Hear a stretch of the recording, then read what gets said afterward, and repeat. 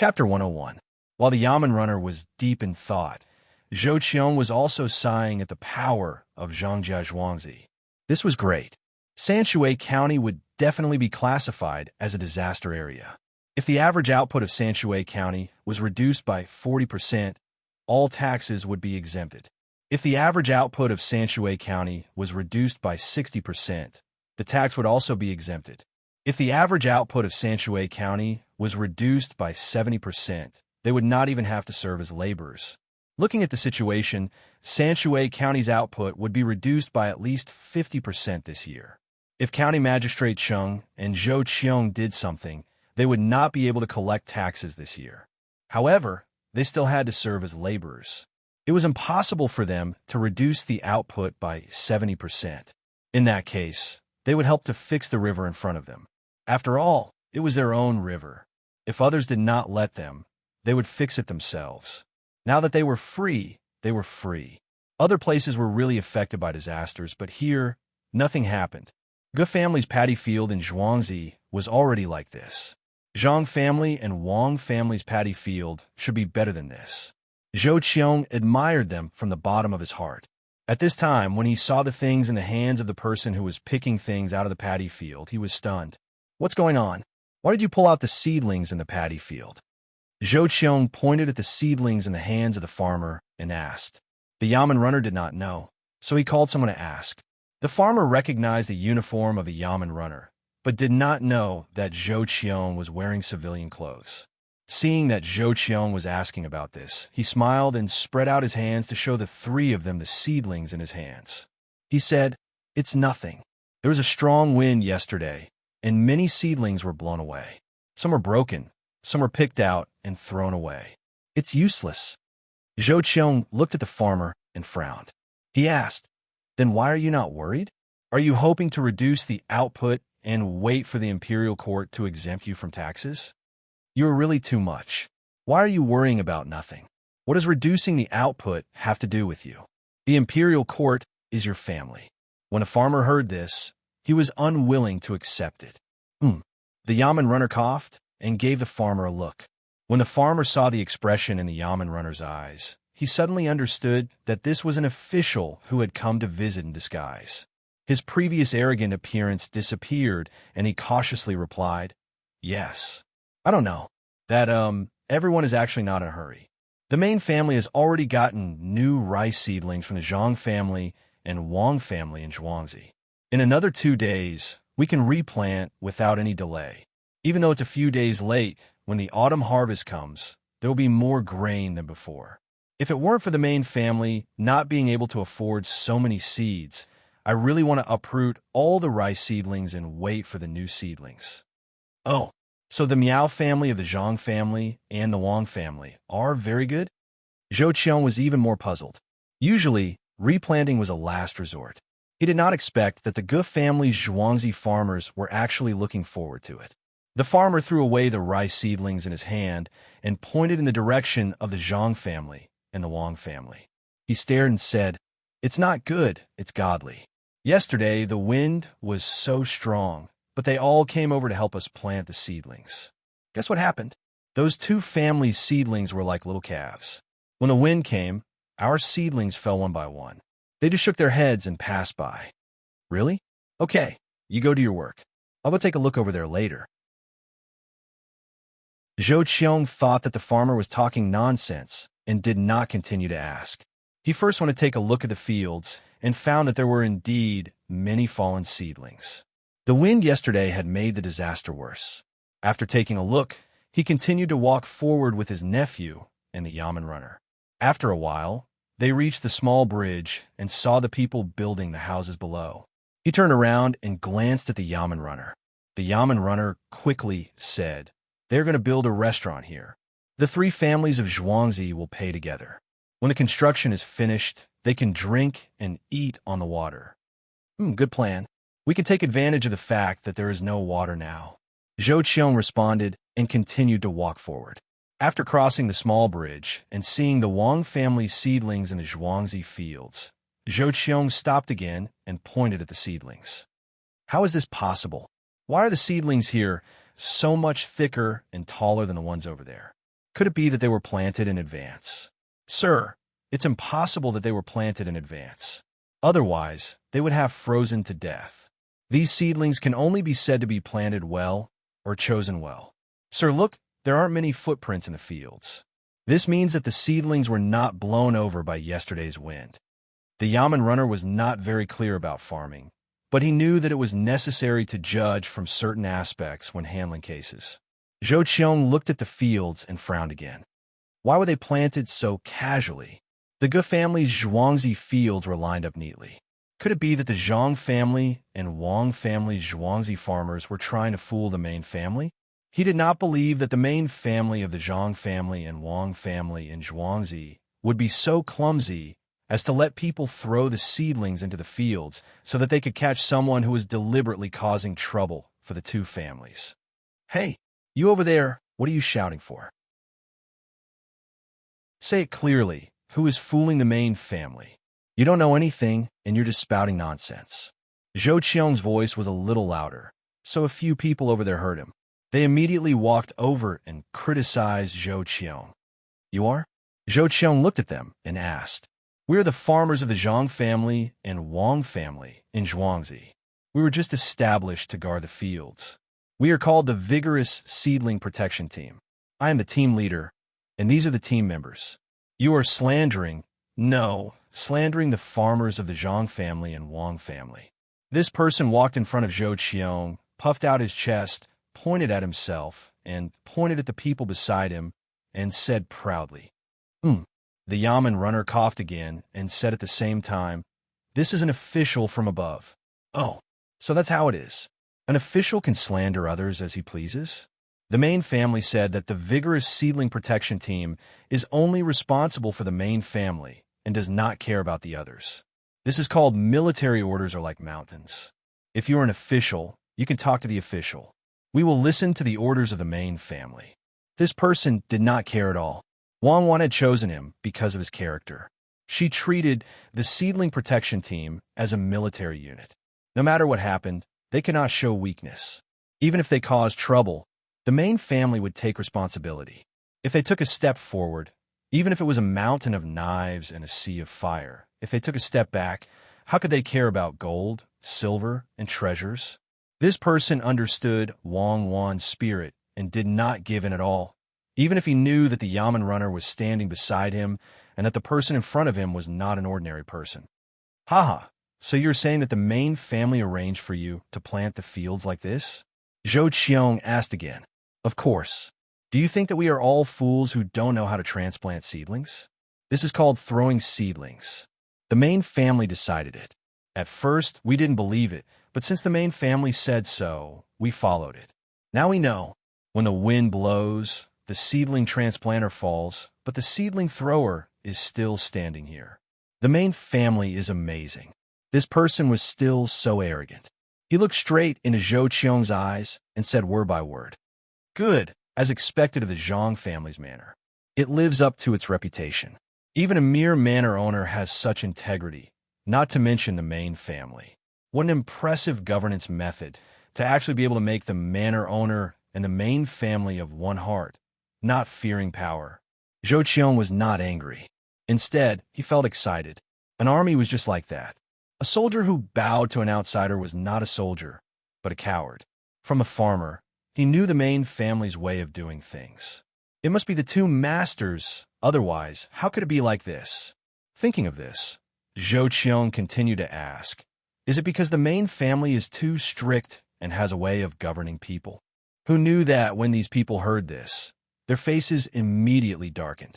The captain glared at the Yamen runner and said to Zhou Qiong, You are measuring the heart of a gentleman with the yardstick of a villain. Is it strict to build a house? Is it strict to make clothes? Is it strict to give lanterns? Here, this person told the benefits given by the main family from beginning to end, but he did not say how the main family grew cucumbers. Zhou Qiong was stunned. He had never seen such a farmer. It was too arrogant. He did not feel like a farmer. It was more like he was the master of some family. The Yamen runner at the side was anxious at this time. He was afraid that the captain would be unhappy, so he could only say, Do you know who this is? He is older than your county magistrate. Why don't you speak honestly? So what if he is older than the county magistrate? What do you mean by speaking honestly? I don't understand. I only know that if I weaken the prestige of the seedling protection team, I will not be able to face the main family when I go back. The main family has chosen me to be the captain. I will support the main family even if I die. This person's arrogance came up. He did not care who he was facing. The other farmers who followed him did not show any signs of backing down. It's okay. Let's not talk about this. Please report that young Master Zhou and his nephew are here and want to see the main family. Zhou Qiong had nothing to say about this. The Zhang family and Wang family actually took care of the basic necessities of the farmers in Zhuangzi. It was no wonder that they worked so hard. When the captain heard this, he quickly bowed. So, it is young Master Zhou and Lord Zhou. I did not know and offended you. I will report it now. When the time comes, I will personally ask for punishment. The main family has instructed that as long as young Master Zhou and Lord Zhou are here, we must not neglect them. I will go first. You all serve young Master Zhou and Lord Zhou well. After the captain finished speaking, he ran towards the main courtyard of Zhangjia Zhuangzi. On the way, he almost fell. The others stood directly in the water and held out their hands to prevent Zhou Qiong and the others from accidentally falling into the water. Zhou Qiong, Zhou Shihu, and the Yamen runner were all stunned. This contrast was too big. When it mentioned their identity, the other party did not care at all. When they mentioned young Master Zhou and his nephew, they jumped into the water. If they lost face just now, the other party had given them enough face at this moment. At this time, Zhou Shihu was arrogant. He raised his head and said to his uncle, "Uncle, how is it? Good. Just from hearing your name, Xiaohu is promising. You are even better than me, a 6th rank official. In the future, the Zhou family will rely on you."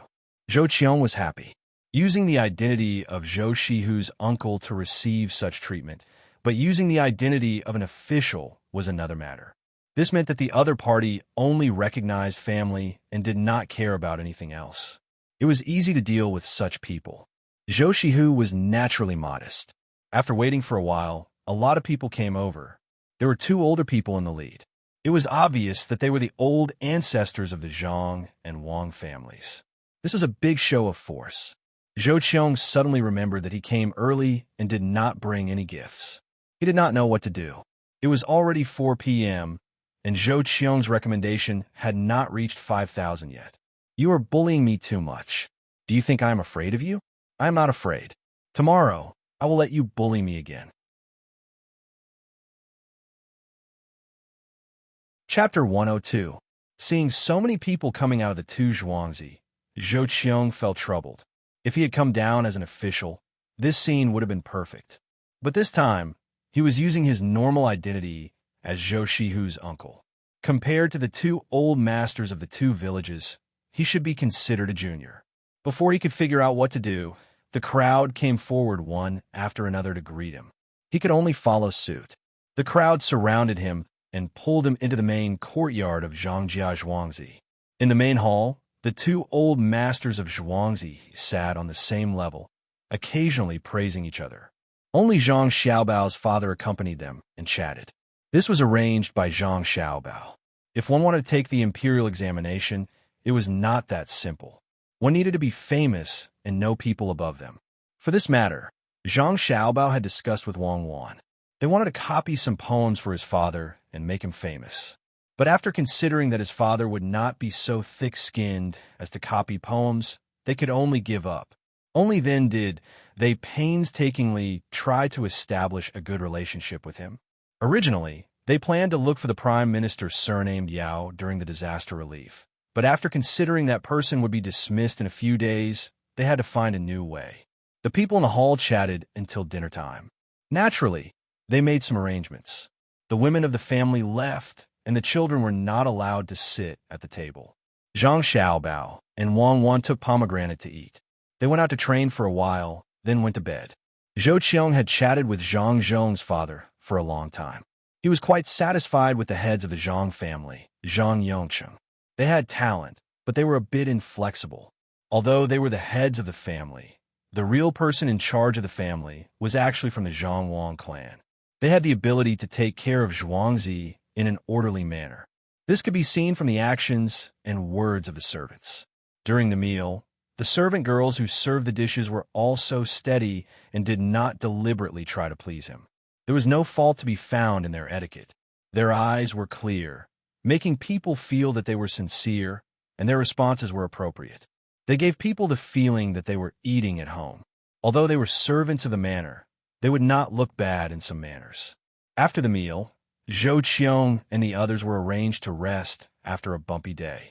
At this time, the sky was not dark yet. Zhou Qiong, who was originally tired, was lying on the couch, but couldn't fall asleep. He tossed and turned, and had no choice but to get up and take a look outside. After putting on her clothes and pushing open the door, the maidservant who had been waiting outside respectfully greeted her. When she heard that this lady wanted to walk around, she didn't stop her. She followed beside her and found someone who passed by to report to the steward. As soon as he arrived outside the main courtyard, Zhou Qiong saw two children using slingshots to hit a tree on the other side of the river. Beside the two children stood a servant girl wearing the master's servant clothes. Xiao Ju, are these two children the Xiao Bao and Cuckoo of Zhuangzi? Zhou Qiong asked the servant girl beside her. In reply to Darren, it is the little master and the little lady. Darren, look over there. The water from the well is different from other places. It tastes sweet. The servant girl, Xiao Ju, replied. She pointed to a place in front of them and gently introduced it. She wanted to lead Zhou Qiong there. She was afraid that Zhou Qiong would be happy and want to say a few words to the little master and the little lady. If the two little ancestors revealed too much at once, Zhou Qiong would be suspicious. Oh, only this one is different? I have to taste it. Take me to see your little master and little lady first. Zhou Qiong followed the servant girl's words and looked in that direction. He was about to walk over when he suddenly realized that the servant girl didn't want him to meet the two children. Strange, he was actually led to another place by the servant girl. If it wasn't for the fact that he usually talked to people like this, he really would have been led there. How impressive. If it was someone else, they might have said, Darren, why don't you look elsewhere? That would be too obvious. However, the servant girl acted as if she didn't care. When Xiao Ju heard this, she knew that her thoughts had been seen through. She didn't show any panic on her face and gently said, Darren, your body is precious. You don't have to see it personally. Let me invite the little master and little lady. There's no hurry. Let them play for a while. I like children the most. Xiao Ju, let me ask you, what do you usually do in this courtyard? I saw 3 little stars embroidered on your clothes. Some people embroidered 1 or 2. Could it be that there's something else? Zhou Qiong was now interested in the servant girls. Those that were sent to serve him were definitely chosen carefully. Xiao Ju smiled sweetly. In reply to Darren, I usually serve the old madam. Darren, your guess is very accurate. The servants in this courtyard are divided into 3 classes. 2 stars are first class, 1 star is second class. There are no third class. Then what about these 3 stars of yours? Special class. They are all favored by the old madam and madam. Xiao Ju's smile didn't change. Then Xiao Ju, you are not ordinary. Tell me, how do you become a special class? What is the class of the servant girl that serves your little master and little lady? Zhou Qiong was getting more and more curious about this Zhangjia Zhuangzi. In reply to Darren, a special class servant first has to serve in this courtyard for 10 years. I started helping out when I was 6 years old and have been doing this for 11 years. Other than that, I still have to help my family in Zhuangzi's previous generation. With these 2, I have to pick someone who is sensible and smart to learn how to read. After that, I have to choose someone who is knowledgeable and knows how to keep accounts. Xiao Ju's voice was still very pleasant when she spoke. She didn't sound arrogant at all. Only the other people in the courtyard knew that there were only 3 servants like her in the entire courtyard. Not everyone had the opportunity to learn things. After the little master and little lady became sensible, they started to send a large number of servants to learn. Other than learning, they also had to work. To be able to reach such a standard, It was obvious how much effort they had put in. Zhou Qiong also knew that there weren't many servants in his residence who had the opportunity to learn how to read. People like Xiao Ju were very rare. At that moment, he didn't continue to harp on this topic. He stopped Xiao Ju from going to invite her little master and little lady and walked over. Zhang Xiaobao and Wang Wan were still playing. When Zhou Qiong's gaze landed on them, the two of them sensed it. People like them were especially sensitive to such things, especially Zhang Xiaobao. He had been captured, escaped, and besieged before, so he had long trained to be sensitive. However, they still pretended not to notice. It wasn't until Pomegranate saw someone coming over and reminded them that they stopped what they were doing. Wang Wan hid behind Zhang Xiaobao, while Wei Wei stuck her head out. The two of them blinked their big innocent eyes and looked at Zhou Qiong. "You are Xiaobao, and you are Cuckoo? Come, let Uncle take a good look at you." Zhou Qiong took a liking to the two children as soon as he saw them. He didn't wait for the servant girl to speak before he walked over, squatted down, and smiled at Zhang Xiaobao and Wang Wan as he spoke. "Hello, Uncle." Zhang Xiaobao greeted him first, and Wang Wan also followed suit in a small voice. At this time, the two of them didn't speak as fluently as before, and their enunciation wasn't as clear. They had shy and curious expressions on their faces. Pomegranate and Xiao Ju watched from the side and inwardly let out a sigh of relief. The little master and little lady were really not ordinary. Zhou Qiong didn't know that the two children were pretending to be children. When he heard the greetings, his smile grew wider. "Xiaobao and Cuckoo, tell Uncle, how old are you?" 3 years old. Zhang Xiaobao raised 3 fingers in front of him and replied with wide eyes. Wang Wan revealed half of her body and also said, "I'm the same age as Xiaobao." Zhou Qiong knew that this was a false calculation. Otherwise, the two children would both be 1 year and 8 months old. Looking at the pair in front of him, he really felt like they were a golden couple. He asked again, "Do you know who I am?" "My surname is Zhou, and I have a nephew named Zhou Shihu." After saying this, he looked at the two children. Zhang Xiaobao and Wang Wan first revealed a puzzled and thoughtful expression. Then they suddenly smiled and nodded vigorously. Zhang Xiaobao said first, "Be a high-ranking official." Wang Wan followed. "Good person." After Wang Wan finished speaking, her entire body flashed out from behind Zhang Xiaobao and stood there obediently, as if she was no longer afraid. When Zhou Qiong heard this, he was happy. The child didn't know anything and would do whatever the adults taught her. This showed that the people in the courtyard usually taught the child this way. Especially when he saw Wang Wan's fearless appearance, he felt very comfortable. The child's wishes were the wishes of the adults. When he was happy, he wanted to give a gift. His 2 hands searched his body and found that he didn't bring anything. He could only apologetically smile at the two children and say, "Uncle didn't bring anything for you this time. Next time, I'll make up for it."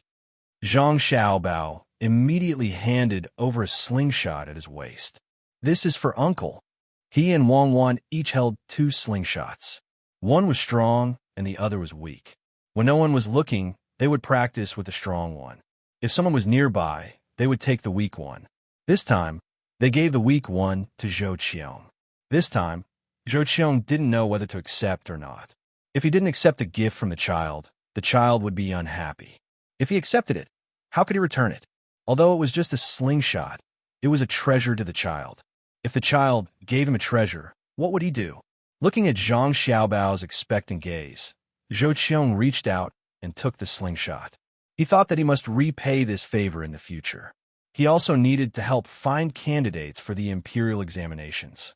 After taking the slingshot, Zhou Qiong said a few words to Zhang Xiaobao and Wang Wan. The two children didn't understand a lot of things. Occasionally, they would spit out a few words that weren't very clear. It was considered chatting, waiting for Zhou Qiong to decide to go back and rest. He was going to continue discussing matters with the people in Zhuangzi tomorrow and meet the 2 masters. Zhang Xiaobao and Wang Wan also went back to sleep. They still had to wake up at night to study. This time, Zhou Qiong could finally sleep. However, he had a long dream at night. When he woke up in the morning, he could still remember what happened in the dream. He dreamed that he encountered a problem in the future. No one could help him. In the end, two children appeared and told him what to do. He couldn't see what the two children looked like, but what they said shocked him. In the end, he saw the two children each holding a slingshot and gradually running away. Shaking his slightly confused head, Zhou Qiong looked at the small slingshot beside his pillow. He thought that what he thought about in the day, he dreamed at night. Before he went to sleep, he thought about how to repay the gift of the slingshot. In the end, he dreamt the whole night.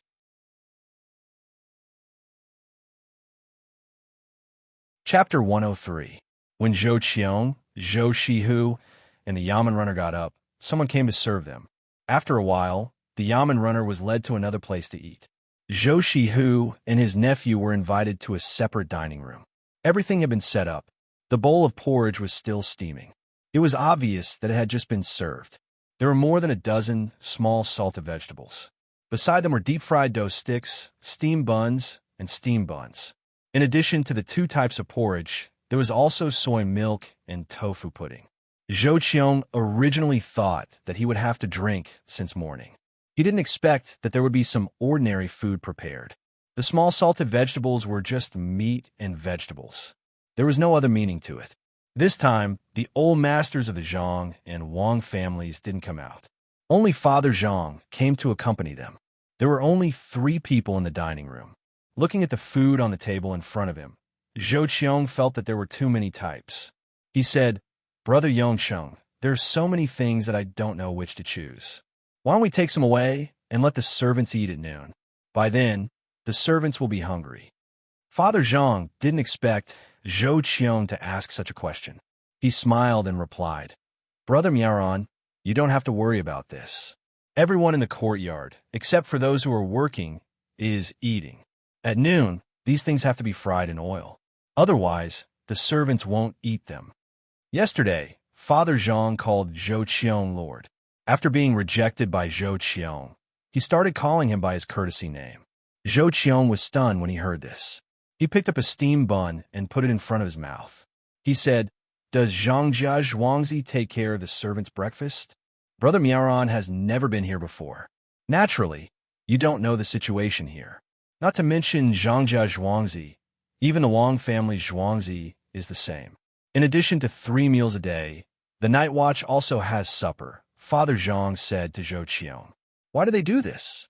They eat a lot of food every day, right?" Zhou Qiong didn't even have this in his own residence. The servants only had 2 meals a day. When he came to Zhuangzi, he actually heard such an unbelievable thing.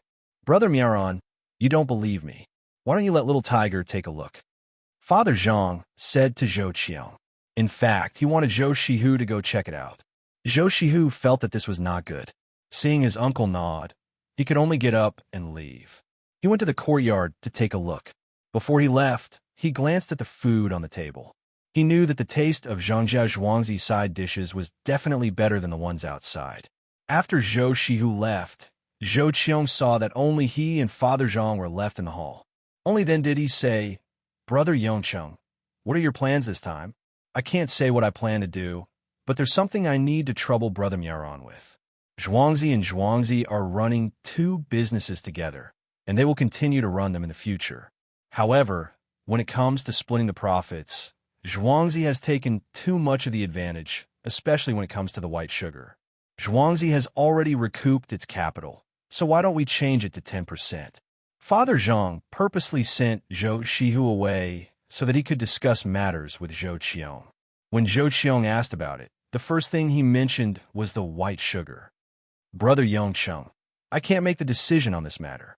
When the time comes, Zhuangzi will send someone to discuss with Xiaohu. Whether Xiaohu thinks it's feasible or not, it's up to him to decide." Zhou Qiong didn't care about this matter. A little more money wouldn't affect his position. Father Zhang saw that there was no need to worry about this matter, so he said, "There's one more thing. Zhang Wang and Gu San have jointly built a restaurant in Zhuangzi. This place is remote. When the time comes, I hope Brother Miaoran can help us. Brother Miaoran can rest assured that the restaurant's dishes won't damage Brother Miaoran's reputation. Oh, so that's how it is. Okay, I've already seen that place when I came. It seems pretty good. When the time comes, I'll definitely bring someone over. Zhou Qiong didn't care about this matter. When the time comes, he'll just find an excuse to come over. It wasn't the first time he'd done something like this. This matter could be considered to have been discussed properly. There was only one last thing left. Father Zhang didn't know what to say. According to him, it was to send out the grain for peace of mind. However, according to his wife, not only did they have to send it out, they also had to sell it. When the time comes, they would get the same amount of money from selling it. They couldn't lose money. After hesitating for a moment, he said, "There's one more thing. There's a drought in Tang Mountains and Hunan. Zhangjia Zhuangzi still has surplus grain. I wonder if they can send it over there to solve the urgent situation." Here in Zhuangzi, Zhang Wang and Zhuangzi also want to buy a mountain. It's more than 1,000 mu, and it costs 1,500 taels of silver. When the time comes, County Magistrate Cheng can use this money to suppress the price. When the third thing was mentioned, Zhou Qiong pondered deeply. At this time, he finally understood why County Magistrate Cheng told him to delay the investigation until after the summer. It turned out that Zhangjia Zhuangzi had this idea. At the end of summer, there would be a shortage of grain. As long as Zhangjia Zhuangzi sold the grain at a fair price, they would get a lot of benefits.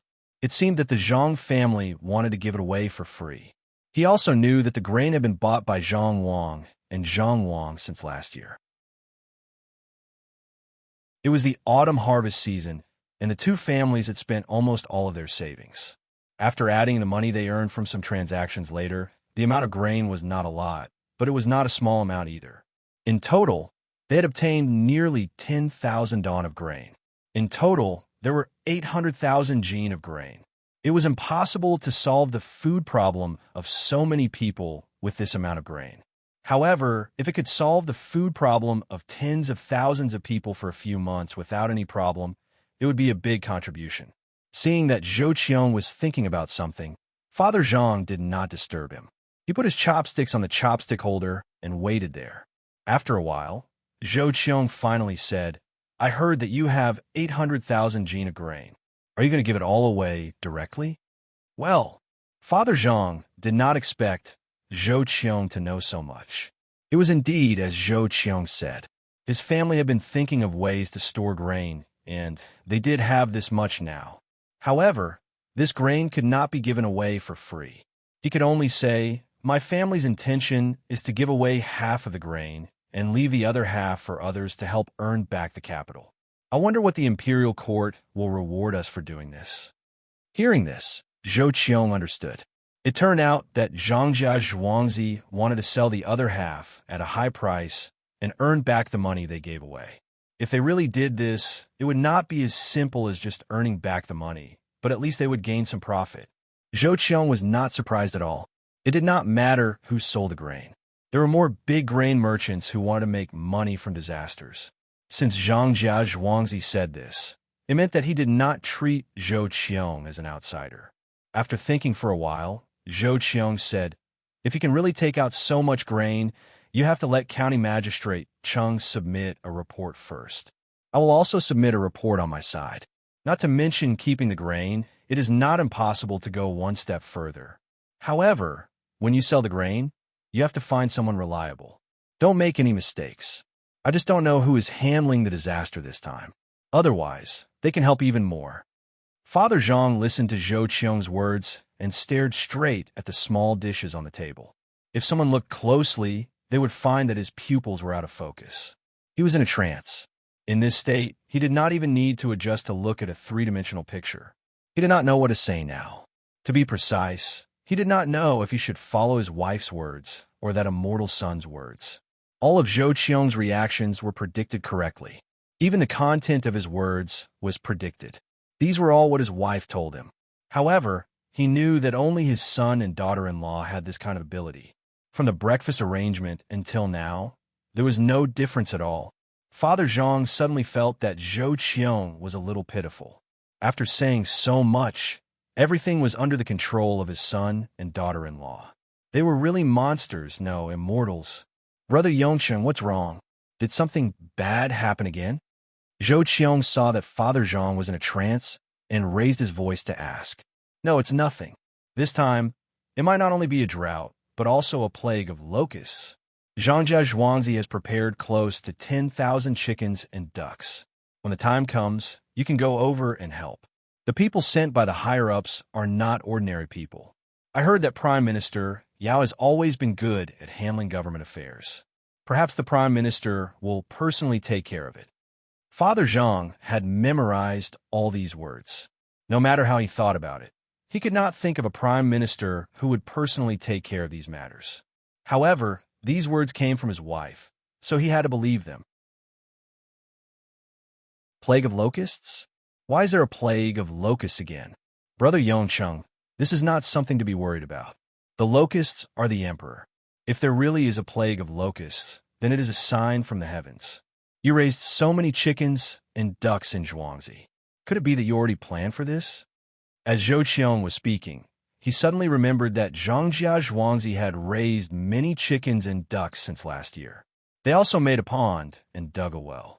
Could it be that the experts in Zhuangzi had already thought of this? Did they arrange it in advance? The more Zhou Qiong thought about it, the more fearful he felt. Not only was the expert powerful, but he was also afraid of the plague of locusts.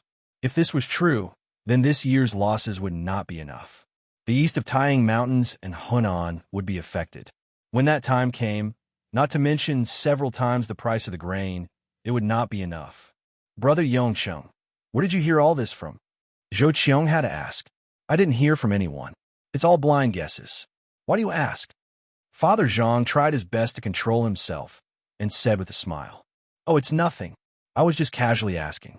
Brother Yongcheng, today's breakfast is very good. Seeing that Father Zhang was unwilling to talk about the expert behind this, Zhou Qiong could only suppress his guesses and pick up a piece of shallot to mix with tofu. Brother Miaoran is too polite. It's nothing good, just ordinary food. Xiao should be back soon, right? Brother Miaoran, eat first. It will be cold soon. Father Zhang picked up a fried red shrimp and stuffed it into his mouth. He actually did not like to eat shrimp, especially this kind of shrimp that had to be eaten even with the shell. However, Madame would prepare some for him every day. If he did not eat it, then Madame would go to his parents and complain. He did not know why his parents doted on Xiao so much. If Xiao complained, he was guaranteed to be scolded. He did not even dare to throw a tantrum. Xiao gave birth to a big fat boy who was like a demon or an immortal.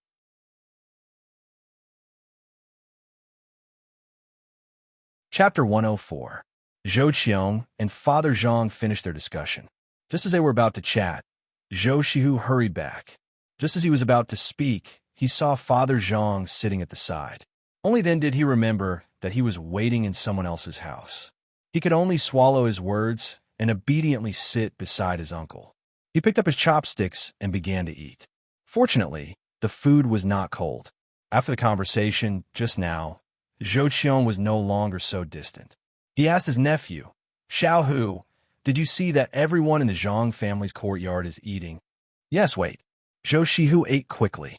He quickly drank a mouthful of soy milk and swallowed the food before saying, I saw it all. Except for those who had something to do in the morning, everyone is eating there.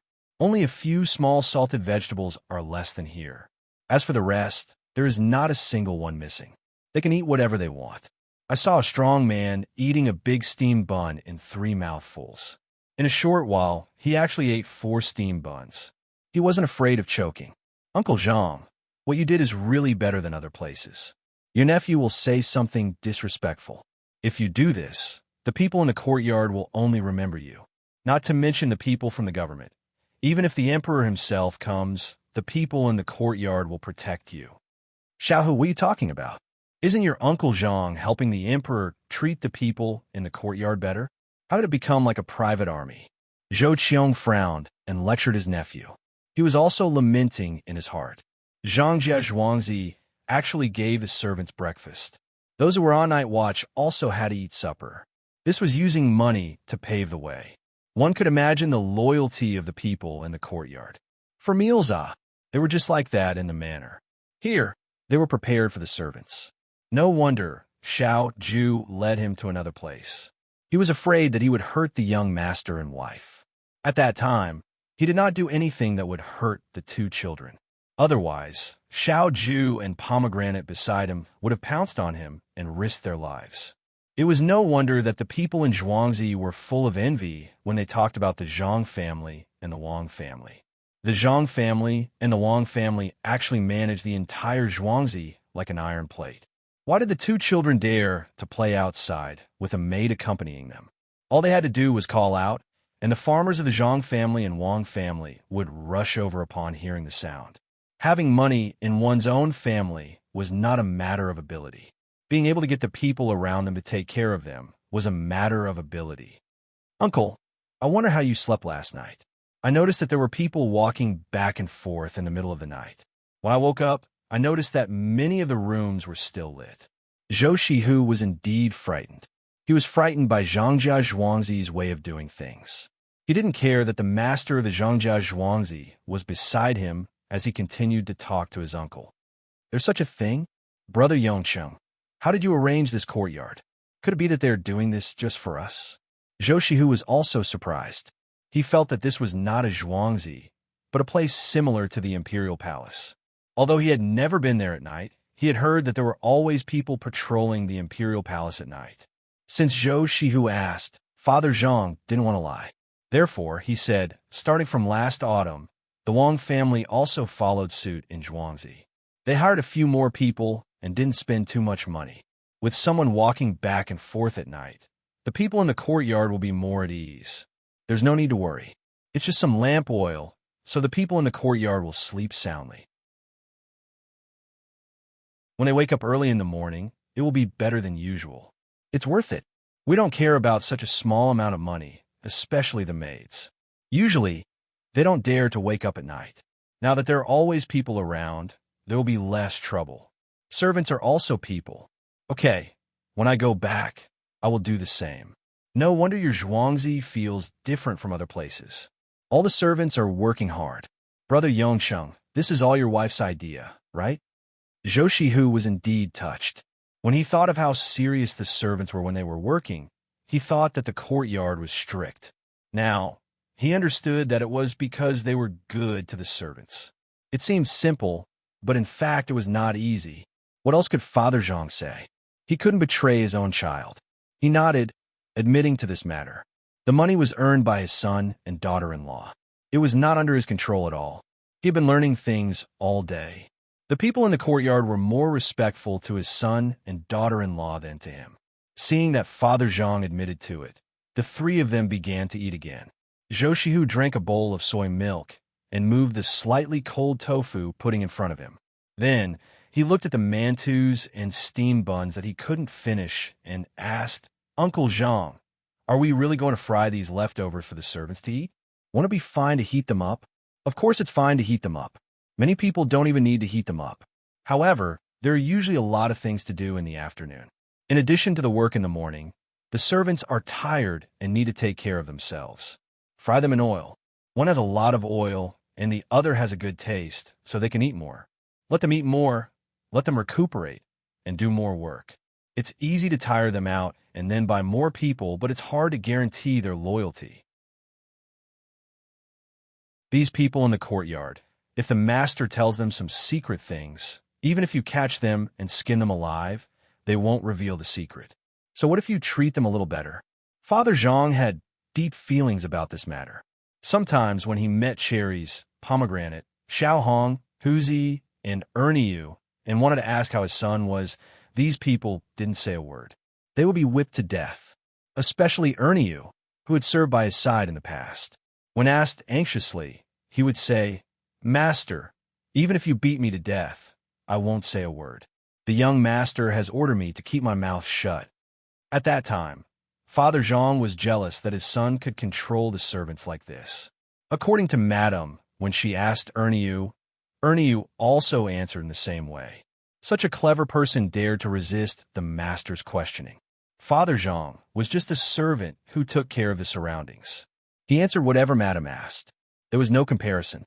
Of course, Father Zhang didn't know that there was a kind of power called faith. Those who followed Zhang Xiaobao and Wang Wan had long regarded them as gods. Even if Wang Wan made a bomb, they would carry it with them and rush into the enemy to detonate it. Zhou Qiong didn't know that Father Zhang would have so many ideas in such a short time. Seeing that the porridge was getting cold, he quickly drank 2 mouthfuls. Just as he was about to speak, suddenly there was a sound of disorderly footsteps outside. "Brother Yongsheng, this is?" Zhou Qiong asked in confusion. Logically speaking, since the servants in the courtyard were so well-behaved, they shouldn't be so flustered. Father Zhang also didn't know what happened. He turned his head to look at the door, waiting for someone to come and explain. After a while, a person appeared at the door and said to him, "Master, just a quarter of an hour ago, Zhang Qing's cow accidentally rolled down from the mountain. Zhang Qing's 7-year-old child also fell down. The courtyard has already sent 2 doctors. It is estimated that they will arrive in a quarter of an hour.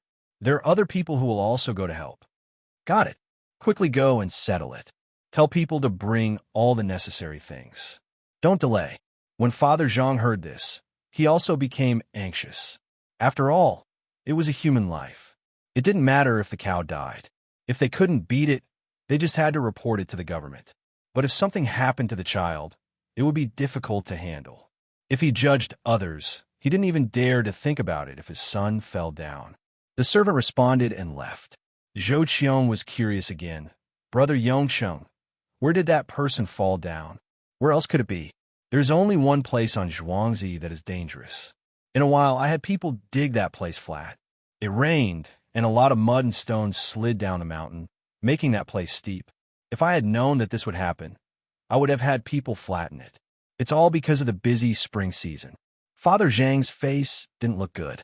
He suppressed his anxiety and said, "Oh, then how far is that place from here?" Zhou Qiong asked again. "Oh, I know why Brother Miaron wants to know. The people there found it too late. Otherwise, they would have sent people out long ago. There are 2 doctors on Zhuangzi. One is in charge of the animals, and the other is in charge of the people. They will go out when there is an illness. Brother Miaron, when you came, you must have seen some shelves built on Zhuangzi, right?" "Yes, I saw it. Is it related to this?" "The shelves are connected to some ropes made of fine silk. Each of the Zhang family and the Wang family has 2 ropes.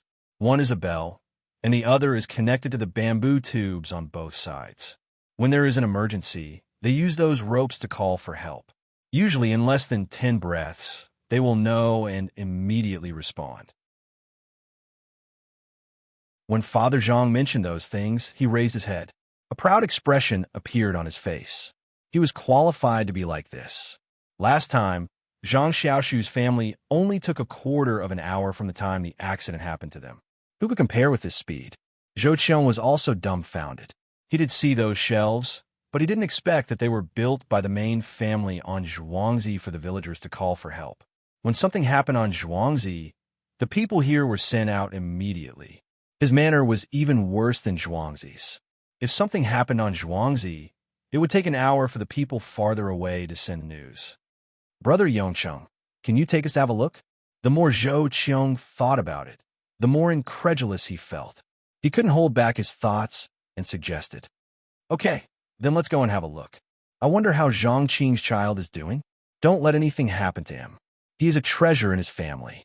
Father Zhang was no longer in the mood to eat. He agreed, got up, and walked outside.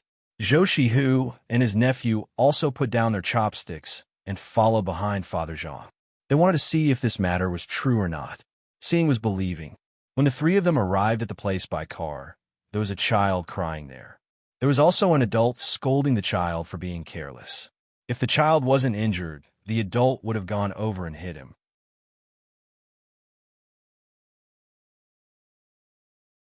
Chapter 105. Why didn't you fall to your death at the bottom of the mountain? If you died, I wouldn't have to worry about you. Other children all know that you can't go there. Only you have the ability to ride a cow there. You broke your arm, right? You deserve it. Why didn't you break your neck too? That way, your mother and I won't have to worry about you in the future." The adults scolded the child who was raising his arm to let the doctor from the main house treat him. The child seemed to be frightened and didn't move at all. He opened his eyes wide and didn't cry like other children. When the doctor set his bones, he only frowned and there were scars on his face. Zhang Qing, what are you doing? Your child fell, and you don't hurry up and fix it. Why are you scolding him?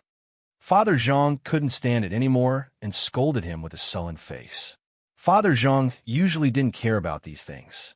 Today he was still so strict, scaring the surrounding people. Zhang Qing was so scared that he trembled. Why did the master of the main house come today? Master, I'm not scolding him. It's all because he doesn't have the guts. Other children would go to other places when they're herding cows, but this prodigal child just had to go to that place that was washed away by the water.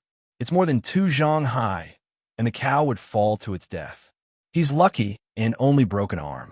If I don't scold him properly, he won't dare to go to that place in the future. Master, don't worry. The child is my own, and I will definitely take good care of him. Just now, when the people from the main house came, I asked my daughter-in-law to cook the bones soup. According to the main house's recipe, it's to cook the bones. Zhang Qing was afraid of the master of the house, so he started to explain. As he spoke, he noticed that there were 2 people he didn't know standing beside the master, so he immediately changed his words. As for the remaining 2 ingredients, the fish liver and kelp, he didn't want to tell anyone. The surrounding people didn't correct him. Everyone was thinking the same thing. Why should the master let outsiders know what he told them? Father Zhang saw Zhou Shihu and his nephew's questioning expression and said, actually, by directly cooking the bones, the human body doesn't use much of it. If you add some other things, it will use more of it. The farmers are all petty and don't want to tell others. It's fine, just add some fish liver and kelp. That way, not only can it use more of the things in the bones, it can also prevent the big neck disease. Oh, is there such a thing? Zhou Qiong did not expect that drinking bone soup would be so particular. The people on Zhangjia Zhuangzi were too hateful. They had such a good recipe, but they did not say it out loud. Of course, I added these things into the fried noodles for Little Tiger. It's more delicious and fragrant, and it's also good for the body, Mr. Zhang continued. So that's how it is. No wonder big brother and sister-in-law are so much better than before. Yongsheng, you really keep a tight lid on Zhuangzi's secret. That's good too. I'm envious of you.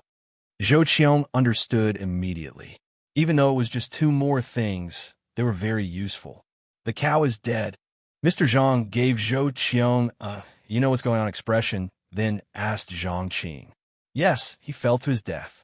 Zhang Qing nodded and replied, if he's dead, bring him back to the main family. Where's the housekeeper? Mr. Zhang glanced at the surrounding crowd. Master, I'm here. I'll send someone to report to the government later. According to the new rules of the main family, Zhang Qing's child is not yet 15 years old, so he's considered underage. This time, his arm was broken. The main family will take out 20 gene of bones and other things to help the child recover. All the medical fees will be paid by the main family. Steward Zhang also came. He stood out from the crowd and said to Mr. Zhang. Mr. Zhang nodded and looked at the child again. Send 1 gene of fried noodles here. Let the child eat it and get better soon. Yes, master. The housekeeper answered, indicating that he had remembered it. Brother Yongsheng, are you going to bear all the losses by yourself? Zhou Qiong was puzzled. Why did the main family take care of the cow that fell to its death? He also took care of the medical fees, plus the bones and other things. How could it be reasonable for the farmer to fall to his death? Now that everything was settled and the child was fine, Father Zhang was relieved. He smiled at Zhou Qiong and said, he's such a young child, yet he doesn't know much. How old is he? It must be because other people don't herd cows there and the grass there is better. That's why he's herding the cows there. If he wanted to complain, he could only blame the master's family for not flattening that area earlier. He could have knocked down the area that was damaged by the water and made a gentle slope. Then, how could the child have broken his arm? Normally, you don't even dare to kill a cow. Now, you have beef to eat. Brother Miaoran, you may not know, but Xiao Bao and Cuckoo love to eat beef the most. Especially the tendons. I used a special method to make them. When I bite it, I don't feel it's hard at all. It's soft and fragrant. I'll peel off the cowhide and use it to make small jackets for them in winter. Let's go back. Zhou Qiong was deeply moved by Father Zhang's nonchalant attitude when he said yes. He could not blame the other party for setting up the seedling protection team. When they first met him, the master was in charge of everything. The only thing the farmer needed to do was to listen to the master's arrangements. He did not expect that the farm would have such a rule. It was very difficult to deal with the main family in this place. It was no different from a dream to bribe a farmer. From the time of the incident to the treatment, it was so far away. The main family took all the responsibility and even gave the bones to the child. It was easy to cross the river, but difficult to deal with Zhangjia Zhuangzi. After the matter was resolved, the surrounding farmers began to disperse. Some people even came over to comfort Zhang Qing. Zhang Qing didn't say any words of gratitude. When everyone left, he hugged his son and said with heartache, "Don't wander around in the future. I heard that there will be a school this year. I'll send you there and learn well. When you grow up, you have to help the main family. Don't do anything that will let the main family down. Otherwise, if I find out, I'll strangle you to death and pretend that I don't have a son like you." "Dad, I know. It's a pity that the cow is gone." "Dad, when the bones are sent here, let Mom eat them. Mom may give me a younger brother or sister again. Let them grow strong." The child touched the part of his arm that was already in a plaster cast and said to his father, it was the first time he used this thing. He said that it was made by the main family. It was better to break apart than to just stick it out. Zhang Qing held his son in his arms and said, "It doesn't matter if it's a younger brother or sister. When you're born, the main family will give you things and take care of you. When you go to school, don't come home if you can't learn." "Dad, I got it. I'll definitely study hard and help Master do big things. It'll be even better when I become an official. At that time, I'll see who dares to find fault with Master," the child said with a serious face. Father Zhang brought Zhou Qiong over to take a look and returned to the courtyard. It seemed that he was preparing to send Zhou Qiong and the others away. Zhou Qiong was anxious. He still wanted to ask for some advice. If he left like this, it would be difficult to find another opportunity. Therefore, he said to Father Zhang, "Brother Yongqing, when it's time for the imperial examination, don't worry. I'll definitely find a good person for you. Who does Brother Yongqing think is suitable?" "This? I don't know. I hope Brother Miao Ran can give me a few pointers." Father Zhang wanted to take the imperial examination so that he could bring glory to his family. He didn't know much about this kind of thing, so he could only ask others. Brother Yongqing is joking. How can I not know? If Brother Yongqing really doesn't know, you can ask others. When the time comes, they can help me ask who the current wind and cloud belongs to. Zhou Qiong naturally didn't believe Father Zhang's words. He thought to himself, "You have 2 experts in your family. How can I not tell you such a small thing?" Father Zhang looked at Zhou Qiong in a daze for a few breaths of time before saying, "Since Brother Miao Ran asked, let me think of a way." In truth, he didn't know what to do. Madame didn't tell him this kind of thing, so his face revealed an anxious expression. At this time, Ernie Yu, who shouldn't be here, suddenly entered the hall. "Master, this little one has an important matter." Ernie Yu looked at the 3 people in the hall and said to the master. No matter how stupid Father Zhang was, he knew that Ernie Yu's words couldn't be said to others. He put down the teacup and looked at Ernie Yu. At this time, Ernie Yu was clever. He walked to the master's side and whispered a few words. Then, he smiled at Zhou Qiong and Zhou Shihu and turned to leave. After Ernie Yu left for a while, Father Zhang was still in a daze. It wasn't until a servant came to pour tea that he picked up the cup and took a sip. He said to Zhou Qiong, "Brother Miao Ran, you must remember the matters of the previous dynasty. You must not associate with women. It's better to stay away from anything related to women. Not only the princess, but also the other ministers. Otherwise, it won't be a good sign." "Brother Yongqing, are you talking about being under one person?" Zhou Qiong wasn't stupid. When he heard this, he connected the dots and understood what it meant. He quickly asked, "I don't know what Brother Miao Ran is talking about. Anyway, it's just a sentence. Whether we listen or not is not up to us." Father Zhang's words didn't mean to admit anything. This was also part of what Ernie Yu said when he came over. It felt a little unfathomable. In fact, even he didn't know what it was. He just said it according to what he said. When Zhou Qiong heard these words, he thought a lot. He summed up what Father Zhang said and found that he couldn't rely on the people he wanted to rely on now. All of this was because of servant's whisper. Others might think that the servant came over to say something, but Zhou Qiong thought that the two masters didn't want to see him in a difficult position, so they helped him. The more he thought about it, the more scared he felt. What a powerful person. He just asked, and the other side knew what he was asking and sent someone to inform him in advance. No wonder County Magistrate Chung always wanted to be the disciple of this person. With such a person behind the scenes, it really saved a lot of trouble. However, just this sentence only told him to stay away from the person, but not to get close to the person. This won't do. If he didn't ask clearly, wouldn't he waste his efforts if he didn't do well in the future?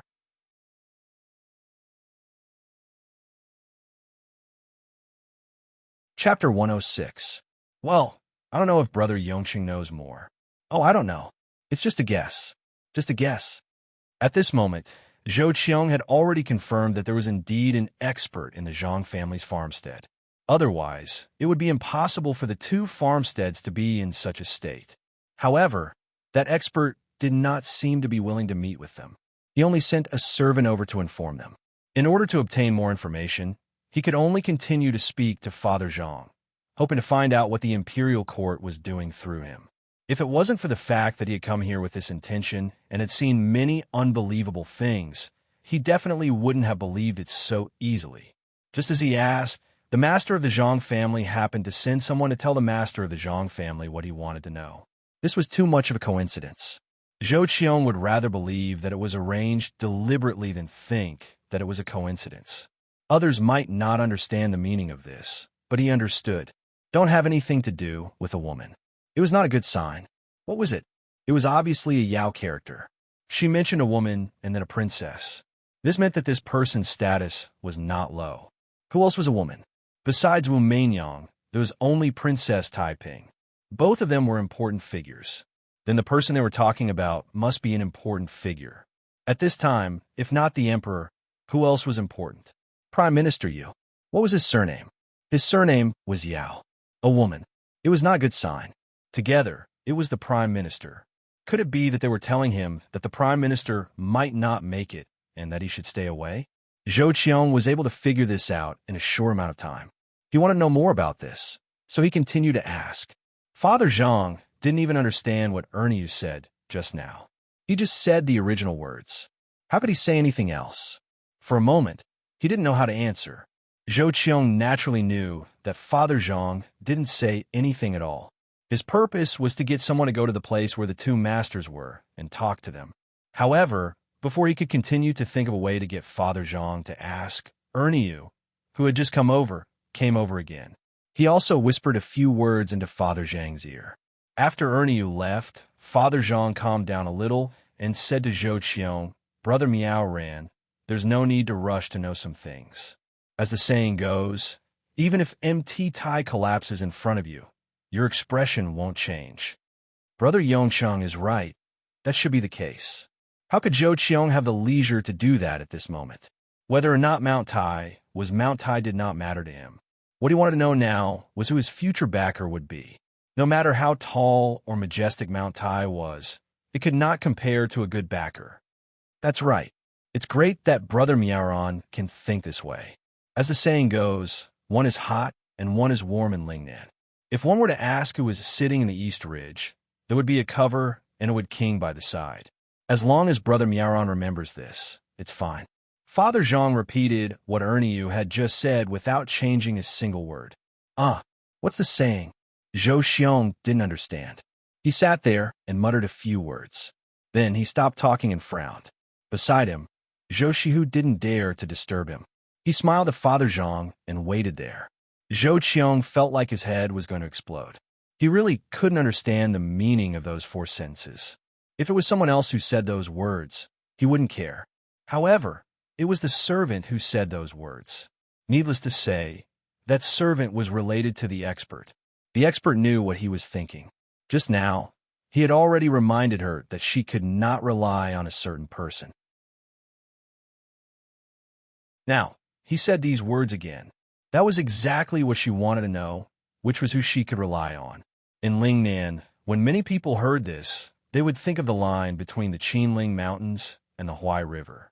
In winter, the north would freeze, while the other side would be as warm as spring. But if he really thought about it this way, it seemed a little wrong. Then it should be one cold and one warm in Lingnan, not one hot and one warm, warm and hot. It was definitely impossible for the Qinling Mountains and the Huai River. So what kind of mountains were there? Thinking about it again, there was no need to rush. It was so far away. Could it be that the mountain range was further away? What kind of mountain range was the mountain range further away? Far. Mountain range, Lingnan, wasn't it far away? It would take at least half a year to get there from here. Could it be that someone would come from there? Otherwise, why would it be closer? Who was there? Yes, who could it be? If you ask who was sitting in the Dongling Mountains, Dongling, Lingnan Road, east. Guangzhou, who was there in Guangzhou? There was a cover, a wood, and a king in Guangzhou. There was a wood and a king, the governor of Guangzhou, Song Jing. Could it be him? Yes, a cover. Wasn't it just the stroke above? Adding a king. Could it be that he would rise in the future? Zhou Qiong tried hard to think and finally thought of a person, but he couldn't be sure. It was too hard to believe. A person so far away. Could it be that he would enter the imperial court in the future? Thinking of this, he finally raised his head again and opened his mouth to speak to Father Zhang. Before he could speak, Father Zhang opened his mouth and said, "Everything has its own way is like a dream, an illusion, a bubble, and shadow. It's like dew and lightning. You should see it as it is. Brother Miaoran, since your name is Miaoran, I believe you must know this." When Father Zhang said it, he felt that it was not reliable. It was a mess, and he didn't explain it clearly. How could people guess it? But he had to say it. When Zhou Qiong heard this, he had a different feeling. It seemed that the two masters had even calculated his reaction. They obviously didn't want to say too much to him, so they used a Buddhist saying to answer him. Yes, they had already told him a lot, so he couldn't continue to ask. Could it be that he had to ask them to tell him the details in front of them? If that was the case, then the masters were not hidden masters, but aides. It was impossible for ordinary people to get these words in their lifetime. He couldn't be too greedy. Thinking of this, Zhou Qiong finally smiled and said to Father Zhang, "Brother Yongcheng, you're right. I understand these words and won't ask anything else." Sigh. County Magistrate Cheng is a blessed man. If possible, I would rather change places with him. But no matter how blessed County Magistrate Cheng is, he can't compare to Brother Yongcheng. After saying this, Zhou Qiong cupped his hands at Father Zhang with an envious expression. Father Zhang was completely dumbfounded. He didn't understand how Zhou Qiong could think of something that he didn't expect after he learned a few words from Ernie. He even envied him. Then, why was County Magistrate Cheng also blessed? Ernie's words were said by his wife, but Father Zhang knew that it must be said by his son and future daughter-in-law. The poem was written in a slightly different style, but the rhyme was not bad. Could it be that Zhou Qiong envied him for having a good son? This was not bad. His son and daughter-in-law were not ordinary. They were immortals. Not to mention other things, they had the ability to make money. When they were free, they would come up with a way to make money. They even made a lot of snacks for their family. Everything tasted good. The most important thing was that they were good at business and farming. The rice seedlings in Zhuangzi in the Gu family were all blown away by the wind. But in their own family, it was unknown how the two little guys played with it. They actually stood there motionless. If they took the seeds and played with them for a few days, the seedlings would be different. In addition to these, there was also the good thing about learning. After explaining it once and asking the two children a few questions, even if they learned it, not only would they be able to answer it in the examination, they would also be able to comprehend it by analogy. However, these things were only known by the people in the inner courtyard. Others didn't know. So how did Zhou Qiong know? Brother Yongcheng, what are you thinking about? Are you still not satisfied? With those two looking after you, Yongcheng can rest assured in the next imperial examination. When the time comes, I will help you. It will be the icing on the cake. Before Father Zhang could figure it out, Zhou Qiong called out to him. Only then did Father Zhang come back to his senses. He smiled and said, "Thank you, Brother Miaoran, for your kind words. If I really become an official, I will have to thank you properly." You don't have to thank me. Just thank the two masters behind you. Brother Yongsheng may not know, but County Magistrate Sheng is coming to acknowledge you as his teacher. With those two masters around, what else do you have to worry about? Zhou Qiong didn't know what Father Zhang was thinking, so he continued to speak. Mr. Zhang didn't know whether to laugh or cry. What kind of expert was this?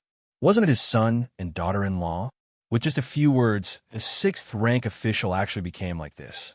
He didn't know what the two children had done to make the county magistrate want to be apprenticed to a master.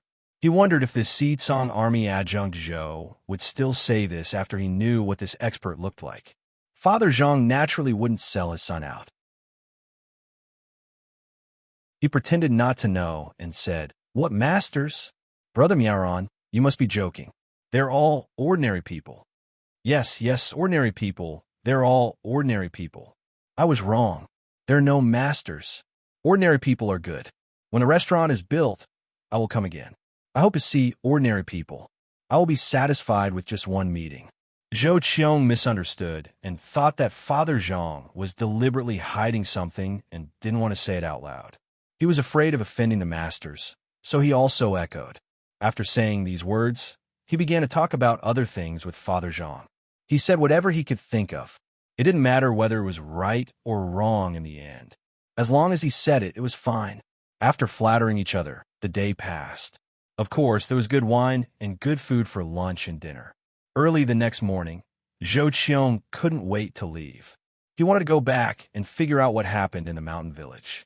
The two families sent each other to the small bridge. After greeting each other, Zhou Qiong went back on his way. The people here also went back home. Everyone was busy with their own things. Only Father Zhang wanted to read a book. When he sat down in the study, he couldn't continue reading. He held the book in his hand. The more he read, the more confused he became. In the end, he reluctantly put it down and opened the window. Seeing the warm red sun outside, he thought of something. Someone call Xiaobao and Cuckoo, get some snacks, and send them to the study. Father Zhang couldn't control himself. He had to ask someone to call the two children and get some food. When the time came, he would be able to coax the two little guys.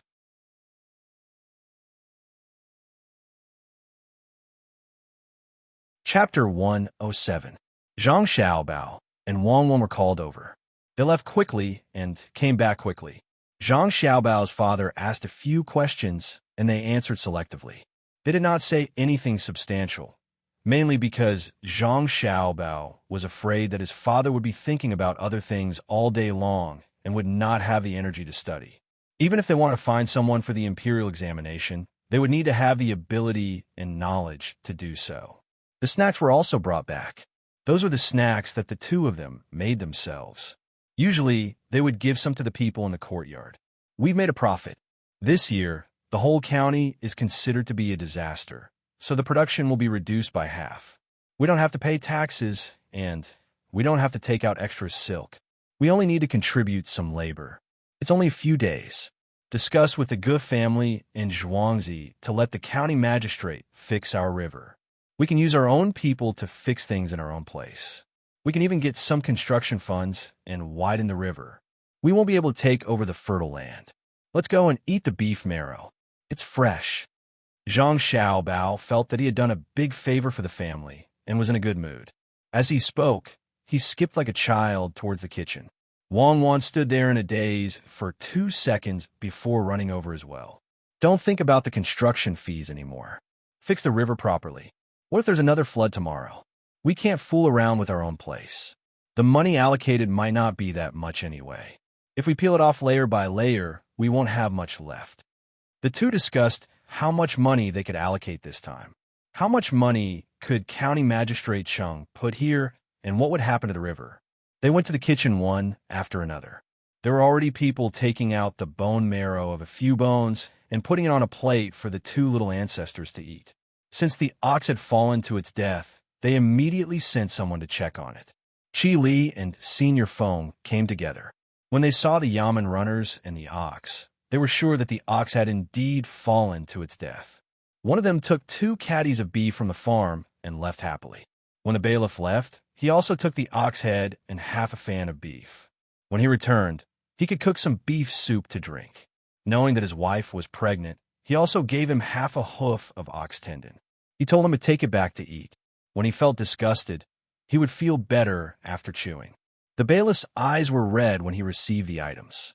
Before he left a message, saying that if there was any trouble, he would bring his brothers over to help. In the future, if the cow fell to its death, he would come over to prove it. Even if he accidentally fell on his neck with a knife, it would still count. The rest of the meat was taken back to the main courtyard and sent to the Wang family. The people in the inner courtyard had a meal of beef stewed with radishes. There wasn't much meat, but there was enough radishes. The beef bones are kept by Zhang Xiaobao and Wang Wan. The rest of the meat was frozen and occasionally cooked for the family. Young master, do you think this bone marrow is enough? When the people in the kitchen saw that the two little ancestors had come, they put away all the knives and watched the stove. A person in charge of the kitchen brought a plate to Zhang Xiaobao and Wang Wan and asked respectfully. Zhang Xiaobao looked at the plate. There were 6 strips of bone marrow of different lengths and thicknesses. He nodded and said, "Well, okay, it's enough.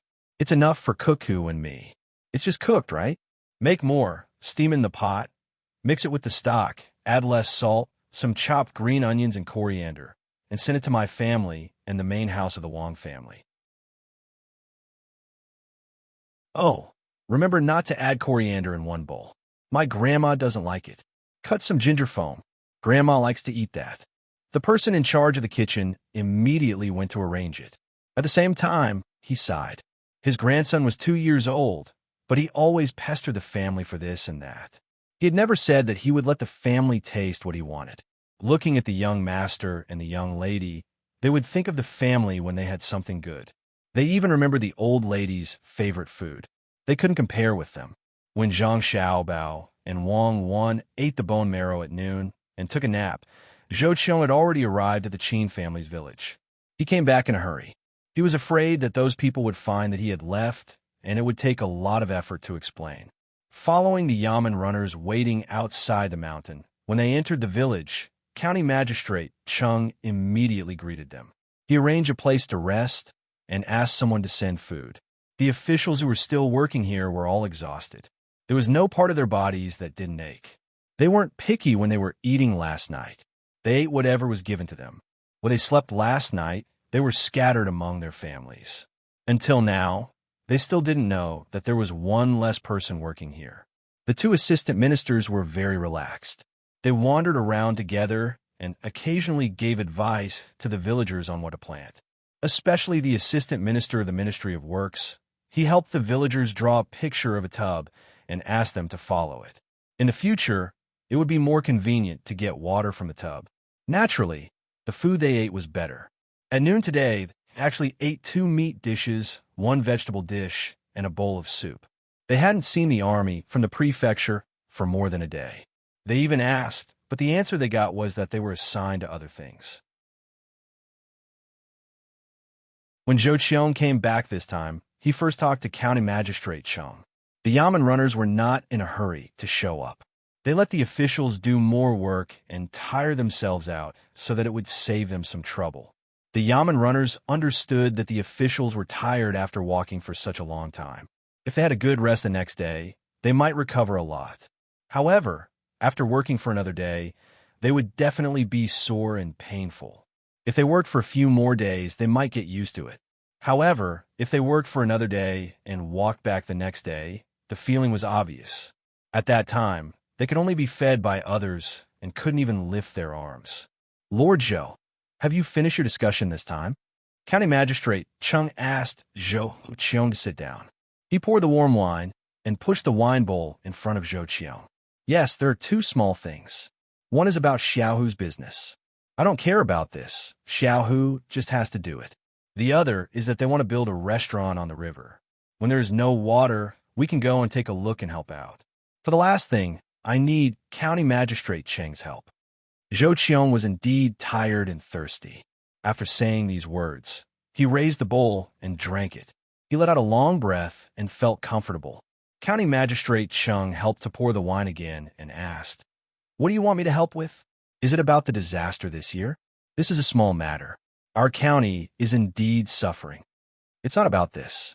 I want you to go with him in summer or autumn, maybe to the east of Tang Mountain or to the south of Hunan. The drought in those two places is worse than here. There may also be a locust plague. Zhangjia Zhuangzi has prepared a lot of food, and some chickens and ducks are waiting to be sent to eat the locusts. In this way, the Baihu's food will be saved. When the time comes, you will get a medal, and so will I. You have won a lot of praise for the two auspicious signs, the curved plow, and your actions during the new year. However, it's still not enough to arrange a good position. If you go with them this time, your political achievements will be enough. Maybe you'll get a higher rank than me. Zhou Qiong said enviously. Now, he was helping County Magistrate Cheng. When the time came, Zhangjia Zhuangzi's people would also help him. In fact, they had done him a big favor last night. It turned out that the position of Prime Minister was changed. If it was someone else who said this, he would not believe it. However, he had to remember this in his heart when he saw what the two masters had done. County Magistrate Cheng understood as soon as he heard this. So this was the plan of the other side. No wonder they asked him to help delay until the summer and autumn season. This was a great contribution. No matter who took out the grain, as long as it was in Sanshui County and he could show up, he would be counted in. Thank you for telling me, Mr. Zhou. I wonder who will be sent to take care of this matter this time. At that time, if I can say a few words, my side will be more secure. I wonder what those two experts look like. County Magistrate Cheng was envious of Zhou Qiong now. It was an opportunity for him to meet the two masters. Zhou Qiong shook his head helplessly. I don't see them either. The two masters are really good. Before I said I wanted to meet them, they had already sent someone to solve my doubts during the meal. They are really good at predicting. I can't tell you more. Just remember, during summer and autumn, don't get too close to the right prime minister. Just be a good official. So, that Yao is going to retire? County Magistrate Cheng was shocked. He could not understand. Now that the person could still be trusted by the higher-ups, why would he come down? He had doubts in his heart. Suddenly, he remembered that the two masters of Zhangjia Zhuangzi did not tell him. They told Zhou Qiong and had nothing to do with him. In this case, they felt that his position was too low and there was no need for him to know about this matter. Maybe it was really like this, so he had to be careful. When County Magistrate Cheng wanted to ask some more questions, he found that Zhou Qiong had already started eating. He had to suppress the doubts in his heart and planned to find a way to ask when he accompanied the disaster relief. The two chatted for a while. After the meal, Zhou Qiong directly lay down to rest. County Magistrate Cheng sensibly left. When it was almost nighttime, he found Village Chief Qin and whispered a few words in his ear. The officials who had worked for 2 days dragged their tired bodies back to eat when they were called together. Suddenly, they found that the food on the table had changed. It was no longer the rice balls that were hard to swallow, but a small vegetable box. No wonder it smelled so good just now. There were also more dishes. The bitter and astringent pickles were gone and replaced with 3 dishes. Mushroom fried meat, egg fried with shallots, steamed radish dipped in sauce, and a bowl of wild vegetable soup with a lot of oil floating on it. This was not a bitter wild vegetable, but a cat's ear, also known as qingming grass. The soup made by the small vegetable box and the cat's ear was very fresh and tender. All the officials sat there, but did not dare to move their chopsticks. They were afraid that these people did not have good intentions. At this time, a yamen runner appeared in front of everyone and explained, "Lords, I'm back. Tomorrow morning, you don't have to work and can enjoy the beauty of the mountains and rivers here. Last time, I promised that as long as a place entered the top 5 on the classification list, I would add 4 more chapters. Today, I reached the top 5, so I would add 4 more chapters. Thank you. To be honest, I have not missed a single day."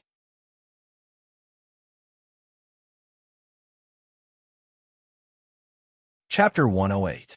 When the officials saw the bailiff and heard his words, they were so moved that they almost cried. It was not easy. They finally got through it.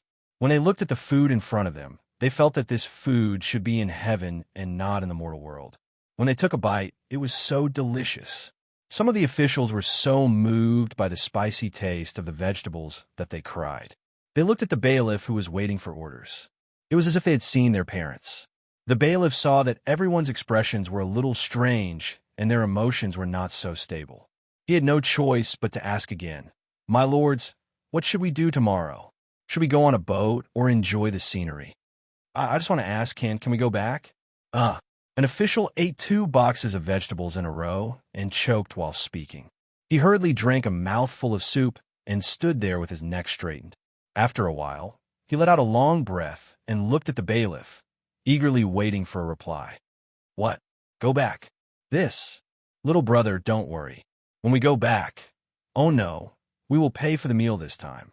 10 taels of silver per person. No, 20 taels of silver. Little brother, you have worked hard, so naturally you will not be left out." When another person heard the bailiff's question, he opened his mouth and said a lot of words. He was really afraid. If he stayed any longer, he might lose his life in the village. That's not necessary. What I mean is that you really don't want to have fun here. Under the night sky, the crescent moon is in the sky, the water is clear, and the breeze is gentle. My lords, please take your time and think of more interesting things. The bailiff did not expect that his words would cause such a big reaction.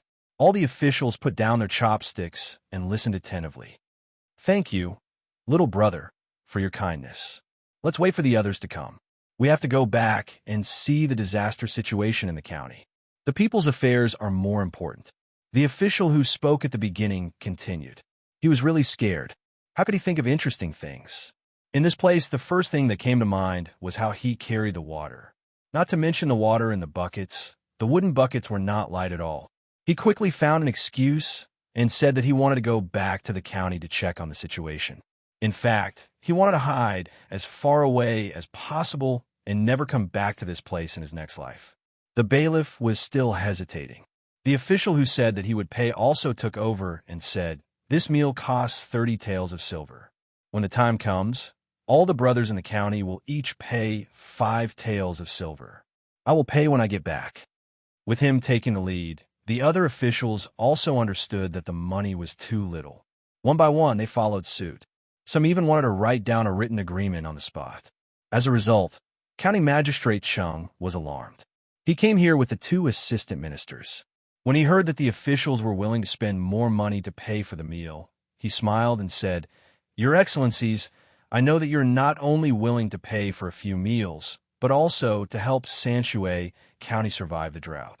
This time, I thank you on behalf of the people of Sanshui County." With these words and the presence of the 2 assistant ministers, the officials did not dare to go back on their words. As long as County Magistrate Chung wrote a memorial, it would not be as simple as breaking the rules and coming out of play. One by one, they calculated how much money they would have to pay.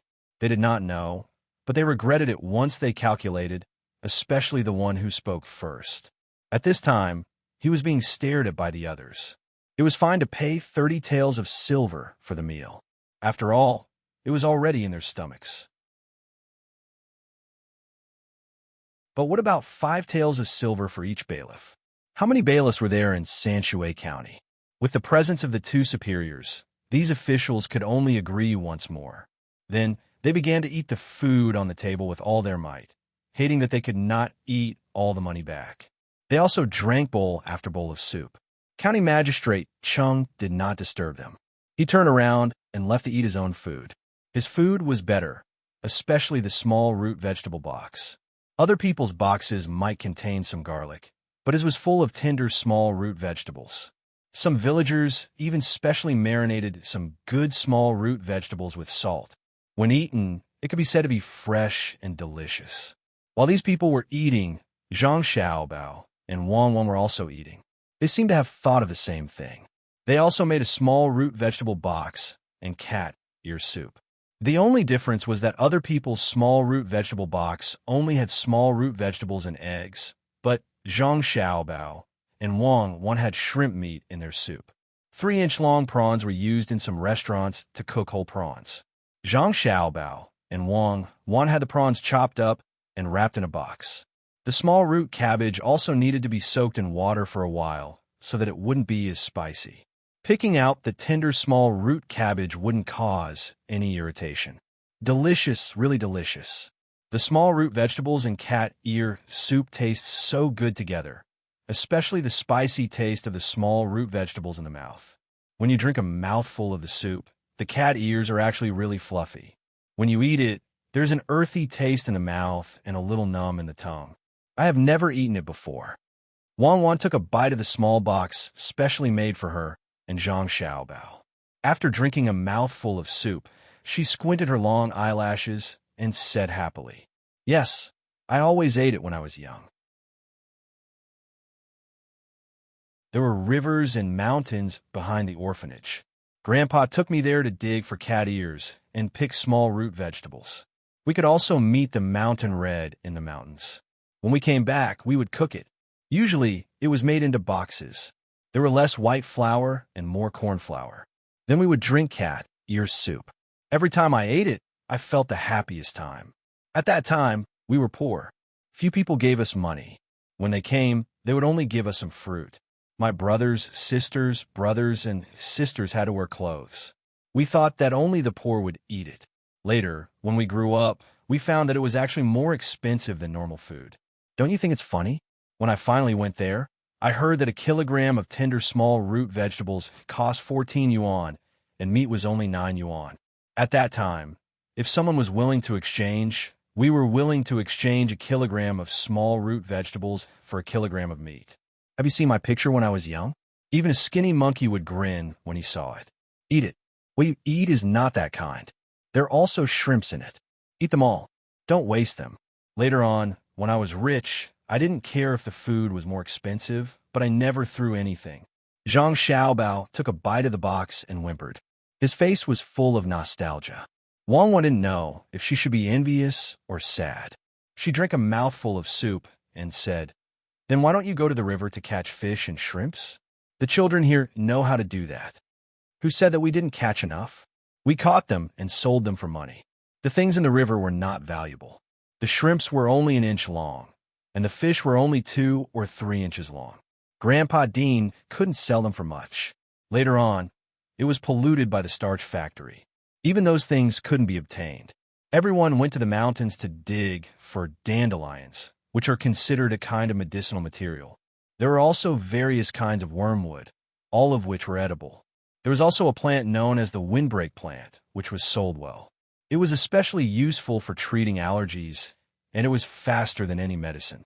As long as the water was boiled, the pimples on the body would disappear in less than a minute after rubbing them with the water.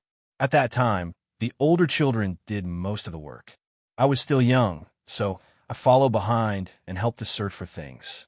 When I was 5 years old, a 9-year-old brother was bitten by a snake because he went to the mountains to dig for things. We called the snake turf. It wasn't very poisonous.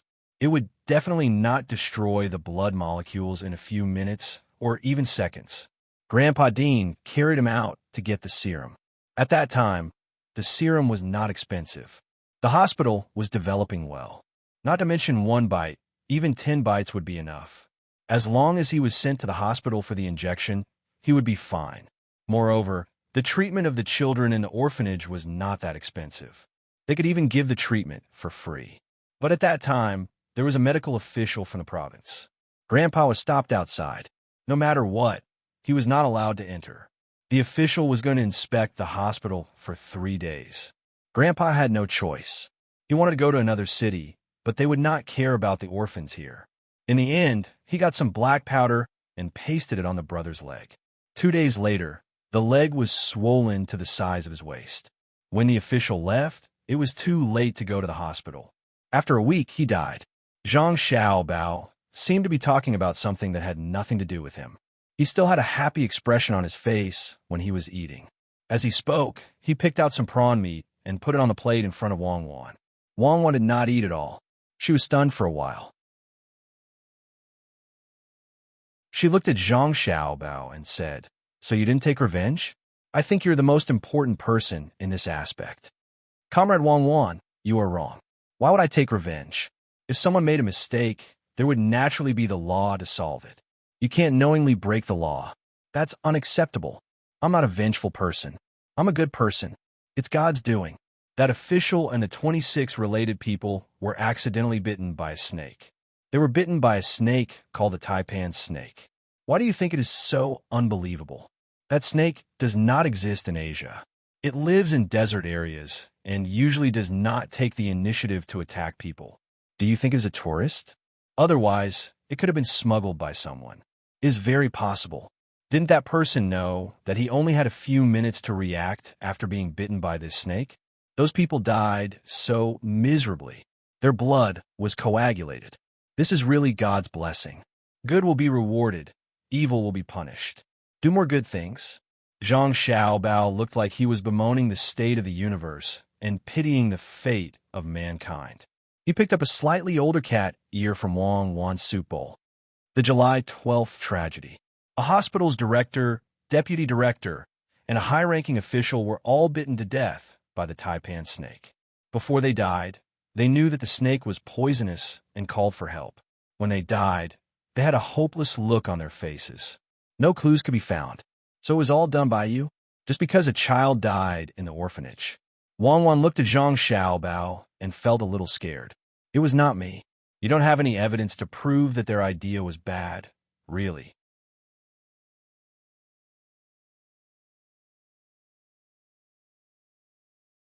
Chapter 109. Wang Wan listened to Zhang Xiaobao's nonchalant explanation and didn't know what to say. She still remembered that because this case was too big, it was finally handed over to them. There were 26 people, 26 lives. They didn't even know who killed them when they died. Each and every one of them used their last moments to reveal their possible opponents. As a result, following the clues, they cleaned up quite a number of corrupt officials, but none of them admitted that they were the ones who released the snakes. Zhang Xiaobao, you're really something. Xiaobao, don't always pick up prawns for me. If I want to eat prawns, I can just eat them directly. Why eat the ones in the box? Tell me, how much money did you spend on this? As far as I know, the price of the snake isn't cheap. It had to be transported from so far away, and it wasn't just one. Many died on the way, right? Wang Wan asked Zhang Xiaobao with a smile. Seeing that Zhang Xiaobao still had that blank look in his eyes, she said, Anyway, no one can hold you accountable now that you've admitted it. What are you afraid of? I'm afraid? What am I afraid of? Those people should be afraid.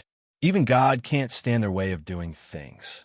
I'm guessing that the snake knew about this situation and crawled over by itself. It's not easy to climb over mountains just to bite people. The first step was to investigate and find out where these people often go. For example, that high-ranking official of high-ranking officials often goes to some underground entertainment venue. How much effort do you think a snake had to put in? That guy didn't forget to bring along guards when he was looking for the top courtesan. He had to hide, right? He also had to discuss the time with others of the same kind to take action together. It's not easy. Zhang Xiaobao frowned and pursed his lips. He used words to paint a picture for Wang Wan. Fine, Zhang Xiaobao, you're good. You're so stubborn. It's a pity that we don't have a lie detector. Otherwise, we'll definitely expose your past. Wang Wan didn't care how many things Zhang Xiaobao had done in the past. She just wanted to get the truth from Zhang Xiaobao's mouth. Unfortunately, this bad guy Zhang Xiaobao still wouldn't tell her the truth. His mouth was full of lies. Zhang Xiaobao smiled at Wang Wan and took another bite of the vegetable box.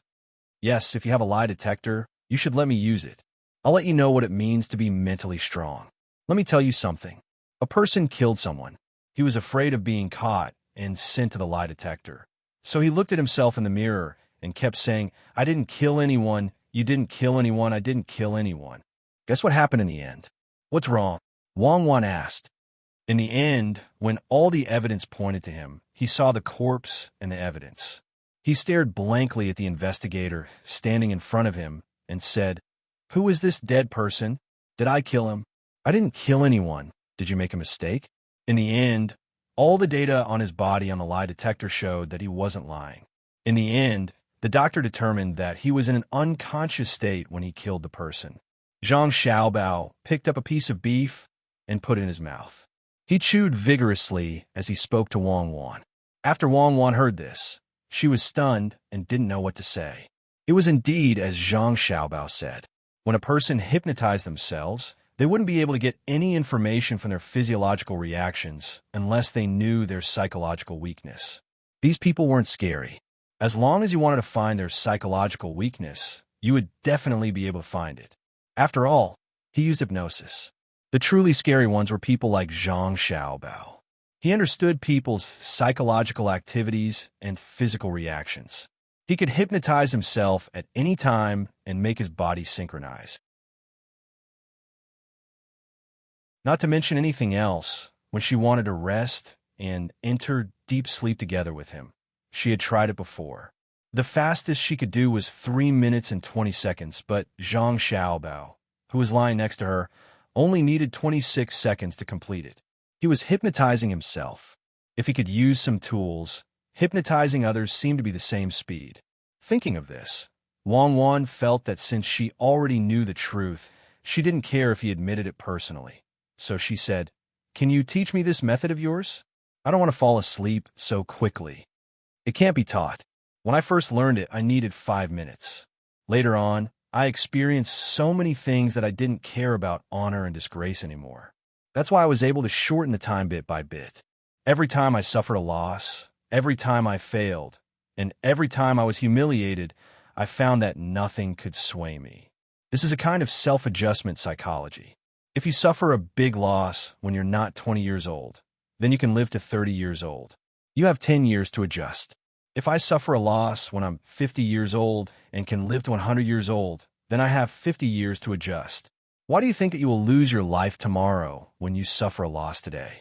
At that time, you will find that honor and disgrace aren't so important. Existence is the only thing. Then go to sleep." As Zhang Xiaobao spoke, he picked up a box with his chopsticks and stared at it. This made Wang Wan also look at it. When Zhang Xiaobao finished speaking, Wang Wan yawned, shook her head, and reached out to pinch Zhang Xiaobao. "Little guy, who do you think you are? You dare to hypnotize me? What are you thinking?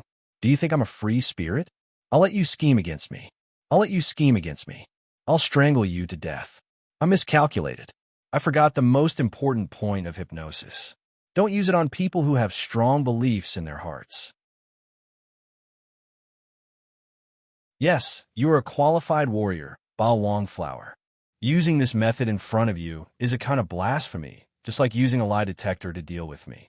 Zhang Xiaobao endured the pain of being pinched and pretended not to care. He directly put a box into his mouth and bit hard. "Speak, why are you playing tricks on me?" Wang Wan said angrily. "It's just a practice. If I said that I wanted to take advantage of you, would you believe me?" Zhang Xiaobao replied truthfully. He really did think that way, and he didn't have any malicious intentions. "What are you thinking? Humph, I want to see if you can sleep at night. Be careful, the ground is too hard. You might break it if you fall." Wang Wan put on a straight face, and her hands were still moving in circles. However, Zhang Xiaobao could endure it, and he didn't move like a mountain. "You're scaring me. Separate. I want to separate. At night, I'll ask Pomegranate to tie me to the mat, the kind that is 1 inch thick. I have to bite it continuously." Zhang Xiaobao was really afraid of being tricked. This kind of threat was the most effective.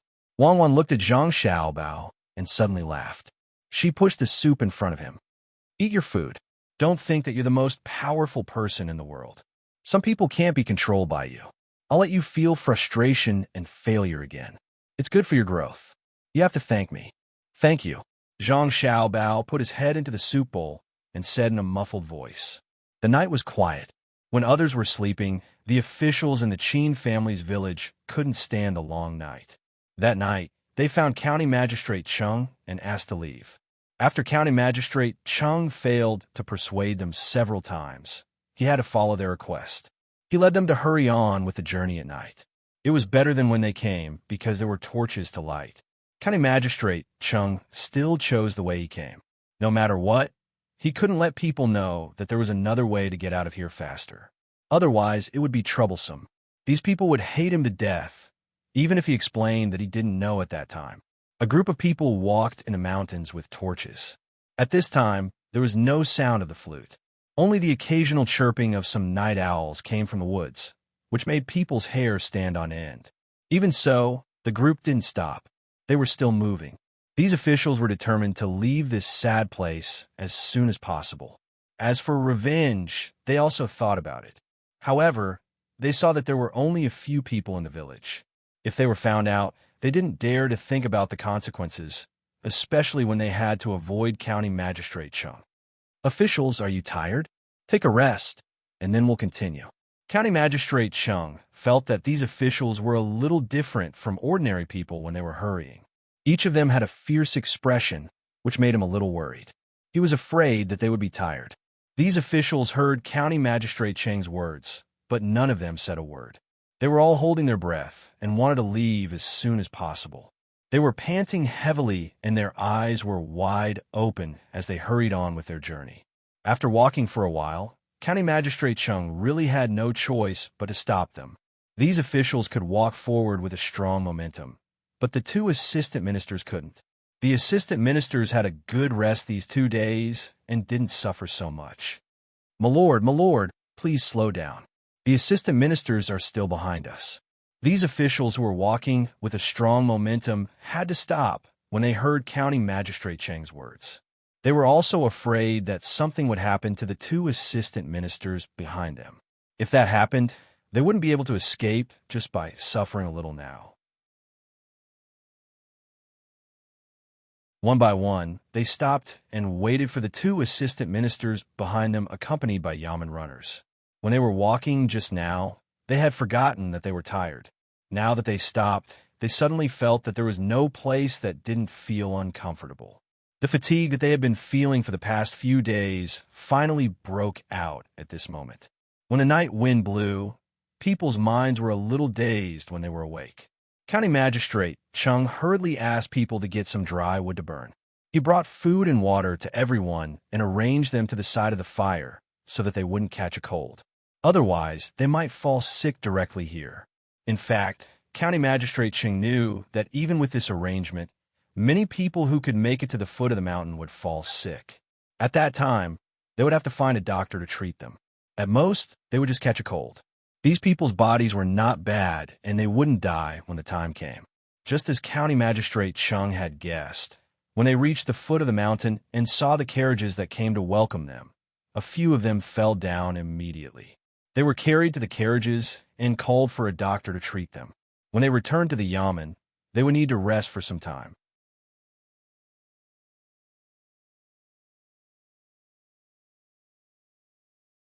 Chapter 110.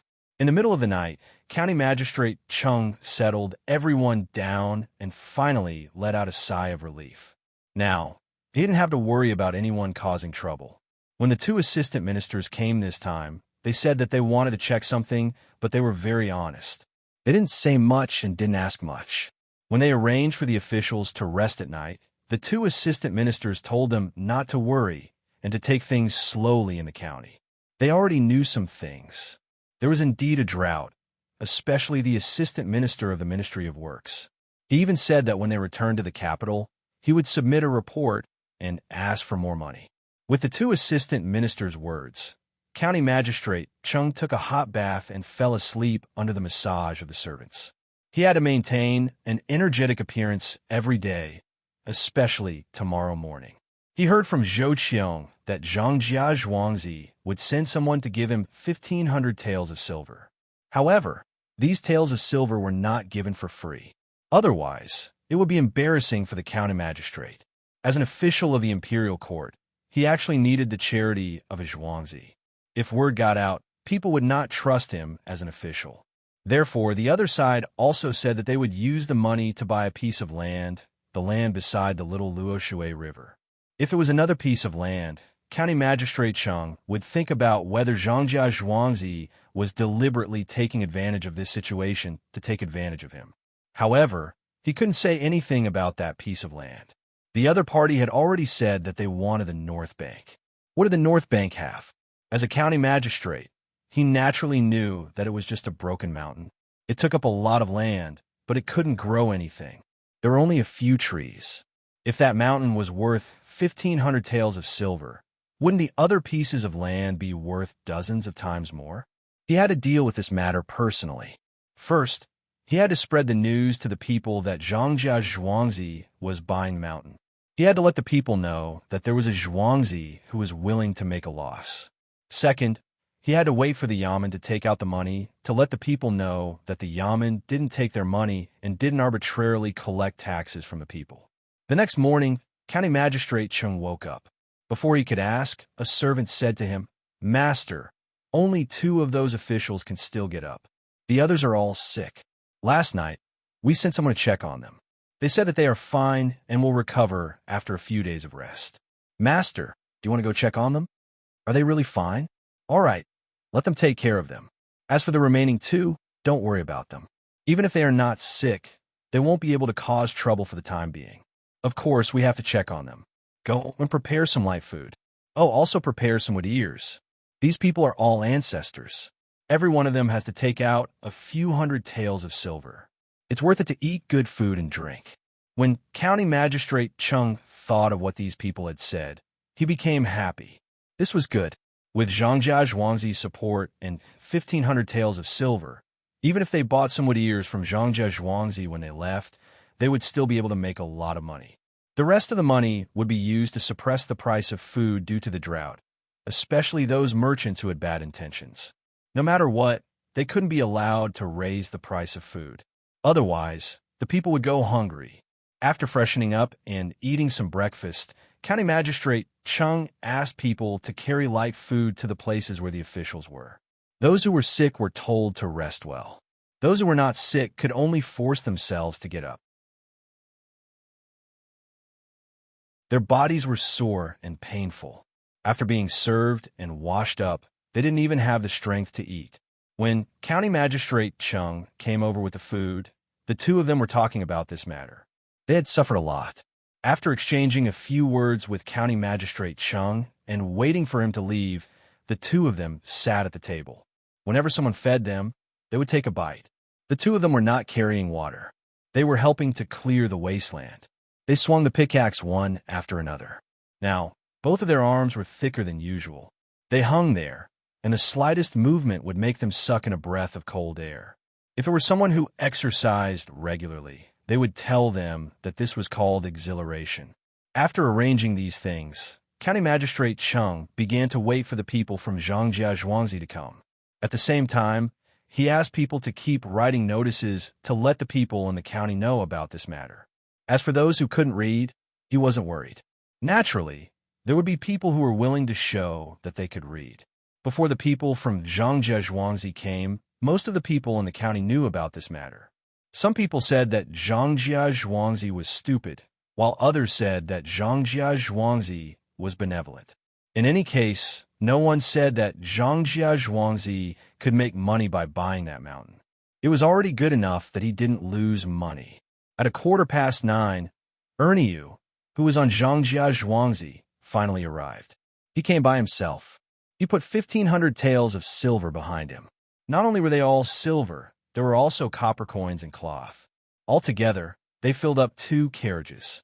If it was only silver, a few boxes would be enough. Without the money, County Magistrate Chung naturally wouldn't lead Erniu to the place immediately. He first arranged for Erniu to rest.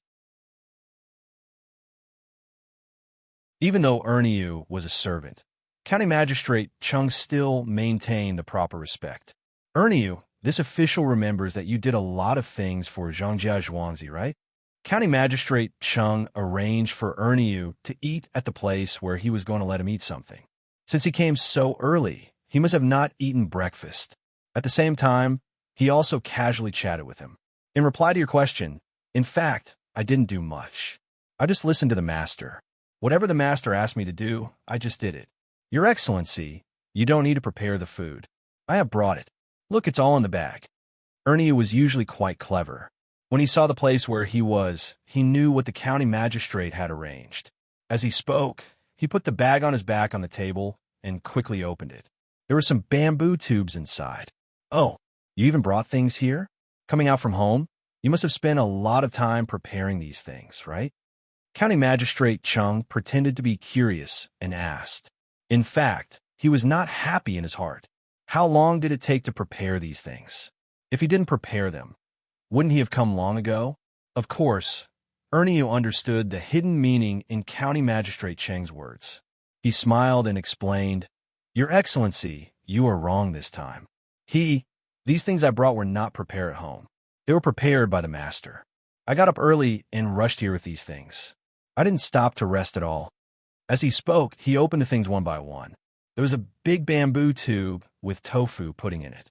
He loved to eat this, so this was what was prepared for him. There were several smaller bamboo tubes with chives and slices of sliced beef. The smallest bamboo tube had garlic sauce in it. There was a torn oil paper bag next to it. There were 3 big white steamed buns, a pair of bamboo chopsticks, and a copper spoon. These things were his breakfast and utensils. He poured the steaming braised food into the tofu pudding, stirred it with a spoon, and put in some chives. It was ready to eat. "Your Excellency, I am indeed hungry. I will eat first," Ernie said to County Magistrate Chung apologetically, and began to eat. County Magistrate Chung was dumbfounded. There was sliced beef and garlic sauce. There were mushrooms, diced meat, with ears, coriander, and plumeria in the braised food. Not to mention other things, this braised food could be exchanged for hundreds of bowls of tofu pudding. Looking at Ernie eating happily, County Magistrate Chung swallowed his saliva and asked, "Why is the master so good to you? Do you usually eat this?" "No, the food I usually eat is not very good, but not by much. I'm going out for business. Your Excellency said that it is easy to stay at home, but difficult to go out. A poor family needs to be blessed. How can the food outside be better than the food at home? So he brought it to me so that I can eat better outside." Ernie took a spoonful of tofu pudding, swallowed it, and replied to County Magistrate Chung with a simple and honest smile on his face. However, County Magistrate Chung did not smile at all. How could the master be so considerate to a servant? Ernie's words were not said by the master to a servant. It was clearly instructed by the parents when their children were going on a long trip. If anyone wanted to bribe such a servant, there was no need to consider.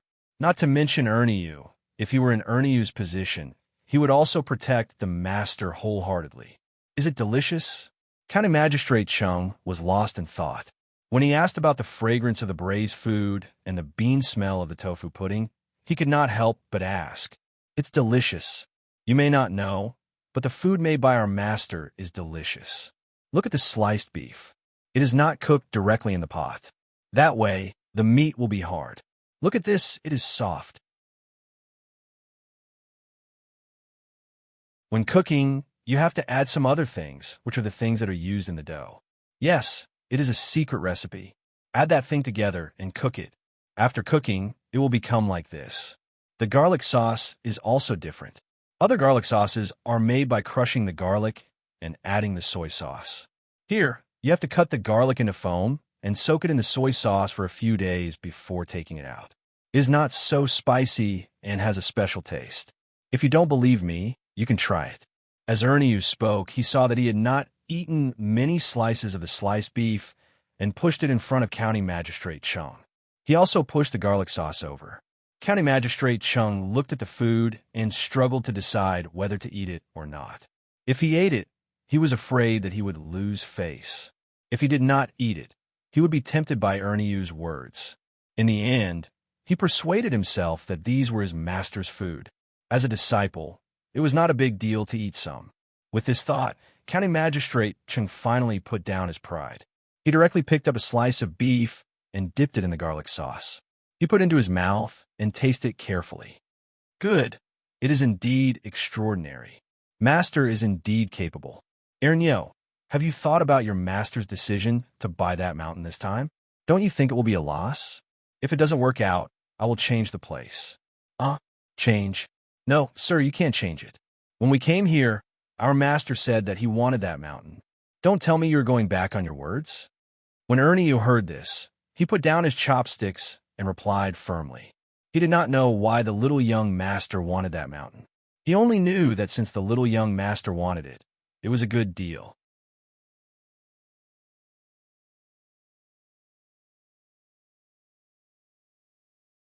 Chapter 111. The sun hung in the sky and shone on the ground, taking away the remaining cold of spring. The green grass swayed back and forth against the flowers. Xiao Hong drove the big goose, Fluffy, and let a group of ducks and geese into the water to play. Sometimes they would find a few small fish that they brought into the pond and compete with each other to eat. Every time a flock of geese flew over her head, she would raise her head and call out twice. The oval-shaped leaves of the locust tree rustled with the wind. The strings of small green beans hanging down from the branches seemed to be about to stretch out and bloom into small white flowers. The children on Zhuangzi all came outside to cut the grass that they were going to feed the livestock. They eagerly looked at the locust tree flowers that were about to bloom so that they could pick some to eat. The sweet locust tree flowers had a special taste, or they could go home and cook locust tree flowers for their masters to brew wine. The taste was a little worse than the elm tree flowers, but there were too many insects on the elm tree flowers, so the locust tree flowers couldn't be eaten too much. When they played together, the older children had to look after the younger children and find fun places to play. Under the lead of the older children, the younger children shouted and played, sprinkling the various places of Zhuangzi with laughter. After lunch, Zhang Xiaobao and Wang Wan drank a little more bone soup. They lay side by side on the chairs in the small courtyard that belonged to the two of them, basking in the sun. The noon sun cast short shadows of the two chairs on the ground. Pomegranate sprayed water on the wood ears, leaving only the two of them to enjoy this leisurely time. The toad will come out soon, right? After lying down for a while with closed eyes, the blanket covering her navel slid down a little. Wang Wan pulled the blanket up and closed her eyes again. Yes, it seems that we need to block the bottom of the small river in front of the door and let water in. If the soil is too hard, the hibernating toads won't be able to climb out. This year, let the children not catch toads so early. It's best to let all the toads go into the pond and the paddy field. The pond is always left open to give the toads more places to hibernate. When summer comes, the toads can be the staple food every day. Zhang Xiaobao put his arms behind his head, raised his legs, and shook them as he made up his mind. You still have fish in the paddy field. When the time comes, the toad eggs and small tadpoles will be eaten. Wang Wan was a little worried. Yes, there will be fewer toads in the paddy field and more in the pond. Those toads that can survive in the paddy field are either lucky or strong. After hibernation, the next generation will be stronger. That's the only thing we can do. Let's raise a few dogs this year. It's best if we have a litter of them so that they can fight together. Wang Wan thought of the dogs again. When Zhang Xiaobao heard that she wanted to raise a dog, he shivered and disagreed. I don't like dogs. I have to take care of them. I have to put more energy into these things and less energy in other aspects. Why don't you raise them yourself? There's a sandstone field next to the vegetable field. You can make a nest there. There are leftovers in the yard that can be fed. Don't even think about giving my dogs leftovers. There is salt and other seasonings. I want to choose the dogs myself. When they are young, I will feed them some milk and porridge. When they grow up, I will feed them grain, raw meat, and vegetables. I have so many chickens, I will feed them to the chicken rack. I will also train them myself. Wang Wan didn't care whether Zhang Xiaobao was willing to raise them with her or not. He was independent and couldn't be forced. It was fine as long as there was a place and food. Zhang Xiaobao opened his eyes and turned to look at Wang Wan. Are you going to raise a native dog like a police dog? Have you learned it? I have seen it and asked the breeder. I just need to copy it. It's just that I don't have enough experience. A dog that can't be raised well is a native dog. A dog that can't be raised well is a police dog. When the things in your family are settled, you can find me a good breed of dog. Can you get a Tibetan Mastiff? If there are a few, then they will do. Wang Wan imagined a group of powerful dogs following her and being obedient in the future. She laughed. Zhang Xiaobao's mouth moved. He didn't know how to organize his words. After waiting for a while, he saw that Wang Wan was still fantasizing. He said, Is there anyone who uses a Tibetan Mastiff as a police dog? It was a group of Du Boans who chased after me, but What did you do? Wang Wan didn't fantasize this time and turned to question him. I got rid of them, but they still wanted to track me down. I used something stimulating so that they couldn't smell anything. You don't think that I killed them, do you? I fought such a group with my bare hands. There are many people with guns behind them. Do you think I'm stupid? Zhang Xiaobao felt that Wang Wan, who cared about dogs, shouldn't think too highly of herself. Seeing that Wang Wan was relieved, he said, "Ask someone who has a dog that can breed with wolves. I will buy it for you. Tibetan Mastiffs are not suitable." "Who told you that Tibetan Mastiffs can't be police dogs? Are you ignorant? You need to find wolf dogs, but you also need to pay attention to Tibetan Mastiffs. Especially in winter, Tibetan Mastiffs can still be used here." Wang Wan curled her lips. "Well, they can even get carrots from Tubo. A few dogs are nothing. When you really find them, don't feed them with my beef. Pork. It just so happens that the piglets caught by the farmers have all grown up." Seeing that Wang Wan was so serious, Zhang Xiaobao had a compromise. "Don't eat pork. If you don't have beef, eat mutton. Cooperate with me during training. For example, when the dogs are tied up and it's feeding time, you can beat the dogs and don't let them eat. I will come over and drive you away so that the dogs will trust me more." Wang Wan began to arrange things for Zhang Xiaobao. Zhang Xiaobao blinked a few times and said, "If the dogs trust you, then what about me?" In the yamen of Sanshui County, Erniu had already finished his meal. Most of the beef had been digested by County Magistrate Chung. After resting for a while, County Magistrate Chung took a group of people with great fanfare. Together with the money, cloth, and other things from the Zhang family, they all headed towards the little Luoshui River. The people here had already received the news, and all of them ran over to see what was going on. Some even waited in front of the yamen. As soon as they came out, they followed beside them. They wanted to see which idiot Zhang Jiazhuangzi was. They also wanted to count the money in the carriage to see if there was really 1,500 taels of silver. By the time County Magistrate Chung and his entourage arrived, there were already quite a number of people surrounding them. In order to create a scene, County Magistrate Chung prepared to take down the cloth, copper coins, and silver from the carriage in front of the commoners. He let the people count them and found that it was exactly 1,500 taels of silver. He then had people go to the other side of the river to measure. After a busy process, it took more than 2 hours. This was because there were many people to measure. The land on the other side of the river was 1,200 mu. He wrote the document, printed it, and waited for Erniu to take the document back. The owner of the house would write his name and put his fingerprint on it. This land would then belong to Zhang Jiazhuangzi, and he would not be able to take the money back. The people were all watching. If the money was used to buy fertile land, there would be people who would think that County Magistrate Chung was greedy. After all, the price was too cheap. However, to buy the barren mountain, everyone felt that there was something wrong with the people of Zhang Jiazhuangzi. Erniu did not care about the people's discussion. He took the document and immediately rushed back. He had the owner of the house put his fingerprint on it. Song Jinggong, who had been accompanying him, also started to move. He started to recruit people on the spot to start building the land on the other side of the river. "Zijin, are you preparing to plant things over there?" County Magistrate Chung was puzzled when he saw Song Jinggong move so quickly. "Sir, how can we plant things over there? This student is following Zhuangzi's instructions to build houses and docks over there. Zhuangzi took out 1,000 taels of silver for this student to use. Sir, look, there's a lot of soil and rocks on the mountain. It will save us a lot of money to build the docks and houses.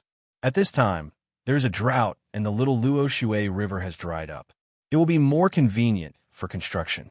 We can find people to dig deeper and widen the river. The extra soil will be used on the river embankment. When the drought is over and the rainy season comes, the river will be wider and the water will be deeper.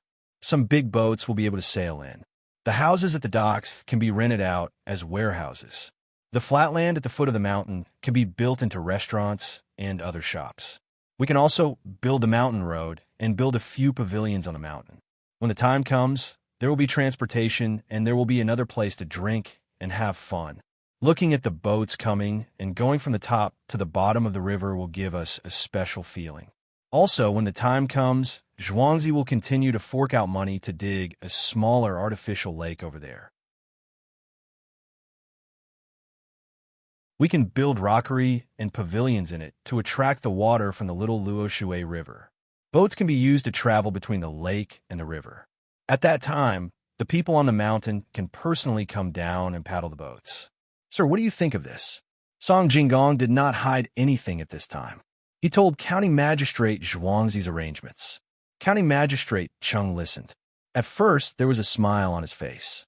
When he heard the last part, the smile disappeared and was replaced by shock and annoyance. He was stunned and did not move. Song Jinggong had finished speaking, but he did not say anything. Sir, there is one more thing that I need your help with. Song Jinggong saw that County Magistrate Cheng was stunned and had to raise his voice. Something else? What else? Don't tell me you want to buy the land on this side of the river too? That won't do. This side of the river is a grain field. We need to grow crops. There's only half a mu of land between the river and here. We can't make a dock. County Magistrate Cheng had the same idea just now. Later, he found that if he wanted to do the same, he would have to occupy the land. Then, someone would accuse him of not doing agriculture, but only doing business. Destroying the land to open the trade route was a big sin. He thought that Song Jinggong would be so generous. Sir, don't worry. Zhuangzi will not do such a thing. It's just that I see that the small bridge between the two sides of the river has been in disrepair for a long time. I want to spend money to repair it. I want to build a wider and stronger bridge for the convenience of pedestrians, Song Jinggong explained. Repair the bridge? For the convenience of pedestrians? Don't tell me you want to transport the goods from the other side of the river here? It's really convenient to repair the bridge. County Magistrate Cheng immediately understood the key point. If the dock was placed on the other side, the goods would have to be transported over. Zhangjie Zhuangzi really did not want to suffer any losses. Sir, you are wise, Song Jinggong said with a smile.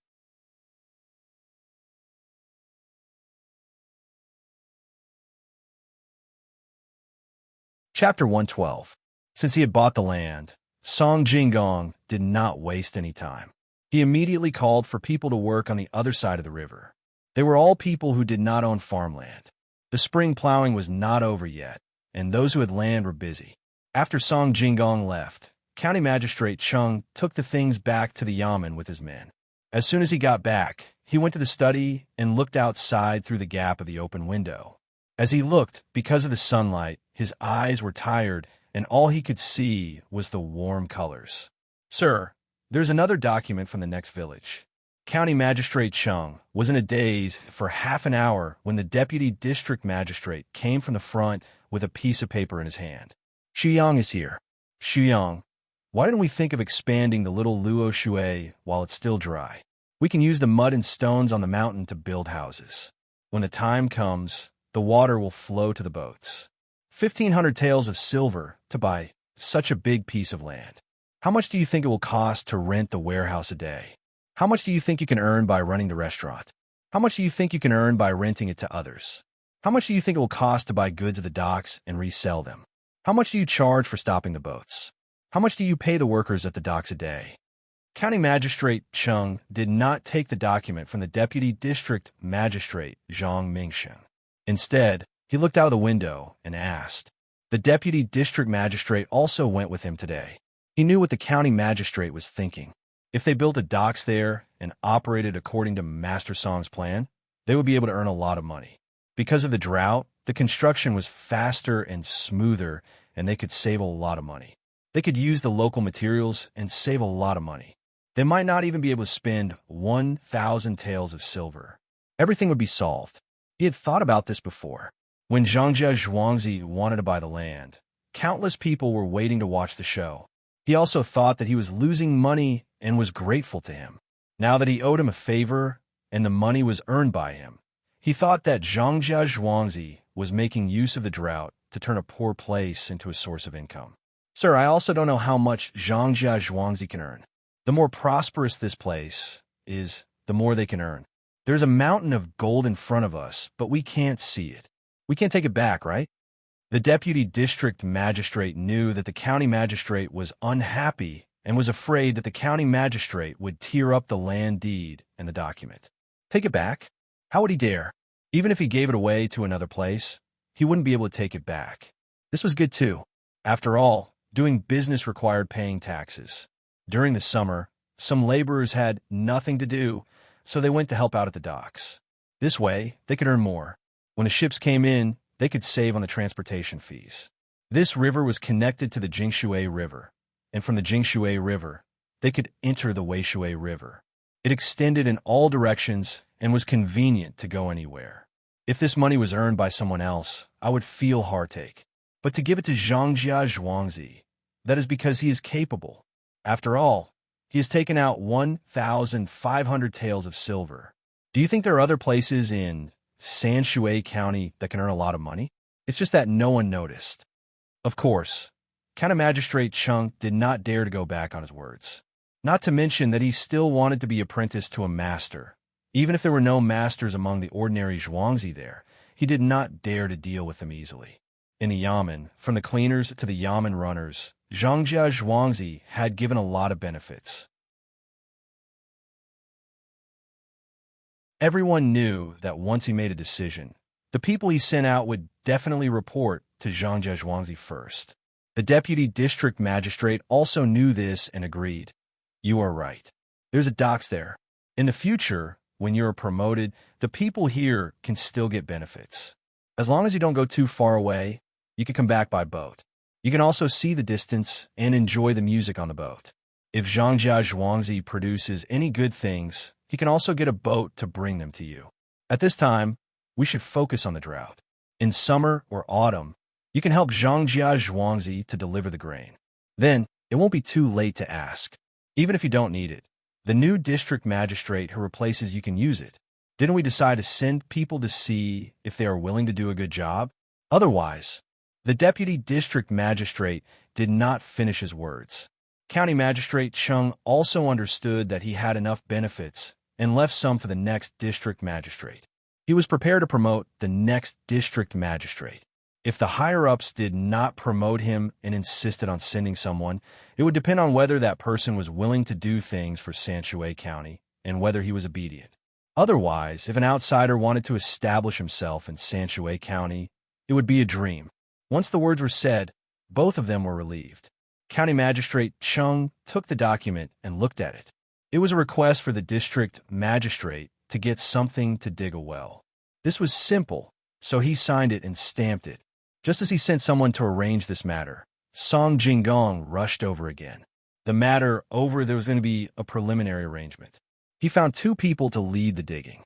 He still had other things to discuss with the county magistrate. This time, he was here to deliver benefits. Zijin, you are here? How are things going over there? With the docks and the place over there, Sanshui County will have a better life in the future. Don't forget to thank the people on Zhuangzi on behalf of this district when you go back. County Magistrate Chung greeted him and asked someone to serve tea. Song Jinggong sat down and paused for a moment. He said, Sir, they have started working. I am here to ask for your help. Are you in trouble? Tell me. County Magistrate Chung really did not understand why Song Jinggong wanted to find him. Thank you, sir. It is indeed a little difficult. We don't have enough manpower. Do you know which places in this district are so dry that they don't need so much labor? I am willing to pay to hire people. If there are women in the family who can support the house, you can also find them to help cook some food. Song Jinggong chose 2 kinds of people. This way, according to Zhang Xiaobao and Wang Wan, was to repay the society. In the future, there would be other things to do like this. County Magistrate Chung looked at Song Jinggong.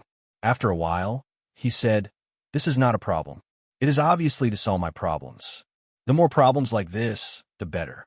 I will find someone to verify it immediately. When the time comes, I will send people to work for you. With more income, they will feel better. Sir, you really love the people. When a mountain and some scenic places are finished, you can find something for the people in Sanshui County to do. Song Jinggong continued. What else? Do you want people to carry the poles up the mountain? That is fine. This was the only thing that County Magistrate Chung could think of. There are all kinds of places at the bottom of some mountains. There was no distinction between high and low. It was mainly for enjoyment. Song Jinggong shook his head. Sir, this is just a normal thing. What I want to say is to let some people in the county who know embroidery to embroider some things. When the time comes, some traveling scholars will write poems.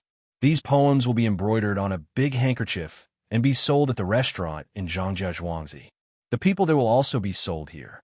They will be sold here for 5 days first and then be sold. In this way, the people who come here to play will have to go to Zhangjia Zhuangzi to see their poems. First, they want to see how much their works are worth. Second, they want to hear other people's comments. Good idea. Let the people of one place go to play in 2 places and bring their friends. Both sides can make a lot of money. At the same time, people in the county who rely on this can also earn a lot of money. But if someone writes a poem that is not good, can we wait for him to buy it himself? Hearing Song Jinggong's idea, County Magistrate Chung was so excited that he trembled. This business was calculated well. The 2 sides were so far away, but they could cooperate with each other. Not only could it let Zhangjia Zhuangzi earn a lot of money, but it could also help the people in the county to earn more money.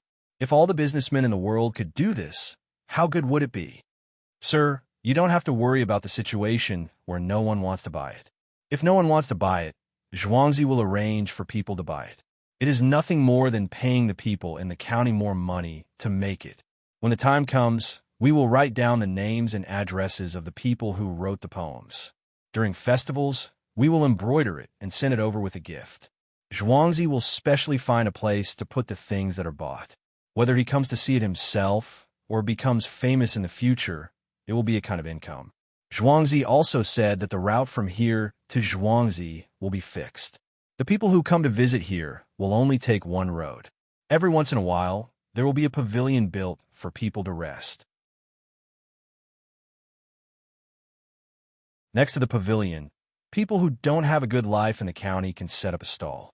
They can either sell tea or wine. It will also be more work. The pavilion will be built by the county. Seeing that the county magistrate was so happy, Song Jinggong directly told him his future plans. He believed that County Magistrate Chung would be able to use them in the future. If he left, he would have to see how the next county magistrate would be. If he did not treat Zhangjia Zhuangzi well, he would definitely not give him this political achievement. County Magistrate Chung could not say anything else. He could only nod and agree. When Song Jinggong left, he personally went to the gate of the yamen and walked in. He stood there and watched Song Jinggong's figure become smaller and smaller. When he could not see him anymore, he turned around and went back. As soon as he came back, he hurriedly found the deputy county magistrate and asked him to think of a way to save some money. He did not want to use it all at once, so that he could use it for other purposes in the future. After thinking about it, he called the chief secretary, Zhao Xiang, and told him these things. The next county magistrate was going to promote the chief secretary. If he did not tell him and waited until Song Jinggong came, County Magistrate Chung felt that he would misunderstand. When the chief secretary, Zhao Xiang, saw County Magistrate Chung, his face was stiff. After hearing County Magistrate Cheng's words, he was also moved. If he did these things when he became the county magistrate, it would only take a year for Sanshui County's finance to double. At that time, he would also be promoted. It would be time for Sanshui County to elect a new county magistrate. The deputy county magistrate, Zhang Mingsheng, was also listening to them. He also thought that he would have a chance at that time. He was happy, but suddenly he became depressed and said, "At that time, Sanshui County will become a popular place. I guess many people will want to be the county magistrate here. What should I do? Xuyang, you can't just wait. Once Sanshui County becomes rich, it will not be as simple as just 2 auspicious signs like mine. At that time, you can ask them. Maybe there will be a new way." County Magistrate Chung pointed in the direction of Zhangjia Zhuangzi.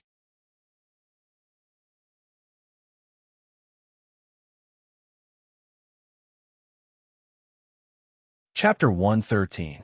As the sun set, the sky and water were dyed red, and the wild geese were singing in the afterglow.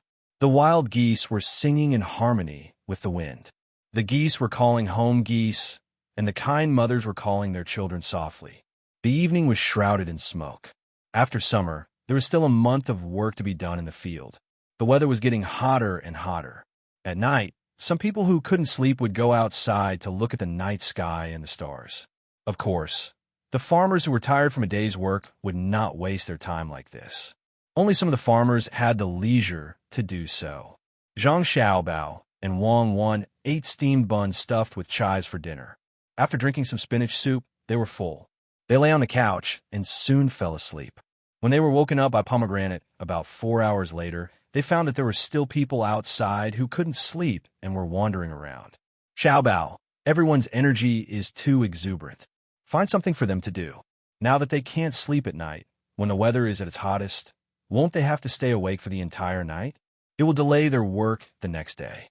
Wang Wan sat in front of the desk and was ready to study. She saw the light at the back window changing.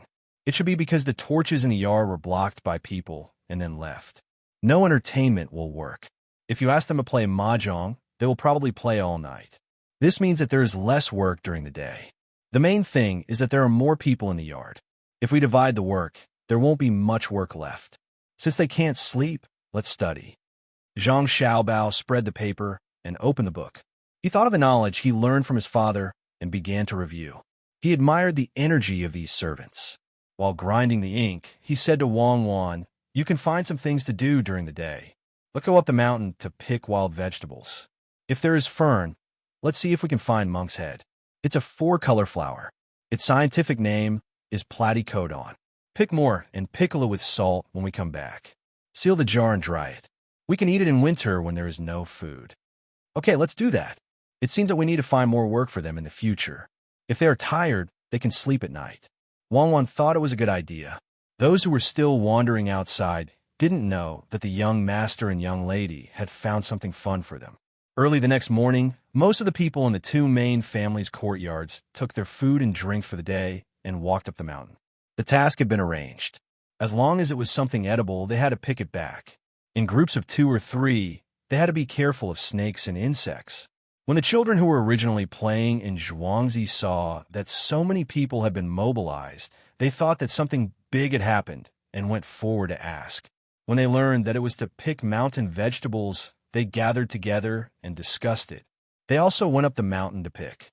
They didn't dare to go too far, so they looked for it nearby. They ate and played while picking, so they didn't feel tired. When night fell, the children first delivered the things to the main family. Although they were small, their speed of picking mountain vegetables was not slower than the adults. A group of children actually got 2 big sacks of mountain vegetables and put them outside the main family's courtyard, waiting for the people inside to come out and pick them up. The people in the courtyard should go out to work, so there was no need to give extra pay.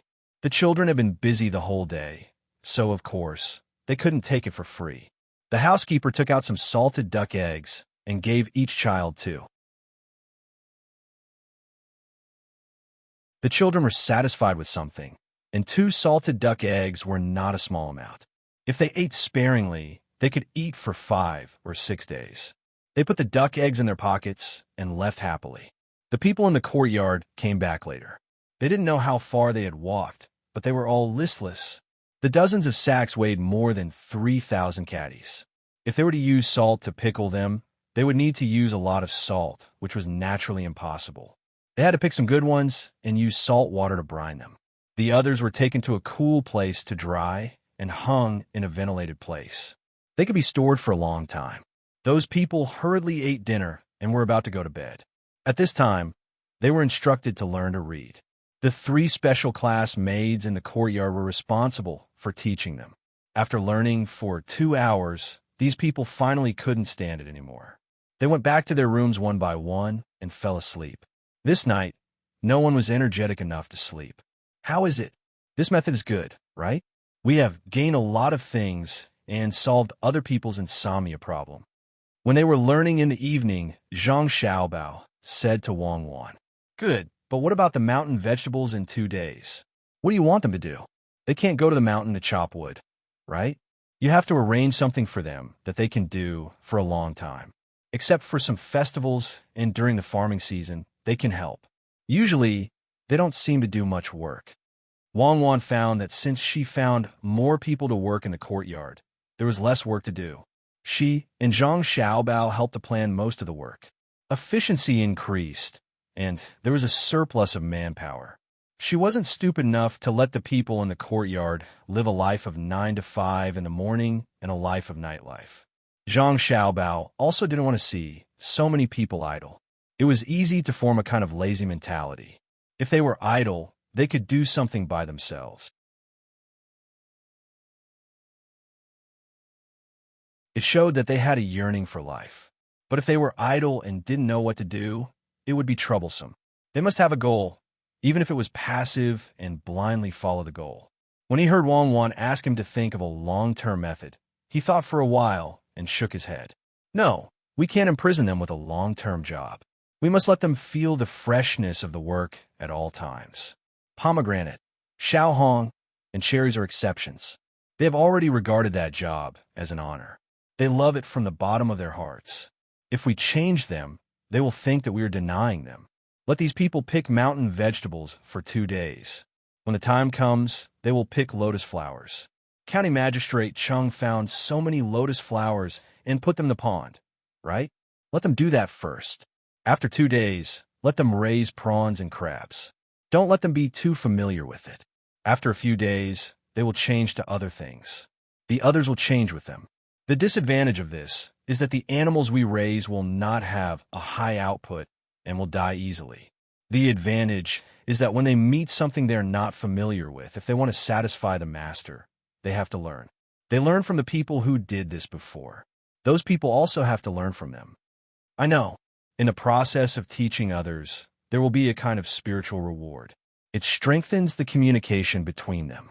At the same time, it will force them to treat everything seriously. Otherwise, when others ask them, they will not be able to answer. If others say it out loud, it will be embarrassing. After hearing Zhang Xiaobao's words, Wang Wan also understood. They were using their money to train people. When a person developed the habit of working seriously, they would keep it in other jobs. In order to be able to teach others better, they could only learn hard, think seriously, and sum up some experience. The two of them wrote a few more lines. Wang Wan spoke again. In fact, we won't lose much money. The so-called loss refers to the difference between the expected output and the actual output. The transplanted lotus flowers don't cost money. There is a ready-made pond. We can get the prawn and crab seedlings from those who sell prawns and crabs. I think it's okay. In addition to these things, some of the vegetables in the backyard should be able to be grafted. The same goes for the fruit trees. There will always be new things waiting for them. Continue writing. We'll go to sleep after a while. Unknowingly, the Dragon Boat Festival was coming. The spring plowing had finished a few days ago. They took care of it a little and waited for the harvest. The first batch of wheat had been harvested. The second batch would be later. At the same time, the construction of the restaurant in Zhuangzi had been completed. The supply of MSG to the 3 restaurants in the county had always been the same. They were preparing to use it on their own businesses. Of course, these businesses were not under the name of the Zhang family and the Wang family. Zhang family and the Wang family had always been pure farmers. The ancestors of the Zhang family had made some contributions, so they could be considered as the descendants of good and loyal people. As for the business, it had nothing to do with the Zhang family. Outsiders were outsiders. They occupied the land of the Zhang family and the Wang family. Even the mountain in Little Luo Shui was bought by the head of the Zhang family and sublet. What the sublet did was unknown. The project in Little Luo Shui was not completed yet. The river had to be dug, the dikes had to be repaired, the houses had to be built according to the specifications, and the wharf had to be built. These projects were carried out at the same time, which solved the problem of idle labor in the county. The paths and pavilions on the mountain, as well as the artificial lake below, had to wait until other things were done. On the day of the Dragon Boat Festival, those who picked wormwood and other medicinal herbs also took advantage of this time to pick everything that could be picked. Zhang family and the Wang family also bought a lot of things in Zhuangzi this time. It was Zhang Xiaobao who paid for these things to be hoarded. After a while, when the medicinal herb shop was almost used up, they would be sold together. On the Dragon Boat Festival, Zhang family and the Wang family began to distribute zongzi to the villagers in Zhuangzi. The restaurant also opened on the same day. Strings of firecrackers rang out as if they were free. County Magistrate Chung brought some people from a yamen to congratulate them. Zhou Qiong did not lie. He also invited people from the province to eat and drink here for free. Song Jinggong's reputation spread far and wide, so he attracted many literary friends to come here to support him.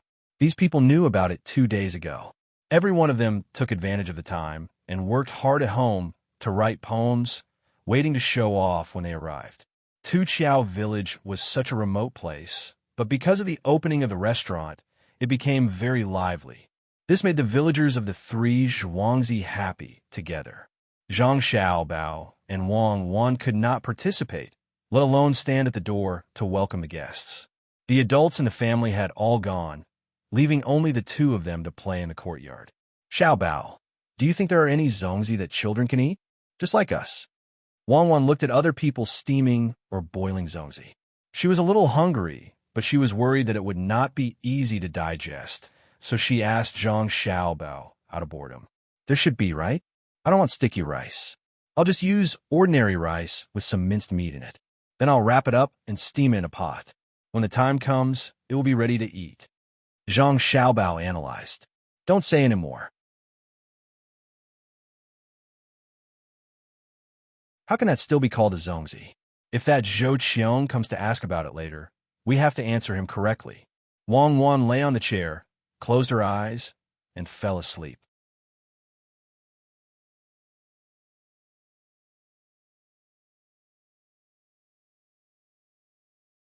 Chapter 114. Zhou Qiong, County Magistrate Cheng, and the others left in a hurry after lunch. Only Song Jinggong and the people he brought were still eating and drinking in the restaurant. It seemed that they were going to stay up all night. Those who couldn't hold their liquor had already fallen asleep after drinking too much, but they didn't leave. They were waiting for the night to wake up so that they could continue fighting. Zhang Xiaobao didn't expect Zhou Qiong and County Magistrate Cheng to bring much income to the restaurant. Usually, they would stay in the province for a few days, so it was impossible for them to come here for a drink. It was the same for County Magistrate Cheng. Going back and forth would take up almost an entire day. It wasn't worth it just to have a meal. The purpose of asking them to come here was to wait for the construction at Little Luo Shui to be completed. After that, they would connect with this place and let those who were envious of the benefits know that these two places were under the protection of a county magistrate and an army officer. When the time came, they would weigh their weight. Those who weren't qualified shouldn't come forward. Those who were qualified should be dealt with separately. Zhang Xiaobao and Wang Wan had been waiting for Zhou Qiong to come over and ask him questions. In the end, he left after eating and seemed to have forgotten that there was an expert here. This made the two of them feel much more relaxed. The Dragon Boat Festival passed by in a lively manner. This year, other than Zhang Xiaobao and Wang Zhuangzi giving out zongzi to the villagers, the Ji Zhuangzi also learned from them and gave out some. This year, the Jis didn't have to hand in grain to the imperial court, but the villagers had a hand in grain to the main family, so there would be a lot left over. Moreover, the restaurant had opened and the three families were operating together. They couldn't continue to be stingy. After the zongzi were given out, the villagers of the Gu family puffed out their chests. When they met the villagers of Zhang Xiaobao and Wang again, they had something to say. County Magistrate Cheng, who came to support them, hurried back to the yamen and rested for a while. Seeing that it was already late, he called Deputy County Magistrate Zhang Mingsheng over and prepared a few dishes and a small jar of wine. Under the cover of the night, they began to discuss matters. Xuyang, how many days has it been? There hasn't been a single drop of rain. Let's not talk about the reduction in grain production. There are so many people and livestock that are running out of water. If we don't think of a solution soon, people will die of thirst. County Magistrate Cheng poured a bowl of wine for the Deputy County Magistrate and sighed. The Deputy District Magistrate held the bowl with both hands and waited for the District Magistrate to finish pouring. He placed the bowl gently in front of him and said worriedly, 6 days ago, there was some rain at the east of the district. It stopped in less than 2 hours and the ground was not wet. Now, there are many places in the district where the ground is cracked and we can't get much water from the wells. County Magistrate Cheng was also aware of this situation. He reached out his chopsticks and was about to pick up some food when he stopped. He drank a big mouthful of wine and exhaled. There's less water in the well. What if we dig deeper? Is it possible to dig out water? Yes, but the well is not like when it was dug. If we want to go down directly, other than some big wells, the other wells will not work. If we want to dig deeper, we have to dig all of them. My lord, it would be great if the well could be like the auspicious well, where water comes out with a bang. Now, that well is still supplying water to many people. The deputy county magistrate drank a mouthful of wine with him and followed the county magistrate's words.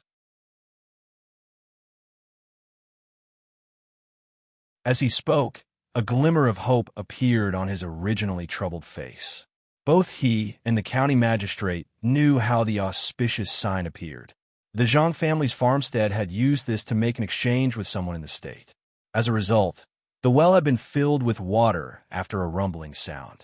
Even now, the water had not decreased. When County Magistrate Cheng heard this, his eyes lit up. That's right. What can Zhang Jiazhuangzi do? Why didn't he think of asking them for help? Since one well could produce water, there should be more wells. Xuyang, you have done a meritorious service. If this matter can be solved, the people of Sanshui County will thank you. Quickly, call Qindong and ask him to come to Zhangjia Zhuangzi immediately. Ask him to come here, even if he has to beg. It concerns the lives of so many people. If it really doesn't work, I will go there and kneel for a long time to get the water out. County Magistrate Cheng had made up his mind. He didn't know how the people of Zhangjia Zhuangzi got the water out of the well. Perhaps they borrowed some magical power, which might also affect their lifespan. However, he had no other choice. He would ask when the time came. If it really reduced his lifespan by too much, he could only think of other ways. After all, it was not just one well. If his lifespan was reduced by a few days, he would build a longevity shrine in the county and tell the people in the county who worked so hard to get water for them at this time. He would also need to send a document to the higher-ups. He had to get the water out first and then send a document. Qindong happened to be on duty tonight. He came as soon as he heard the call.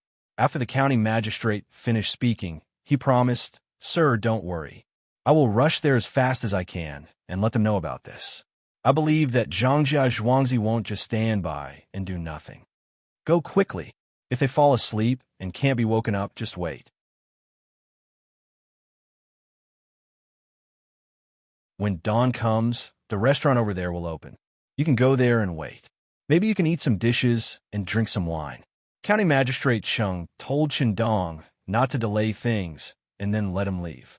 "Come, Xuyang, let's drink together. I really didn't want to eat just now. There's food here. Some people may not even have water to drink." County Magistrate Cheng, who was temporarily relieved, regained his spirit and asked his deputy to eat and drink. Qindong also knew that this was a serious matter. He took 2 horses from a yamen and didn't stop at all. He changed horses all the way and arrived at Zhangjia Zhuangzi in 3 hours.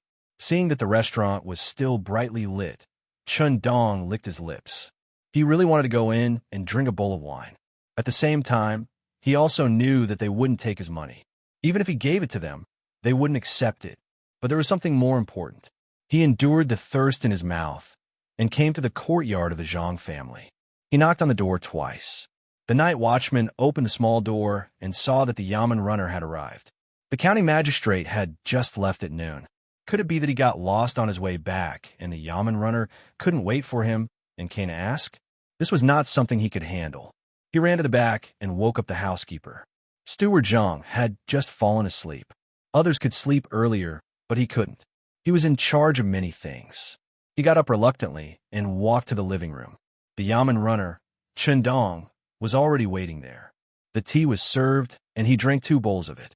Then he told the purpose of his visit and waited for Steward Zhang's reply. At least he had to ask the expert. Steward Zhang estimated the time and said to Qindong, "Wait here for a moment. I'll go and ask. Whether it's successful or not, I'll come back and tell you." After that, Steward Zhang left the living room and walked to the courtyard of the little child. He knew that the little child and his wife just happened to wake up at this time to study. Otherwise, he would have to ask the yamen runner to come back tomorrow morning. When Steward Zhang arrived, Zhang Xiaobao and Wang Wan were eating. Children grew up quickly and became hungry quickly. They took time to eat something. After Steward Zhang repeated the matter, Zhang Xiaobao and Wang Wan looked at each other and reached an agreement. They said to Steward Zhang, "You go and tell the Yamen runner to draw a map of the wells that need water and send it here. Don't worry about anything else. Also, tell him that there may not be so much water coming out of every well. Also, this kind of thing will shorten one's life. This is the only time." Steward Zhang took the order and left. Zhang Xiaobao and Wang Wan looked at each other again and sighed at the same time. This time, they had to do a lot of things. It had to be said that it was life-threatening. Otherwise, if the higher-ups asked them to blow up the other two big places and their surroundings one by one, they couldn't stand it. Xiaobao, how about artificial rain? Recently, there are always clouds floating above, but it doesn't rain. I'll try to make some clay bombs. What do you think? Wang Wan suggested. Okay, when the time comes, you can blow me up. I'll have a bucket of water in each hand and pour it wherever I want. Even if you can make clay bombs and the launching tools are simple, I can't make dry ice. Zhang Xiaobao said and reached out to touch Wang Wan's forehead to see if she had a fever. Don't touch me, I'm just saying. People need to have some hope and work hard with that hope. I believe that you will be able to create dry ice in your lifetime or even liquid nitrogen. Wang Wan slapped his hand away. Dry ice? Do you believe that if you push me too hard, I will become a dry corpse tomorrow? Eat quickly, it will be cold soon. This is fungus soup. It's expensive. Zhang Xiaobao knew that Wang Wan was just saying it casually to ease the atmosphere. Anyone would know that artificial rain was impossible at this time. After drinking the soup and eating something, Wang Wan said, "How should we arrange it? We can't let others find out this secret. We can only blow it up when others are not paying attention. It will be nighttime. We have to arrange a few people. Erniu is one, and his brother Daniu is another. Who else can be absolutely reliable? Huzi is also fine. I don't know about others. Just the three of them. We have to spend a lot of money to buy materials, and we can't ask for reimbursement from County Magistrate Chung. This matter is settled. Read the book." Zhang Xiaobao didn't have a good candidate at the moment, so he could only trouble the three of them.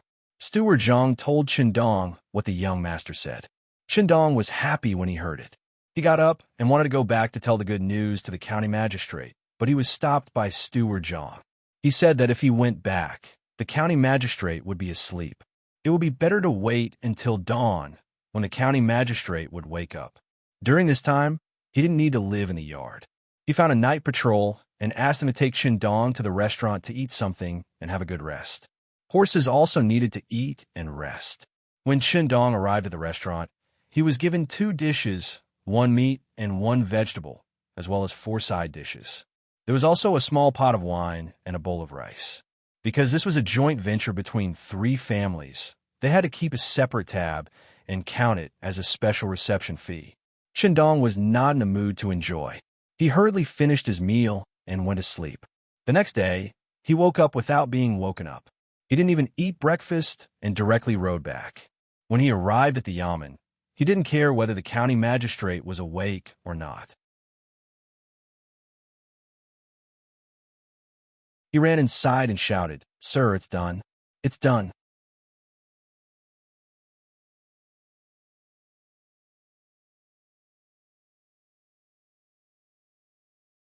Chapter 115. Boom!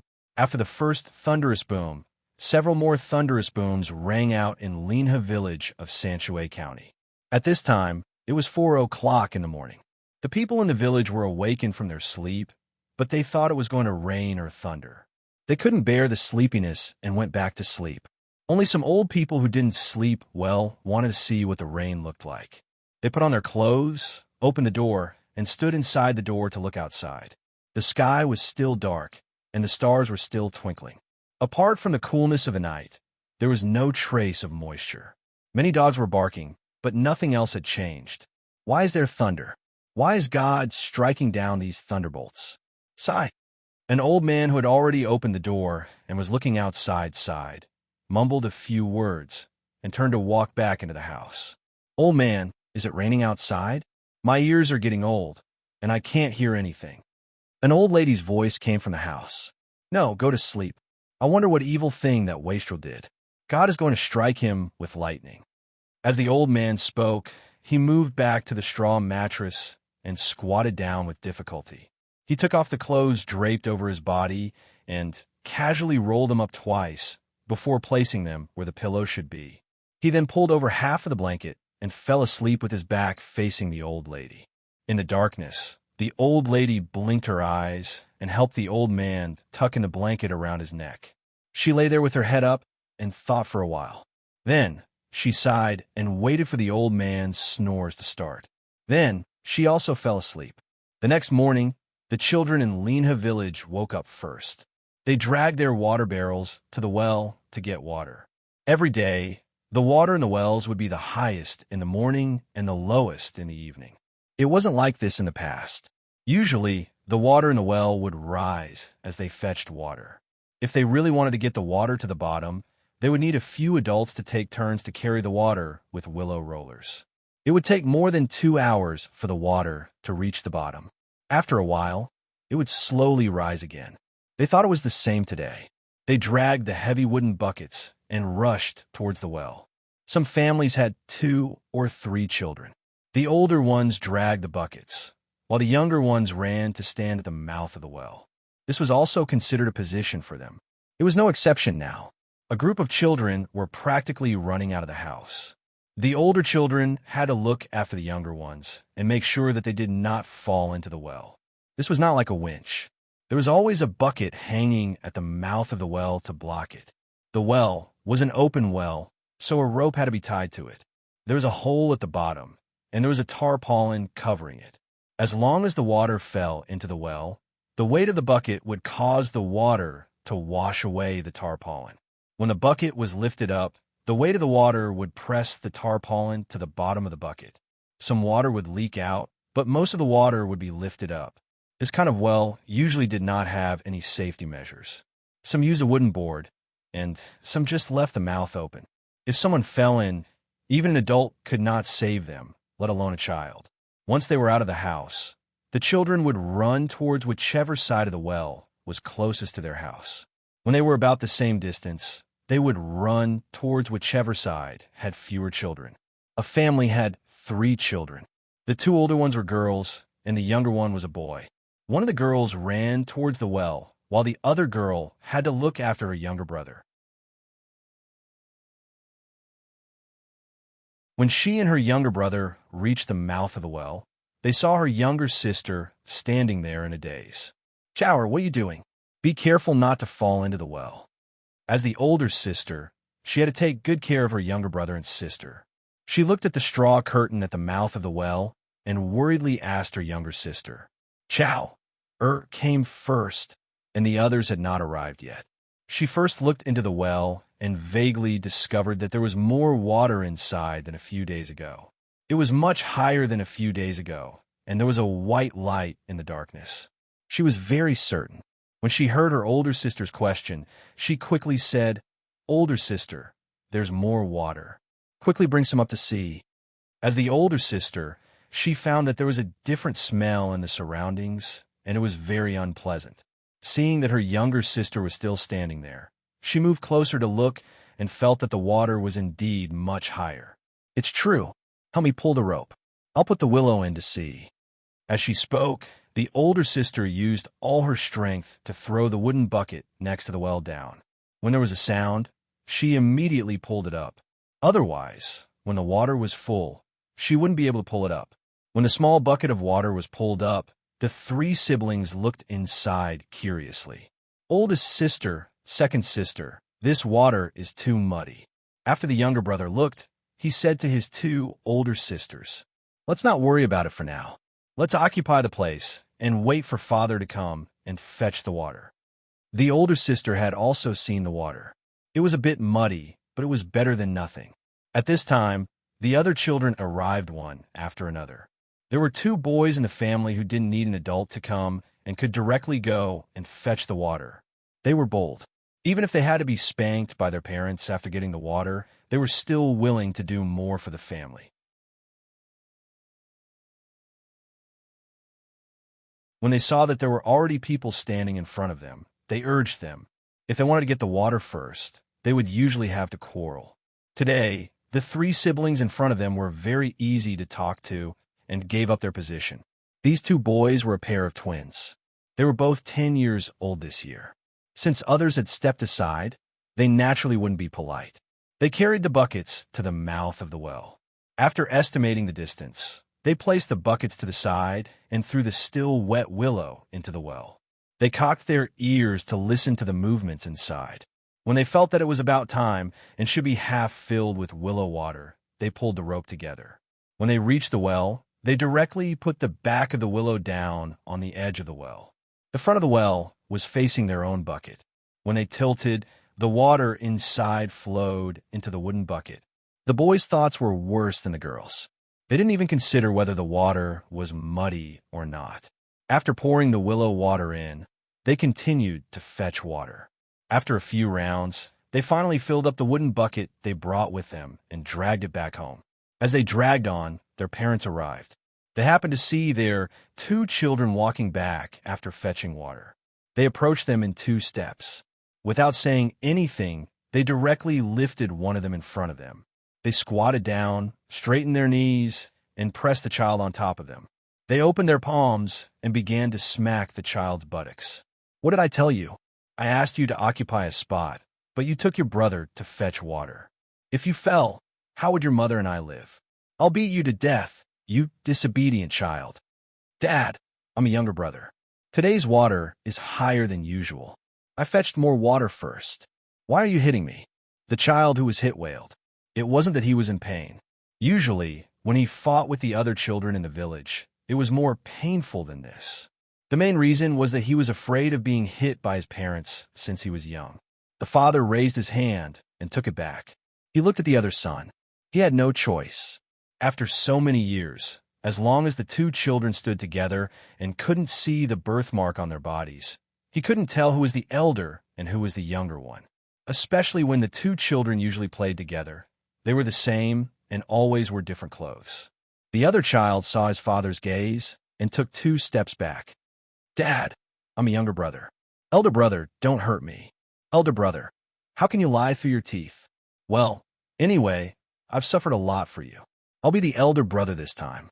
The other child quickly said. The father patted his head with his hand. "Stop talking. You're the elder brother, and I'm a younger brother. Later, you're not allowed to change clothes.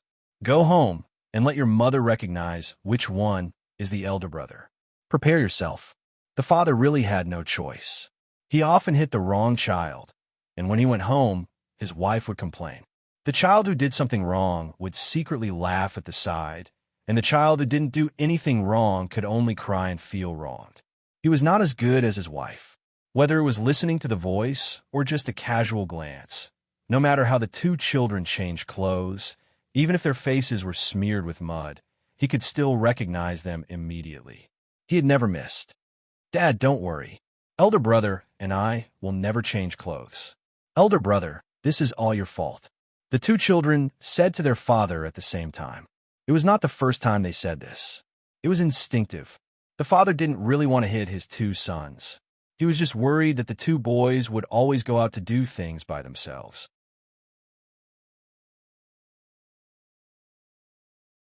If they were really in danger, he would never forget if one of them was missing. At the same time, he felt that his 2 sons were sensible and knew how to help the adults draw water. Looking down at the water in the bucket, he found that it was much more turbid than usual. Only then did he remember what his son said just now. The water in the well was higher than usual. Looking at the water again, his eyes suddenly widened. Of course, he knew when such a thing would happen.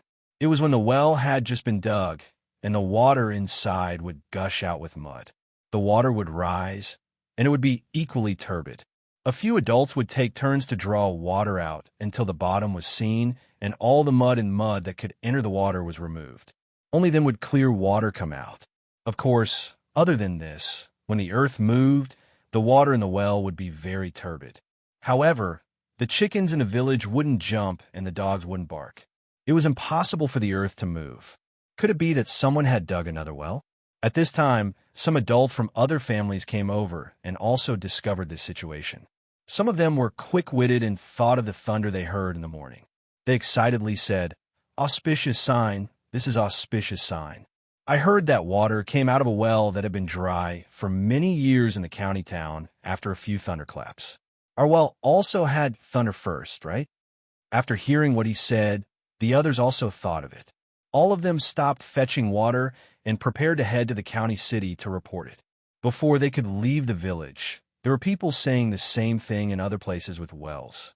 Then even a village has auspicious signs. Most of the water in the well had risen, and there were so many thunder sounds. Some smart people directly said that this was a miracle for the village.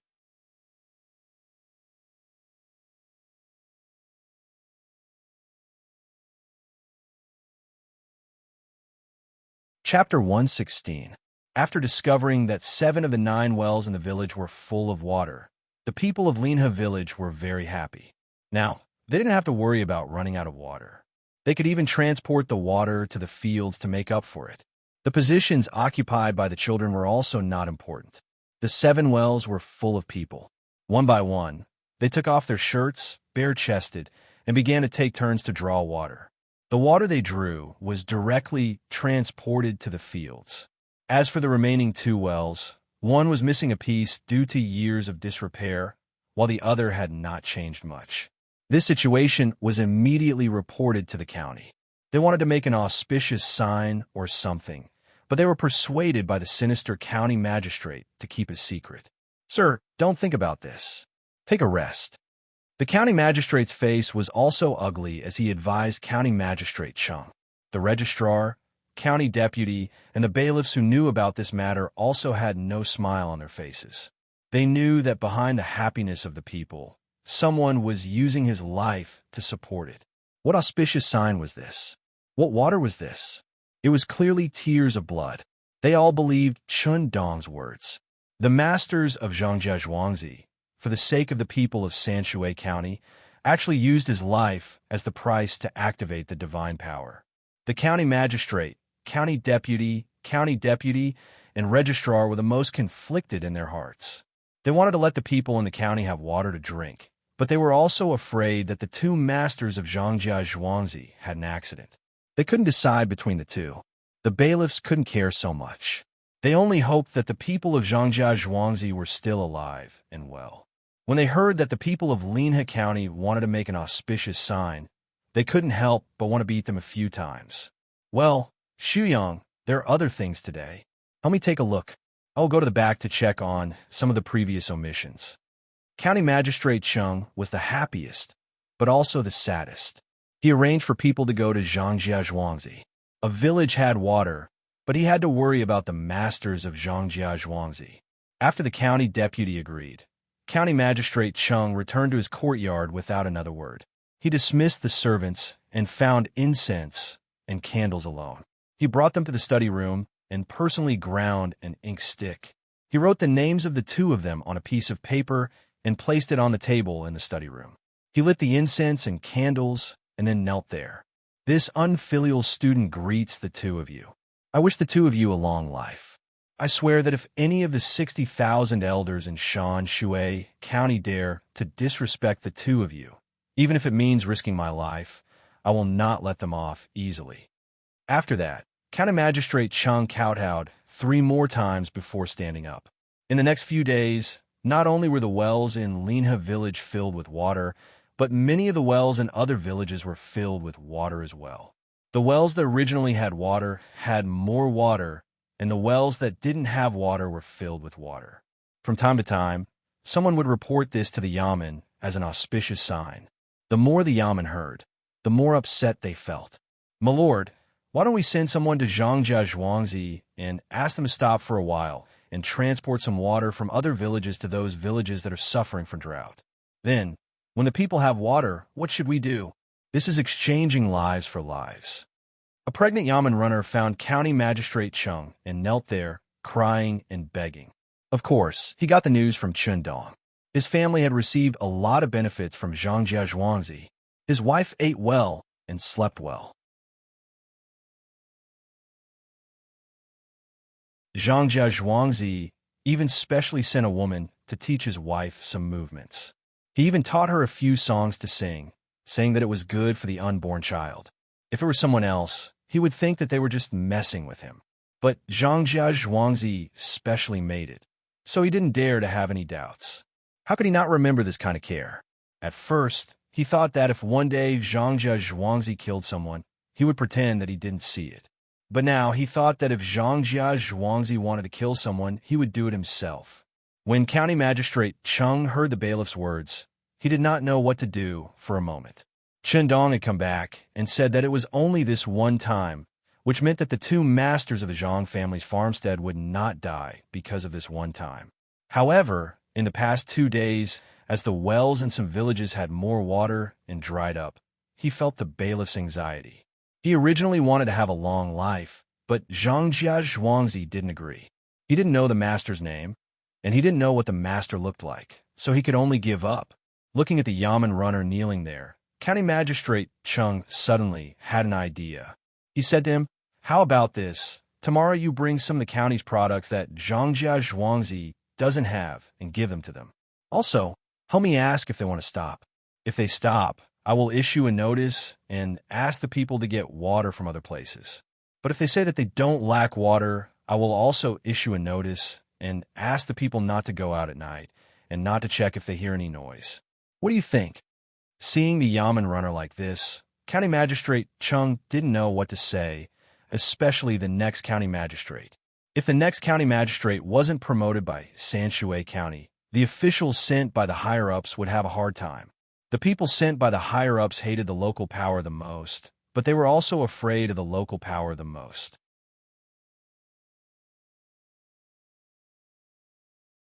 A capable official could handle the local power in a short time and make everyone listen to him. A weak official could only ask for a transfer or join in the evil. If the next county magistrate wasn't Registrar Zhao, would he have the ability to take in Zhang Zhuangzi? He would be tired to death. The Yamen runner naturally didn't know that the county magistrate was thinking so much. When he heard the county magistrate's words, he left happily and prepared to go to Zhang Zhuangzi tonight to ask, "Wang Wan, do you think the moon is at its roundest today? Grandpa made mooncakes for me." Zhang Xiaobao was especially energetic tonight. He lay on the couch and couldn't sleep. He looked out of the half-open window and said softly. Wang Wan was already sleepy and wanted to sleep. When she heard Zhang Xiaobao's words, she opened her eyes and said, "Comrade Zhang Xiaobao, I beg you, don't say any more. There are still many days until the 15th of August. I'll make mooncakes with you then, okay?" "Oh, thank you. Actually, it has nothing to do with the 15th of August. Today is my grandpa's birthday. Look at how round the moon is. Grandpa must be looking at me on the moon." Zhang Xiaobao continued. His voice was very soft, but it was enough for Wang Wan to hear. Wang Wan stared at the window and seemed to want to close it with her mind. She turned her head and saw Zhang Xiaobao was still staring at the window. She said, "There's no one on the moon, right? Well, don't look at me. There's someone on the moon, but it won't be your grandpa. There's Chang Yi, Wu Gang, and a living thing at home, not a rabbit. Which one do you think your grandpa is? Could it be the Apollo of the lunar kicking plan? Comrade Wang Wan, let me ask you, why are there so many graves in places with water?" Zhang Xiaobao changed the topic. "Xiaobao, you are a good man. The country is sorry for you. Don't hate the country. After all, these departments are composed of people, not machines. You have learned so much psychology. Don't you understand? I'm here with you. Take it as compensation." Wang Wan knew that Zhang Xiaobao would fall into a special thought when he thought of his grandpa. At the same time, he had made arrangements for the other side, so she said these words gratefully. Zhang Xiaobao shook his head. "What qualifications do you have to represent the country? How do you know that I love the country? What I love is a national complex. What I love is a kind of heritage. The Chinese nation is not a certain republic. What I protect is a kind of spirit, not a specific thing. Some people said that the 4 ancient civilizations were ancient India, ancient Egypt, ancient Babylon, and ancient China. Some people said ancient Egypt, ancient Greece, ancient India, and ancient Egypt. Some people said ancient Egypt, ancient Rome, ancient Maya, and ancient India. Some people said ancient Lulon, ancient Egypt, ancient Maya, and ancient Rome. These were not important. What was important was whose civilization was still being passed down. India? Their history needed to be filled in by the history of other countries. Maya? They only had words left, but they had lost the people who could interpret them. Egypt? They had almost lost their own words. They did not know how they originated. Babylon? It was conquered by the pagans. Who still remembered it? Rome? There was no arena. It was long forgotten. Lulon? Time passed. Who chased after time? Only one place still existed. From the records of Yin Huang to the mountains of reeds, the country I recognize is this. I'm not proud of the glory of my ancestors. I am sad because I can't inherit it. Who dares to talk about civilization with China? Who dares to talk about food with China? Xiao Bao, the well exploded.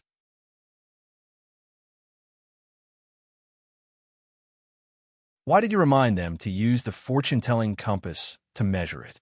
Just as Zhang Xiaobao was about to say something radical, Wang Wan suddenly interrupted and asked something unrelated to what Zhang Xiaobao was talking about.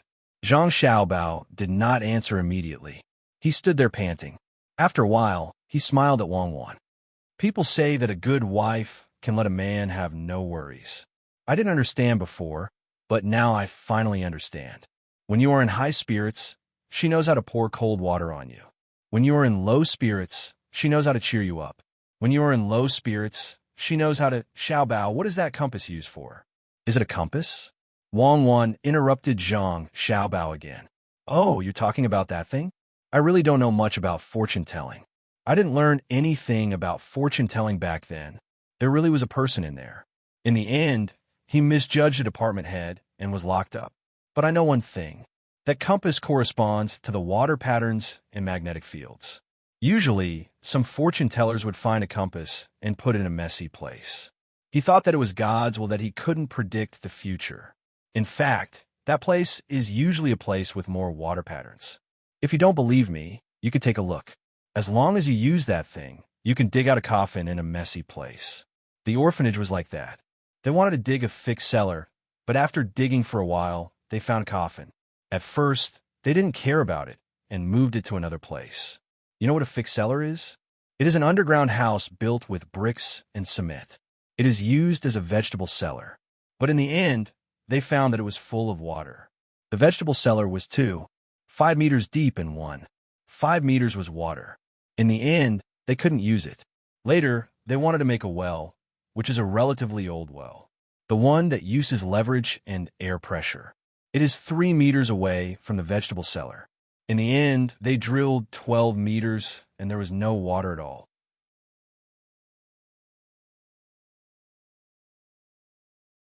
Zhang Xiaobao finally recovered from the state he shouldn't be in and started talking about the compass. I know about this. There are some well-preserved ancient corpses. In fact, it is because there is water at the place where they are buried. The coffin itself is sealed well, but the water pressure underground is too high. It presses the water into the coffin and squeezes out the air inside. When the air is gone, the surroundings are sealed again. The water level drops and the water seeps out. The seal is sealed again, and the inside of the coffin becomes a vacuum. When people dig it up, there is no oxidizing effect. The person inside is preserved very well. Wang Wan added. At the same time, she knew why Zhang Xiaobao asked people to use a compass to predict the future when they blew up the well. It wasn't for fortune-telling, but for water patterns.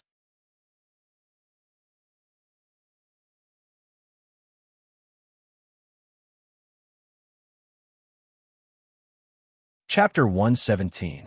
In Sanshui County, water was flowing out of many wells. Some wells even collapsed, but there was no change in a few wells. The drought was still going on and had not been completely solved. It was just that they did not have to worry about the people dying of thirst due to the lack of water.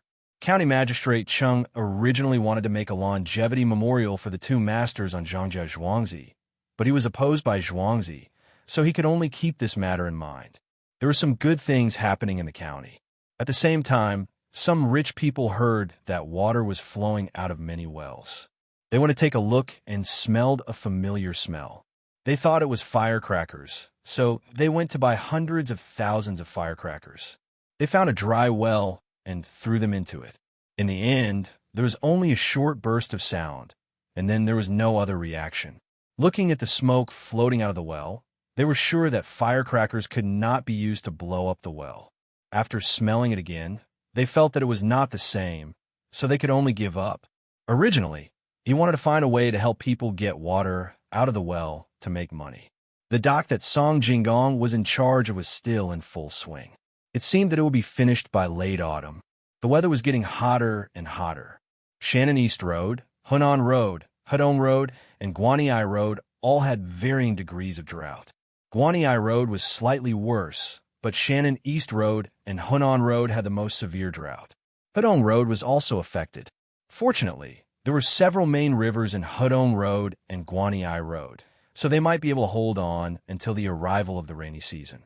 If there was only drought, there was nothing to be afraid of in Hunan Road. Crop failure was inevitable. However, they were able to use the water from the Yellow River.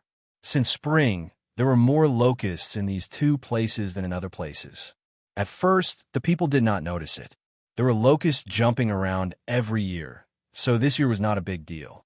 Who knew that with the drought, there would be more and more locusts? Some of the bigger ones even grew to 2 inches long. When they flapped their wings, they flew in front of people like little chicks. Seeing these locusts eating the crops, the people lit incense burners outside the fields and kept kowtowing. But no one said that they were going to chase them away or let their poultry eat them. In the end, the locusts covered the sky and covered the earth. Not only did the people in the prefecture not care, they even reported this matter to their superiors, asking the emperor to issue a decree to build a temple of locusts here. Li Longji clearly knew the danger of these locusts, but he couldn't do anything about it. The other ministers also didn't stop it, except for Yao Chong. He jumped up and down, first promising the emperor that he would take responsibility, then followed the other ministers to threaten him. In the end, he obtained a non-support and non-opposition agreement. He personally went there to check the situation and get rid of those locusts. At this time, Zhangjia Zhuangzi in Sanshui County also followed suit. The 10,000 an of grain was divided into 2 portions. One portion was given to Su Si to stop at the market and quietly transport to Hunan. The other portion was given to Erniu to find a cart to transport it to the county seat. The cart took several li to transport it to the county seat. Zhang Xiaobao and Wang Wan were prepared to personally go and take a look. It could be considered a trip for the childhood sweethearts. In the end, they were stopped by the people in their family. Usually, when the 2 of them did something, the adults didn't care. This time, they wanted to go out, but no matter what, they didn't agree.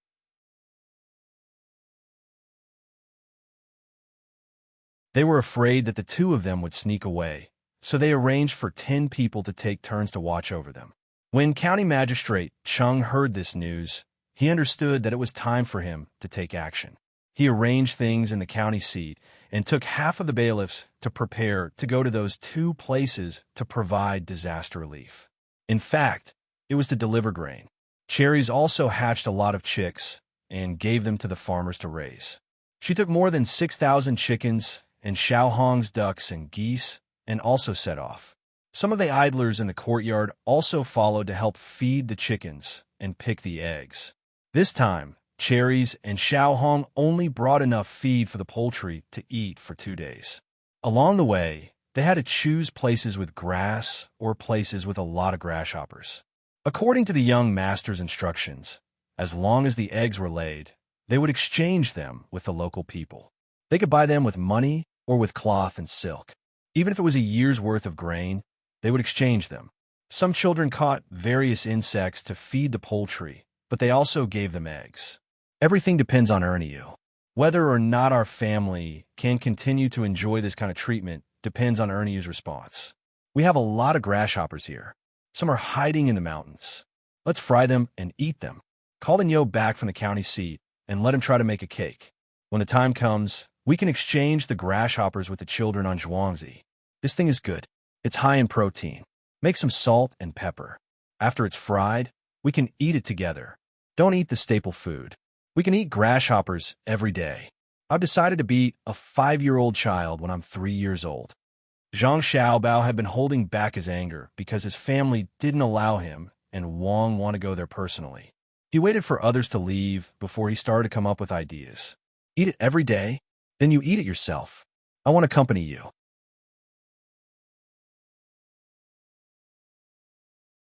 No matter how much protein grasshoppers have, how can they compare to rice and flour? I don't know how you're a liar. Wang also wanted to go out and see what other places in this era were like. In the end, she was locked up at home. She was also depressed. Zhang Xiaobao had no other choice. If he really wanted to run out, it was very easy for him and Wang Wan. However, if he ran away, his family would definitely be worried. It wasn't easy for him to finally have family. He definitely wouldn't do that. Seeing that Wang Wan didn't want to accompany them to eat grasshoppers, he found a compromise. Then how about we use flour to wrap grasshoppers and fry them? What do you think? So you're competing with a grasshopper? Why don't we let them catch more and bake them in a powder? We can make some pastry for the children in the village to eat to replenish their nutrition. When we grow up, they can become the most loyal guards. When we expand the territory, when we open up the wasteland, the strength of the seedling protection team will be stronger. Wang Wan heard about 4 deaths in the past few months. She felt a little distressed. There was a Zhuangzi in the Gu family. He was 6 years old, but he died of an illness. Life was really too fragile. At that time, the courtyard sent all the resident doctors and used a tale of ginseng, but it only delayed his life by a few days. In addition to the medical reasons, there was also the children's daily nutrition problems. Healthy children had a stronger resistance to diseases. Usually, it was enough to see some children play and exercise, but the intake of protein was less. People nowadays didn't eat grasshoppers unless they were hungry. If it was in the past, grasshoppers would be a good thing. Zhang Xiaobao also knew what Wang Wan was thinking. He thought for a while and said, "It's useless to just eat grasshoppers. When this matter is settled, we can build a school and find some students who failed to pass the exam to teach the children. At that time, 3 meals a day will be prepared. Naturally, the children will be healthier. As for the grasshopper powder, why don't we add our monosodium glutamate and send it to some pancake shops as seasoning? The taste will definitely be different from pancakes or other noodles. We can also add some fish powder. Forget about monosodium glutamate. We can just add something else. Providing raw materials is the least cost-effective. It's better to sell it in our own shop in Sanshui County. It's not a big deal. We can just arrange it casually. It seems that before they come back, the 2 of us will have some free time. Let's think about how to help your father pass the exam. Okay, starting tomorrow, we will find my father to go outside and enjoy the scenery. You have to cooperate. I'm not very familiar with poetry. You have been exposed to a lot of training when you were young, so I will rely on you in this aspect." Zhang Xiaobao wanted his father to take the county entrance examination. He could hint some political and economic ideas, but not poetry. "Okay, tomorrow morning, we will go out and learn something with your father. We will hint at him then," Wang Wan promised. County Magistrate Cheng Lingxiang set off that night when Erniu came with so many carriages. He had been paying attention to the disasters in those 2 places recently. He knew that if he went there now, he would definitely be recognized and his grade would be raised. With such a large group, it would take at least half a month to travel from Sanshui County to those 2 places. On the other side, Cherries and Xiaohong were also urging the group to move faster. The chickens, ducks, and geese were not very obedient, especially when they encountered water. The ducks and geese always wanted to go in and play. Fortunately, Xiaohong had a smart goose, Furry. It could understand whatever Xiaohong asked it to do. It was busy, leading nearly 10,000 birds to eat as they moved. The people from the inner courtyard who followed them were also busy. They had to watch the left, right, and back of the group. Otherwise, it would be easy to lose a few birds. This was all money. When they encountered the fields on both sides of the road, as long as there were grasshoppers, Xiaohong and Cherries would lead the birds to eat. With the meat, the birds naturally did not want the grains. They lowered their heads and ran around. As they ran, they could eat all kinds of insects that were chased over. Even if the locusts were flying a little lower, the chickens would jump up and eat them. Half a month later, County Magistrate Cheng's group arrived first. It could not be said that they had all arrived, as the carriages transporting grain were still behind. County Magistrate Cheng was preparing to contact the Prime Minister first, which was Prime Minister Yao Yu. He had already received the news that Prime Minister Yu had also come out of the capital and would be here soon. He was just in time to meet him. The only thing he was worried about was whether the grain would be transported in time. Xiao Hong and Cherries were also a little anxious. They were moving slower. The people were fine, but the birds were not very obedient.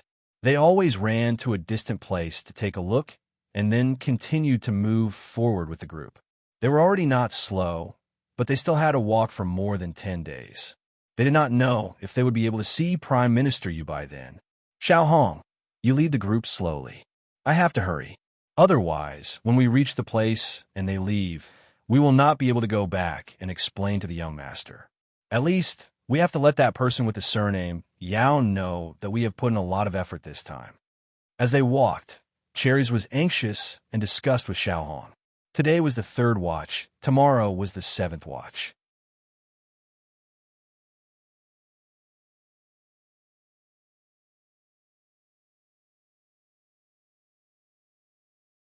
Chapter 118. Okay, Cherries, you go. I'll take care of the poultry here. Cherries, if you really meet the right Prime Minister, aren't you afraid? Xiao Hong also knew that she was too slow. She was clear about the situation in Zhuangzi. She was hoping that this time, she would be able to secure the position of Baihu. It was not only a matter of money, but also status. If the Zhang family said this, then they were people of high status. Therefore, she agreed to Cherries' suggestion. But she was also worried that Cherries would be scared when she went there. That was a high official, very high. Scared? What's so scary about that Yao guy? Is he more powerful than my family's young master and young lady? My family's young master and young lady are just a little younger. Otherwise, would that Yao guy dare to speak in front of my family's young master and young lady? Does he know how to hatch chickens? Does he know how to make fungus? Can he predict when there will be a drought? He's just occupying a good position. Cherries was more extroverted than Xiao Hong. She disdainfully asked Xiao Hong a few questions. Every time she asked, Xiao Hong shook her head. After shaking her head a few times, Xiao Hong added, he won't plant cucumbers in the winter. With the young master behind us, there's nothing to be afraid of. Yes, there's no need to be afraid of him. Then I'll go first. You have to hurry behind me. You can earn more money for Zhuangzi. After saying this, Cherries got on a carriage. Under the beckoning of the carriage handle, the carriage gradually disappeared from the sight of Xiao Hong and the others. In Zhangjia Zhuangzi, it was already dusk. Zhang Xiaobao and Wang Wan took the things they had written to see Father Zhang. Father Zhang was not good at managing the family, but he had some knowledge. In the beginning, his ancestors followed the army and won glory. After several generations, he was favored by the family to walk the path of an official. She looked at her son's and daughter-in-law's handwriting, commented on it, and explained to the 2 children what she had taught them yesterday. The day should be over, and there was no need to say too many words to encourage the 2 children. Every time this happened, Zhang Wang clan would listen to the side. She would listen to what she could understand and watch what she didn't understand. Seeing the 2 children's serious appearance and the happy and expectant expression on her husband's face, she knew that her son and daughter-in-law had learned a lot of knowledge. She was happy. Father, I've been learning for the past few days. I haven't gone out to play with you. Why don't we go out and have a look today? Zhang Xiaobao was worried about his father's poem during the county-level examination. He had learned what he had learned that day, so he suggested that they go out to play. Usually, Father Zhang was not willing to waste this time. However, these past few days, he had asked someone to watch over his son and daughter-in-law, so his 2 children did not have much fun. He felt a little guilty. After hesitating for a while, he saw that his wife kept winking at him, so he could only agree. The 4 of them brought some snacks and wine. Without calling any servants, they went to the side of the pond where the ducks and geese were kept. There were ducks and geese that returned home late, playing in the water. They were all relatively small and were raised by the farmers. The children who were keeping the geese were nowhere to be seen. The 4 of them spread out the blankets they brought and sat around the pond. In the middle of the pond, there were snacks and wine. Zhang Wang clan was naturally responsible for pouring wine for Father Zhang. Only the two of them drank some wine. Zhang Xiaobao and Wang Wan each held a piece of beef tendon and ground their teeth.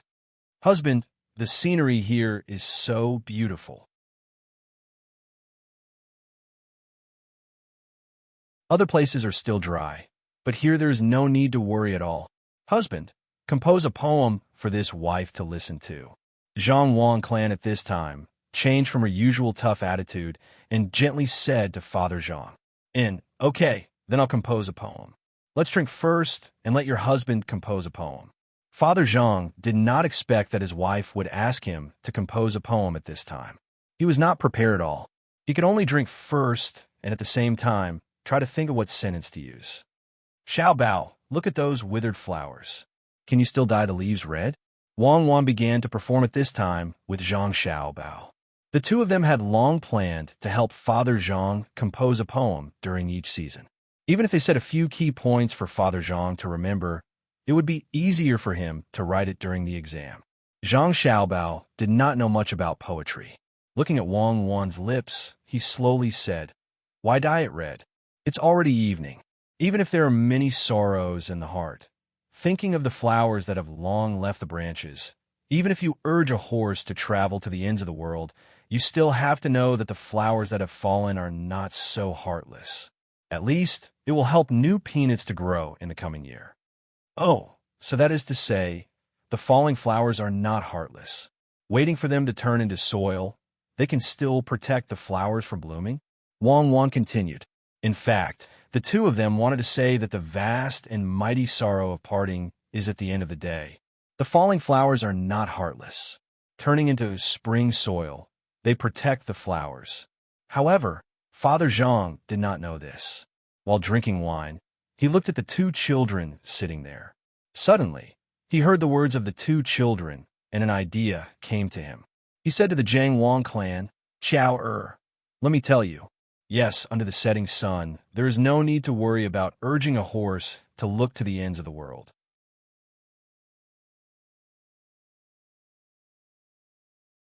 How can the falling flowers be heartless?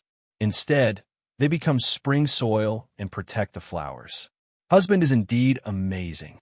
Before the cup of wine is finished, you have already written a poem. Husband, drink slowly. Let me peel a prawn for you to eat." When the Jiangwang clan heard this, she was happy.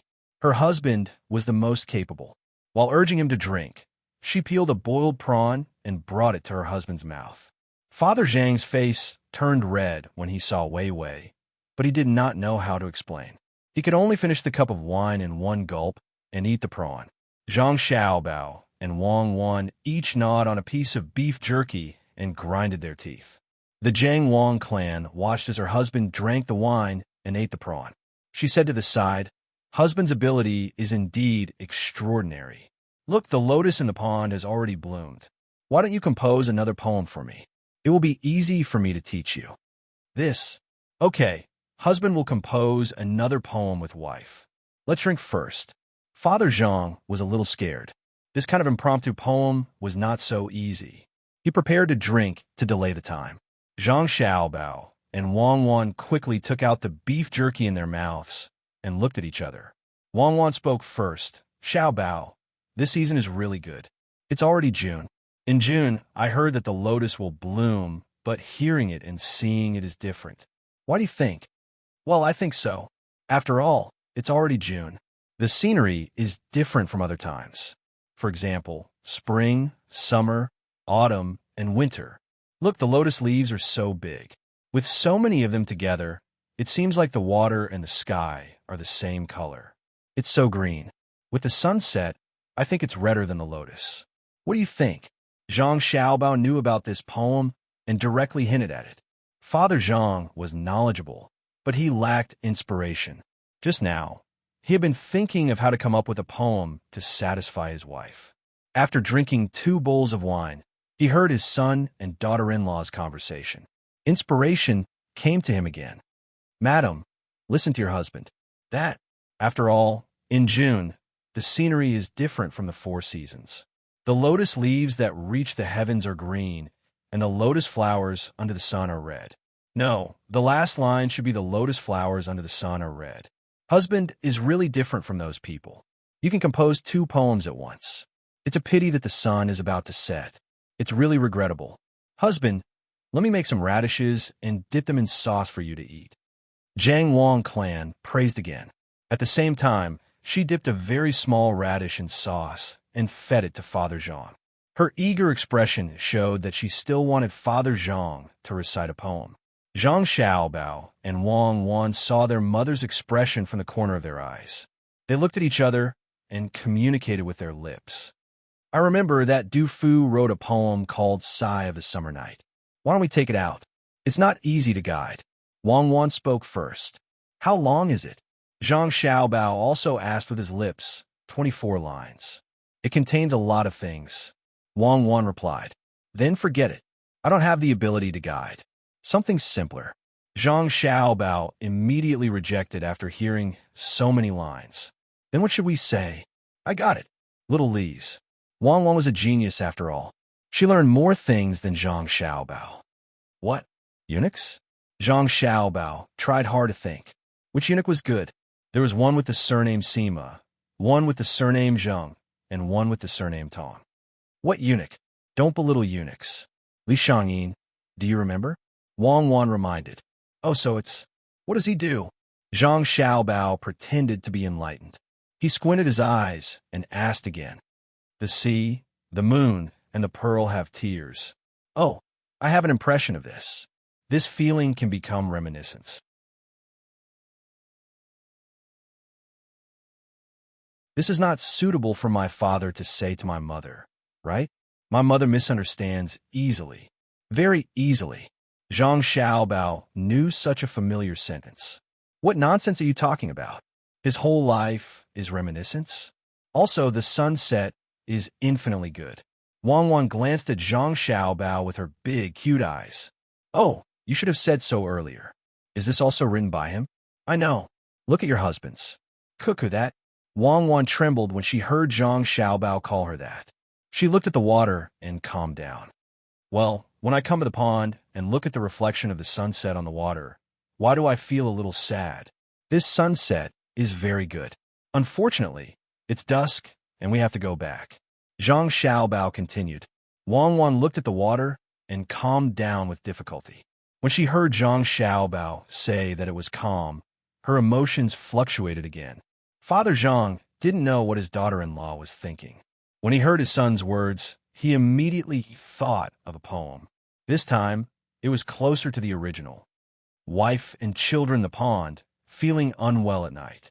The sunset is infinitely good, but it wants to be dusk. Shower, what do you think? Good. What husband says is good. Jiang Wang clan was not stupid. Why did her husband say these 3 poems that were related to what her son and daughter-in-law were saying? She looked at the 2 little guys who were looking at the pond as if nothing had happened. It was even more suspicious.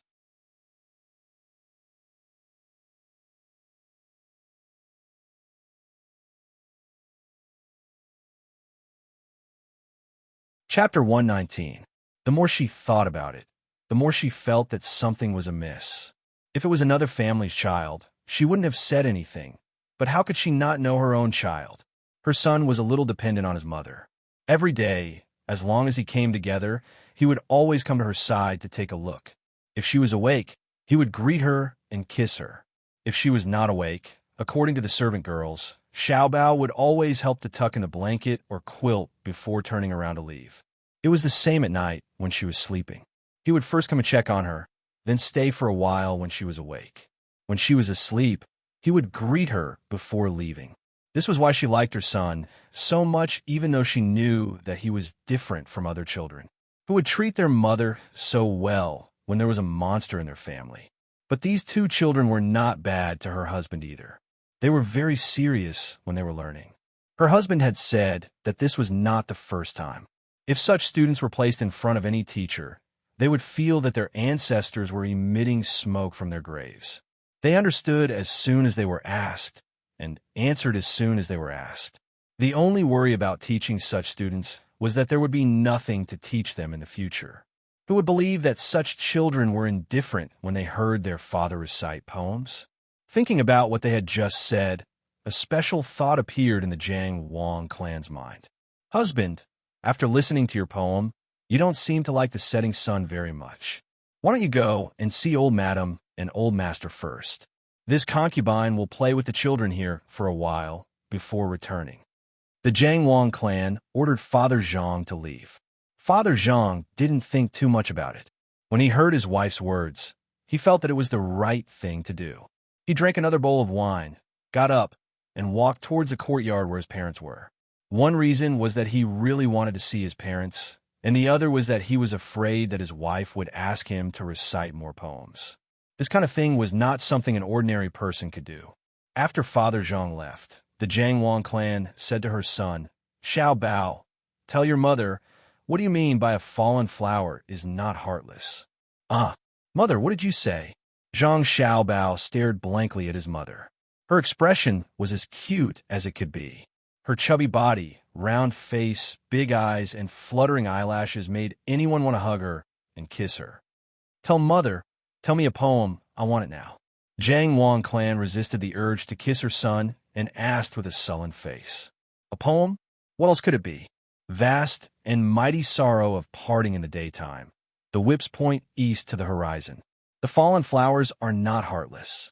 They turn to spring mud to protect the flowers. That's all, Zhang Xiaobao said helplessly. If it was someone else who asked him, he would definitely play dumb. But since his mother asked, he couldn't bear to do that. Anyway, he had a lot of things to do, so it didn't make much of a difference. As expected, the fallen flowers are not heartless. They turn into spring mud to protect the flowers. This is a real poem. What about the next one? Jiang Wang clan heard her son's words and sighed. Her son was the best in the family. If she told others, who would believe her? Also, her daughter-in-law was just like her son. She hid her talent well. You say it. It's your turn. Zhang Xiaobao nudged Wang Wan. Granny, the next one is actually about another place. Hangzhou's West Lake. There are more lotus flowers there. After all, the scenery of West Lake is different in June. The lotus leaves are green, and the lotus flowers are red under the sun. Xiaobao and I heard other people talking about the scenery, so we made it up.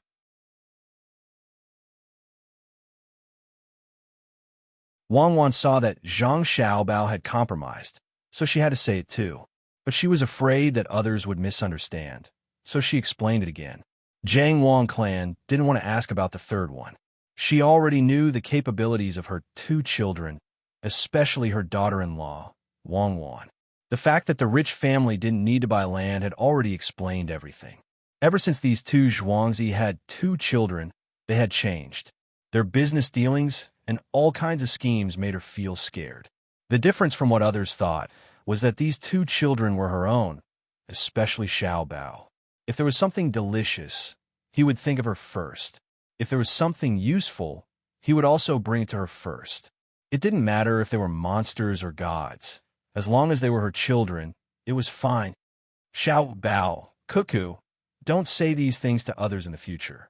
Jiang Wang clan was afraid of losing her children, so she tried to persuade them. Okay, I won't say it. Zhang Xiaobao and Wang Wan replied at the same time. They weren't fools, so they knew what to show to others. That's good. Go back and sleep early. It's hot, so remember to ask Pomegranate to help you drive away mosquitoes. Jiang Wang clan kissed her two children's faces and felt relieved. She wasn't as worried as others. It was good that her children were good. Other people could become prime ministers at the age of 12. So what if her son became prime minister at the age of 8? That person with the surname Gan could be promoted at such a young age. So why couldn't her children be even younger? Isn't it too scary? Zhang Xiaobao asked Wang Wan when he came back. Who are you scaring?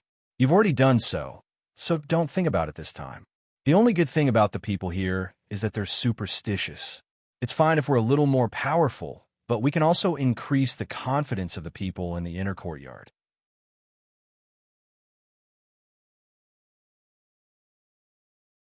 You have to know that they don't care whether you're a monster or an immortal. They just want to know whether you can bring them more benefits, both material and spiritual. Wang Wan was very clear-minded. It wasn't like she hadn't met an 8-year-old child who had helped her solve quadratic equations in 3 variables, and it was the kind that did it verbally. Young people weren't just for show. They were really capable people, and there were quite a number of them with an IQ of 160. She couldn't just catch every one of them, right? She could only nurture them. Oh, I'm just asking. I don't want others to worry. Let's sleep first. We still have to study when we wake up. We can't be uneducated. Zhang Xiaobao mainly wanted to find someone to talk to, and Wang Wan happened to fit his requirements. All right, let's sleep. Wang Wan agreed, and the two of them lay on the couch again.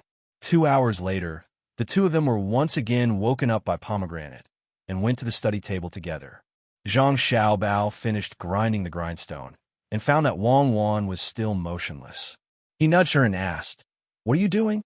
Didn't you sleep enough just now? Then continue sleeping. One more day won't make a difference."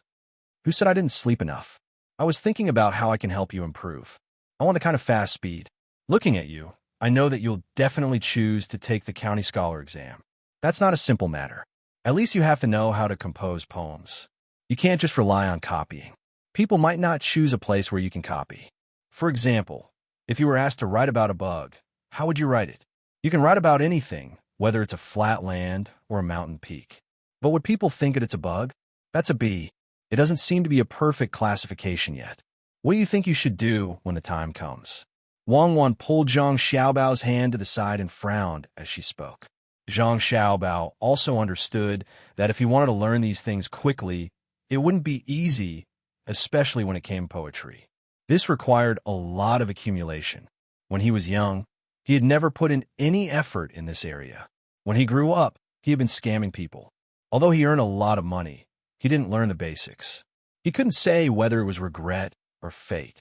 He wanted to take the county scholar exam, so he could only slowly work hard and accumulate some knowledge. Seeing that Wang Wan was thinking, he asked, "Then do you have any ideas? After all, you learned it yourself, unlike me. I learned all the practical things in prison. Who knows that the most practical things here are the least practical things back then? Don't worry, I'm thinking. I got it. Do you know the rhyme of a fisherman?" Wang Wan thought for a while and finally thought of something. "I don't know. Is it a fisherman in a lone boat, fishing alone in the cold river? Don't tell me you want me to draw something. This won't do. I don't have any foundation and am not interested in this area. I might not be able to learn it even if I studied it for a lifetime." Zhang Xiaobao denied. "What drawing? You're talking about the river. I'm asking about the rhyme of fisherman. It's the rhyme of a fisherman. It's the rhyme of a pair of couplets. It's the spring festival couplets with horizontal scrolls. The sky is against the earth, and the rain is against the wind. The land is against the sky. Have you heard of it?" Wang Wan said to Zhang Xiaobao. "Yes, I know. I heard a few lines when I was eavesdropping on other people's lectures. I remember this. At the end, it's thunder and mist. The sun is against the sky. Am I right?"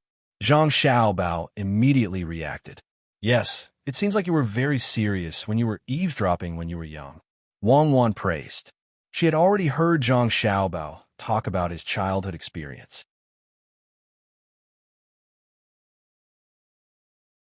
Zhang Xiaobao understood this time, but felt that something was wrong. He thought for a while and said, "It's the Tang Dynasty now. What's the use of asking me to write couplets? I'm writing poems." "You are so stupid. Are there no couplets in poems? For example, modern poems are strictly required to have a couplet, especially metrical poems. The couplet itself is like that. Do you understand?" Wang Wan knew more about this than Zhang Xiaobao. After all, she was a master student. No matter what she studied, some things were written in textbooks. Moreover, her family was not ordinary. She had to learn all kinds of things since she was young. Perhaps she did not have the special talent of Zhang Xiaobao, but when it came to basic education, 10 Zhang Xiaobaos added together could not compare to her. Zhang Xiaobao also knew that Wang Wan's family was rich and powerful. She learned a little bit of everything. Seeing Wang Wan's serious expression, he knew that the person who accompanied him here would not harm him. He could only admit, "I don't know. I will listen to whatever you say. At least in this aspect, can you tell me how to practice?" "Yes, it's good to know your own shortcomings. First, recite the couplet of the old man. I could recite from beginning to end at the age of 4. I even won first place in the city's competition. It was not because of my family's power, but because of my own ability. Wang Wan admired Zhang Xiaobao's attitude. He admitted what he did not know. Such people were the most terrifying.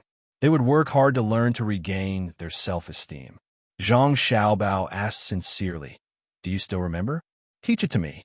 After I learn it, I will find a way to let my father know." All right, learn from the beginning. Heaven versus earth, rain versus wind. Neo Nu is on the left and right of the Milky Way.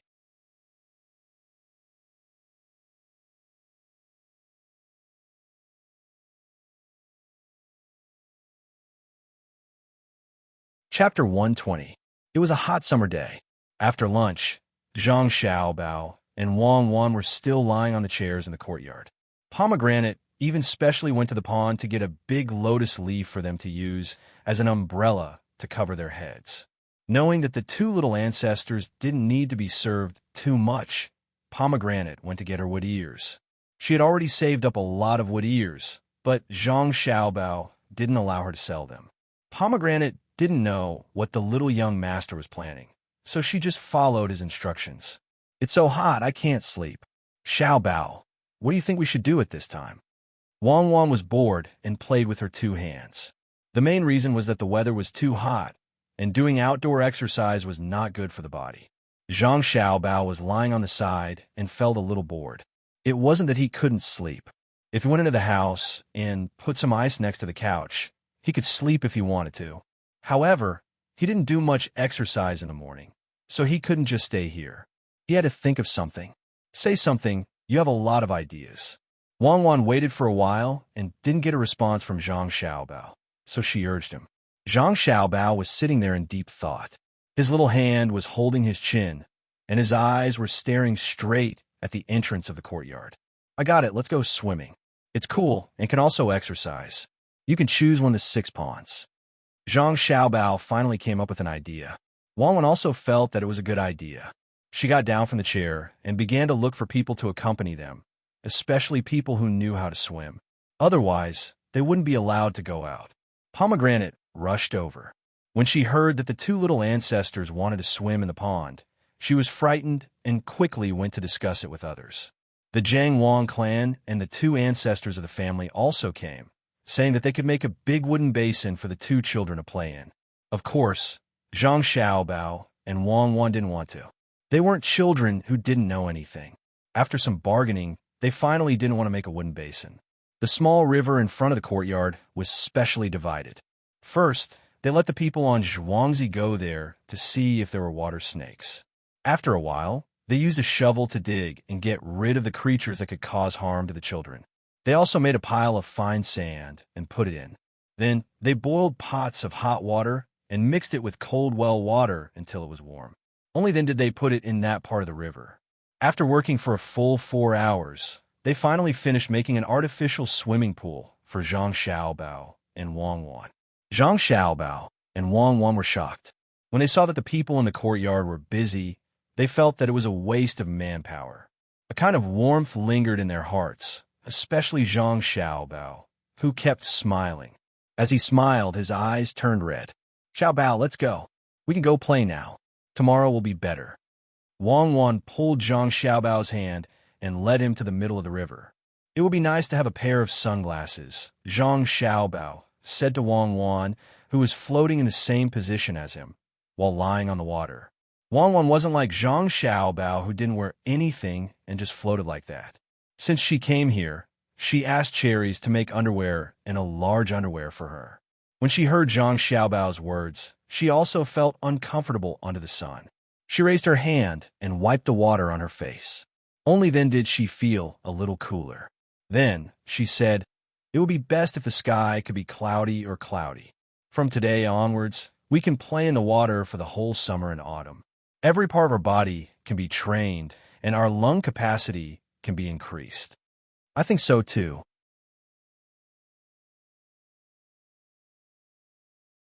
It's a pity that the place is a little small.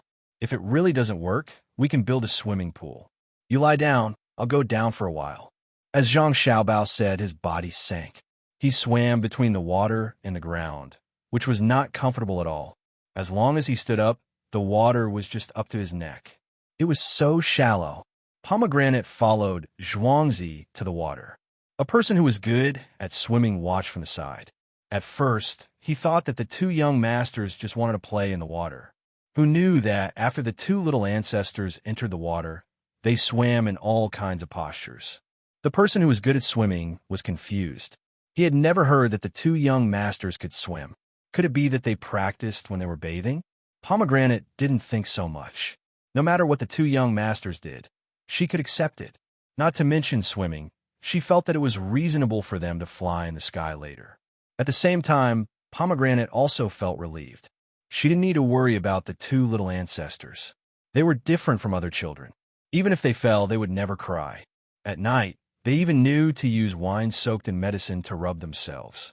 Wang Wan lay down for a while and also swam back and forth a few laps. When she was tired, she lay down on the water with Zhang Xiaobao and said, "Xiaobao, let's play with the couplet. You're bad at this. You say the first line, I'll match the second line." Okay, my first line is swimming fish in the water.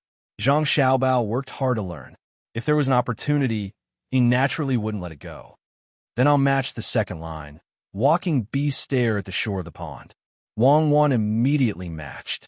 My first line, green leaves Weiwei reflects the sunshine. Zhang Xiaobao matched the first line. It was simple, he just had to randomly say one. My second line, greenworm pupa and pupa together at night.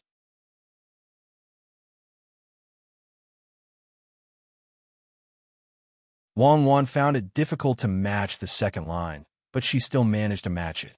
The toad in the field lies down. The child on the ridge chases. The cunning rabbit builds its nest in the forest. The clever fox hides under the tree. Say it, the first line. Why aren't you saying anything? Wang Wan was still waiting when she saw Zhang Xiaobao turn around and dive into the water with his face down.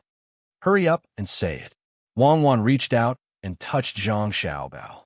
Say what? Pomegranate, bring some beef jerky for Cuckoo to eat. Zhang Xiaobao stuck his head out and shouted at Pomegranate, who was on the shore. Pomegranate turned around and left. Wang Wan didn't know why, but she touched Zhang Xiaobao again. Why'd you bring me food? I'm not hungry. Match the couplet. You're not hungry? If you're not hungry, why do you always eat me? When I say fish, you get a beast to watch. When I say tree leaves, you say worm. When I say toad, you say child. When I say rabbit, you say fox. I'm eaten by you. What else do you want to match? That's not right. Zhang Xiaobao complained. This was too much of bully. How can you play with me like this? I won't eat you, okay? I'll protect you. Hurry up and match. Wang Wan didn't realize that she was talking about eating Zhang Xiaobao's food. She laughed and sank into the water. She swam up and held Zhang Xiaobao's stomach to persuade him. Zhang Xiaobao sighed. It's useless to just talk about the first line. Go back and slowly practice it. Language is something that needs to be accumulated. It can't be learned overnight. Later on, let's go to the school that was just built 2 days ago and see how the two teachers are teaching. Don't delay the children in Zhuangzi. If it's not good, we can change. We don't need to go, right? Once the two of us arrive, the two teachers will be nervous. Even if they teach well, it's easy to make mistakes. Wait for the children to learn for a few more days. We can ask them what they are learning and test them to see how well the two teachers are teaching. Wang Wan said as she turned her body and rested her head on Zhang Xiaobao's stomach. Zhang Xiaobao put his hands behind his head and let his ears out of the water. He thought for a while and said, "That's fine. Then let's wait for a few more days. Let's give the two teachers some time to adapt." It seems that the children in Zhuangzi like to study. No one sneaks out to play. It's better than the children in Zhuangzi. It's not like what you said. I liked to study when I was young. I always learned faster than the other children. I even skipped grades.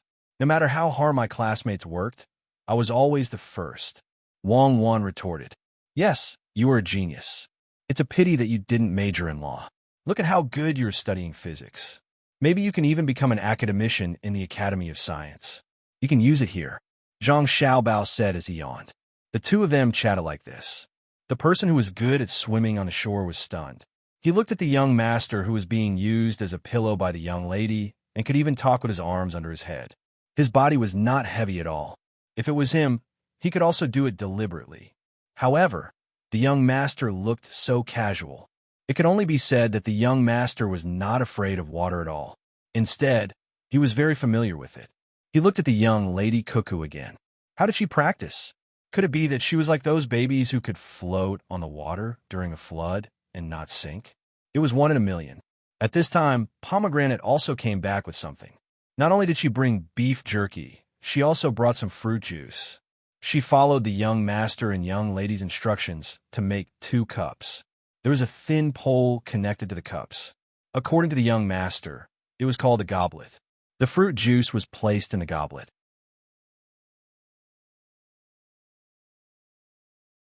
A thin bamboo tube was inserted into the goblet, and one could drink it with one's mouth. The only difference was that the young master and young lady complained that the goblet was not transparent. It was different for what they said. Zhang Xiaobao and Wang Wan had swum enough. It was not good to stay in the water for too long. They swam to the shore and lay on the chairs that were moved here. They picked up the fruit juice and drank 2 mouthfuls. Looking at the fields in the distance, they really had a special feeling. Xiaobao, do you think that the fields of the ordinary farmers near our house had a bad harvest this year? If we go and buy them, will they sell them? I'm not saying that we will drive them away after buying their fields. What I mean is that we will connect those fields with our own and let them become farmers. We are different from other owners. We will not exploit that little bit of food. We can provide them with new ways to become rich. After the fields are taken, they can be unified and the output can be increased. They can also do some things in the winter. For example, they can find new technologies in the future and build greenhouses. That piece of land is not bad, especially a very low-lying place. The area is not small. We can make an artificial lake. When the time comes, we can work together with the restaurant. If they don't want to stay in a restaurant, they can set up tents by the lake. Prepare a charcoal fire for them and let them barbecue by themselves. Gentlemen stay away from the kitchen because they can't bear to kill, not because they can't cook. Wang Wan had a piece of beef jerky in her mouth. Her eyes were looking at the place in the distance that did not belong to Zhang Xiaobao and Zhuangzi. She suggested to Zhang Xiaobao. Zhang Xiaobao's eyes were also looking in that direction.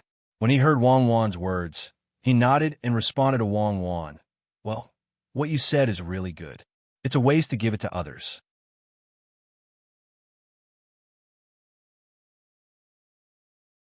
It's just right for us to give it to them. In a while, find someone to ask them if they are willing to sell the land. Tell them that we will buy it and let them cultivate it. We won't ask for more rent.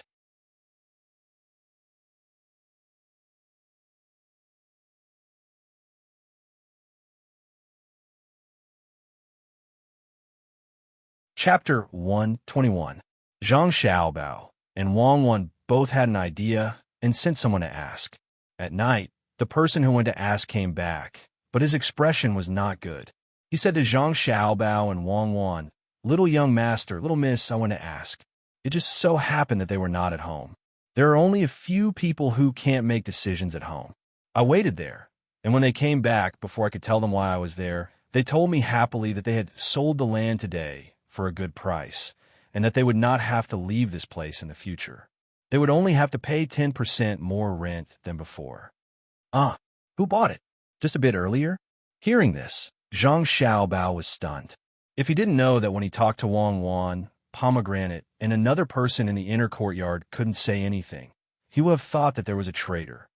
In reply to young master, I heard that they came from the capital. I heard from those people that a steward came with a few maids and male servants. The steward's surname is Li. I heard that this time, he bought more than 3,000 mu of land in the surrounding area. I didn't hear anything else. The person who sent the message replied to Zhang Xiaobao. Good, thank you for your hard work. Go back. If you want to sell it, then sell it. Zhang Xiaobao didn't have any other choice. The other party was one step ahead, so his and Wang Wan's plan was ruined. It seemed that he would have another neighbor in the future. He just didn't know how he compared to Zhuangzi of a good family. After the person left, Wang Wan pouted in disappointment. She said to Zhang Xiaobao, Li, this surname is not ordinary. Could he be a relative of the imperial family? That's troublesome. Who knows if they have any ideas about our land? Our family's 100 households are still there. What if they use this as an excuse to annex our land? Want to annex my land? Dream on. I'll fight it out with them. If they really want to use this as an excuse, then don't blame me for being ruthless. I'll show them what it means to be ruthless. I hope they have nothing to do with Li Longji. Otherwise, I'll interfere. Zhang Xiaobao was also a little nervous. If he wanted to contend against power, he would have to take many detours. Otherwise, a single word from the other party could crush him to death. Wang Wan was worried that Zhang Xiaobao would make a risky move. She asked, "What do you want to do?" Could it be that he was going to use explosives to blow people up? That won't do. If we blow them up, our house will collapse too. I'm not going to do such a thing. If someone really wants to buy my land, I'll help them kill the poison. Lime is so cheap. If I buy it, I'll put it in the land and let them manage it. Flush it with water? Then they will be able to rush out of the saline alkali soil and plow the soil. I'll plow in the lime first. If they can think of transporting soil from other places, then they are smart. But it must not rain. If not, the lime will dissolve in the water. It's not easy to manage a piece of land, but there are many ways to ruin it. Zhang Xiaobao was very angry. He could imagine how sad his grandparents and parents would be if someone bought his land. This was his bottom line. It was not easy for him to have family in this life, and they were still alive. He will not allow anyone to bully them. Wang Wan was listening at the side. She finally understood. International swindlers are not ordinary people. They can think of all kinds of bad ideas. If they really bury so much lime, this land will be barren. It's just like what he said. If they want to manage a piece of land, it's too easy to destroy a piece of land. I'm just saying it out of anger. What if they are not from the royal family? We can still wait and see. If they really are, we can just exchange benefits. If it doesn't work, the two of us can go and discuss it with them.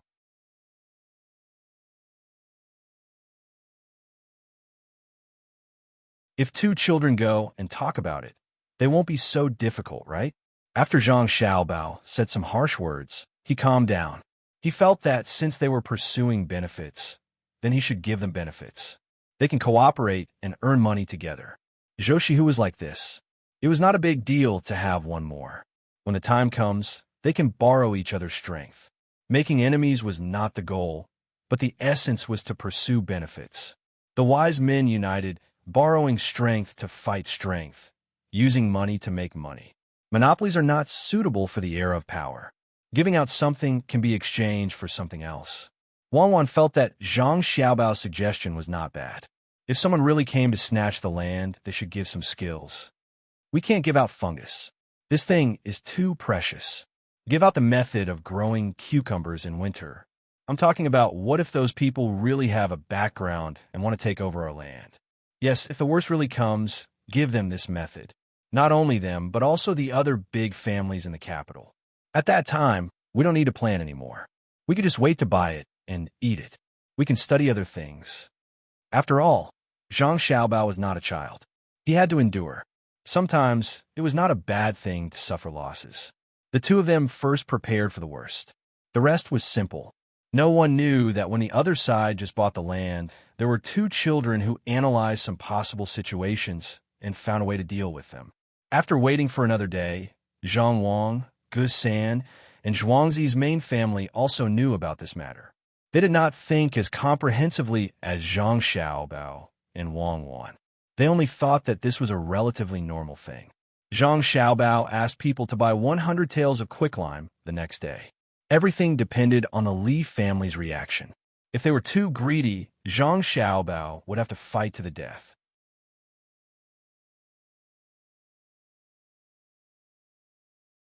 If they could be reconciled, the quicklime could be used for disinfection and construction. Although the lime was only slightly dissolved in water, it was still very lethal, especially to the soil. It could even harden the soil. The good thing was that it could be used in dry and humid places. When it was mature, it could even be used to treat some diseases. Only Wang could understand Zhang Xiaobao's actions. But the family did not know. When everything was ready, Zhang Xiaobao was relieved. Wang Wan, however, was lost in thought. Wang Wan, what are you thinking about? Read the book. At night, Zhang Xiaobao had already turned the pages of the book. When he found that Wang Wan's eyes still did not change, he touched Wang Wan with his arm and asked, "Turn the page. I haven't read it yet. I'm helping you think of a way to make money. You bought so much quicklime. In case you don't need it, you can't throw it away. Moreover, it will absorb the water in the air for a long time and become the quicklime." Wang Wan did not read the book at all. The things bought with 100 taels of silver were piled up in several warehouses. She could not let these things go to waste. The quicklime was like an atomic bomb to her and Zhang Xiaobao. If they could use other ways to solve the problem, they absolutely could not take it out. But at the same time, quicklime could be used in other aspects. In addition to drying, disinfection, building houses, painting walls, and other applications, the most direct application was welding. She was also thinking about this. Hearing Zhang Xiaobao's voice, she said to Zhang Xiaobao, "Do you think we can make a brazier if we find a jar that is better sealed?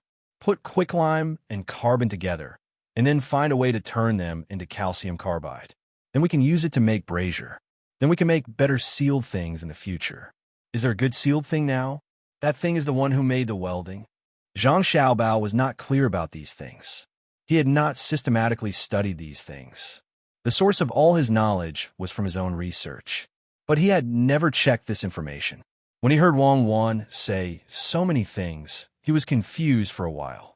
Then he asked, "How does calcium carbide come out? Does it use electricity? That is to say, we have to study electricity first? Why do we have to use electricity? There are two methods.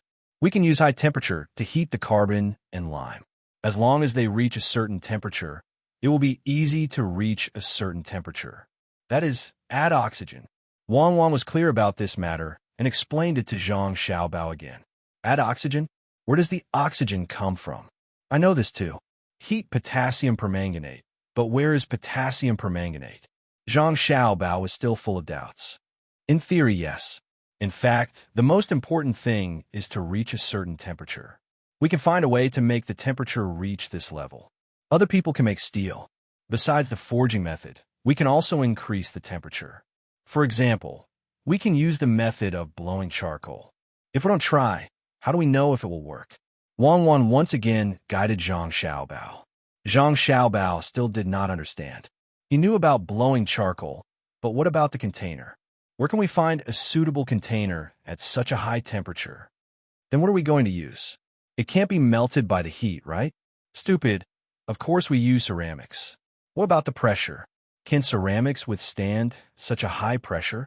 I know you want to make a container, but I am afraid it will explode. Zhang Xiaobao was now able to follow Wang Wan's train of thought.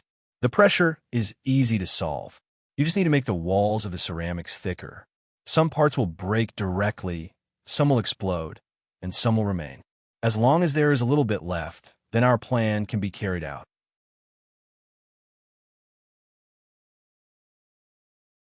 If we can get one result out of 1,000 experiments, then it will be a success. Wang Wan also understood how difficult it was to do this, but she did not want to give up until she had tested it. Even if all the experiments failed, she could still gain some experience. "All right then, I'll send someone to get it done early tomorrow. It won't cost too much. If it's really done, I believe it will allow our village to develop even more. Keep it a secret. This kind of technology cannot be leaked no matter what." Zhang Xiaobao did a simple calculation of the cost of firing ceramics. He felt that as long as it was not a famous type of ceramics, the cost could be easily supported. When Wang Wan heard Zhang Xiaobao's words, she felt that his support for her was not small. She was also happy. She thought for a while and said, "But we can't always use ceramics. When testing the pressure, we can use some of the original materials here to gain additional benefits." "Well, I will listen to you. Just be careful and don't get into trouble." Zhang Xiaobao entered a field that he was not clear about. He could only trust Wang Wan.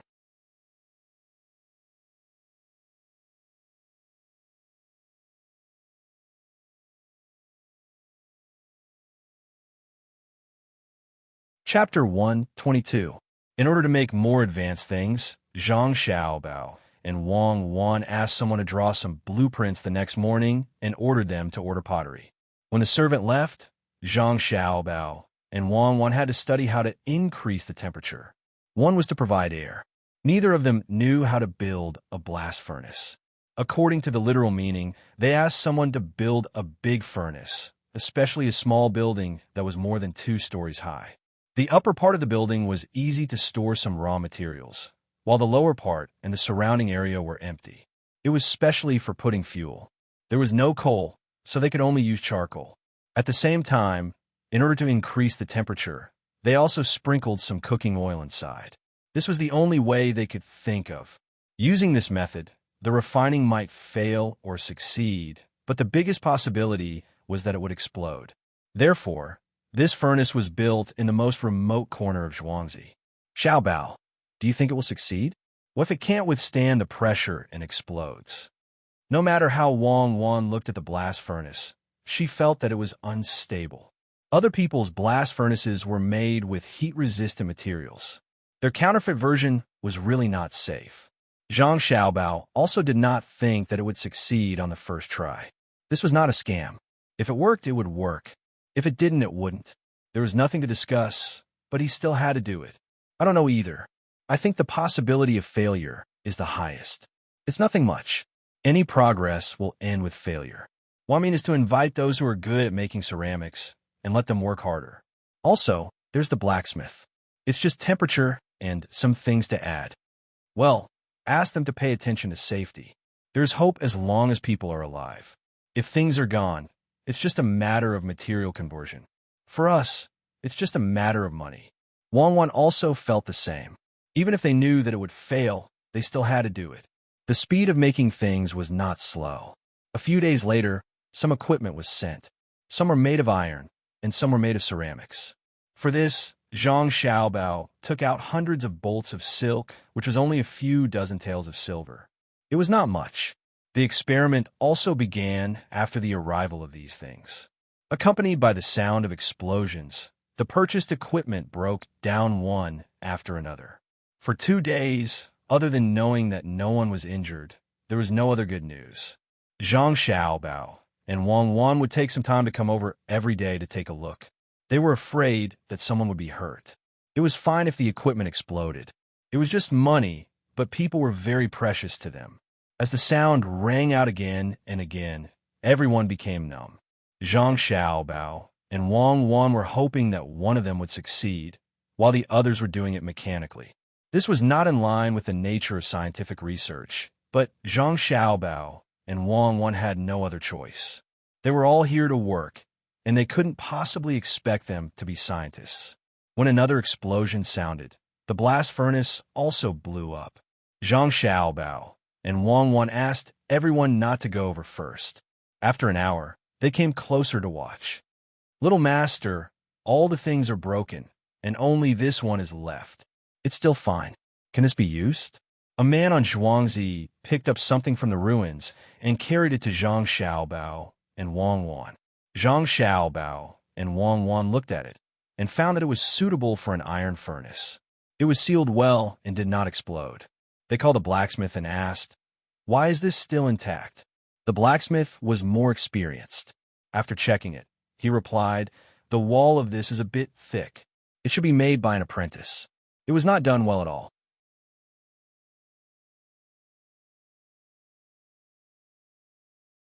When the apprentice made the seal, his craftsmanship was also a bit poor. He used lead as the seal, instead of directly using the iron method to seal like some good blacksmiths. Oh, so that's how it is.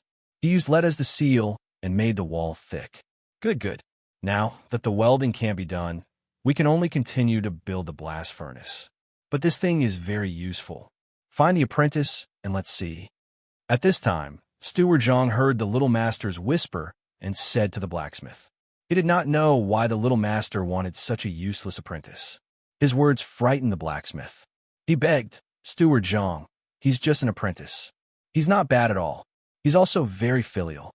Please be magnanimous and let him go." The blacksmith thought that Steward Zhang was going to make trouble for the child. Even if the apprentice was not Zhangjia Zhuangzi, it was still very easy for such a big Zhuangzi to deal with an ordinary person.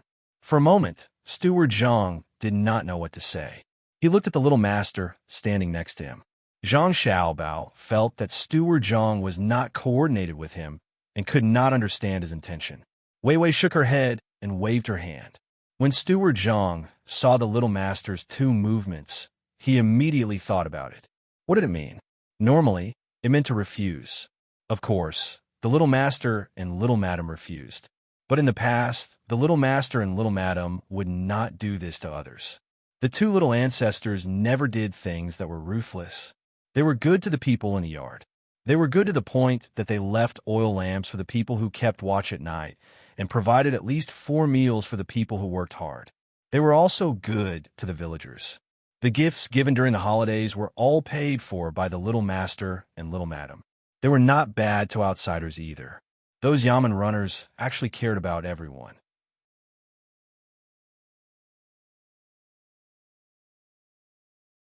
Yesterday, they even sent 5 coins worth of ginseng to a yamen runner's house. The yamen runner's father was sick and needed the ginseng. 5 coins. That was bought with 800 copper coins. They let someone ride a fast horse from the manor and rush all the way to the yamen runner's house to deliver the ginseng. The little master could do this, so why couldn't he tolerate an apprentice? This was absolutely impossible. Then why did he shake his head and make a gesture? Steward Zhang, please do me a favor. That apprentice is the son of an old friend of mine. If you really want to find fault, just find me. I'll take the blame for him. When the blacksmith saw that Steward Zhang was standing there silently, he was really anxious and almost knelt down to beg. Steward Zhang hummed and dealt with the blacksmith while looking at the little master. Zhang Xiaobao was angry. You, a steward, can't understand the master's intentions? What are you doing? Usually, they would come to his yard at least once a day.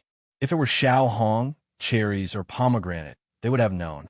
Helpless, he could only pick up the charcoal from the ground and write the words Zhao lie on his clothes. As soon as he finished writing, he blurred it with his hand. This did not affect Steward Zhang's judgment. When he saw the 2 words, he understood. He said to the blacksmith, Blacksmith AI, don't be anxious. They are not looking for trouble with your apprentice. Look, other people's things are broken, but your apprentice's is fine. They want to find your apprentice and ask him properly. Not only will they not harm him, they will also give him benefits. Really? Don't tell me they're tricking him here and will deal with him later? The blacksmith was obviously still worried. Steward Zhang's face darkened, and he glared. Blacksmith AI, what are you thinking? Do you think that I, Zhangjia Zhuangzi, will go back on my words? I wouldn't dare. Zhangjia Zhuangzi has never done such a thing. Very well, when we go back later, I will ask my apprentice to come here. When the blacksmith saw Steward Zhang's expression, he no longer doubted him. There were so many people around. How could Zhangjia Zhuangzi trick someone to come here? In the afternoon, the apprentice came. When he came, he was still worried. He didn't know what he was going to face. Housekeeper Zhang personally brought him in. First, he asked someone to serve him tea. Then, he said many words of praise. Steward Zhang, did you ask me to come here for something? The apprentice finally couldn't help but ask the question in his heart. Actually, it's not a big deal. The thing you made is not bad, and the master has taken a fancy to it. He wants you to make another one according to this drawing. The seal will still be the same as you thought, with lead. At the same time, you have to make it thicker. Come take a look. Steward Zhang took a piece of paper from the side and drew something on it. He gave it to the apprentice for him to see. The apprentice could understand this, but after seeing it, he didn't know what it was for. He looked up at Steward Zhang in confusion. What's wrong? You can't make it? Steward Zhang asked.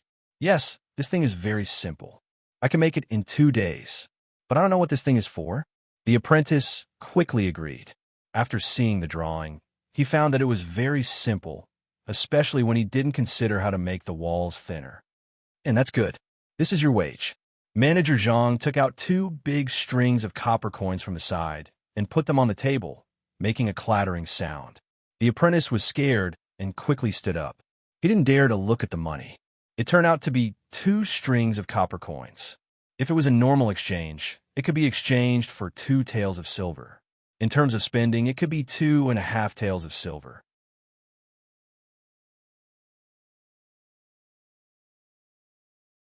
How could it be so much money to make such a thing? What's wrong? You think it's too little? I'll give you this small amount of silver. Steward Zhang threw a silver bean that was about 5 copper coins on the table. The silver bean fell on the table and kept spinning, making a slight sound. The apprentice couldn't help but look at the silver bean. He clearly knew that this amount of silver wasn't as much as the 2 strings of copper coins, but he still liked the feeling of holding the silver in his hand. Enough, enough. It's not enough, it's too much. Take some of this back. I don't need so much. That amount of silver is already a lot. The apprentice waited for the silver bean to stop spinning and said with a little panic. Steward Zhang nodded with satisfaction. It's enough. Take all of it. Remember to make that thing well. And no matter who asks, you can't tell others how to make it. Except for Zhangjia Zhuangzi, you can't make the same thing for anyone else in your life. You can't do it yourself. Do you understand? Yes, yes. Steward Zhang, don't worry. I'll forget about it once it's done. The apprentice immediately understood that the money also included a seal.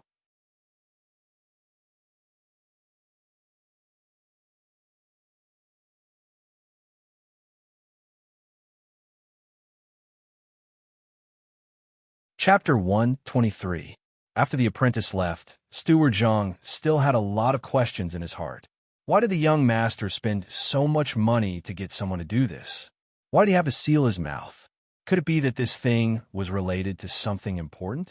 After thinking for a while, Steward Zhang still couldn't figure it out, so he had to give up. Thinking that the young master wanted to get a few rabbits, he immediately ordered someone to arrange for them to be bought. He didn't know what was so good about these rabbits.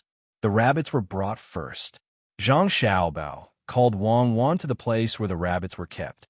He said to Wang Wan, "Didn't you always ask why I can dodge the sniper's attack?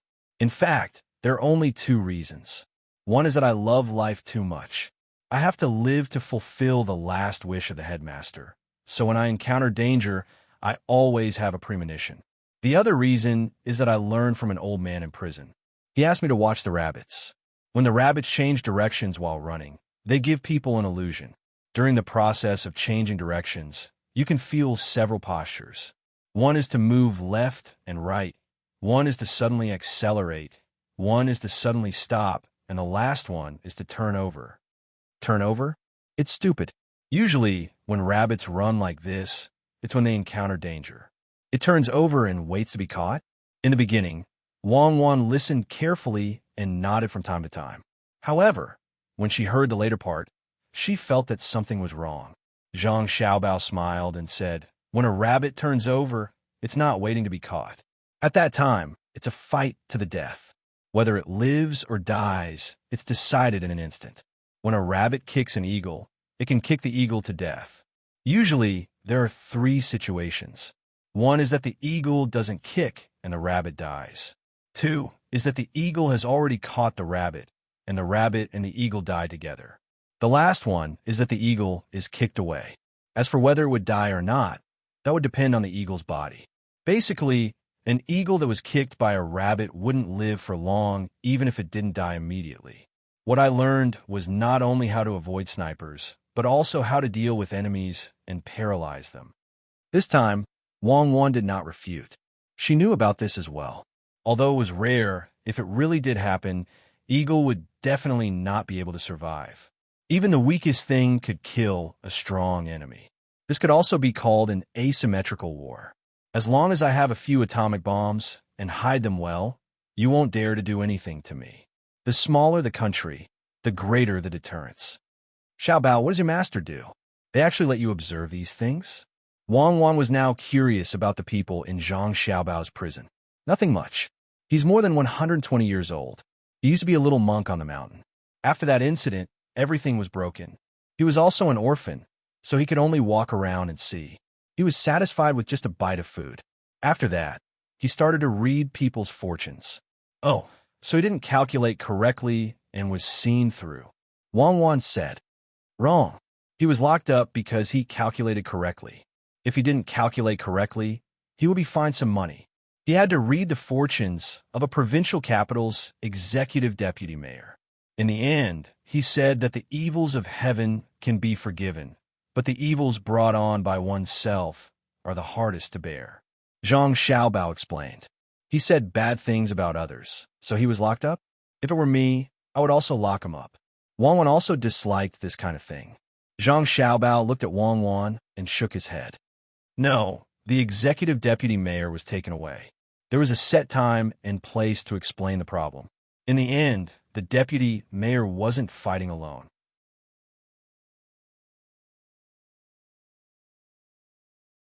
He had a small family. When the people in the family heard about this, they blamed my master. Why didn't he help when he knew of the danger and sent into prison? Oh, I see. Forget it.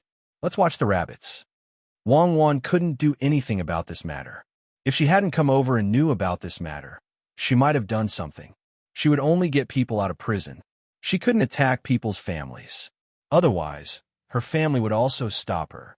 After all, she wouldn't get any practical benefits from attacking others. It wasn't worth it to make enemies for no reason. She understood that society was so realistic. From ancient times to the present, from her own country to foreign countries, nothing had changed.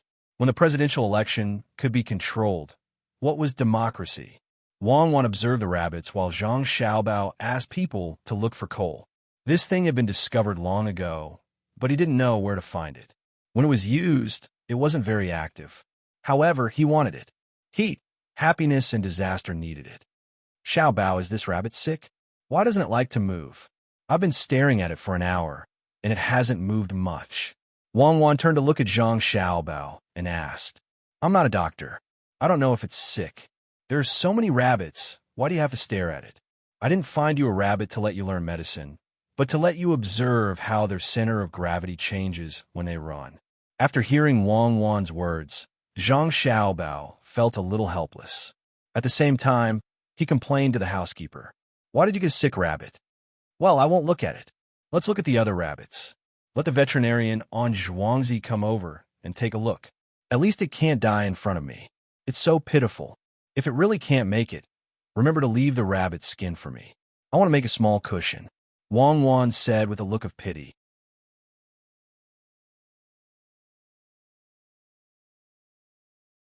Zhang Xiaobao and Pomegranate heard the whole sentence and didn't know what to say. If they had to use a word to describe it, it would be bloody kindness. Pomegranate had long been numb, but Zhang Xiaobao felt a little scared. After sleeping together for so many days, they were still alive. He had to say that they were lucky. Xiaobao, what's wrong with your eyes? I pity it because it's still alive, but it's dead. Are you still going to pity it? Then don't sleep with me at night. Be careful. Wang Wan glanced at Zhang Xiaobao and knew what he was thinking. She felt that she was not understood, so she said angrily. Zhang Xiaobao naturally understood this principle, so he quickly explained, I don't mean anything else. I just feel that your way is correct. I'm actually thinking that if this rabbit meat can't spread any diseases, we can eat it together with other meat. When rabbit meat is put together with other people's meat, the taste will change. Another morning arrived. The apprentice brought the drawing over in the morning and promised that he wouldn't tell anyone about it and would forget about it immediately. Only then did he heave a sigh of relief and leave. After Zhang Xiaobao and Wang Wan knew about this matter, they hurriedly ate breakfast and came to the place where the drawing was placed. The two of them looked at it and were satisfied. It's a pity that we don't have corn. Otherwise, it would be better to use that to make it. Wang Wan touched this thing with her hand and said regretfully, but we have rice and soybeans. These two things can also be used to make popcorn. Why don't we make some soybeans ourselves? We can just buy rice from outside and sell it for 1 copper coin per big bag. Isn't that cheap? Zhang Xiaobao was also happy at the side. Seeing that Wang Wan insisted on corn, he suggested big popcorn. A big bag of rice wasn't much in practical use. However, when it was sold, it looked like a lot. 1 bag of rice for 1 copper coin. Not only would people not think it was expensive, but they would also think it was cheap. If they wanted to make more money, they could glue the big popcorn with sugar and cut it into small cubes. 1 copper coin for 2 cubes, which were sweet and crispy. Wang Wan didn't object to Zhang Xiaobao's price. Unlike salt and grains, popcorn was a necessity for survival. If they were willing to buy it, they wouldn't think it was expensive. 1 copper coin for 1 big bag could last them for half a day. It really wasn't too expensive. Now that you agree, we can start to make the popcorn. I don't know how much the pressure resistance of this thing is. Find someone to hide far away and try it. Don't let anything happen. When Zhang Xiaobao saw Wang Wan's expression, he knew that she also agreed to sell the popcorn at 1 copper coin per bag. 1 bag of popcorn was already a lot. It couldn't be 0. 5 copper coins per bag, right?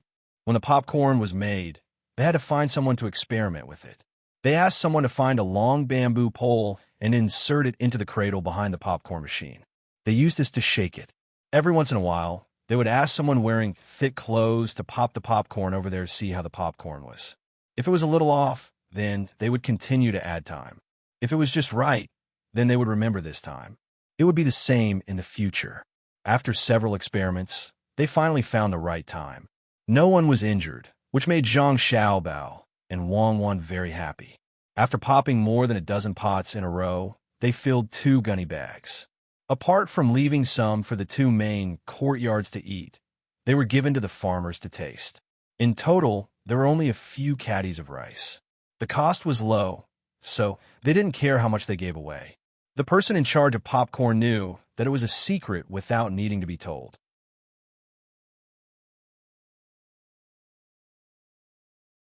He brought the popcorn to his place and wouldn't let others see it easily.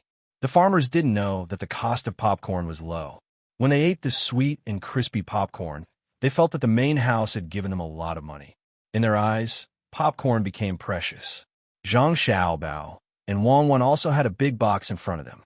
Inside was a big box filled with popcorn. Both of them couldn't stop eating.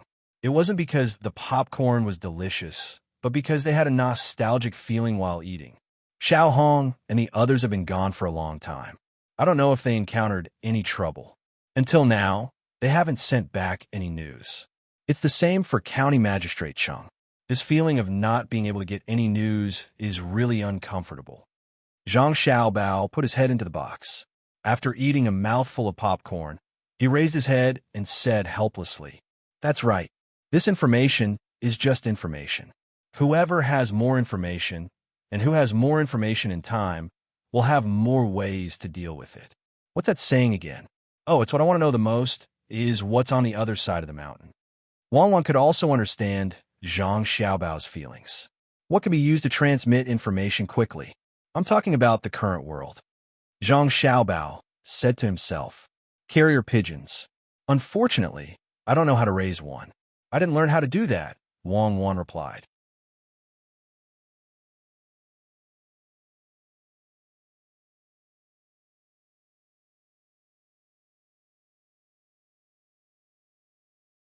Chapter 124. While Zhang Xiaobao and Wang Wan were feeling anxious, Xiao Hong was also feeling the same.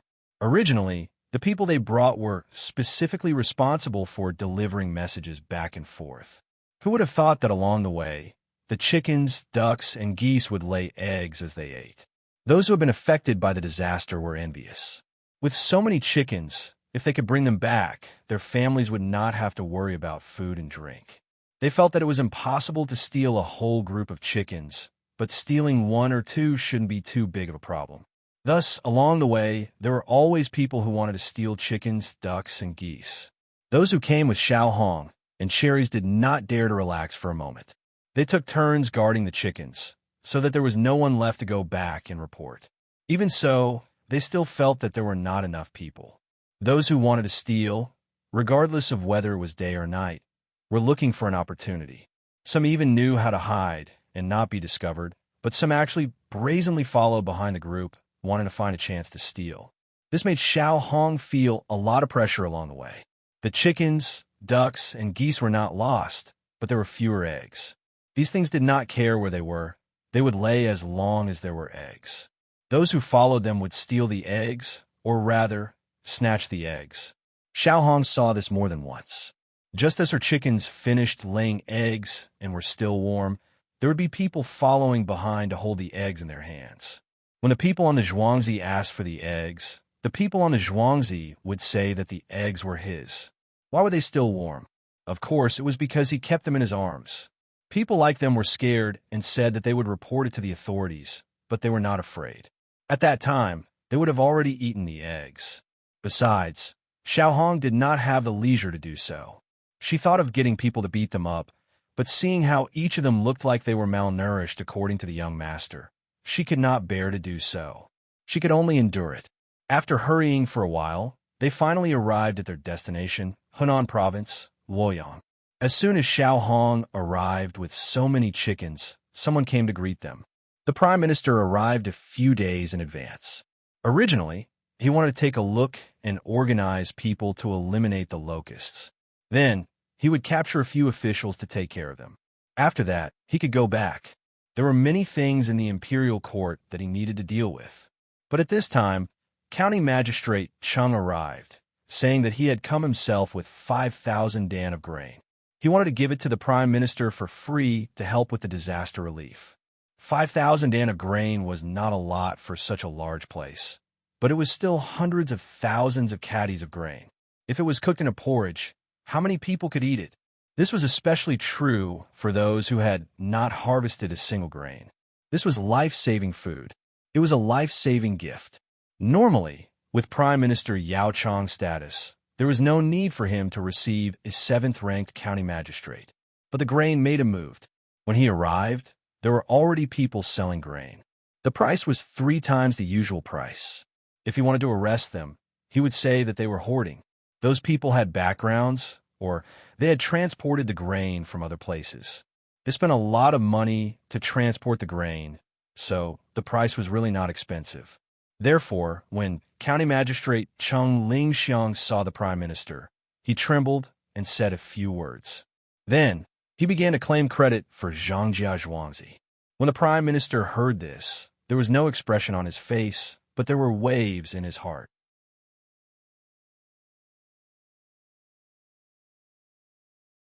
So much grain was actually provided by Zhuangzi. In addition, that Zhuangzi had sold a lot of soy sauce to lower the price and was willing to pay to buy a worthless mountain to support Sanshui County. This merit was not small at all. According to the county magistrate of Sanshui County, that Zhuangzi had shown auspicious signs and made meritorious contributions when renting the mountain. He had been granted 100 families' land. Although it had not been returned yet, he had taken out so many things at once. It was enough to offset the taxes of those years. County Magistrate Chung looked at the Prime Minister's face as he spoke. His expression did not change, but his eyes flashed a few times. He knew that he should put in more effort, so he continued, "Sir, in addition to these, Zhangjia Zhuangzi also bought a lot of soybeans from outside. There was a problem with the soybeans in Sanshui County. It was all thanks to Zhangjia Zhuangzi's soybeans that the county was stabilized. Sir, the locust plague is so severe that Zhangjia Zhuangzi heard about it and has already sent people to bring over 10,000 domestic animals. They will be here soon to help this place eat the locusts. Those chickens, ducks, and geese are still laying eggs. Who knows how many will be lost along the way." The old master of the Zhang family often says that they cannot disappoint their ancestors. Their ancestors could fight for the country, so they can also share the country's worries. Even if they use up all of their savings, it is worth it.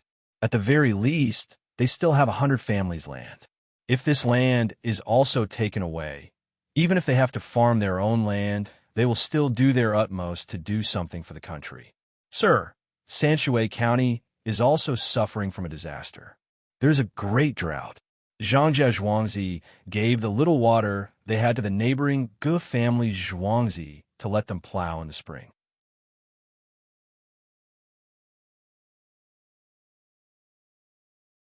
It is all because of this lowly official's incompetence that I am unable to protect the safety of the people in the county.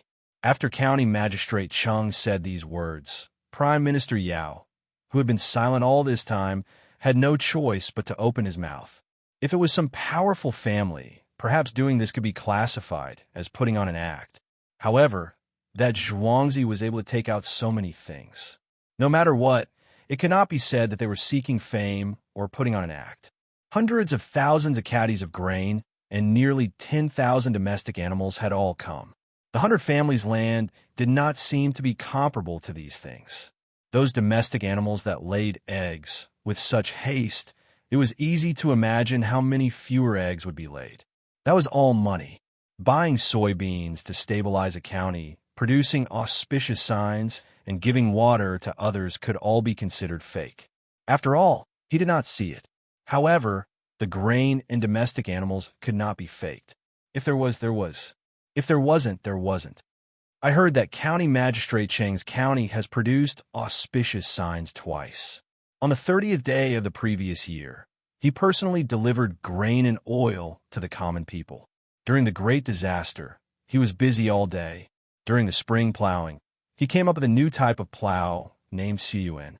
From this, it can be seen that County Magistrate Cheng is truly a good official who makes decisions for the common people. Yao Cheng was indeed very busy. However, no matter how busy he was, when he received people, he had to have some information in hand. Otherwise, it would not be justifiable. After saying these things one by one, he was quite impressed with County Magistrate Cheng. County Magistrate Cheng did not feel the slightest bit surprised. He had long known that the imperial court knew about his matters here. All of this was driven by Zhangjia Zhuangzi behind the scenes. Naturally, he wanted to fight for more benefits for Zhangjia Zhuangzi. Therefore, he said, "Sir, you may not know, but those things given out on the 30th day of the previous year were all sent to the Yamen by Zhangjia Zhuangzi. As for the Tsiyuan plow, this official only mentioned it, and Zhangjia Zhuangzi's people made it. Without Zhangjia Zhuangzi, there would not be the current Sanshui County." In the end, County Magistrate Cheng said such frightening words. Without Zhangjia Zhuangzi, there would not be the current Sanshui County. This was not a small matter. Yao Zai responded and did not say anything else. However, in his heart, he kept thinking, Zhangjia Zhuangzi, what kind of Zhuangzi is this? Every matter in Sanshui County seems to be related to Zhangjia Zhuangzi. Could it be that the Zhuangzi is muddle-headed?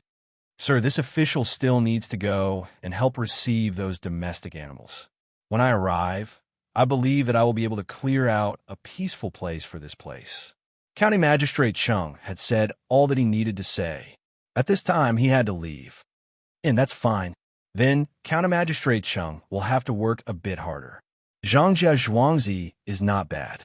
Prime Minister Yao said lightly. These words made County Magistrate Cheng happy. The Prime Minister, such a high official, actually praised Zhangjia Zhuangzi. When Zhangjia Zhuangzi's domestic animals arrived, that shocking scene would be remembered by everyone. He gave his thanks again and then turned to leave. As soon as County Magistrate Cheng left, Prime Minister Yao shouted, "Someone, investigate Zhangjia Zhuangzi for me. Ask the commoners and the surrounding villages. Ask the villagers of Zhangjia Zhuangzi carefully and see if it is as Cheng Lingxiang said." Someone at the door responded and then quickly left, leaving Yao Cheng sitting there and carefully thinking about Zhangjia Zhuangzi's matter.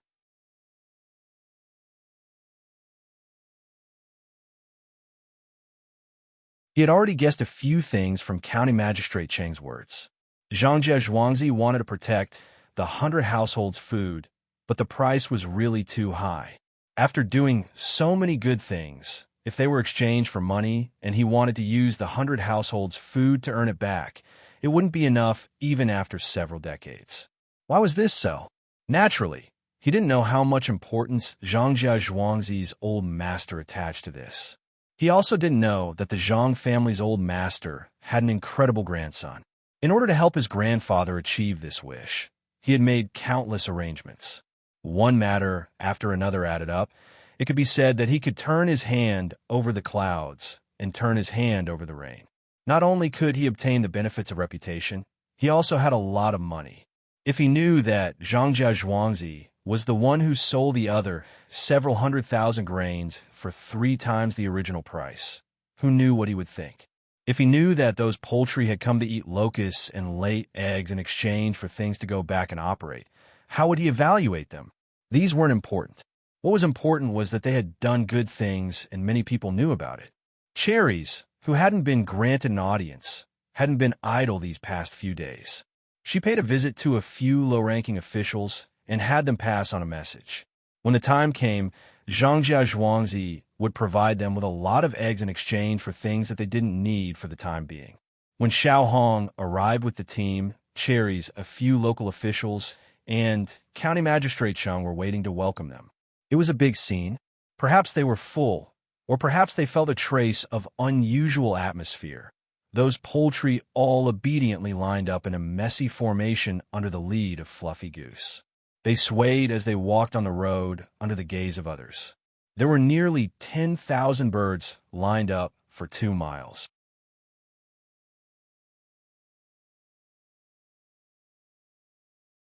That piece of land made people dizzy.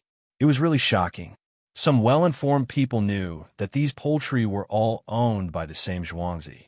They couldn't say whether they were envious or jealous. How much could the eggs they laid every day be sold for? Stop, Fluffy Goose. Xiao Hong came in front of Cherries and County Magistrate Chung and gave the order to the goose at the front. At this time, Fluffy Goose really showed respect. It stopped and called back a few times. Those chickens, ducks, and geese also stopped. This scene was even more shocking than before. Whose chickens, ducks, and geese could be so obedient? How were these still poultry? They were clearly like people. Prime Minister Yao was also watching. He really didn't dare to believe the scene before his eyes. At the same time, he firmly remembered Zhangjia Zhuangzi in his heart and wanted to see for himself.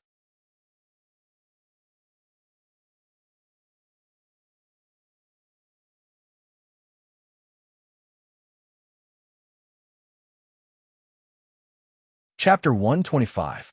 In the beginning, the common people in the disaster-stricken area were not willing to help catch the locusts. Some even invited a few larger locusts into their homes. They wanted to raise them so naturally, many of them were raised to death. Prime Minister Yao finally managed to convince the people above and the court officials with great difficulty, but the progress on the ground was not fast. He ordered the local officials to organize manpower several times before there was a slight improvement. Unfortunately, after such a long period of recuperation, the locusts had already increased in number. It made people worry that they would spread to other Taoist palaces. In recent days, the common people had moved to catch the locusts, but the results were not great. Just as Yao Chong was preparing to issue an even stronger order, Zhangjia Zhuangzi's army swayed and rushed over. This made his heart feel much more at ease. Xiao Hong greeted Cherries and a few officials, then impatiently directed the poultry to rush into the fields or the wilderness. The chickens, ducks, and geese rushed the entire way. Especially in the last half of the day, they didn't eat anything decent at all. With the lead goose in front of them, as an example, one by one, they directly rushed forward. Especially those chickens, they spread out their 2 legs, lowered their necks, and flapped their wings. They ran very fast. Whenever a locust appeared in front of them, they would take one down. Their small mouths moved, their necks extended, and a locust was swallowed into their stomachs. Those flying locusts were not in a hurry to chase. They only wanted to eat the ones in front of them first. The local people usually gathered to catch locusts at night. They lit a fire, and the locusts would desperately throw themselves into the fire. During the day, the only tool they had was a bag in front of a long pole. They used this to catch the locusts. In the beginning, the speed was a bit faster, but as the number of locusts in the bag increased, they had to deal with them. Naturally, it would take quite a bit of time. These chickens, ducks, and geese were different. Once they caught them, they would eat them directly. If those locusts flew in front of the poultry team and continued to fly, they could be considered lucky for the time being. Those that flew in the wrong direction directly fell towards their natural enemies below. Without waiting for them to land, they would be eaten from the air by these sensitive poultry. Humans and some animals had to rely on stomach acid to digest their food. Poultry, on the other hand, had to grind their food with peons. There was sand in the peons that they usually ate, so their digestion speed was much faster. Some of them even pooped while eating. Especially when they were rushing all the way, they were always in a half-hungry state and had lost a lot of weight. At this time, seeing that there was so much food to supplement them, they ate with all their might. The need for food had reached an almost abnormal level for these domestic fowls that were raised like this. It could eat 2/3 of its body weight or the same amount of food in a day. One could imagine the number of locusts that such a large chicken would need to eat. There was a chicken that was already powerful enough to fly more than 2 meters high. When it ate the locusts, its body also consumed energy. After only half an hour, the chickens, ducks, and geese had become small dots in people's eyes. They passed by the fields, and there were not many grains on them to begin with. People did not eat such things, but there was a lot of meat in front of them. At the same time, wherever they swept, they could not find any locusts. Occasionally, there would be a few pieces of locust wings that were not swallowed, mixed in with the chicken feathers and blown away by the wind.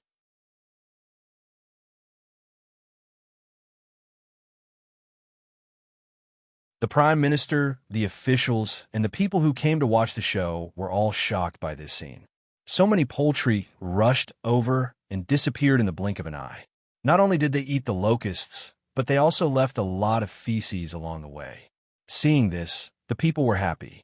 They would save a lot of trouble in the coming year and would not have to waste time looking for fertilizer. When Cherry saw this scene, she remembered that it was the young master's order and immediately started to recruit people from among the people. Under the supervision of the people who came from the inner courtyard, she recruited some people to be responsible for picking up eggs. Every 50 eggs picked up, they could take one home. This could be accumulated. If they picked up 50 eggs in one go, they could directly exchange them for one egg. If they picked up 150 eggs in 2 days, they could also exchange them for one egg after a few days. Or they could not exchange the eggs and directly exchange them for other things.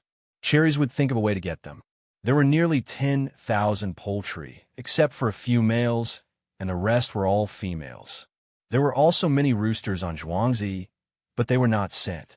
Usually, they could lay more than 6,000 eggs a day. Because of the good food now, they could break through the 7,000 mark. The price they had to pay per day was less than 200 eggs. Originally, Cherries was afraid that the people would not be willing to do it. After all, to pick up the eggs, they would need the poultry to lay them. However, she could not imagine the extent of the people's demand for food. The drought was a foregone conclusion. Even if all the taxes and levies were exempted in the autumn, the local people would not have a good life. Usually, they had nothing to do, so they followed behind. Even if they exchanged one egg every 2 days, they would have 15 eggs in a month. These eggs were not much in the past, but in the current situation, it was not a small amount.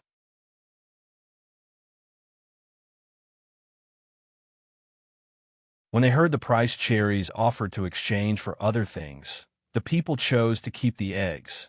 The price Cherries offered was the usual exchange rate, but not the price that the people were in urgent need of food. It didn't take long for Cherry to find 100 people. The others who came later didn't have a chance. If there were too many people, they wouldn't be able to get an egg even after a few days. These 100 people were selected from whichever family had the toughest life. That family was chosen. The others who were not selected did not complain when they felt bad. They came from afar to help, and they found the people who lived the worst life. They wanted to scold them, but they could not. They also had their own methods.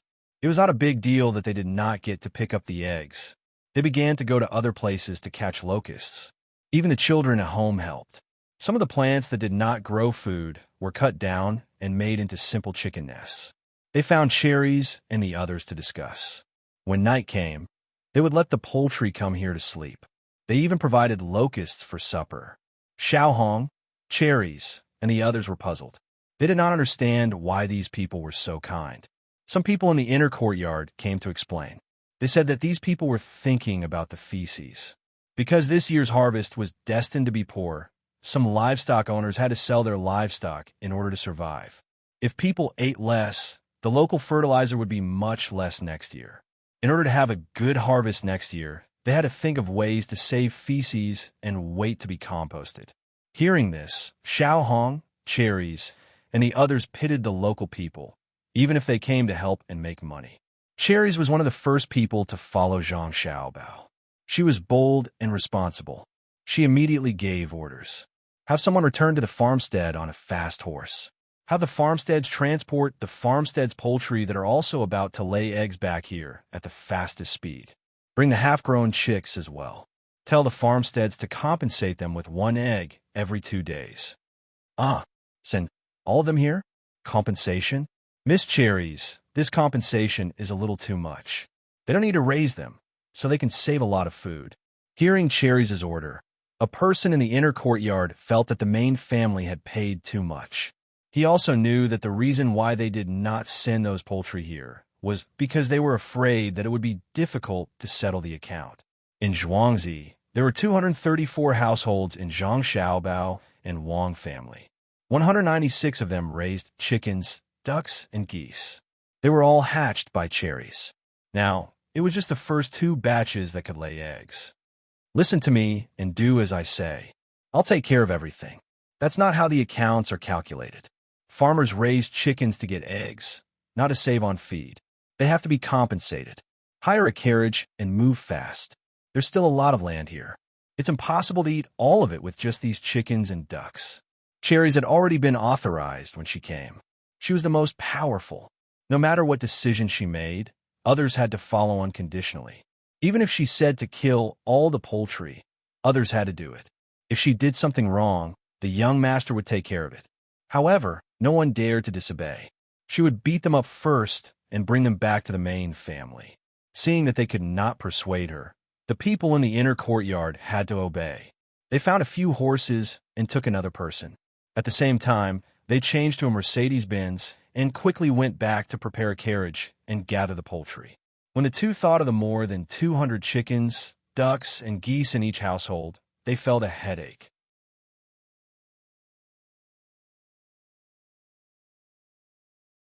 How many carriages would they need to find to transport them?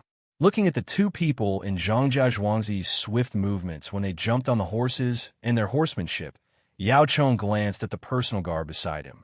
The personal guard immediately said, "Master, those 2 people must be from the military." Looking at the way they jumped on the horses just now, they must have at least 10 years of experience. Looking at their posture when they were riding the horses, they must have been in battle. Yes, I heard from Counter Magistrate Chung that Zhangjia Zhuangzi found some people in the inner courtyard. It seems that these 2 were found later. These people usually do some chores, but they can charge and break through the enemy lines at critical times. Go back and check which place they are from. These 2 people are not old yet. Someone must have benefited from them. Yao Chong seemed to be talking to himself. When the dust settled after the 2 left, he turned his eyes to the poultry that he had eaten all the way back from another place. He said to the official beside him, "Record this down. Tonight, I will submit a memorial to the Zhuangzi and Zhang family of Tuqiao village in Sanshui County, Fengzhou. Help the old man of the Zhang family this time. He put in so much effort to get grain and poultry. The local people and officials are all watching. It can't be hidden even if you want to." Yao Chong really did not understand why Zhangjia Zhuangzi valued the 100 households so much. Since that was the case, and they had helped him a lot, he should give them some benefits. If he forced it, it would chill the people. The 10,000 chickens, ducks, and geese were not just for show. The surrounding prefectures and counties would know and send people to invite them to eat the locusts. "Master, I feel that Zhangjia Zhuangzi is doing this on purpose. He is making a big fuss to force you to give him a reward. Why don't we postpone it?" The official also knew that this matter was troublesome.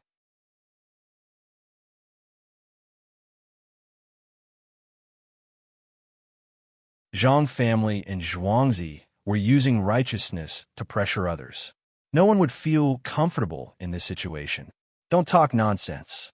They moved first. At that time, I was not here yet. Everything will depend on what the people who went to investigate have to say. Yao Chong was even more confused.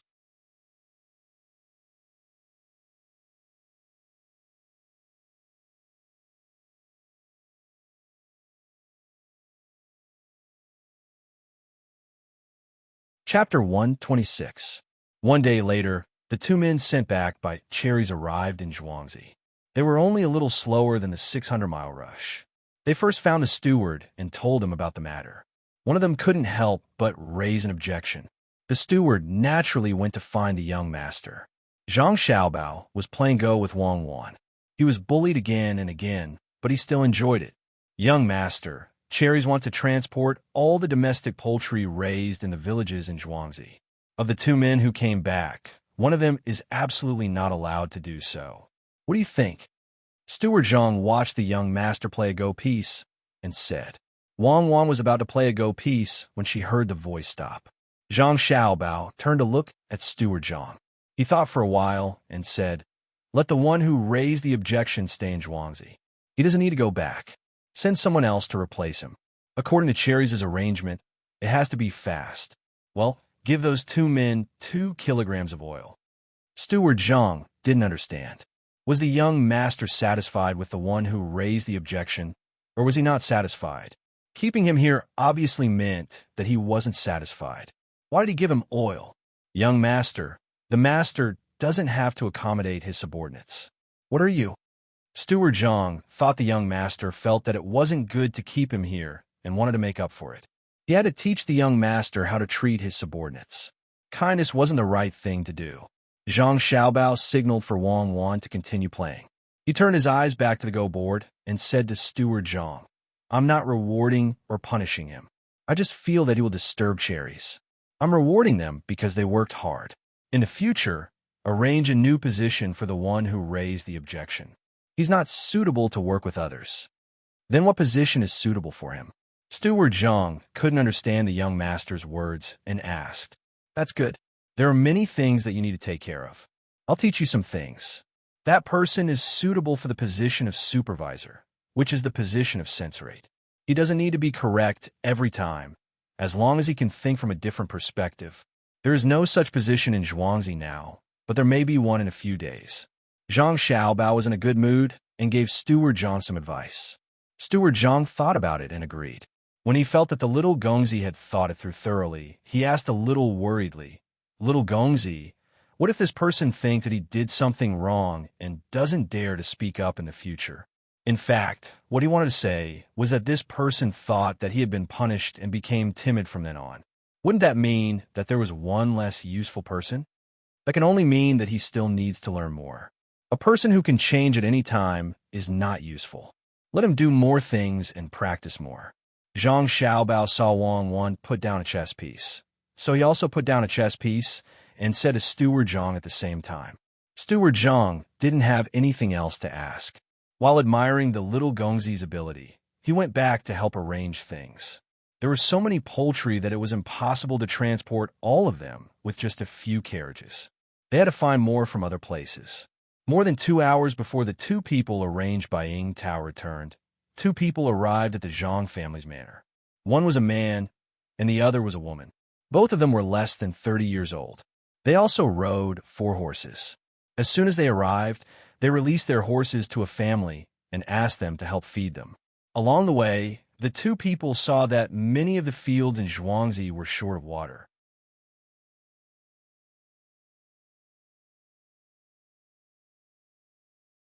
However, when they arrived at Zhuangzi of the Ge family, they found that the crops in the fields here were growing well. It was as if there was no drought, which made them very surprised. When they crossed the small bridge, they first sighed at the restaurant downstream that should have been built in the water. When they saw the rice seedlings in Zhuangzi of the Wang family, they were not only surprised, but also felt that they were dreaming. The rice seedlings grew messily in the fields. They should not have been growing well, but they were so lush. Compared to the rice seedlings in Zhuangzi of the Ge family just now, it was like comparing a strong man and a thin beggar. The 2 people thought at the same time, no wonder the Lord asked us to come here and check. The difference between the rice seedlings in Zhuangzi of the Zhang family and Wang family can be felt from the rice seedlings. The 2 of them remembered their mission this time. They followed the ridges and walked into the depths of the manor. When they arrived in front of a house, they saw a 6 or 7-year-old child kneeling in the middle of the courtyard. His face was facing the outside of the courtyard, and at the same time, he saw the 2 of them. Child, why are you kneeling outside? Did you break something in the house and get punished? Talk to me. I'll give you money to buy a new one. The man of the 2 people asked first. According to the many things he had encountered, this child must have broken something. After asking, he waited for the child to thank him. However, the child who was kneeling there looked at the 2 of them, curled his lips, and did not give them a single cent. When the man saw this, he was stunned. He took out a few copper coins, shook them in his hand, and said, "Are you afraid that I'm lying to you? Do you see this money? Take it." As he spoke, he threw the money over, and it fell right beside the child. It was unknown how he used his strength, but the child could reach the place where the copper coins fell and did not roll elsewhere.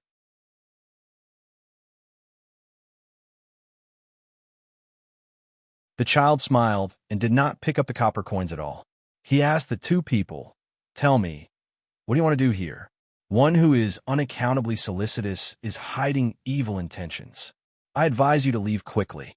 The Wang family Zhuangzi is not that easy to enter. The man was choked by the child's words. He turned his head to look at his companion. The woman quickly said, "Child, we're not bad people. I know, you're good people. You came to my house when you had nothing to do and saw me kneeling here. You thought that I broke something, so you gave me some money to cheer me up. Then, you asked me something you wanted to know. I'm very grateful to you. I answered whatever you asked me, stupid. After answering you, I would have to kneel here for 10 days to half a month. I've seen a lot of people like you. Have you ever seen a bad person call himself a bad person? When you enter the prison of the Yamen, you will probably cry injustice. What I said just now has told you a lot of things. Hurry up and leave so that you can give an explanation when you go back." The little boy didn't wait for the woman to finish her words and continued. The two of them felt that they weren't facing a little boy, but an old fox. Of course, they were not willing to leave like this. The woman smiled. "Child, you are so smart. Did your parents teach you? What a pity. Your parents must not have taught you well. Can you read? Well, let me tell you something. I can read, but I can't recognize many words. Because I made a lot of mistakes, I was punished to kneel here. The headmaster said that I always wanted to play when I was in school. Are you satisfied? Let's go. I'll tell you something else." The man and woman were really frightened by the child in front of them. It seemed that he knew everything. The man had to ask again, "What did you tell us? We don't know anything. Play dumb? The first thing I want to tell you is that this little child, must have been taught by someone to be wary of people like you. The second thing I want to tell you is that the little children of the farmsteads can go to a teacher to ask for knowledge. You will think, why would a child like me be so vigilant on Zhuangzi? Also, the farmers can go to school. Who built this school? Think carefully, and you will be able to guess how many things the farmers will give to the teacher." As the child spoke, he stood up and rubbed his legs. When he felt comfortable, he knelt down again and continued to lower his head. The two people outside felt as if they had seen a ghost. How could this be? Could it be that someone deliberately arranged this? "Child, how can you still stand up? Aren't you being punished?" The woman wanted to find a place to break through. "Yes, I am. Think carefully. Why'd I have to go to school? Who found a teacher for us? Did they want to punish me until I can't stand up? When I was talking to you just now, I thought about one thing and stood up to rest. Now I'm thinking about the second thing." The child spoke with a proud face. "Then can you tell us about it?" The man continued to ask. The child shook his head. "Look around Zhuangzi yourself. Don't expect to ask others. The farmers of Zhuangzi, Zhang family, and Wang family won't say. Look around as much as you can."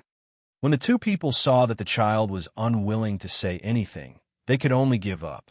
Of course, they couldn't go in and pick up the copper coins that they had thrown over. Following the child's instructions, they turned around and left, preparing to personally look around Zhuangzi. As soon as the two of them left, the child who was kneeling there suddenly stood up. He had no time to care about the copper coins on the ground. He first ran into the house and said to his parents, "There are people from the outside who came to the farmstead to inquire about things. I told them to go and see for themselves. There's no need to tell the master."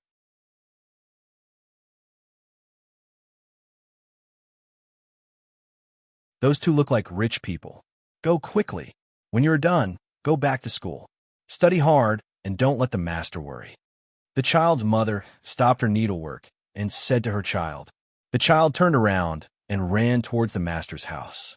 After thinking for a while, he went out of the door and turned back. "Mother, you tell them. I will keep an eye on those two people."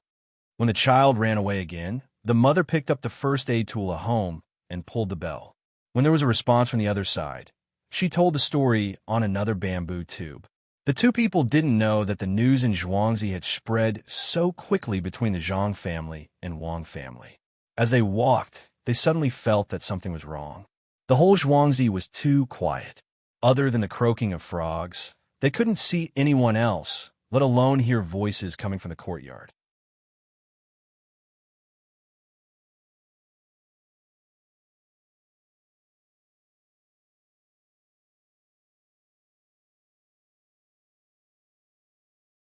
Chapter 127.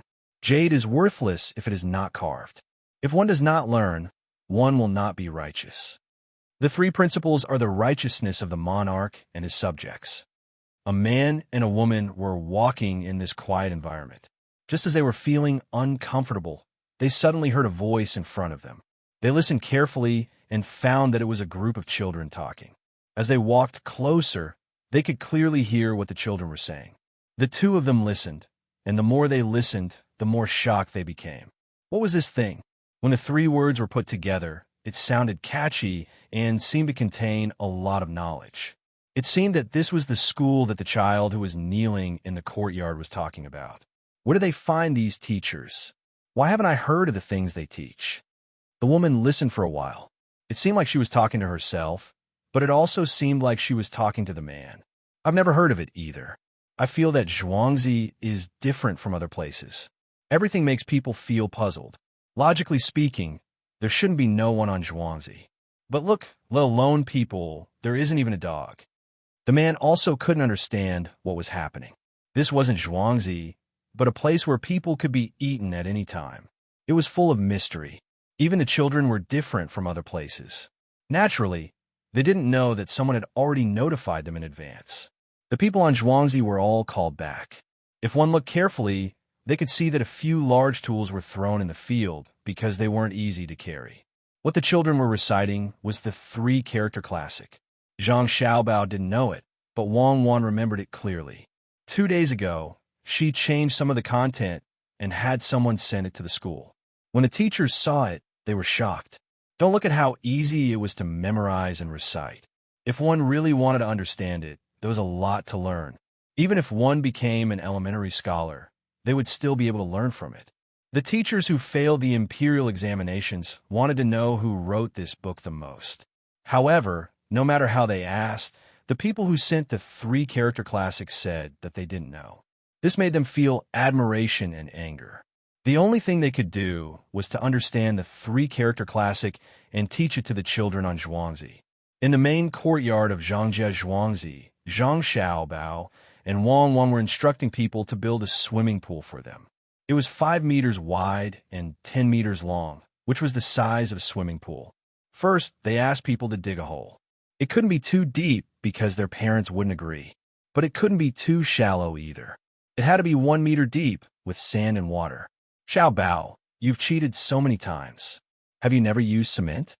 Wang Wan stood at the side of the construction site and watched as the people dug and flattened the surrounding walls of the pool. She felt that it was better to use cement, so she asked Zhang Xiaobao. I heard that it's burning stones and adding some lime or something. It should be like that. Then, it's burning again. After that, it becomes cement. Why do you have to use cement? If you really want a good swimming pool, you can just use those big blue stones. When we make more money, we can go there and transport marble. Zhang Xiaobao said some things, but he still didn't say how the cement was made. He changed the topic and led Wang Wan to think about natural stones. Wang Wan laughed at his answer. It's fine as long as you say you don't know how to make it. Why do you have to use blue stones and marble? You don't need to be so extravagant.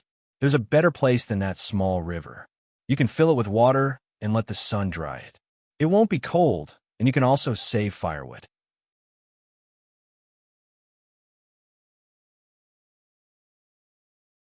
Well, I don't know how to do it. I don't have the opportunity to learn. It's not shameful. Look at their speed. They can probably finish digging the hole before noon and fill it with sand in the afternoon. When it gets cold, it will be our training place. Zhang Xiaobao didn't care whether they could make cement or not. It seemed to be burning various things together. When they had more money in the future, they could find someone to try burning things one by one. One day, they would be able to make cement. Wang Wan and Zhang Xiaobao were the same. They didn't care much about cement. They were satisfied with having a pool to swim in. Looking at those people sweating like rain, she said, "Give them some bones to eat at noon. There are many bones in our warehouse that have been frozen for more than 3 months. Let everyone be happy. Have you thought about how to deal with the two people who came up from Zhuangzi?" After Wang Wan finished talking about eating, she started to talk about important things. Those two people were really too stupid. They actually dared to ask about things so blatantly. If such people were to be spies, it seemed that they could really succeed. Who would believe that spies would be so stupid? Don't deal with them. Just ask them what they can. They must be sent by that person surnamed Yao. They have been here for nearly 4 hours. They woke up early in the morning and came here. I don't know if they are hungry. Based on the words of the people who came back 2 hours ago, Zhang Xiaobao analyzed the situation and felt that this man and woman were sent by the other side. He couldn't let these two people disappear from this world, so he could only let nature take its course. Everything that needed to be arranged had been arranged. Before the arrangements were made, even a child could remain vigilant, let alone those adults. Since you're not worried, then don't worry about them. Put the sand in the afternoon and fill it with water.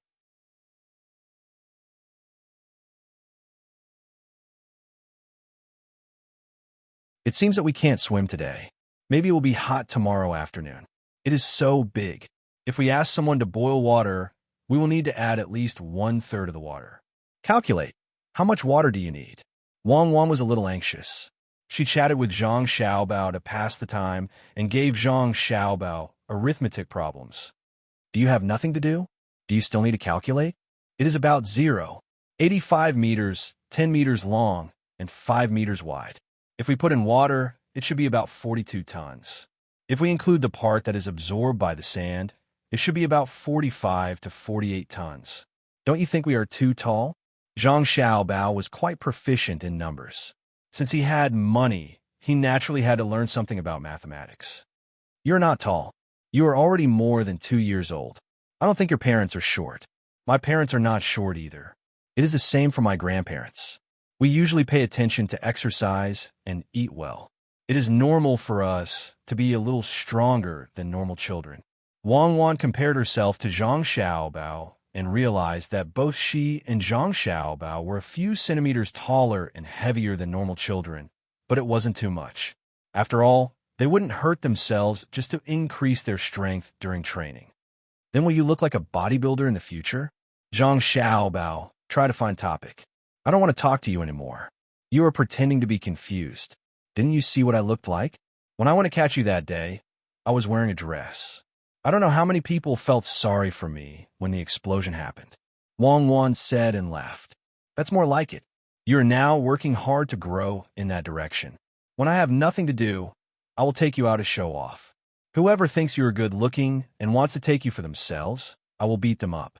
Is this considered self-defense? Zhang Xiaobao certainly remembered Wang Wan at that time. In order not to be discovered by him, she even put on makeup and wore a miniskirt. Unfortunately, he was about to die at that time. Who could think of other things? Now that he thought about it, that figure was really good. Ordinary people couldn't imagine how much explosive power that body contained. What are you laughing at? You are not a good person at first glance. You are so young, and yet you're thinking about the wrong things. There is no good man, except for my family. I won't sleep with you at night, rogue. Wang Wan was angry when she saw Zhang Xiaobao's expression. I'm a rogue? Who scared me at that time? How did you scare me? I don't know about other men, but the deputy director of your department has 2 women outside. If I sent 3 million to them, I would know who came to catch me. You are actually worth 3 million. A female warrior who can stand up for the motherland and risk her life to carry out a mission. The internal price is 3 million. So it was him. I found that there was something wrong with him. Don't talk to me like that. What 3 million? That's not it. Wang Wan finally knew who betrayed her. She clenched her small fists. She couldn't wait to go back and beat that person down. It's not 3 million. In my heart, you real warriors are priceless. I have never measured you with money. That 3 million was to buy your deputy director's personality and dignity. You can rest assured that if I die, someone will help to deal with this kind of person. Your deputy director will die of a cold, a minor illness. Zhang Xiaobao had never dared to molest a person like Wang Wan. Seeing Wang Wan's reaction, he regretted it. I don't know if the law still exists in your heart, but what you do can be measured by morality. Let's not talk about this. It's over. We can't swim in the afternoon. Where are we going to play after lunch? Wang Wan's excited mood calmed down after hearing Zhang Xiaobao's words.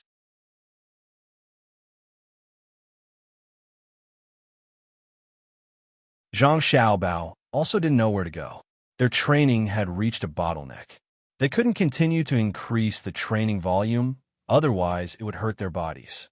Wang Wan saw that Zhang Xiaobao didn't say anything, so she suggested, "Let's go up the mountain. I have never been there before." "Don't. Let's go to the fields and see the toads. If we want to go up the mountain, there will be a lot of people there. It will be a waste of manpower." Zhang Xiaobao quickly rejected Wang Wan's suggestion. It would be easy to make the people in the inner courtyard busy. Wang Wan thought for a while and sighed helplessly. Identity determined many things. She and Zhang Xiaobao had to consider other people. Otherwise, they wouldn't have built a swimming pool. Things like swimming in the river should never be done in the future.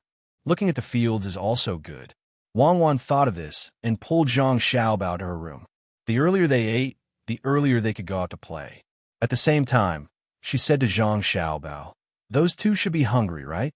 Do you want to take care of their food?" "Yes, tell the restaurant now." When they see that man and woman order food, they will introduce the expensive dishes to them. "The cheap ones are all gone," Zhang Xiaobao replied.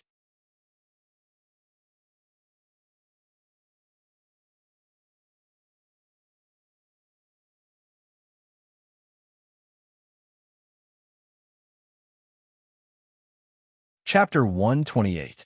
It was almost noon, and the people at the swimming pool were still using the last bit of time to finish the construction. No matter what, they had to finish the construction of the swimming pool before lunch. At this time, Zhang Xiaobao and Wang Wan finished their meal and left on their wooden carriage. The people in the inner courtyard were already used to the two little ancestors' behavior. As long as the young master and young lady went out alone, they would definitely not go to a dangerous place. Otherwise, they would ask someone to follow them. This saved the people in the inner courtyard a lot of trouble. The two little ancestors were also sensible. Every time they wanted to do something dangerous, they would discuss it with others. When they did not discuss it, it was absolutely safe. Therefore, when Zhang Xiaobao and Wang Wan went out this time, the people in the inner courtyard were not worried.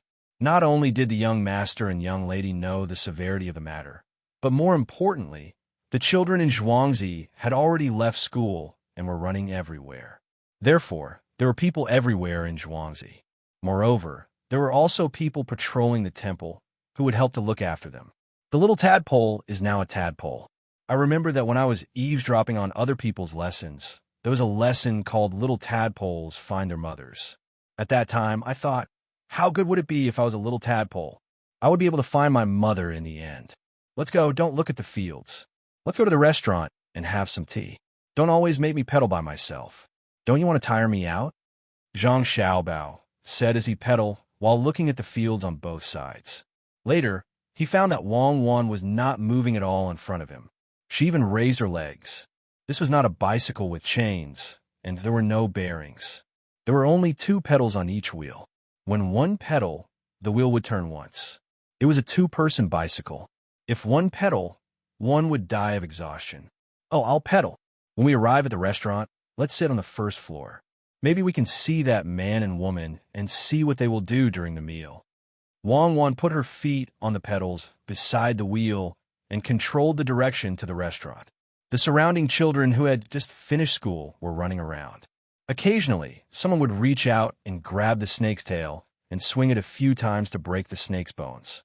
Then they would grab the snake's head, open its mouth, and put it on their lapels for the snake to bite. With a pull, the snake's teeth were pulled off. It became a harmless snake. The child hung it around his neck, preparing to take it back to eat with his father's wine. When Zhang Xiaobao and Wang Wan arrived at the restaurant between the clouds and the water, there were already 4 water snakes hanging on the bicycle. When the bored waiter standing in front of the restaurant saw the arrival of the young master and young lady, he hurriedly went up to them and helped them to park the bicycle. Then, he took the 4 water snakes and guarded them as they walked inside. Have the 4 teachers sent the dishes today? Zhang Xiaobao asked as he walked inside. Young master, they haven't sent them yet. Today's dishes are fried meat with bean sprouts, eggs, and cucumber. They will be ready in a while. Young master, what do you want to eat? The waiter followed beside him and answered. The 4 snakes hanging on his arms would occasionally wriggle. You haven't sent them? That's great. Let's make these 4 snakes and send them to them. They must be exhausted from making the 3-character classic. Just make some tea for me and Cuckoo. After eating, let's eat on the first floor. Zhang Xiaobao yawned and walked towards the window with Wang Wan. At this time, there were quite a few people in the restaurant.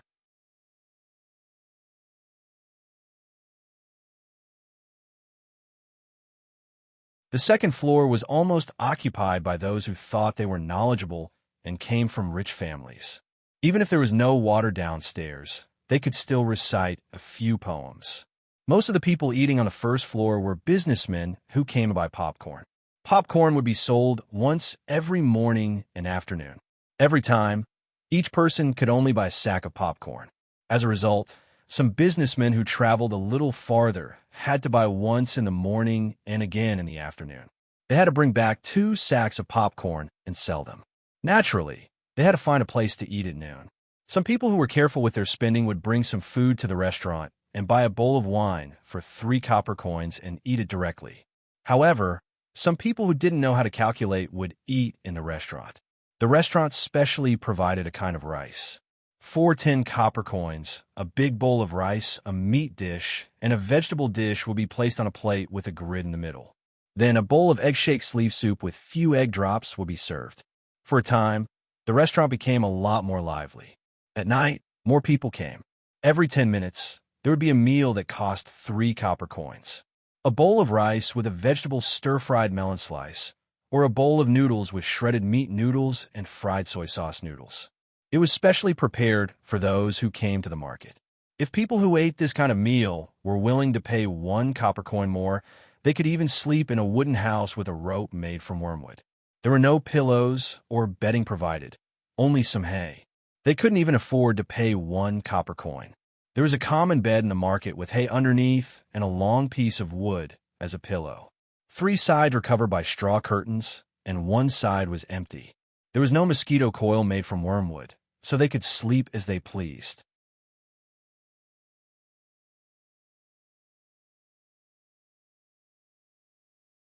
These matters related to the market were all the ideas of Su Si, who had already brought food to sell.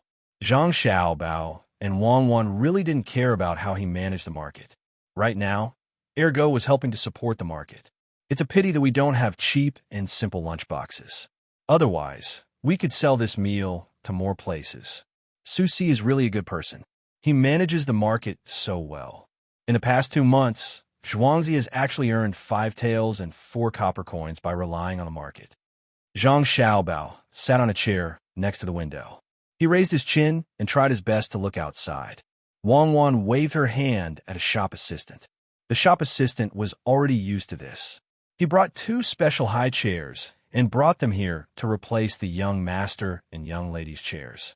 This way, the 2 of them were much more comfortable. After sitting on a high chair, Wang Wan pulled down the blinder under the window. When she could see the outside more clearly, she said, Su Si is really a good person. Guangxi and Zhuangzi must be very regretful. The right to set the price is in our hands. In the past 2 months, we have been earning 5 taels of silver every month. This doesn't include some of the things we bought and hoarded. If we really add it up, we can earn 20 taels of silver. When more people come to trade in the future, it won't just be 20 taels. There will also be people in the market who will spend money in the restaurant. In a month, we will earn a lot. If we say that he is worth 100 taels, he is worth 100 taels. Guangxi was let go for 1 tael of silver. He will regret it. While they were talking, the tea was served. It was not made according to the production method here. There was no ginger or salt. Zhang Xiaobao specially taught people to make it. He didn't do it himself. However, he knew that international swindlers had to come into contact with some of the upper-class people. They had to talk about art and tea ceremony. It was impossible not to learn. The tea leaves that were served were stolen from other places before the Qingming festival. It was theft. They stole the shoots. If they were not caught, they would leave some money in a conspicuous place in the tea house. If they were caught, they would have to pay more money. Until now, there had been no cases of people being caught being sent to the authorities. The tea in front of Zhang Xiaobao and Wang Wan was Xinyang Maojian. The main reason was that the tea was produced nearby. It was in Hunan. They could send people to steal it. If it was Westlake Longjing, it would be far away. After pouring the tea, each person took a small cup and drank slowly. They either drank it in one gulp or took a few sips. When they felt that it was cold, they threw it away and refilled it. Can't you think of a way to get some tea guanyin and pu'er? I don't like green tea. Wang Wan drank a few mouthfuls. She felt that her mouth was a little dry and lacked some sweetness. She asked Zhang Xiaobao to think of a way. Zhang Xiaobao didn't have any good ideas. One of the two teas was fully fermented, and the other was partially fermented. If a girl was willing to drink it, it could help her lose weight. After thinking for a while, he said, "Why don't you drink some flower tea? Jasmine is fine. Or how about this? Let's ferment this Xinyang Maojian. What do you think? This can be fermented?" Wang Wan asked with a smile. "Yes, why not? You know pu'er, right? How do you ferment it?" Back then, it was picked and carried. As we walked, it rained. The tea was soaked. We continued to walk. When it was wet, it was dried. When it was wet again, it was fermented again. People who eat a lot of meat found that this tea was good for the gastrointestinal tract. It helped with digestion and also cleaned the intestines. Zhang Xiaobao continued to explain. Wang Wan was stunned.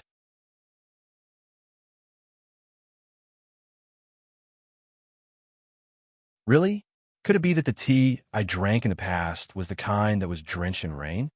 What you drank is not important. What's important is that this method can be fermented. Not only is it rainwater, but the person carrying the tea is also sweating. The smell is really not ordinary. Think about it. Carrying such heavy tea, crossing mountains, and using crutches. After walking for a few dozen steps, you have to stop and rest. You call it crutches. How can there be any lack of sweat? When it came to this kind of thing, Zhang Xiaobao was better than Wang Wan. He often drank tea with people in the past. He heard from others that besides horses and mules, the tea horse ancient road was mostly carried by people. There were mudslides, rainstorms, landslides, and all kinds of situations could occur. When they were drinking tea and talking, they wanted this kind of feeling. The harder the other person worked, the better the taste of the tea. Therefore, after Zhang Xiaobao cheated that person of 160 million yuan, he also felt very comfortable. The more that person was in pain, the more comfortable Zhang Xiaobao felt that the money was spent. Don't say any more. I will never drink that kind of tea again. It's disgusting. Did you do it on purpose? Wang Wan listened to Zhang Xiaobao's introduction and felt waves of nausea. She didn't even want to touch the tea in front of her. Little young master, little miss, those two people are coming. At this time, a waiter came to Zhang Xiaobao and Wang Wan's side and reported in a low voice. The two people he was talking about were naturally the man and woman who came to inquire about the news. "Oh, they're here? Okay. Later tell them that there are no seats on the second floor. Tell them to eat on the first floor. If they don't want to eat, then forget it. When you order, take out the menu. The golden menu. Go, don't come back." When Zhang Xiaobao heard this news, he became spirited.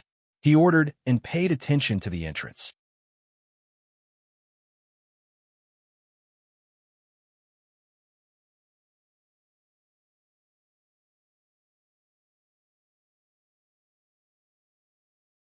Chapter 129. Not long after, two people came in one after another. The one in the front was a woman, and the one behind her was naturally the man. As soon as they came in, a waiter went up to greet them. "Find a room on the second floor where you can see the scenery outside." The woman casually gave the waiter a dozen copper coins, which were strung together with a string. It seemed that she had been prepared for a long time. The waiter smiled happily, but said to the two of them, "Two guests, there is no room upstairs. They're all occupied. Why don't you eat on the first floor?" As he spoke, he seemed to be a little unwilling and wanted to return the money in his hand. He meant that it was fine if the two of them didn't want to eat, but if they wanted to eat, they could eat on the first floor. The woman frowned and then relaxed. She said with a smile, "That's fine. Name all the good dishes between the clouds and the water and see which one you like." "Guest, there is a menu in the restaurant. If you like it, I will go to the kitchen and let the chef make it." The waiter magically took out a menu that was half an inch thick. Fortunately, he had this thing. Otherwise, he would be exhausted to death if he had to name the dishes one by one. The man and the woman didn't expect that the restaurant between the clouds and the water had such a preparation. The woman said again, "But the two of us can't read. What do you think we should do?" "Guest, you're right.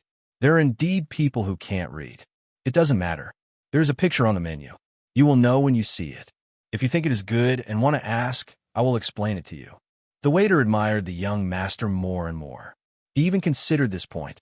The woman and the man found a seat and sat down. They opened the menu and felt that something was wrong. The price of the dishes was not less than 5 taels of silver.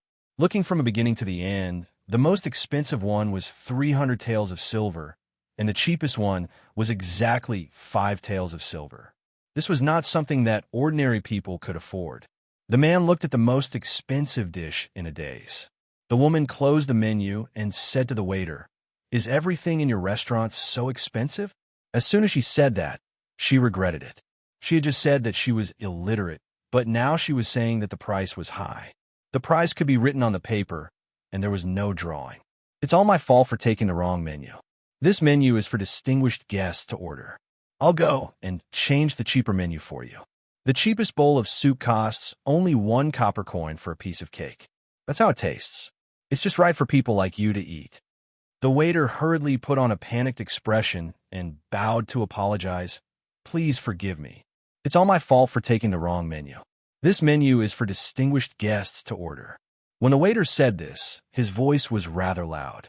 Not only did the man and woman understand, but the surrounding people who were eating also heard it clearly. They all turned their heads and looked over, sizing up the two people. Some even had looks of disdain in their eyes, and some even whispered to their companions, "You want to go up to the second floor like this? Look at what you're wearing. I thought you were rich, but I didn't expect you to be pretending. Tomorrow, I'll take out the clothes I wore during the New Year and wear them to pretend." When the man and woman heard this, their expressions immediately became ugly. The woman snatched the menu back from the waiter, flipped through it, and said to the waiter, "Do you not understand human language? I'm asking you. The dishes on the menu are so expensive. Is the food you make really that delicious? If it's not delicious, don't blame me for smashing your between the clouds and the water. Sir, you're making things difficult for me."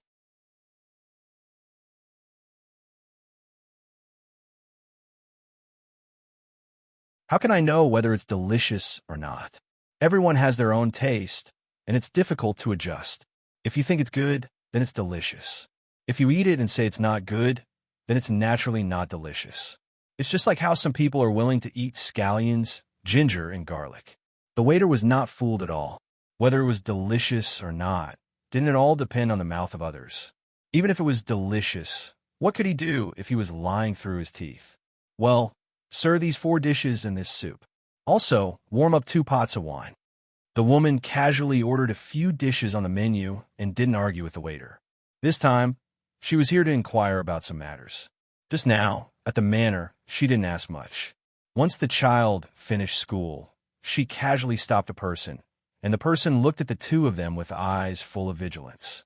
They wanted to ask the teacher, but they were sent out by the teacher. They did not understand anything, which made them feel very depressed. Since they could not get anything from there, they knew to find a more crowded place. That was why they chose this restaurant. They also knew that the Between the Clouds and the Water restaurant was also in Zhuangzi. While waiting for the waiter to serve the dishes, the two began to listen carefully. They wanted to get some information about the Zhang family and Wang family in Zhuangzi from these people. In the end, they heard nothing useful even after the dishes were served. They only knew that there was a market here and that the crops were still growing well here, even though there was a drought elsewhere this year. The two already knew these 2 points. When they came, they saw the crops in the fields. Not only were they not good, they were very good. However, these things were far from enough to satisfy the Prime Minister. The two of them looked at each other and decided to ask someone.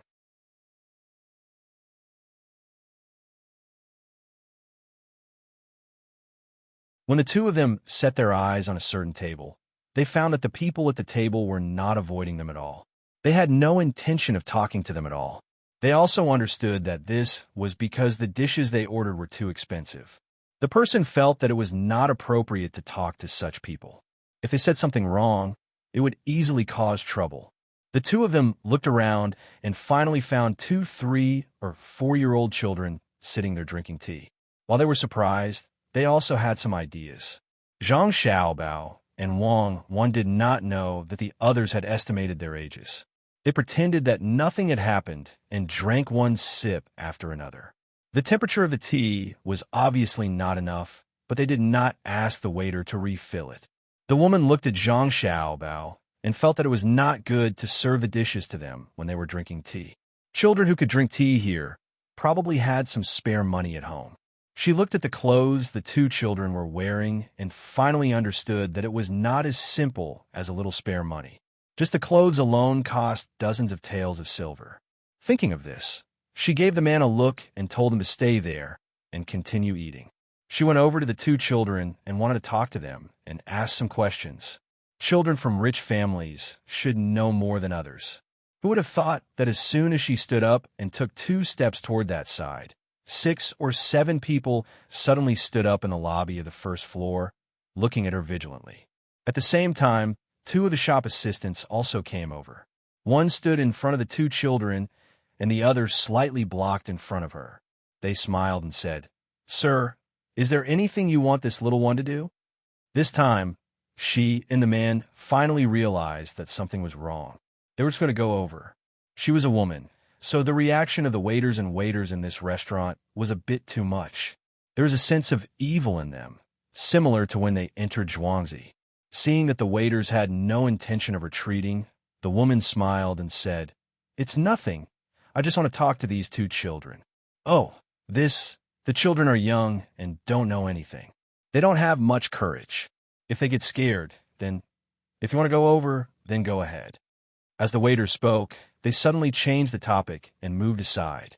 The other waiters didn't move and continued to stand by the table. They even put a chair there for the woman to sit. When the other people who stood up saw the waiters like this, they also sat back down. The waiters were still a bit worried. When they were talking, they glanced at the young master. When they saw the young master nod his head, they had no choice but to move aside. The woman didn't know about this.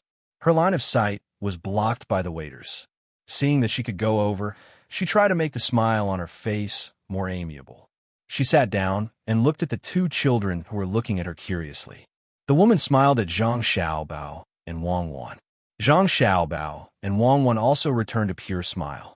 With her chubby appearance, long eyelashes, and big eyes, anyone who saw her wanted to kiss her. "Tell me, how old are you?" The woman lowered her seniority and asked softly. Zhang Xiaobao and Wang Wan blinked their eyes. They put their little hands in front of their faces and carefully counted. After counting for a while, they stretched out 3 fingers and answered softly, 3 years old. Seeing the 2 children's cute actions, the woman reached out her hands and wanted to hug them. The waiter standing there suddenly said, "Sir, would you like a pot of tea?" This kind of interruption was too obvious.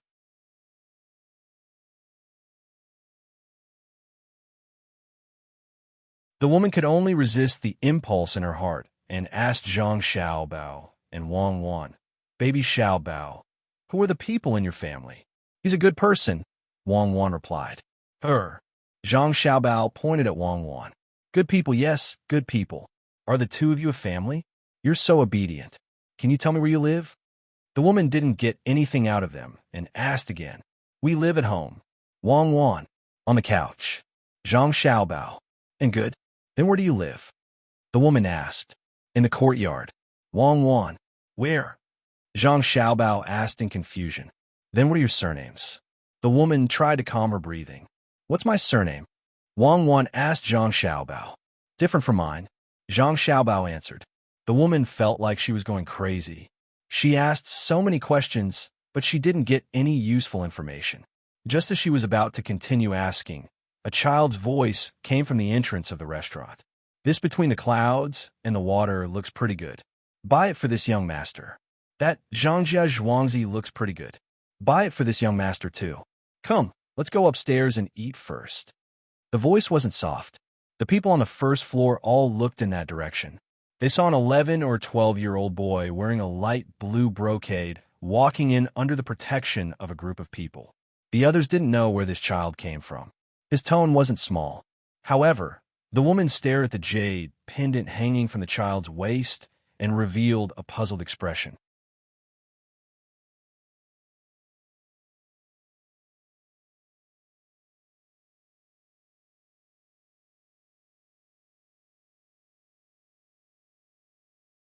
Chapter 130. Xiaobao, did you see that? This person is probably the one who bought Zhuangzi. It seems like he won't be easy to deal with. Such a playboy. Do you think he's a prince or an imperial grandson? Wang Wan also turned her head and pretended to be curious. After a glance, she asked Zhang Xiaobao with her lips. In the past year, Zhang Xiaobao and Wang Wan had a tacit understanding of each other. Just a glance was enough for them to divide the work. Wang Wan focused on observing the child and the people protecting him, while Zhang Xiaobao paid attention to the expressions of the other people on the first floor. He happened to see the woman's eyes and made a judgment. He replied to Wang Wan, "I can't tell. I don't think it's anyone important." The two people sent by Yao Chong weren't that afraid of this child. Maybe it's someone from a remote royal family?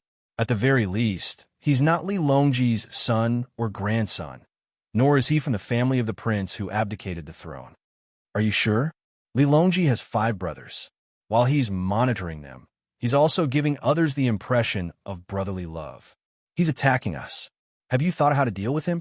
It's not easy to answer a playboy. Even if you give him a profitable business, he might not take it seriously and just want to take our place. Wang Wan was a little anxious when she saw that Zhang Xiaobao couldn't make an accurate judgment because of limited information. She was from the Zhuangzi Wang family. Even if something happened to Zhang Xiaobao, her family would avoid it. At most, they would sell the land together. However, she knew Zhang Xiaobao's thoughts. These lands are the lifeblood of his family. He wouldn't let others take them away. If something happened to Zhang Xiaobao, what else could she pursue in this life? That would be true loneliness. With him around, the two of them could understand each other. They could help each other, encourage each other, and rely on each other. If she was left alone, the world would become gloomy. Zhang Xiaobao smiled sweetly. Don't worry. It's good to be a playboy. A gentleman can be bullied, and a villain can be tempted. Such a young playboy will have a way as well.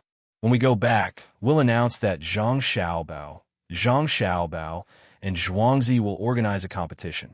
The winner will get 5 century eggs. When we go back, we'll start making century eggs. Actually, this is my least favorite. Other people might like it. Other than the eggs, we'll also get a champion's medal. It's made with 1 tael of silver. Rubik's Cube. That's the first round. The second round will be a competition of understanding of history.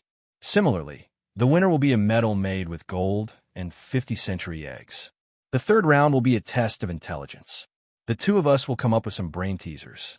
The prize will be a silver medal and 10 century eggs. The fourth round will be a calligraphy competition. A gold medalist will get 50 century eggs. After the 4 rounds, whoever wins the most will get a trophy. It has to be big and made of iron with a layer of gold on the outside. It has to be 2 meters tall, and the largest diameter has to be half a meter. When Wang Wan saw Zhang Xiaobao's confident expression, she knew that he had a plan. When she heard about the 4 rounds of competition, she couldn't figure out what Zhang Xiaobao was planning. What does this have to do with that playboy? Eating too many century eggs isn't good for the body. You gave him 50 each time, but he ate all of them. It's over if he gets sick after eating them. Wang Wan couldn't keep up with Xiaobao's train of thought. Zhang Xiaobao looked at the child who was stopped by the waiter and explained that there was no seat upstairs. He said to Wang Wan, "The second and fourth rounds are prepared for him. He's still so young, so he'll definitely fight for the seats."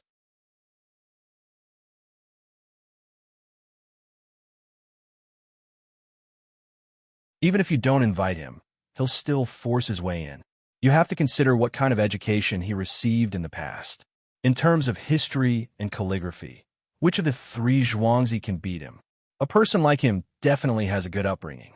Even if he doesn't want to learn, he'll have to pretend. That way, he'll be better than the children in Zhuangzi. Plus, the remaining two are more fun to play with, and there are so many children playing with him. He won't be able to resist this temptation. Rubik's Cube? If this thing is made of wood, won't it wear out too much? Wang finally understood. There were unique ways to deal with playboys. However, the Rubik's Cube used to be made of plastic, so it was resistant to wear. In this situation, metal was too heavy, so it could only be made of wood. When it rubbed against each other, it would definitely break. That depends on what kind of wood it is. Find a good wood, and it can at least be used for a while. As long as this thing is broken or disassembled, others will be able to copy it. Kites are easier to break, but there are still so many people playing. How much do you think a silk kite costs? How much does a Rubik's Cube cost? Zhang Xiaobao corrected Wan's pragmatism. When playing, people tend to ignore the cost. For example, firecrackers. The most important thing was to achieve the goal. All right, I'll listen to you. I can make a Rubik's Cube with one hand. What you need to solve now is that he's going upstairs, and we're about to start. Are you going to let him go to the second floor? If he goes up, what will happen to the two people here? Wan's small hand made a few movements of playing with the Rubik's Cube. Then, she asked Zhang Xiaobao to solve this dilemma. Zhang Xiaobao also understood that if he let the kid go up, it would be hard to say to others. He could only say to the waiter standing next to him, "I'm going home." As he spoke, he opened his two arms, meaning to let the waiter carry him.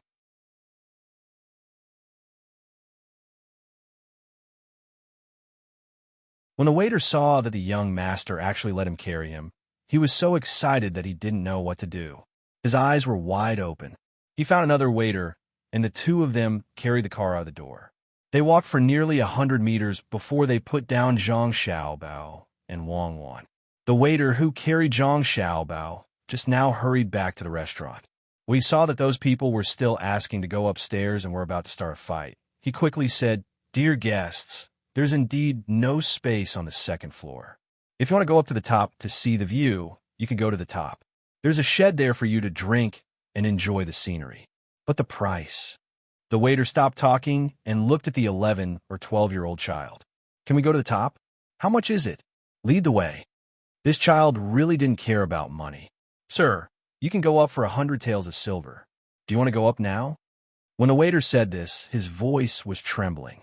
It was really too expensive. If it wasn't for the young master's order, he wouldn't dare to ask for 100 taels of silver. The child looked at the people around and saw that they all had awkward expressions. He knew that no one had a single tael of silver on them. He put his hand into the sleeve that was obviously a little heavy. When he took it out, he was already holding a bag. He opened it and took out a few yellow things. There were little rabbits, ponies, and small fish. He gave them to the waiter. "That's all. See if it's enough." He threw down the sentence and walked up. "It's enough, it's enough. Only these. Take them well. Naturally, someone will come and give you the money in exchange for these things. If there is one missing, be careful of your head." Before the waiter could finish speaking, one of the people stood up and threatened him. Before he went up, he snorted. Seeing that the person went up, the waiter didn't dare to stay. He took these things and ran out. He also knew what these things were. He heard that when the palace rewarded people, they would usually make various shapes of gold. There would be a mark on it, not to mention that someone would come to exchange for it. Even if no one did, he wouldn't dare to spend it. This was such a big matter. The waiter understood that the restaurant manager couldn't handle it. He could only send it to the young master and see what he planned.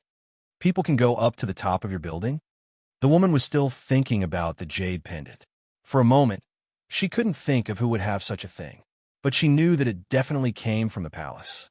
Seeing that the person went up, she asked the waiter, "Yes, you can go up. The top of the building has no shelter, but it's like floating clouds. It's just that the price is too high. Ordinary people can't go up." The waiter was quite sensitive and knew how to respond. "Little sister, since we're almost done eating, why don't we go back early?" At this time, the man spoke. He was thinking about the identity of the two children and was ready to go up and see. "Yes, it's time to go." The woman also reacted. The people upstairs could slowly investigate, but the matter arranged by the Prime Minister couldn't be delayed. The two children were definitely not ordinary. She had just made a move, and someone wanted to protect them. How could they be ordinary people? The two of them paid the bill and left. The dishes had not yet been served, and the plates on the table had not been touched. When the two of them chased after them, they saw from afar that the waiter who had just taken the gold was saying something to the two children. Because it was too far away, they could not hear what they were saying, so they could only continue to chase after them. After walking a few more steps, the waiter had already turned back.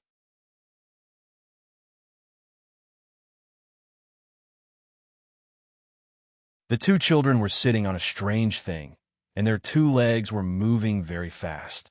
The road in Zhuangzi was well built, and the ground was flat. Also, it wasn't raining. The man and woman wanted to chase after them, but they were stopped by the waiter. By the time they got rid of the waiter and chased after them again, the two children had already sat on that thing to a small slope. Just as the man and woman were overjoyed and thought that they could catch up, one of the two children had something in his mouth. He blew with all his might, and the ear-piercing sound spread far and wide. The children they met on their way here, who still couldn't get anything out of them, rushed over from all over the place. Nearly 30 people surrounded the two children. Then they saw that the two children were still sitting on that unknown thing and were being carried forward by others. When the man and woman saw this scene, they finally gave up the idea of continuing to chase. The woman looked in that direction and said, "The little ancestors of Zhangjia Zhuangzi and Wang Zhuangzi are eating on the first floor of the restaurant." The people who stood up on the first floor of the restaurant were the two villagers of Zhuangzi. The man also agreed. Yes, no wonder the two children dared to come out and play. When the whistle blew, the two Zhuangzi people who heard it moved even more. Look over there. The adults who live nearby also came out.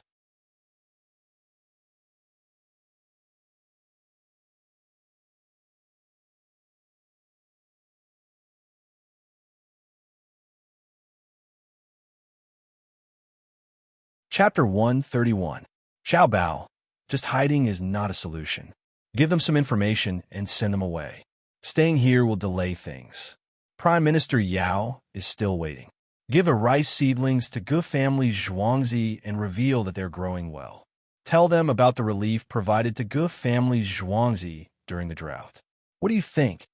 Wang Wan sat in the car and asked Zhang Xiaobao softly as they were being carried back.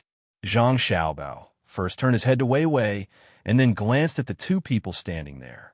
He nodded and said, "Okay, let her go find someone from Gu family Zhuangzi. It will be more convincing to hear it from someone else." The children on Zhuangzi didn't know what the two were talking about. They were all grinning as they carried the car. To them, being able to do something for their master was the happiest thing. The little young master had mentioned the whistle before, but he had never used it. Today, he finally used it. Under the protection of the children, Zhang Xiaobao and Wang Wan returned to the courtyard.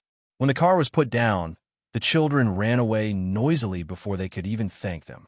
This made the two feel a special feeling that they couldn't get rid of. For the first time, I realized that these children are better than my bodyguards.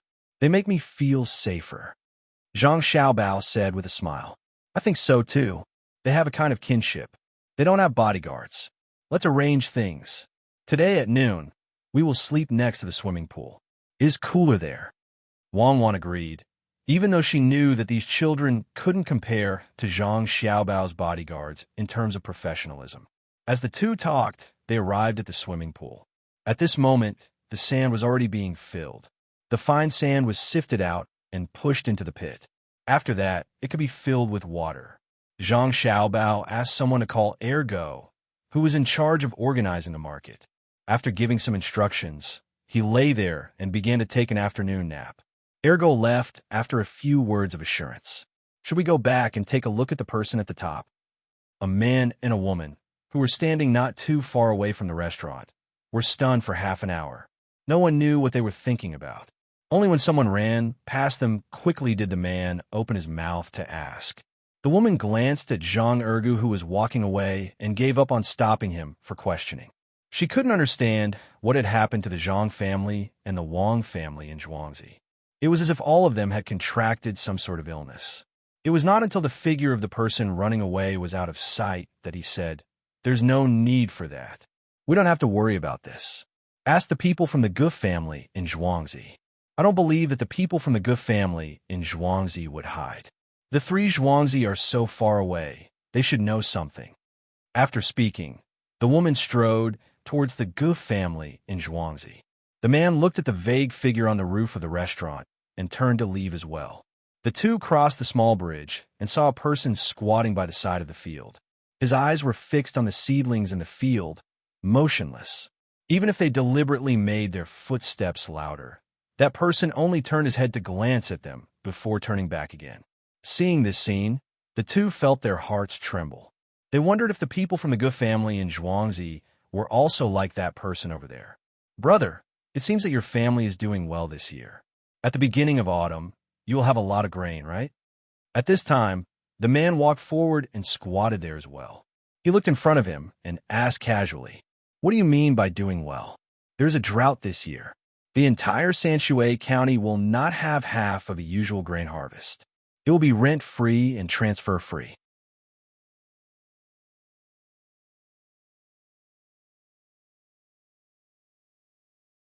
The person from the Gu family's farmstead looked at the two of them warily and tried to explain himself. He was afraid that the two of them would praise his land and end up having to pay the rent. The other places in Sanshui County had already reduced their production, so they had to report the same. Brother, you are right. It is indeed a little worse. Of course, we will be rent-free. Brother, I see that the crops in your Zhuangzi field are not as good as the crops in the two Zhuangzi fields over there. If I were you, I would also use new seeds. The man also knew why the farmer said this. The entire county was in drought.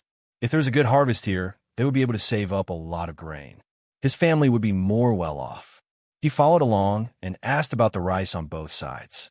He even sighed and shook his head. The people from the Gu family's farmstead were finally a little happier.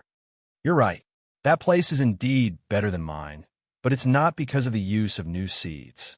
Look at my field, that tree, and the few trees in front of it. Don't you think it's not much worse than that place? The man and woman looked in the direction that the farmer was pointing. Sure enough, there were some seedlings that were better than the others in the field. They looked carefully and found that there were many seedlings that were the same. Compared to Zhang Wang and Zhuangzi, they were a little worse, but they were not bad. It is good. It is about the same. Is there another way? Why do the same seeds produce different crops? The man asked again. The farmer sat down and put his hands on his lap. He looked across the small bridge and said, "There is a way, that is, to buy the seedlings from the Zhang family's farmstead and plant them. Look at these seedlings. When a gust of wind blew, the seedlings that grew in that area were all uprooted. During that time, our people in Zhuangzi wanted to die. They cried and helped the seedlings.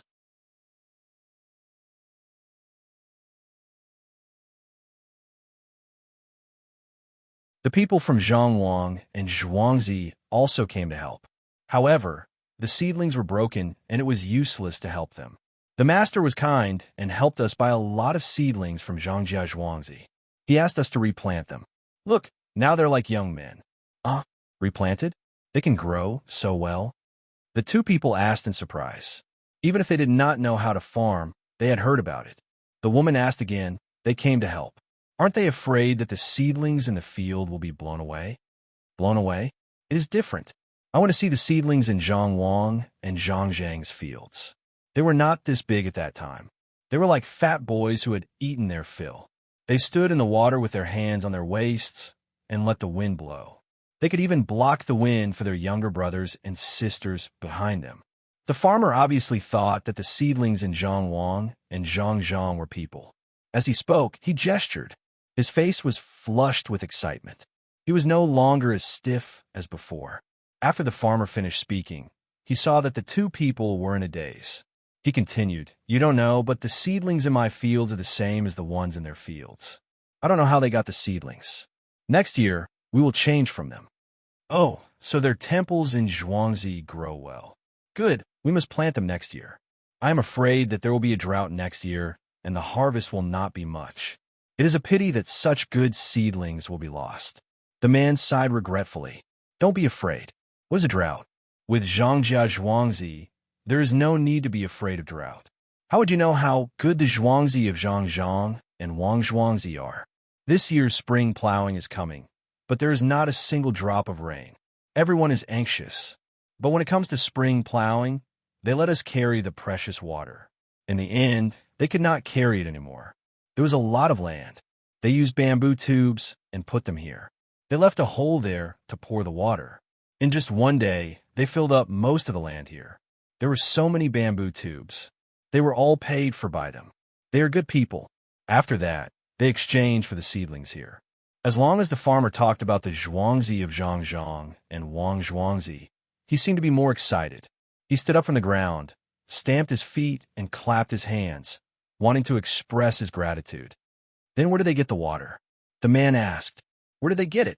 Of course, they saved it in advance. 6 big ponds had been filled with water long ago, and 7 wells. Oh, now there are 10 wells. My Ge family has also dug 3 wells in Zhuangzi. Their ponds are used to raise fish, plant lotus flowers, and release ducks and geese.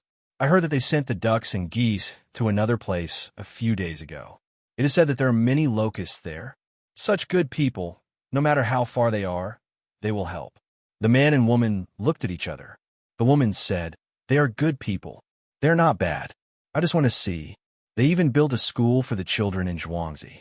Unfortunately, the farmers do not have much money to begin with. If they have to hand in some things to study, their lives will be even harder. Hand in things? What things? You said that they asked the farmers in Zhuangzi for things to give to the teachers? That was impossible. The main family was the one paying for everything. Even the food that the children ate in school was paid for by the main family. That was not a big deal. Every time there was a festival, the main family would send something to the villager. They would send clothes, food, and clothes. They would even help raise the poultry together. I heard that after the autumn harvest, the children in Zhuangzi of the Ge family can also go to school, but they don't have to eat.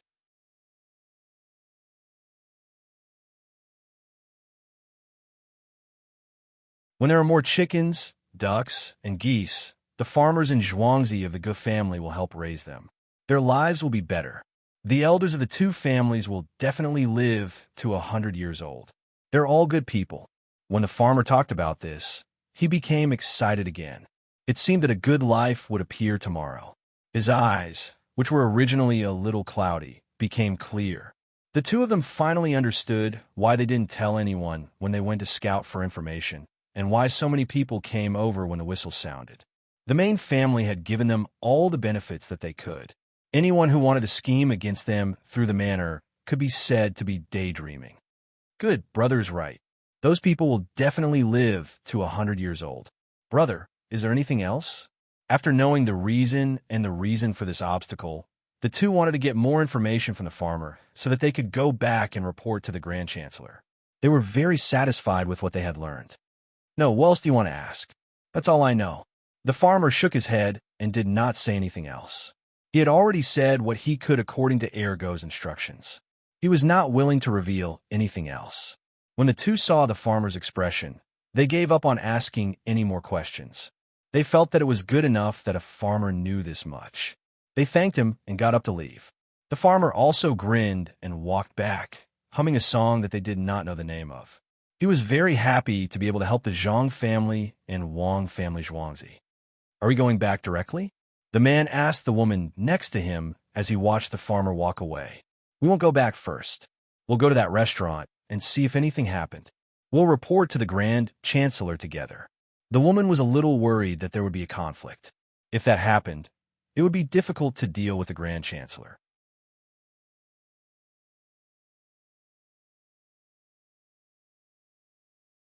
After all, Zhangjia Zhuangzi had done a great service.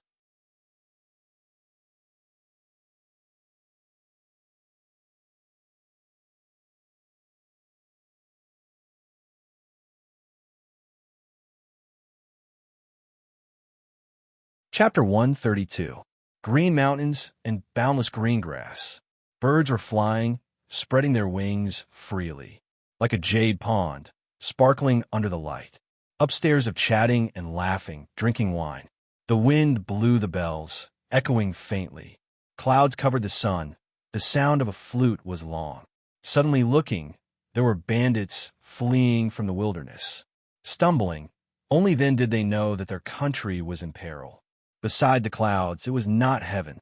On the rooftop of the Water Cloud Tavern, the young master, dressed in luxurious clothing, was enjoying the scenery around him amidst the cheers of the crowd when he heard the sound of a flute. He saw a group of people fleeing from the wastelands, bringing their wives and children with them, playing the flute as they begged for money. Finally, he woke up from that fleeting feeling.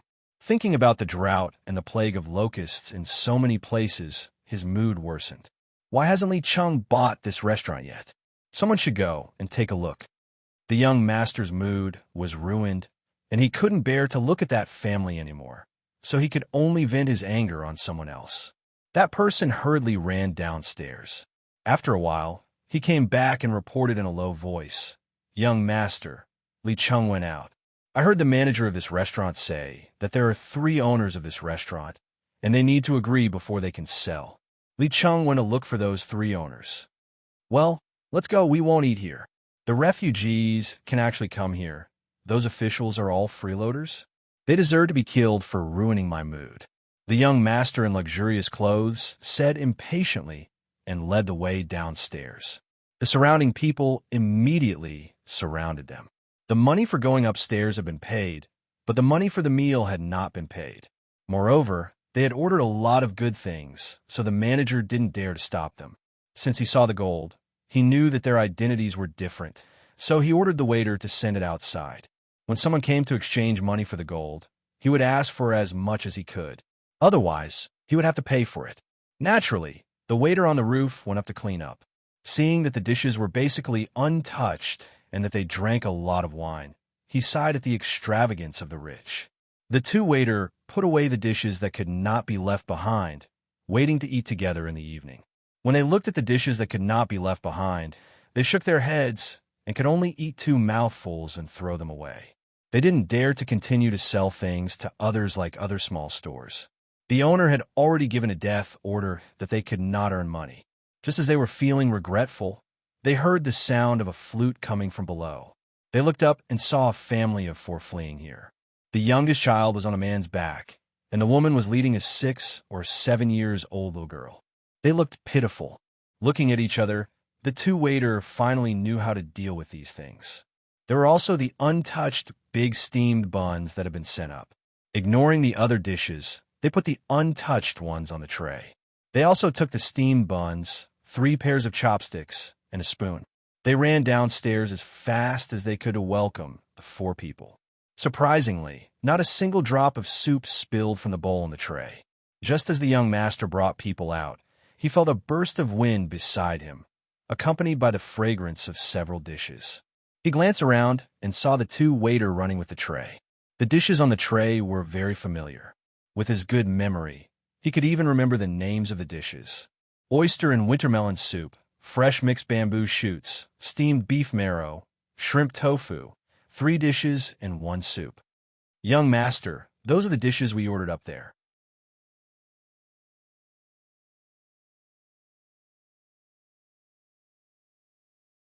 They can't even leave these dishes.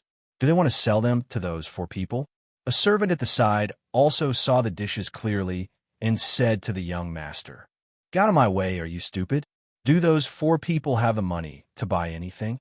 If I knew this would happen, I would have sent them myself. At least they would be grateful. If my father knew, he would praise me even more. Between the clouds and the water restaurant is not bad."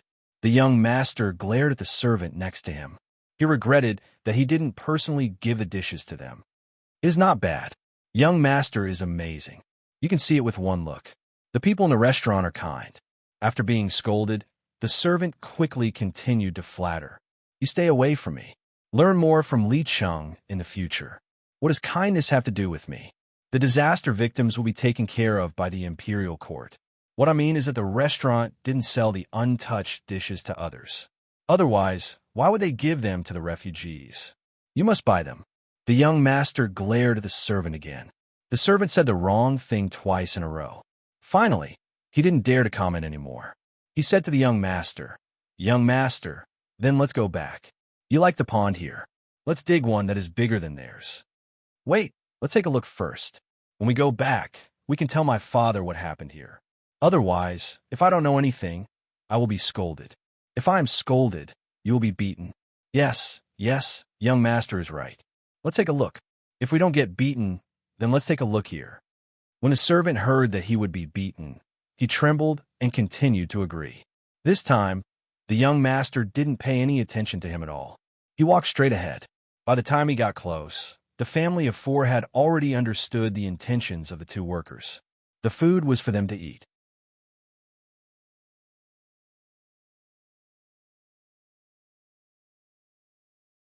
They pulled their children to kneel and kowtow to the young master, but the 2 workers kept stopping them. When one of the servants saw the young master with a different identity leading a group of people over, he quickly said to the 4 people, "Don't thank us." This was all ordered by the young master. He asked us to specially prepare the dishes and send them over. Look, the dishes were just done. After hearing the servant's words, the 4 people also turned their heads to look. At first glance, they knew that the young man was from a rich family and didn't care about other things. They turned around and knelt in front of those people again. They kowtowed to them from a distance and said words of gratitude. This young master originally wanted to see the situation here. When he went back, he would have something to say when his family asked him. When he saw this situation and heard the words of gratitude from the 4 people, he suddenly felt good again. He asked someone to help the family up and said, "No need, no need. There's no need to be like this. There's no need to be like this. It's all because of this disaster. Get up, and eat first. Look at this child. Servant, go and ask them to send a bowl of white fungus bird's nest soup. Put under my name. Young master is kind and righteous. I'll go now." When we were upstairs just now, if it wasn't for young master's words, I really wouldn't have known that someone fled here. The servant naturally knew what to say and what not to say at this time, so he ran back. The family of 4 was helped up. They found a stone and put the food on it. Under the gaze of everyone, they ate. The child on their back was too small, so he could only eat something soft. The soup and bone marrow were given to him. The little girl was the most sensible. She let her parents eat first. She ate a steamed bun and took care of her brother. While eating, she looked at the young master standing in front of her gratefully and smiled shyly. When others saw this, they didn't feel much. They had already known the hardships of the world. Only the young master, who encountered this kind of thing for the first time, didn't know what to say when he saw the 4 people eating, especially when the girl with dirt on her face and messy hair smiled at him gratefully. He suddenly felt a little guilty. When the girl used her sleeve to wipe her brother's mouth, he was a little envious. For a moment, he felt that he wasn't as lucky as the child. Seeing the child smile after eating a few mouthfuls, saliva and food falling out, the corner of his mouth also curled up. "Young master, why don't we go back first?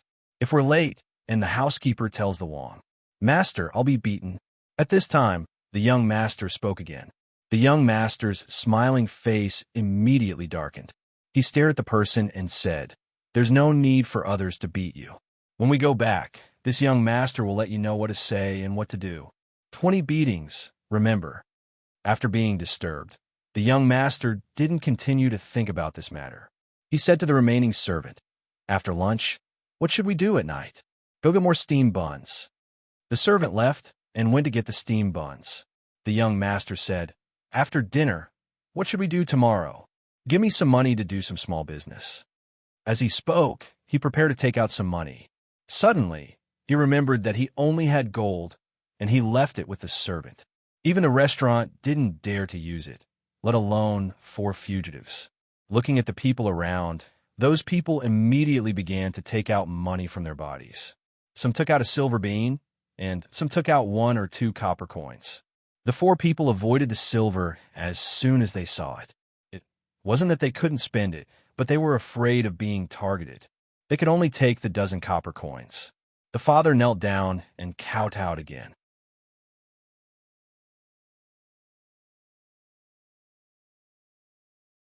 He didn't want the money, but he could stand it, but the child couldn't. "Young master, I still have some money." The person who was beaten just now took out a string of 70 to 80 copper coins. It was the most standard Kai Yuan Tong bao. It was quite heavy. who knew why he was carrying such heavy money. When the young master saw the copper coins, he was happy. He took it and let someone give it to the 4 people in front of him. He looked at the person who was about to be beaten and nodded. When the person saw that the young master didn't say to exempt him from being beaten, he had to give another idea. Young master, you can tell them that they don't have to go too far if they want to do business. At night, there will be a market here. The price of all kinds of things is fair, but they're not allowed to buy in large quantities. Let them buy a little bit of everything. At dawn, they have to walk 20 miles to a place in front of them to sell. They can earn 10 or 8 copper coins, which is enough for their family to eat. When he spoke, his voice was not low. Not only did the young master hear it, but the 4 people also heard it clearly. They knelt down and kowtowed again. Fortunately, the man knew that he should thank the person who gave the idea. Otherwise, he would have harmed others. While the young master asked someone to help him up, he praised, "Good, this is a good idea. Then you don't have to be beaten. When you go back, you will receive 5 taels of silver as a reward. Benefactor, please tell us your name. We will definitely remember it. When we survive, we will work hard for you." The man of that family cried with gratitude and asked for his benefactor's name. My surname is Li, and my name is Wang's son. You don't have to remember. Live a good life. If you can't eat, you can go to between the clouds and the water to eat. Just remember my name.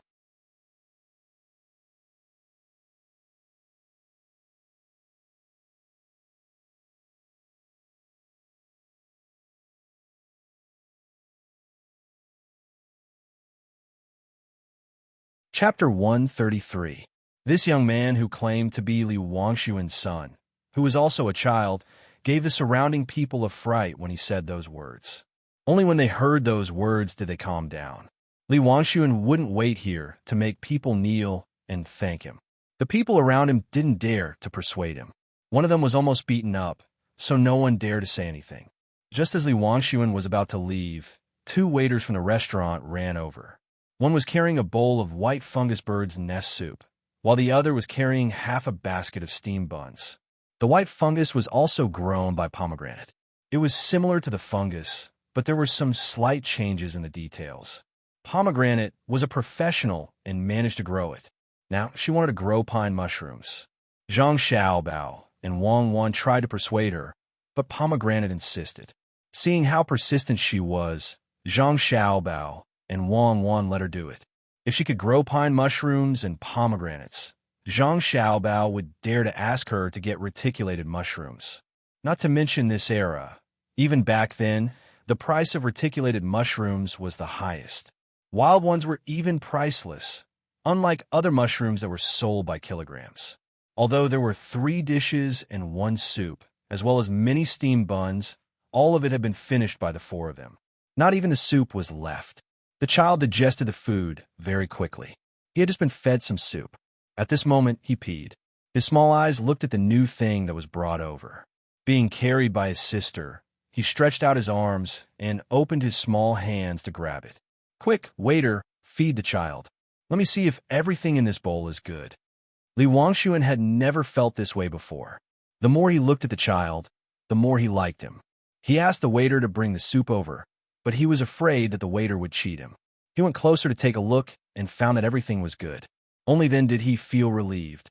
The older sister hugged her younger brother, wiping her tears as she thanked Li Wangshuan.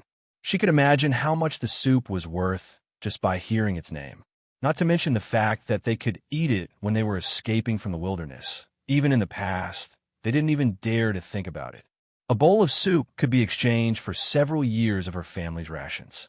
In addition to the white fungus and bird's nest, there were also soft lotus seeds and rock sugar in the soup. It was sweet and fragrant. Children instinctively pursued sugar and couldn't stop eating once they took a bite. This had nothing to do with whether it was sweet or not. The main thing was that sweetness represented sugar. Sugar was exactly what the human body needed. It was a kind of genetic inheritance. The more immature a child was, the more they wanted to eat sugar. This time, without waiting for the older sister to wipe it with her sleeve, Li Wangshuan took out a handkerchief and helped the child wipe the drool from his mouth. When his hand touched the child's tender face, he couldn't help but pinch it lightly. Amidst the worries of the adults, the child didn't cry as he usually did when strangers touched him. Instead, he opened his eyes wide and opened his arms with a smile, letting Li Wangxuan hug him. Li Wangxuan wanted to reach out, but he was stopped by the people beside him, so he couldn't do anything. At this time, the person who had almost been beaten pulled a waiter over and told him what had happened. The waiter immediately knew what to do. "Young master, don't worry. Leave this family's matter to between the clouds and the water. Between the clouds and the water just happens to be lacking a dishwasher and a chopper. Oh, the dishwasher only needs to do 8 hours a day. Between the clouds and the water will give the dishwasher a bowl of clear water pig's knuckle soup, at least half a pig's knuckle each time."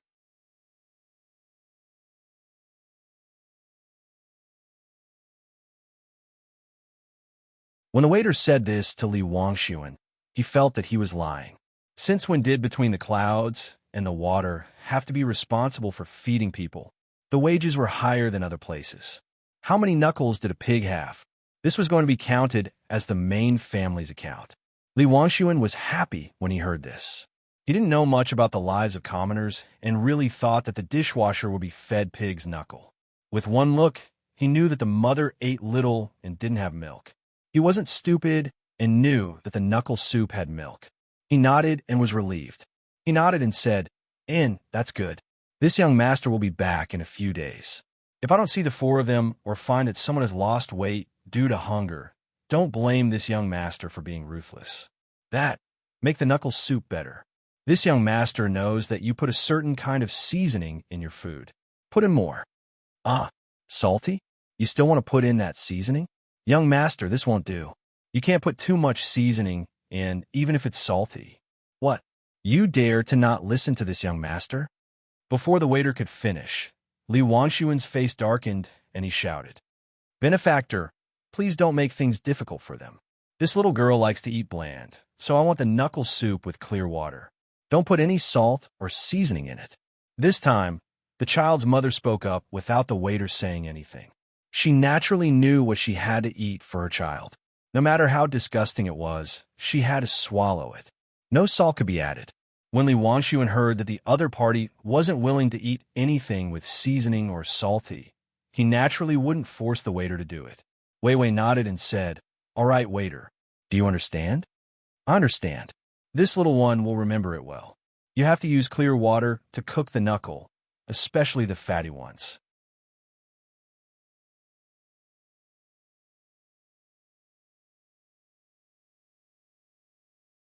The waiter didn't care about who said the wrong thing and nodded vigorously. "Waiter, you have to do as you say. Take this money."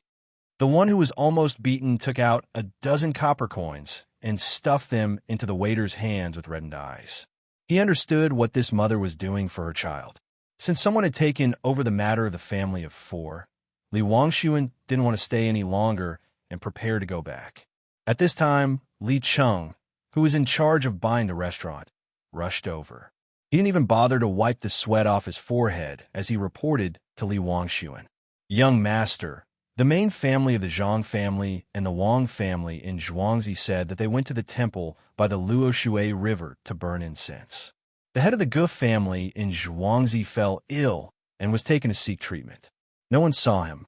The housekeeper was there, but unfortunately, he couldn't speak and the restaurant couldn't be closed." "So coincidental?" Li Wangxuan frowned in disbelief. "Yes, this little one has already asked 3 farmers in Zhuangzi. At first, they didn't say anything. This little one gave them a lot of money. The farmers of the Zhang family and the Wang family took the money and told this little one. Early in the morning, the main family of the Zhang family and the Wang family left in a hurry in Zhuangzi. So did the Gu family in Zhuangzi. Li Cheng had spent a total of 3 taels of silver this time. He felt a bit of heartache. After all, he had forked out the money himself. Li Wangxuan finally believed him. "All right, when you go back, you will receive 10 taels of silver. Let's not talk about this today. All right, come back with me. Tomorrow, send someone over to ask about this family of 4. At the same time, see if they have good food and lodging." "Yes, this little one understands," Li Cheng replied respectfully. While they were talking, a man and a woman came over to join the fun. They didn't get too close, so Li Wangshuan's bodyguard only watched and didn't chase them away. He didn't want to make the young master unhappy. How is it? Did you see the ability of the Zhang family and the Wang family in Zhuangzi? More than 2 taels of silver was thrown in, and it didn't even make a splash.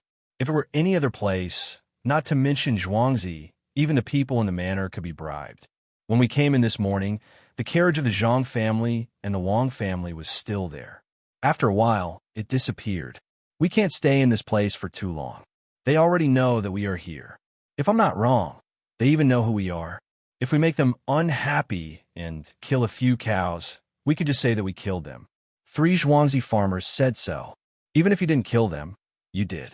The woman was meticulous and could roughly analyze the situation from this incident. The man was bold and had good skills, but he wasn't good at such things. He said, "Don't be afraid. When the time comes, as long as we go through the authorities, we don't have to worry about anything. Today, we finally know that the Wang family's son is not bad. He knows how to help the poor. You only saw this. In fact, the ones who are willing to help are the Zhang family and the Gu family." When the servant came out, he brushed past him. Usually, if the master didn't arrange this, would the 2 servants do this? Remember, our identities can't be exposed. If the authorities know, then County Magistrate Chung will also know. I think they are together. The woman corrected the man's mistake. Just as the man was about to refute, he suddenly heard a rush of horse hooves. He turned his head and saw 3 yamen runners from Sanshui County. Each of them had 2 horses, and they rushed over from the other side of the bridge. As soon as they came to the bridge, the one in the lead shouted, "Hey," reporting to the master of the Zhang family. At noon, the little Luo Shui pier has been built. Congratulations, congratulations.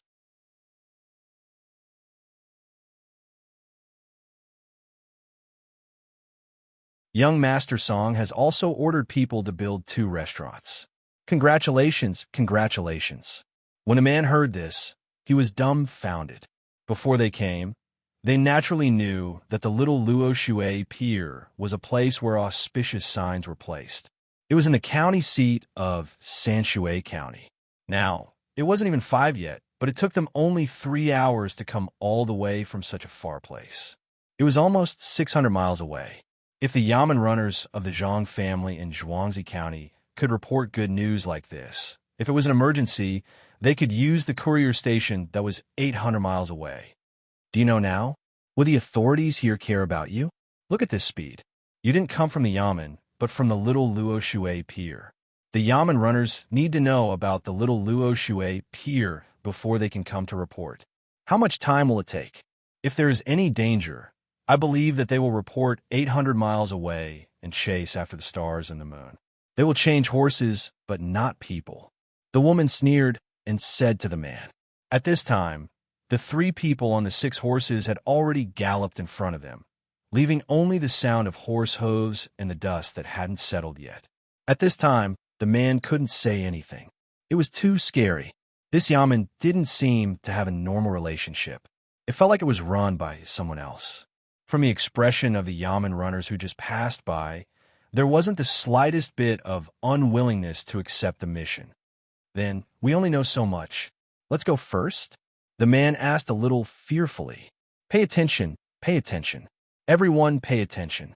The children of the Zhuangzi County of Zhang family and Gusan family can join the competition. There will be a prize if they win. At this time, a child's voice sounded.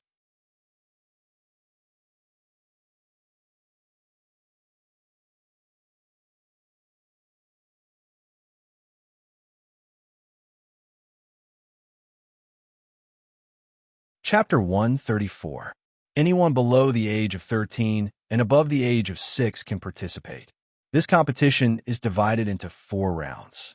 The first round is a competition of a new item called the Rubik's Cube. The winner will receive 5 century eggs and a champion's medal, which is made with 1 tael of silver.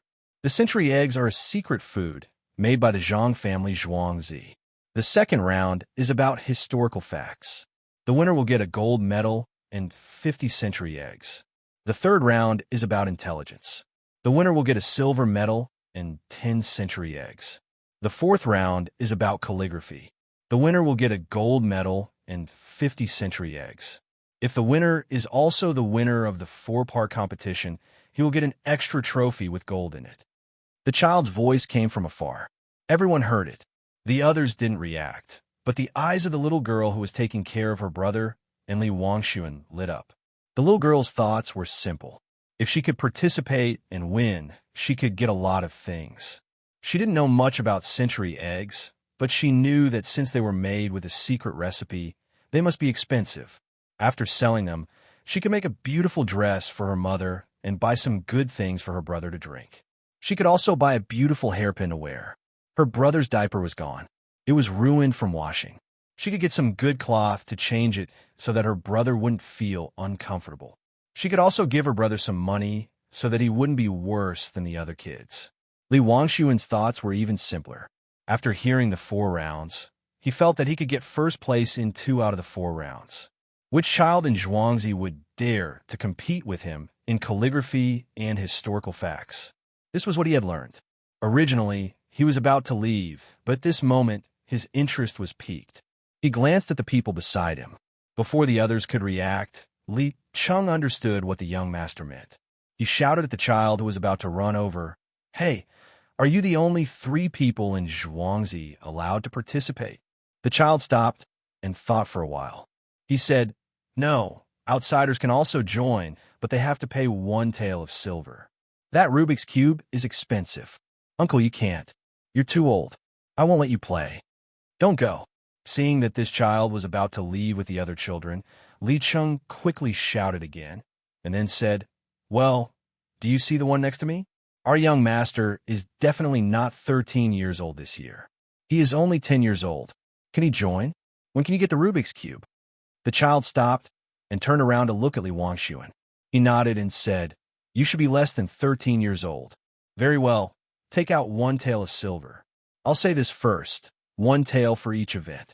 If you don't have the money, don't participate. If you don't get anything, I'll feel bad. Don't worry about the Rubik's Cube. No one has it now, but I can make some tomorrow. When the time comes, just come to between the clouds and the water to get it. Have you thought about it? You've decided on the money? I still need to talk to the Gu family in Zhuangzi." "I have. Isn't it just 4 taels of silver? Take out all the money you have." Li Cheng was not an ordinary person since he was able to become Li Wangxuan's confidant. He knew that his young master wouldn't care about this little bit of money.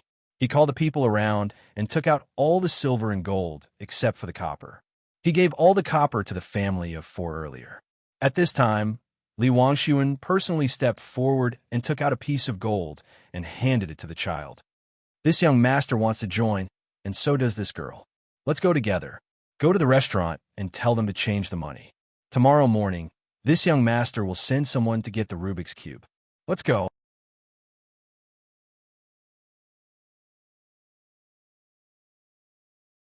The little child did not hold back and took the gold. He let the others go to the Gu family manor first to report the news while he ran to the restaurant alone. Not long after, he came back with some good documents from the manager of the restaurant and some money. Li Cheng took the documents. Naturally, he didn't doubt the authenticity of the documents. Even if the 3 Zhuangzi didn't admit that the restaurant was opened by them, he would find a way to get it back. He nodded to his young master, and the group finally left the place. They walked towards a newly bought Zhuangzi. When they were far away, the waiter didn't dare to delay and ran to the Zhang family's manor. When he arrived, he immediately looked for the steward. The gatekeeper knew that the waiter of the restaurant had important information, so he didn't dare to be negligent. Soon, he found the steward. That person has already joined. His surname is Li, and his name is Li Wangxuan. He arranged for a family of 4 to stay in the restaurant. The other 2 people who were sent to gather information are watching from the side. They didn't come. The waiter finished his sentence and ran back. This information was quickly passed to Zhang Xiaobao and Wang Wan. The 2 of them were watching the water in the swimming pool gradually settle and become clear. "Xiaobao, do you know Li Wangxuan? Who is he? Why haven't I heard of him?" Wang Wan bit a piece of orange in her mouth. It was so sour that her whole face twitched. She didn't forget to ask Zhang Xiaobao. "I don't know. I've never heard of this name. Many people used to tell me about history, but they didn't mention that there was such a person in the royal family of the Tang Dynasty. What's his name? Li Wanshuan? It's just a small trick. Isn't he Li's son? He's the son of the emperor's father's second son. Zhang Xiaobao thought about it carefully and finally understood. He combined the last two words into one word.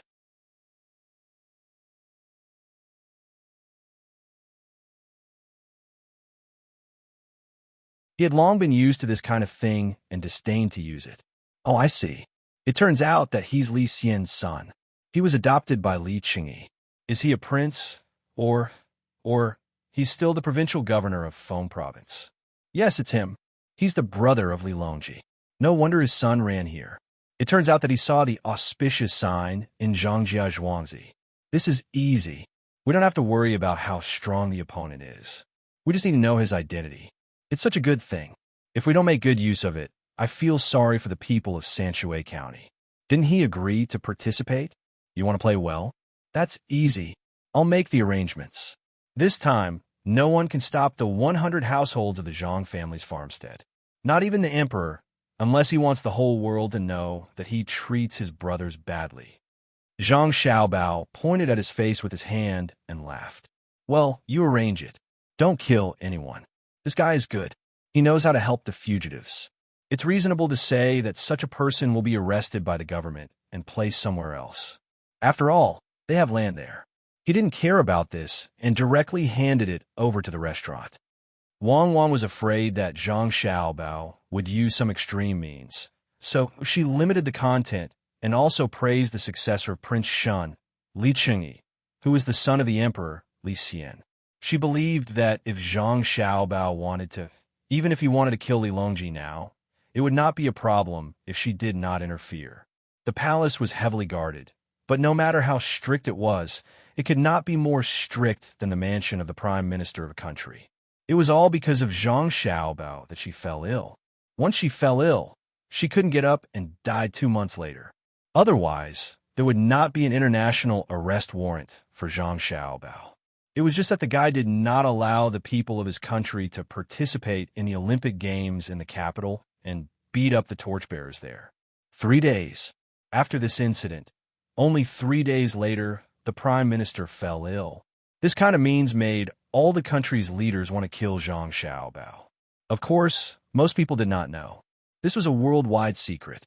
Such a person had money and a perfect planning organization. Who would not be afraid of such a person?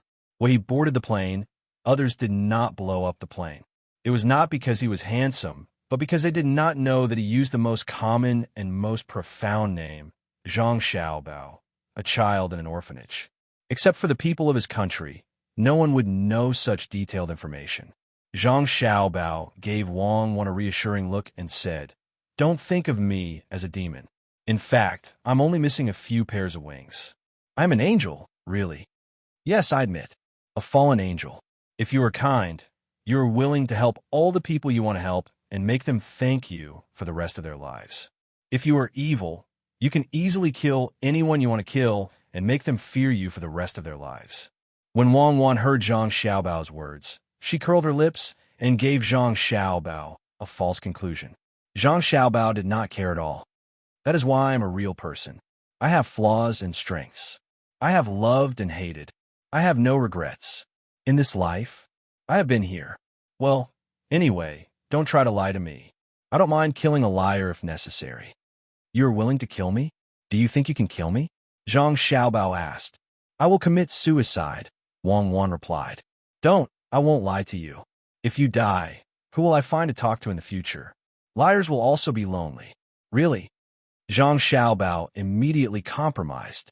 Just like how Wang Wan did not dare to imagine losing him one day, he did not want to lose Wang Wan. It had nothing to do with love. The main thing was that the two of them understood the same world.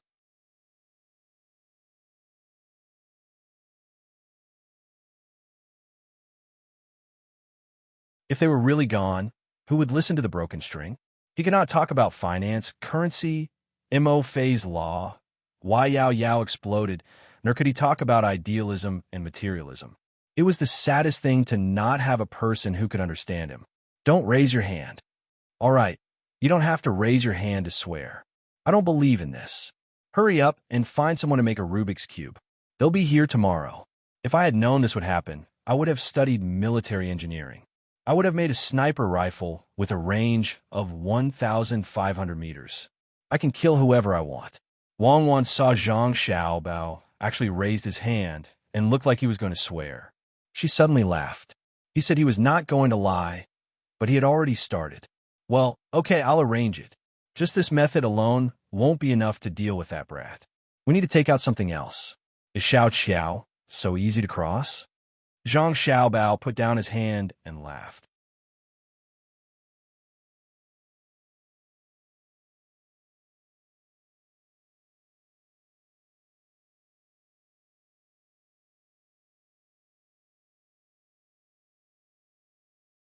Chapter 135. Groups of dragonflies were flying close to the ground or circling around the pond. Occasionally, they would touch the surface of the water, and when circles of ripples appeared in the pond, they would nimbly circle around a lotus leaf and fly away without a trace. The dry sand ground was emitting heat, making people feel absent-minded. The sound of cicadas kept buzzing. Wei Wei curled up the leaves that were covered with a layer of soil. Some insects living on the leaves were afraid of heat, so they spat out countless bubbles to wrap themselves in them. The old yellow dog stretched out its tongue and ran to the water basin to lick it a few times. Then it hid under the big locust tree and lay down in the short shadow. It stretched its paws forward, put its head on them, and squinted its eyes. Occasionally, it would look at the unscrupulous chickens in front of it. The fat house cat jumped to the window and curled itself into a ball. Even when the door was opened, it still did not move. The little swallow followed its parents out to look for food. It ate dragonflies and the insects that dragonflies ate. The old yellow dog stood firmly in the circle and looked at the things around it blankly, as if it was recalling the road it had walked. Only its tail kept swinging to drive away the mosquitoes and flies that wanted to come and take advantage of it. Along with the ringing of the bell, it was time for the children who had been studying for 3.5 hours to rest. There was still 3.5 hours before lunch, but the children had already sat in their seats and waited. After a while, someone brought them food. A small bowl of goat's milk exuded the smell of food. There were 2 vegetable buns on the plate and a fried yellow poached egg. This was their lunch break. Originally, they had to do exercises during the break. Later, they found that they were helping at home, playing in the mountains, and swimming in the water, so this was removed. Before eating, the headmaster admonished, one meal after another. Think about how hard it is to come by. The children promised in unison that they would study hard in the future and repay the headmaster. Then they began to eat. The headmaster smiled and nodded at the side, reading a book in his hand. Occasionally, he would drink the green bean soup provided by the headmaster to cool down. In the swimming pool in the courtyard of the Zhang family, Zhang Xiaobao and Wang Wan were lying in it. Their faces were covered with a lotus leaf. Pomegranate, who had finished her work, found a small bench and sat aside to watch. She held a book in her hand and occasionally yawned. These days, she had been thinking about how to plant mushrooms. She was exhausted, but there was no progress. Xiaobao, do you think my family will be able to get some rewards this time? For example, like your family, you can get some food or something, and you can also relax quickly. Wang Wan's voice came from under a lotus leaf. After waiting for a few seconds and seeing that Zhang Xiaobao did not respond, she reached out and touched him. Zhang Xiaobao's body immediately sank into the water. Seeing that the water was about to enter his mouth, he quickly moved and lay down again. Unexpectedly, he fell asleep. Wang Wan had no choice but to repeat her words. Oh, you ask about this? It should be. After all, those grains and poultry were in the name of the Zhang family and Wang family. After so much effort, there should be something in return. The imperial court can't disappoint the people. I just had a dream. In the dream, the 6 ponds here are all connected together. There are several small bridges in the manor, and there are people rocking boats in the water. They are humming tunes while picking lotus seeds in the ponds. There are many small fish swimming and frolicking in the clear water. As Zhang Xiaobao spoke, his 2 legs gently kicked, and his body moved to the shore.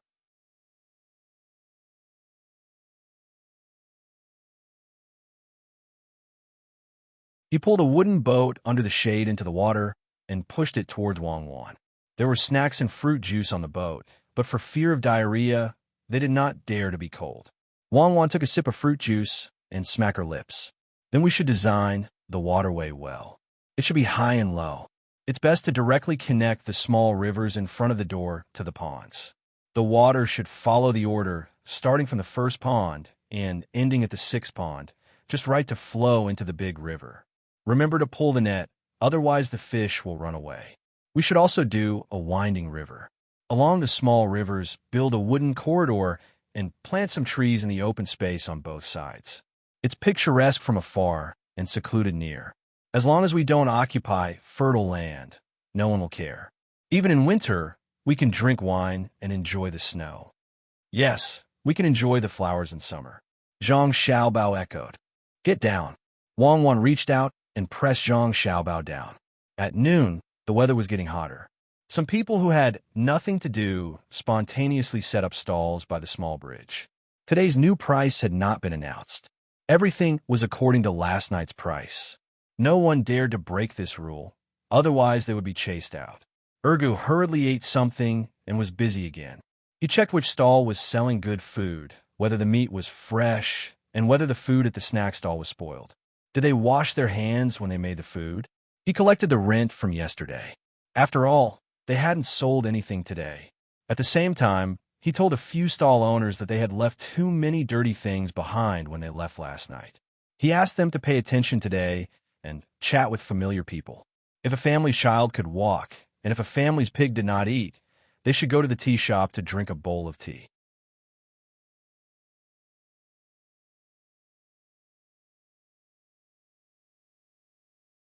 When the owner pushed them, they should leave a small bag of salt as the payment for the tea. The number of people eating in the restaurant between the clouds and the water also increased. After Li Cheng looked around for the owner's family, but to no avail, he took the Rubik's Cube and came here for lunch. He went up to the second floor, casually ordered a few dishes and iced wine, and asked the waiter to accompany him. The waiter naturally did not dare to refuse. He stood aside and poured wine for Li Cheng. In his heart, he silently said what could be said and what could not be said. Waiter, let me ask you, are you a local? Li Cheng took a sip of wine and a bite of food. He put down his chopsticks and turned to ask the waiter. In answer to your question, I am a local. My family is in Zhuangzi. Including me, it has been 3 generations. The waiter said respectfully as he filled Li Cheng's wine glass and put 2 pieces of ice in it. Then do you know what your master is busy with all day? Why can't I meet anyone? Li Cheng continued to ask. The waiter shook his head blankly. I don't know. How can the owner tell me what he is doing? Maybe something big happened? You should be more diligent. Then, do you know what's going on these days? Something big? Yes, I do know a little. Master's family is very good. I heard that there was a drought and a plague of locusts over there, so Master sent people to bring food, chickens, ducks, and geese over there. The locusts over there are in trouble. You don't know, but the chickens on our farm are different from other places. They start eating locusts when they are young. I still remember that there was a chicken called Old Black. That guy is extraordinarily clever, no matter where the locusts hide. Okay, I know. Lao Hei is a good chicken. Let's not talk about it first. Is there anything else big? Li Cheng was satisfied at first, but as he listened, he found that something was wrong, so he quickly interrupted the waiter. The waiter stopped and swallowed. Seeing that Li Cheng was asking him, he said, Something else big? Yes, the old sow of the little swineherd in Zhuangzi just gave birth. Guess how many? 12 of them. That guy looks so scary. We knew that the pig wasn't normal. It could climb trees. That guy. That's right. Stop, I'm asking you. Don't make up stories. Whose pig can climb trees? Is there anything else big? Li Cheng didn't know whether this waiter was clever or stupid. Oh, that pig can really climb trees. The wind is strong and the tree is crooked, so it went up. Speaking of other things, I heard that a pier was built at the little Luoshui River in Sanshui County. That place is so big. The whole mountain has been dug up. I heard that when they were digging, they saw a big snake. That guy is about 20 feet long, and no one dares to catch it. It just slips on the sand and runs away. That guy. Don't talk about that guy. Let me ask you, how is life at home? Li Chung finally figured it out this time. This waiter was not stupid. Not at all. He was smart. When he was asked about something, he would tell others.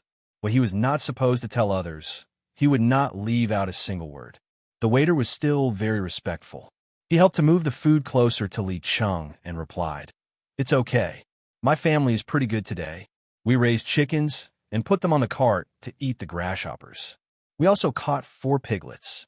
When they grow up during the new year, we will kill one and keep it for our family. As for the other 3, we will sell them for some spare money." Sigh, I don't think your family is doing well. Those pigs can't be sold for much money. Other people will also sell pigs during the new year. It's better to find a new owner. Maybe it will be better. Li Chung liked this waiter. He was smart and tight-lipped. The waiter shook his head and said, "In reply to your question, we don't need to sell the pigs.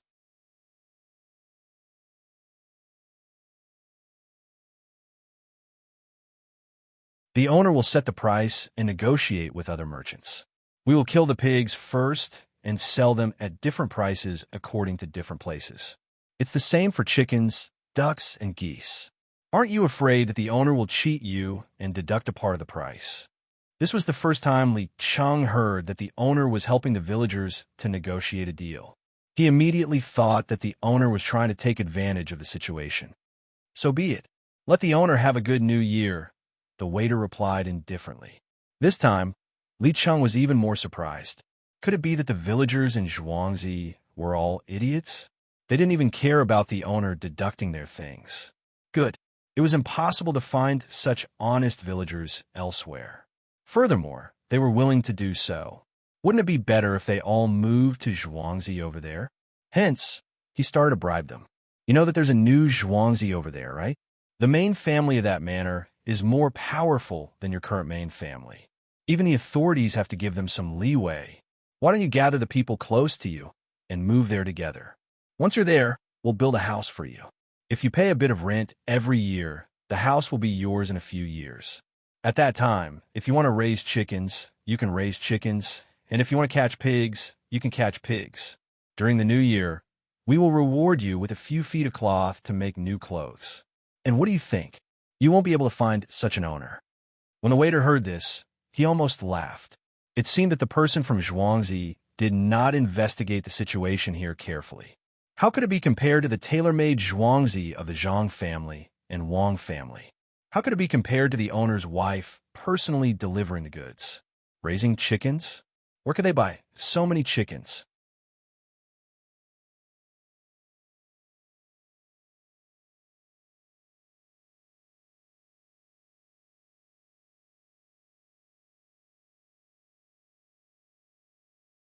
Chapter 136.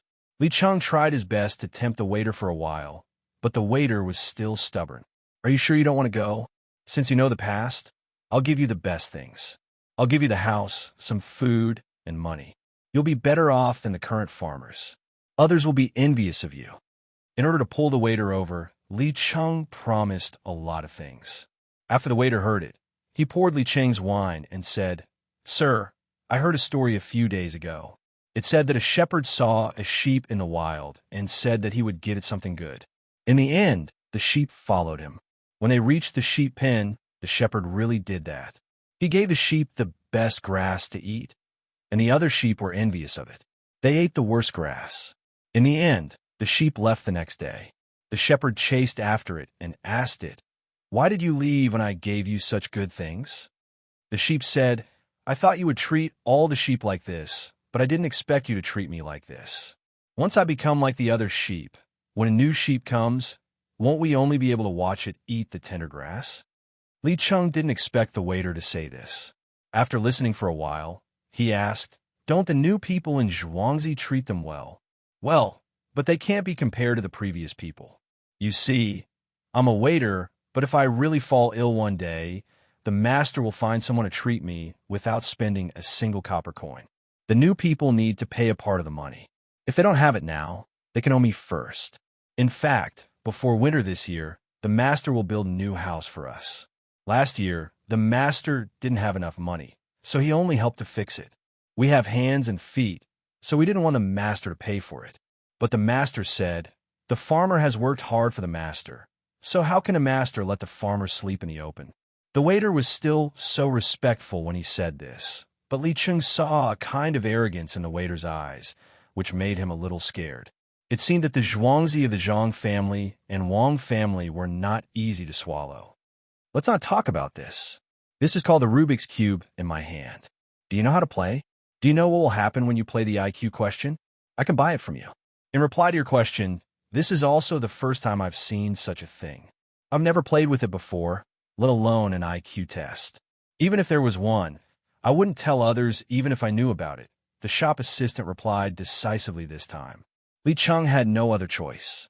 He could only take the items back and let the young master familiarize himself with them as soon as possible. If he could get first place in all 3 categories, then he would definitely get that stupid trophy. He didn't know what was so good about these rewards, but the young master insisted on competing. The meal made him very uncomfortable. He didn't hear any good news, but he did hear some bad news. The Zhang family and Wang family's farmers in Zhuangzi couldn't be bribed, and he didn't dare to use his status to pressure them. After all, Zhangjia Zhuangzi had sent so many poultry. If something really happened, that Yao Cheng, no matter whose son he was, would still go to court. Others would be fine, but he would be sent out as a scapegoat.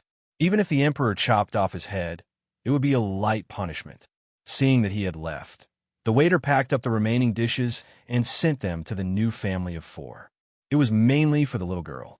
The restaurant couldn't provide good food for her family, especially when it was ordered by the rich. The cost was not low. On the official road, a man and a woman were running, one in front and one behind. They were about to reach the prime minister's residence in Henan province.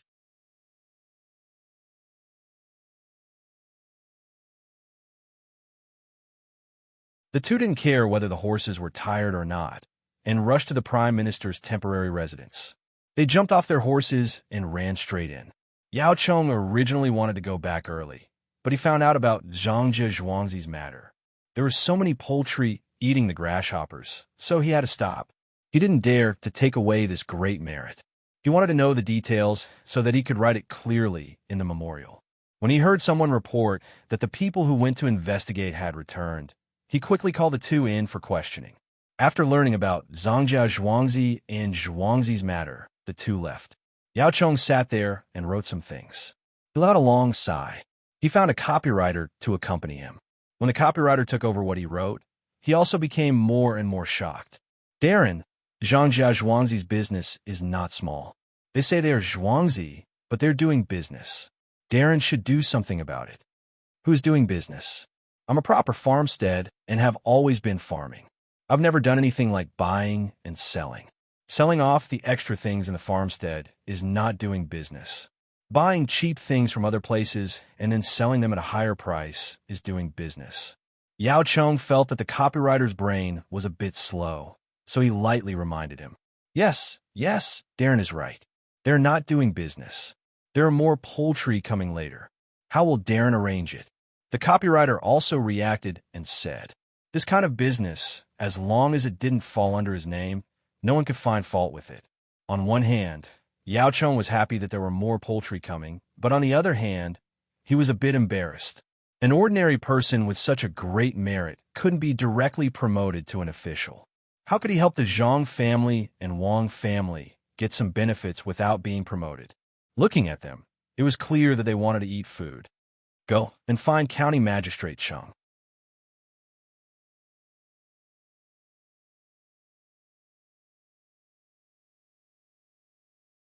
Yao Cheng couldn't think of a way, so he had to ask the county magistrate of Sanshui County to come over and tell him what to do. After County Magistrate Cheng came here, he had nothing to do. He was idle all day. Occasionally, when he was in a good mood, he would help pick the eggs. However, the other people who were in charge of picking eggs said a lot of unpleasant words. This was clearly a robbery. Darren, you looking for me? After County Magistrate Cheng arrived, he respectfully asked and began to ask about the business. Yes. Yao Cheng held the attitude, snorted softly, and looked away. He seemed to ask casually, Zhangjia Zhuangzi wants to keep the food, and Zhuangzi of the Wang family also wants to get one. Don't count on it. I can help with the food, but I can't control the population and farmland. Do you know what they think? They don't care about the people and the land? Then they have to find it themselves. It will cost a lot of money, right? I'm also in a dilemma. Zhang family and Wang family have done a lot of good deeds in Zhuangzi. The reward from the imperial court seems to be a bit too much, right? When County Magistrate Cheng saw that the Prime Minister had relented, he was happy, but his face showed that he was in a dilemma. He wanted to help the Zhang family and Wang family to get more benefits in Zhuangzi. Oh, this is indeed a difficult thing to do. Why don't we let them come here and see if any of the victims are willing to go elsewhere? But we can't give them the land. For the first time, Yao Cheng showed a difficult expression to County Magistrate Cheng. He also knew that if he were Zhangjia Zhuangzi's people, he wouldn't be happy either. He wasn't an ordinary person who didn't know anything. Naturally, he knew the importance of benefits. After he finished speaking, he stared at County Magistrate Cheng. County Magistrate Cheng held back his happiness and said, "You're right, sir. Zhangjia Zhuangzi should think of a way themselves. They can't ask for benefits from the imperial court after getting nearly 10,000 poultry, sending hundreds of thousands of kilograms of grain, and bringing 20,000 poultry back with carts. They can't think too much when doing good deeds." In fact, his words made it clear that no matter how much Zhuangzi had done, whether the Zhang family and Wang family wanted the Zhuangzi's land or not, and whether the imperial court gave it to them were two different matters.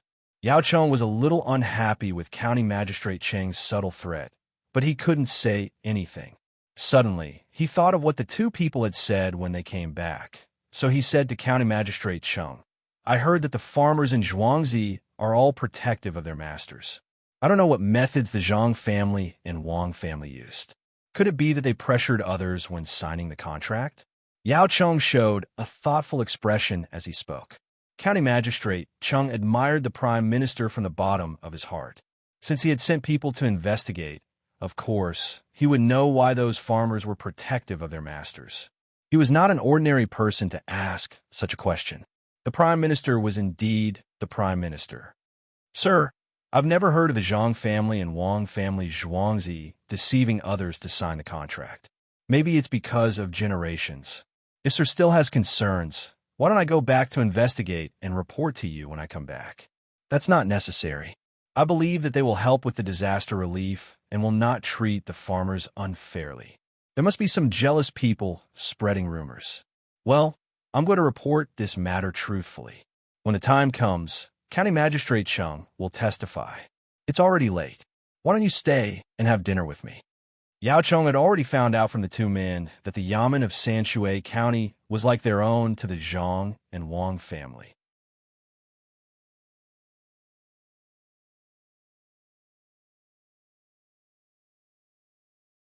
They could even use a 600-li express to deliver good news.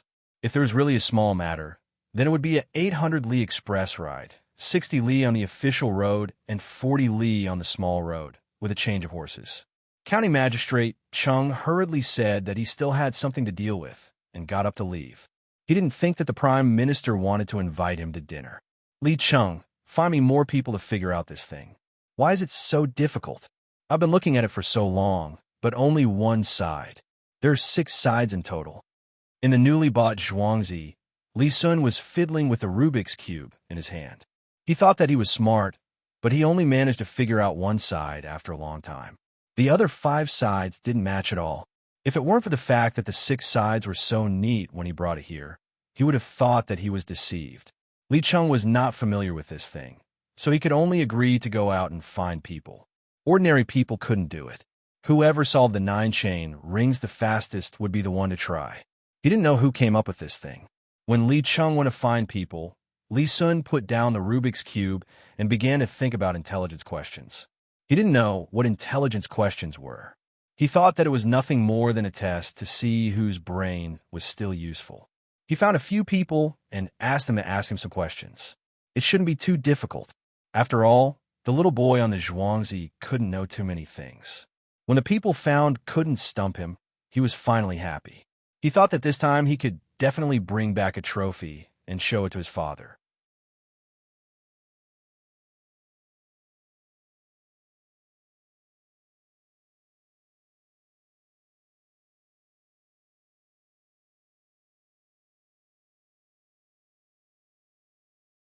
Chapter 137. 2 days later, the poultry from the Zhang and Wang families' farmsteads were transported to their destination. Along the way, there was no lack of worry. Not only did they need to be fed, but they also needed to be fed. These poultry did not have a common owner, and they were not so well behaved. Regardless of day or night, their cries could be heard. There were more than 20,000 birds in total. After they got off the carriage, they did not know where to go. The hens usually gathered next to the roosters, and the roosters were ready to fight with each other. Dozens of birds died on the way. Fortunately, there were no infectious diseases. When the poultry came, it was troublesome to make them work. They were in a mess, and if someone approached them, they would attack. When others were helpless, Cherries came forward. These poultry were all hatched by her alone. Especially when they were young, she had to take care of them for a few days, big and small, batch after batch. At that time, she was exhausted. Just taking care of the eggs made her hands blister a lot. When the poultry saw her, they all wanted to come closer. She was their mother, even if they had grown a lot. After a busy time, the poultry quieted down a little. They did not need to take out the eggs anymore. They directly rushed to other places. They were divided into several batches, and there was food for them to eat along the way. There was no need to worry about drinking water. There was a lot of water on the grasshoppers, and a little dew was enough for them, including those that arrived first. More than 30,000 poultry were scattered to several places in Hunan province, where the locust disaster was the most serious. The local people who raised poultry were also grouped together by the government. However, there was a small conflict in the distribution of eggs. It was impossible to clearly distinguish the eggs laid by each household. There was often some quarrels. There were 3 roosters and 2 hens, and he insisted that his family could lay 3 eggs a day. He was only obedient after being warned by the government runners. Cherries did not have so much trouble. She hired a lot of people to help pick the eggs, which could be considered as more income for the people here. There were more than 10,000 eggs every day. Cherries, Xiao Hong, and the others followed the young master's instructions and sold all the eggs on the spot. They could not be exchanged for food, but other things. Wood-dried fish, shrimps, cloth, domestic animals, and some metal tools could be exchanged. This place was close to the Yellow River, and the other side was not far from Shandong. There was an estuary, so seaweed, crabs, and other things from the sea could also be exchanged. In addition to replacing the eggs, in order to urge Yao Chong to quickly get the credit for the 2 farms, he specially took 1/10 of the eggs and sent them to other prefectures to be sold. The money from the sale was directly converted into food and shipped over to be evaluated. Yao Chong had not returned to the capital, which was not too far away. He wanted to stay here for a few days to see the situation. More than 30,000 poultry brought him great pressure, especially the exchange of eggs. He did not understand, so he asked County Magistrate Chung, "Sir, are you looking for me?" County Magistrate Chung asked respectfully after he arrived. At this moment, he was not nervous at all, unlike at the beginning when the arrival of 30,000 poultry gave him a lot of courage. "Well, let me ask you. The poultry of the Zhang family and the Wang family can be exchanged for other things, but why do you keep looking at the things on the other side of the sea? 5 caddies of powdered shells and other smelly fish and shrimps can be exchanged for an egg, 7 caddies for a duck egg, and 10 caddies for a goose egg."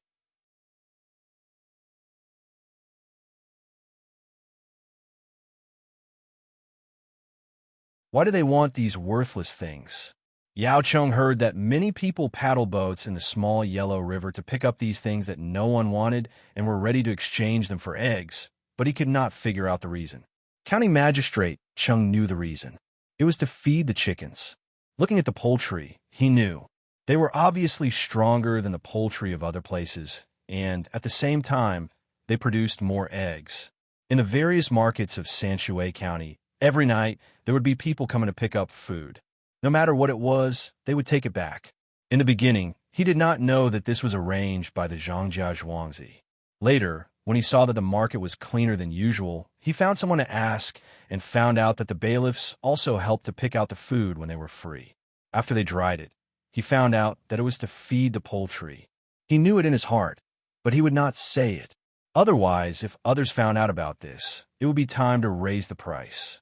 The seaside was not his place, so he would not help them. Therefore, when faced with the Prime Minister's question, there was a trace of confusion in his eyes. "Sir, I just found out about this from you." "Yes. Why do they want to exchange these things?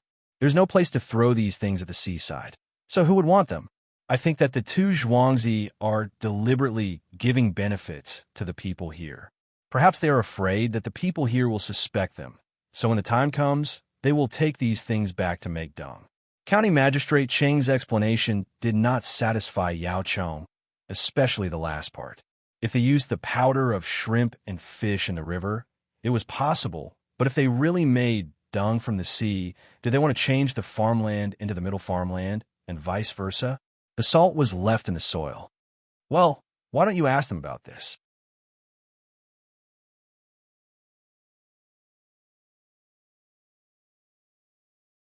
"I heard that some of the eggs are spoiled when they are transported to other provinces, so there is less food to be exchanged. Why don't they transport some salt from there and marinate it? The two Zhuangzi will have to pay for the salt, but they can keep some of the food and deduct the salt money." Yao Chong thought for a moment, then said to County Magistrate Cheng, "This was a disguised benefit for the Zhang family and Wang family. The salt used to marinate things depended on how much salt a jar needed. When the time came, the price would be calculated by the jar. Because the salt was used to help exchange for food in other provinces, the price would be lower. However, after a batch of eggs was marinated in salt water, they would not need to throw it away. In this way, the people marinating the eggs could save some salt and sell the salted eggs at a higher price outside. They could keep some of the food and sell the rest at a lower price. No matter what, they would make a profit. He was the Prime Minister, so he could not let the people keep paying for it." When County Magistrate Cheng heard this, he was happy and quickly agreed. "This official understands. I will go and ask them now and tell them what you said. You're really a good official who thinks for the people. This official is not as good as you." "Yes, it is the imperial court and the emperor's favor."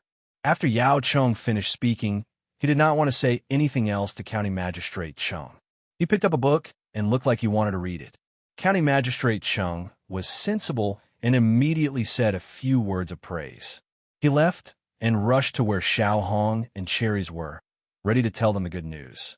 As for the matter the Prime Minister asked, he would say that the Zhang family and Wang family were Zhuangzi, but they were unwilling to say.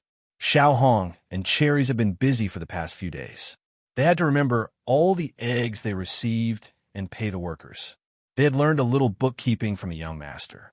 At first, they were a little unfamiliar with it, but later, they became familiar with it. When they heard the news from County Magistrate Cheng, they did not dare to delay and sent someone back to report the news. At the same time, they exchanged all kinds of eggs for jars and prepared to marinate them.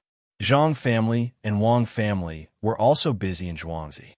They had to arrange the children's affairs.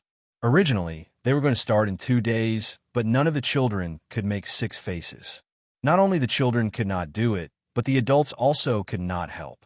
Instead, the Rubik's Cube was sold a lot. Zhou Shihu even came to ask how to make it and opened a few to take a look. When he went back, he would ask people to make a lot of them so that he could sell them to other places. When he made money, he would still mix them with Zhangjia Zhuangzi according to the ingredients. Zhang Xiaobao and Wang Wan had been in the swimming pool for a few days. Today, they finally did not go into the water. They found someone to start making a bath and prepare to build a sauna house for their family. The two of them tried hard to think of what stone to use, but until now, they had not come up with a result. "Forget it. Let's not think about it. Let's try with the my fan stone. There is no electricity, so we can only heat it up with charcoal and let people pour water on it. Those children have not been able to make 6 faces yet. Should we write a method to remind them?" Wang Wan really could not think of what kind of stone was, so she just casually used one. She felt that the my fan stone was at least not harmful to the human body. Then, She discussed with Zhang Xiaobao whether to teach others how to play with the Rubik's Cube. Zhang Xiaobao had steamed a Rubik's Cube countless times before, but he had never studied it and could not think of a method.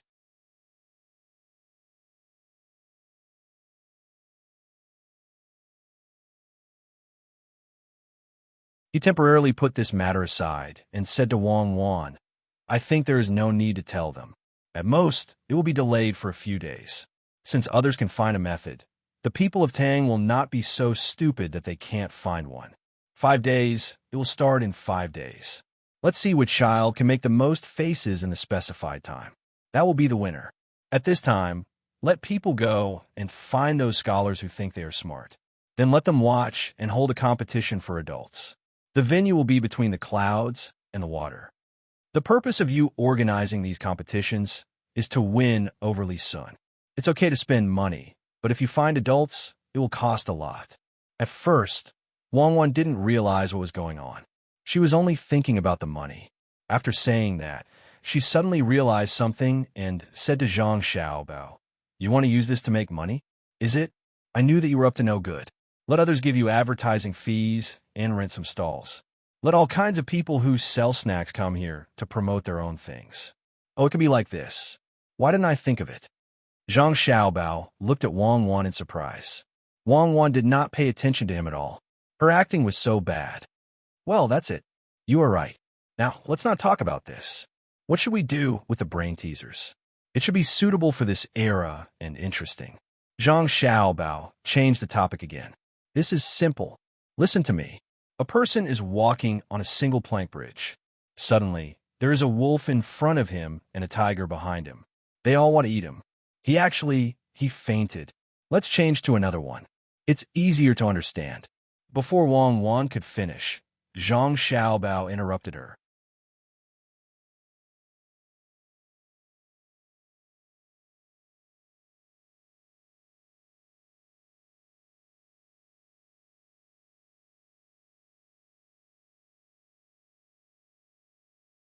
Chapter 138.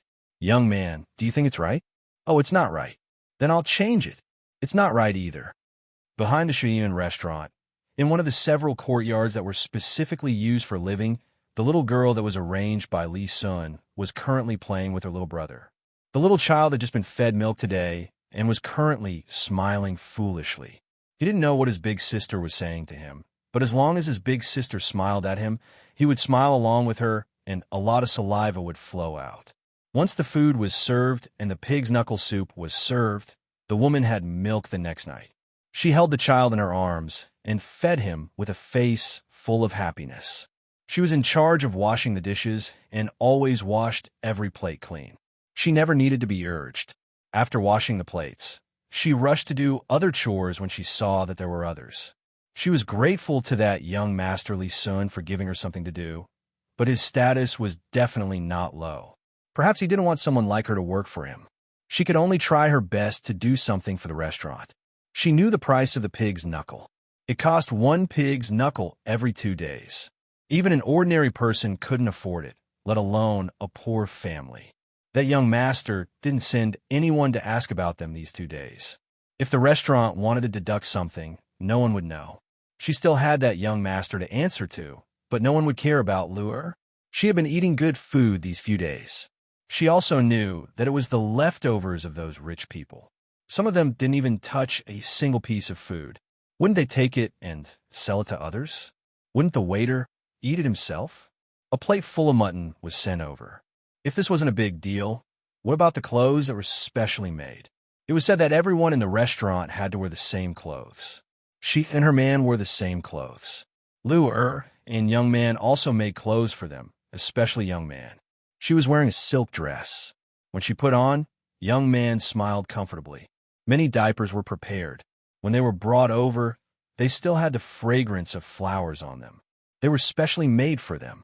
Since he was being so considerate, he would feel guilty if he didn't do more work. He even gave Young Man a lot of toys.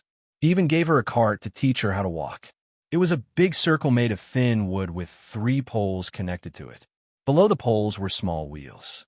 There were a few strips of cloth on the circle, and the circle was wider when it was connected to the middle.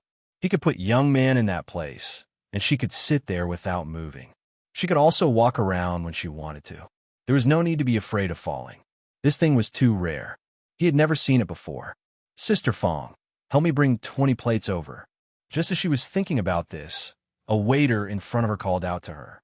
Sai, I'll be right there. Hearing someone call her, she naturally had to go over. She took the 20 plates and looked at them one by one to see if there was a gap. If there was, the restaurant would definitely not use it. Unlike some small stalls, they would continue to put things in even if there was a gap. Waiting for her to bring the plates over, the waiter took them over and looked at her leaving figure. He sighed. Gotsi, hurry up. What are you doing? Are you planning to do something to her? A chef was waiting over there to put the dishes. Seeing him like this, he said, What do you mean? I'm only 15 years old today. After I save more money, I'll find a wife in the future. I feel that his family is really pitiful. Fortunately, they met us. Otherwise, I don't know what would happen to them. That young man just started to put on weight these 2 days.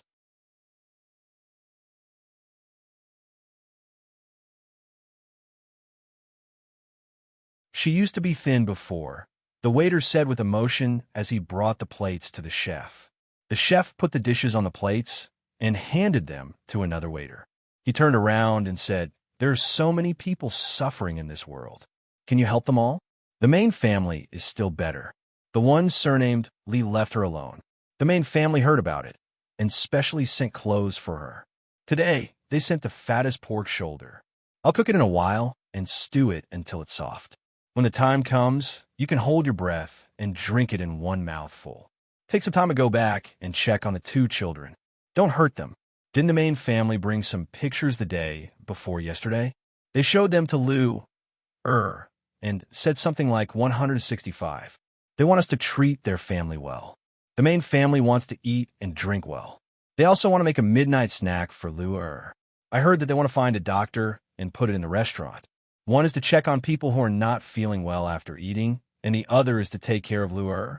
If she's sick, she must be cured. Oh yes, there's such a thing. Master Nai, please do it first. I almost forgot something important. The main family said that if you don't want the fruits, I'll send them to Lu immediately. I don't know what the picture is. I looked at it for a while, but still couldn't understand it. When the waiter heard the cook's words, he didn't dare to delay. He got some fruits and quickly made a fruit plate. He carried it and walked to the small yard.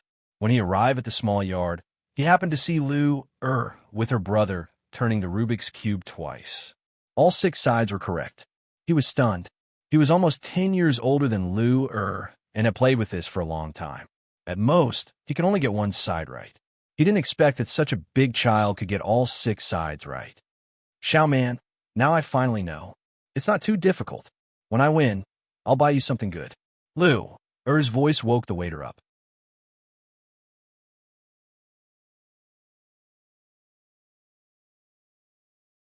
He quickly walked over and gave her the fruit plate. He said, Sister Lu, you're so good. You actually got the Rubik's Cube right in one day. Can you show it to me again? Thank you, Brother Gotsi. Here, you can mess it up. I'll show you. In fact, it's very easy. I've thought of a way to solve the Rubik's Cube. I'll tell you later. Come, Xiao Man, drink this juice. When you grow up, you'll have strength to work more and be filial to your parents. Lu saw Brother Gotsi coming over to give them fruits and juice. She smiled sweetly and handed the Rubik's Cube to him. She took the juice and fed her brother first. After the shock just now, the waiter remembered that Lu had just messed up 2 parts of the Rubik's Cube and got it back. Seeing that Lu didn't care about him and fed her brother first, he took the Rubik's Cube and spun it vigorously. When Xiao Man finished drinking the juice, he had already messed up the Rubik's Cube. He handed it to Lu and watched her play with it skeptically. His eyes widened. If Lu could really solve it, he wanted to learn from Yishue. Lu took the Rubik's Cube and looked back and forth.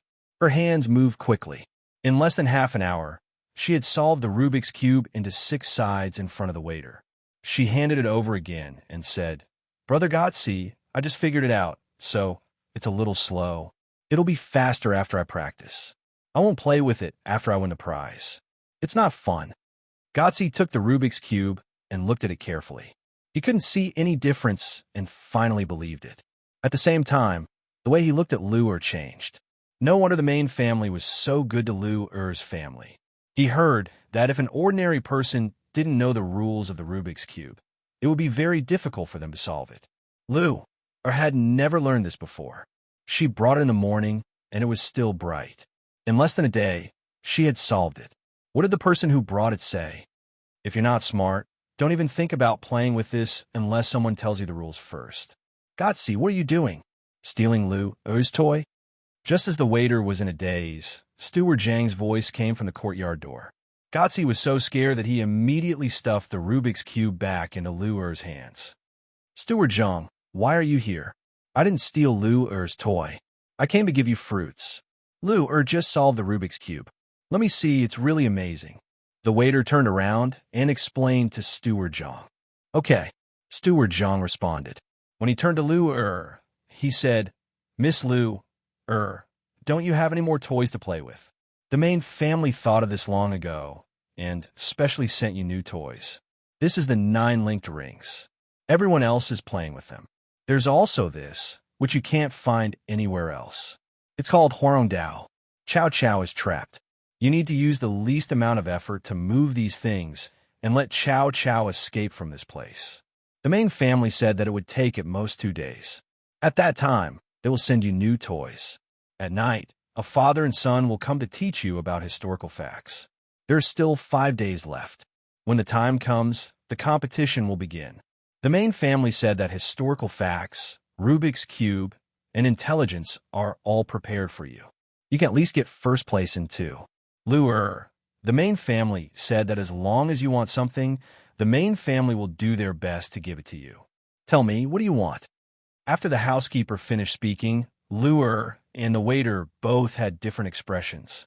Lu didn't understand why the main family of the Zhang family was so good to her. She looked at the 2 new toys in front of her. The 9 linked rings seemed to be able to be removed when one was alone or in pairs. When it was time to put them on, it could be reversed.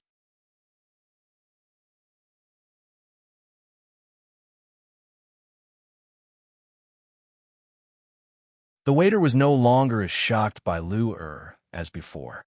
He suddenly thought that no matter how good Lu was, could she be compared to the young master and the young lady? The housekeeper's words had explained everything. The main family was actually just the young master and the young lady.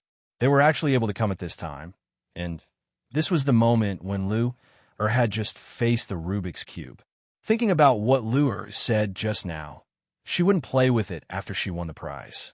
It wasn't fun, it was too easy. The young master and the young lady had even calculated this. The new toys were also sent. Compared to this, Lu was really nothing. Good. Fortunately, I didn't have any second thoughts. When Li Cheng came, I didn't waver at all when he gave me benefits.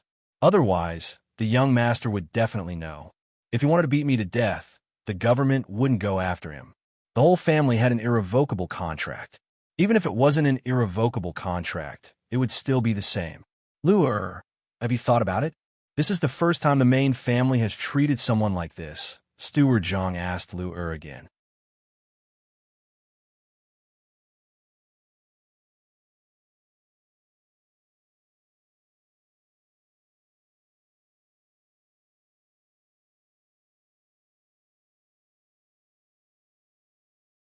Chapter 139. Lu's thoughts were interrupted by Steward Zhang's voice. She smiled shyly and said, I don't want anything. I just want my parents and young man to eat and wear. We don't have anywhere to go now, so we'll stay here first. When we have the money, we'll build our own house. I was looking at the 9 consecutive rings just now. It's not that I didn't want to answer you. When Steward Zhang heard Lu's words, he felt that he was starting to like this little girl. She was always thinking about others and not herself. However, she didn't know that she was the one that the young master and young lady really liked. Otherwise, they wouldn't have given her so many benefits. He thought about what the young master said when he asked him to come over and asked, Lu did you think that if you want to get all the rings, you have to go up in pairs? That's right. Actually, it can be said that if you want to go up, you have to go up first. If you want to go down, you have to go up first. If you want to go up, you have to go down first. If you want to go down, you have to go up first. If you want to go up, you have to go down first. If you want to go down, you have to go up first. If you want to go up, you have to go down first. If you want to go down, you have to go up first. Lu nodded seriously. She looked at the housekeeper differently. She felt that the housekeeper was thinking the same thing as her. Steward Zhang really couldn't feel this resonance. At this moment, he was thinking the same thing as the shop assistant. The young master and young master were really meticulous. They even knew what Lu was going to say in advance. Although there were some differences at that time, the meaning was the same. Uncle Housekeeper, I really don't want anything. Are you angry? Lu saw that the housekeeper didn't say anything after she finished speaking, so she asked worriedly with tears in her eyes. I'm not angry. Lu is such a good child. Why would I be angry? Uncle was very happy. After Lu finished competing, there would be other teachers coming to teach Lu in the future. There would be some who specialized in arithmetic, some who taught calligraphy, and some who taught physics. When the time came, the main family would give Lu a few books to read. Lu don't worry about the house. The master has already said that before this winter, he will build a beautiful house for Lu-er's family. He will also make winter clothes for Lu-er, as long as Lu-er studies hard. The housekeeper didn't dare to let Lu-er cry. The two young masters had said more than once that they had to make Lu-er happy. Why are you treating us so well? Lu-er was a little surprised by the Zhang family's care for her family. She found it unbelievable. Just because you're a good child. Uncle likes good children the most. When the time comes, you can go to the school in Zhuangzi to have a look. If you want to learn there, you can learn from them. If you feel that the teacher speaks slowly, I will specially find a teacher for you. Steward Zhang naturally couldn't say that this was the little lord arrangement, so he could only find an excuse. Lu had a high IQ, but that did not mean that she had a high EQ as well. She only felt that the people at Zhangjia Zhuangzi were all good people who helped her family, and they never considered themselves. Meng nodded and said, Uncle, don't worry. Lu will definitely study hard and repay Zhangjia Zhuangzi when the time comes. Xiao Man, why did you pee again? Look, you have dirted someone's car.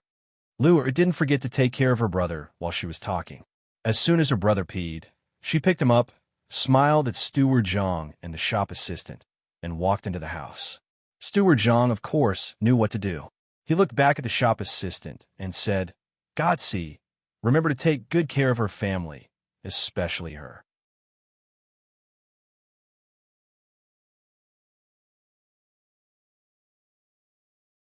The little lord ordered me to do so. I know. I will take some time to come and see her in the future. The shop assistant didn't expect the little lord to treat her so well. He nodded and left with the housekeeper. At the same time, he was thinking that Lu was indeed different from ordinary people. Not only did she solve the Rubik's Cube, but she also seemed to know how to solve the 9 consecutive rings at a glance. He also had 9 consecutive rings at home. Usually, he would just mess around with it. He would either take the ones that had already been taken down and put them back on, or he would just stick a few poles together. Was she still a 6-year-old girl? No wonder the little lord valued her so much. She has such a high IQ. She is almost catching up with me. Xiao Bao, what is your IQ? Wang Wan looked at Pomegranate, who was making some rice noodles, and asked Zhang Xiaobao, who was reading next to her. Isn't it good to be high? She will have someone who can do things in the future. I feel that it is a bit unfair for such a person to be a talented girl. At least, she should be a female CEO in several government departments, such as the Jidushi. It's just that one is in charge of military and administration, while the other is in charge of business. I know you have a high IQ, a master's degree at 14 years old. I can't compare to you. I have a low IQ. Who with a high IQ would go to prison for no reason? I am an honest person. I just want to make a living. The food in prison is free. At most, I have to do some work. Sometimes, you can't even find a place to eat, even if you want to work. Zhang Xiaobao put together a lot of powdered seasonings. He was making 13 spice. He had learned this before. He didn't learn it in prison. He learned it from a person who sold 13 spice. At that time, he had just left the orphanage. After the flood, he heard the person selling 13 spice saying, well, and followed behind him.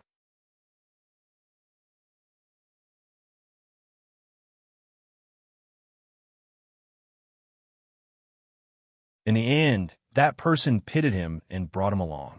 Later, he was hit by a car and died. The driver ran away. He reported it to the police. After they understood his situation, they ignored him. He knew that the person who had hit him was not an ordinary person.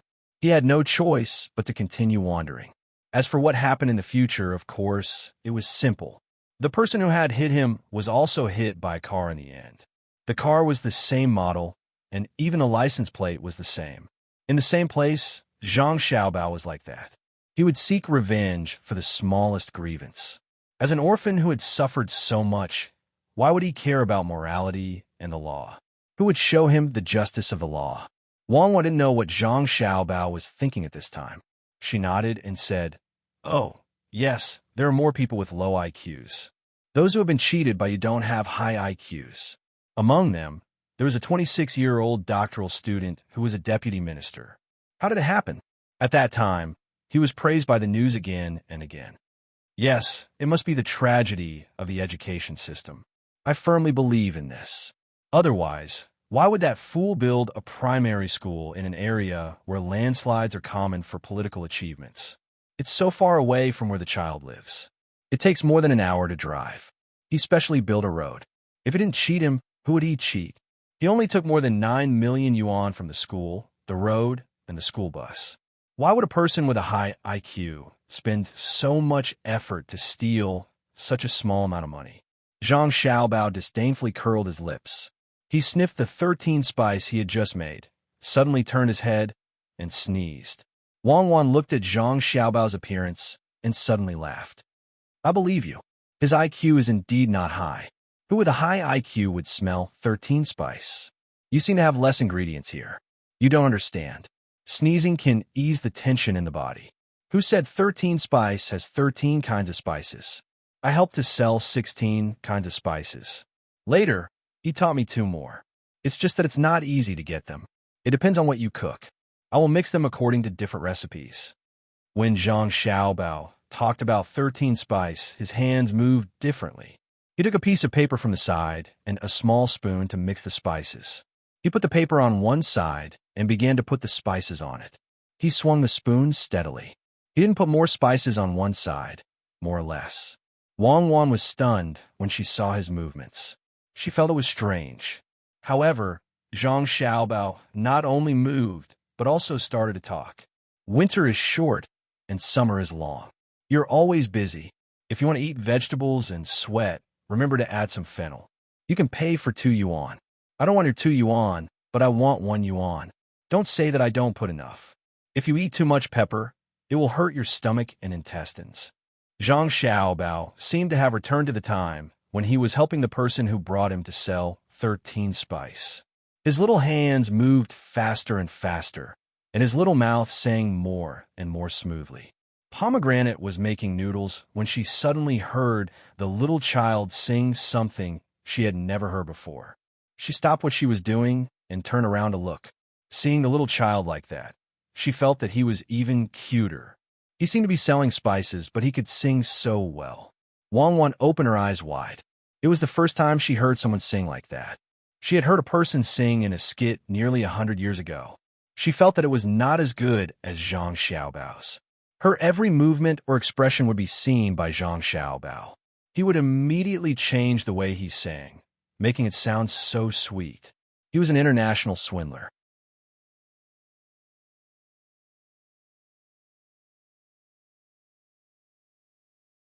Who would have believed that he could sing the 13 Spices song so beautifully if he were to do so? As she listened, Wang Wan's eyes turned red. She thought of what kind of scene it was at that time. Other children were beside their parents, acting like spoiled children. But Zhang Xiaobao was guarding a place surrounded by cloth. He sat there, with open cloth bags in front of him. He looked at the various expressions of the people around him to see who wanted to pay and who was just watching. He tried his best to grasp the various attitudes of those who wanted to buy more, and those who did not want to buy more, to pay more. You won't lose out if you buy it for 1 yuan. You could buy garlic, but you can't buy ginger. Look at my 13 spice. I'll give you a jar for 2 yuan. If you think it's still not enough, give me more. I won't bargain. Looking at the paper in Zhang Xiaobao's hand, He folded it into a funnel shape when he was singing, and it was almost filled to the brim. He knew how much profit he would make. If he sold such a big bag, it would be different from the boxes bought at the supermarket. He might only make a few cents. What kind of life were they living back then?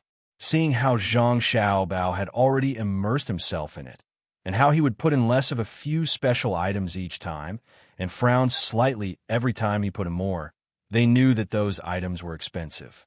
It was really not easy to put in so much effort for such a small amount of money.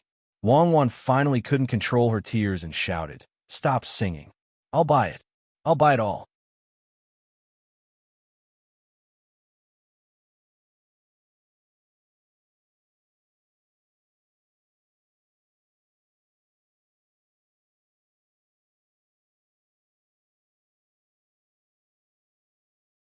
Chapter 140. Sister, don't worry. Others are still waiting on the side.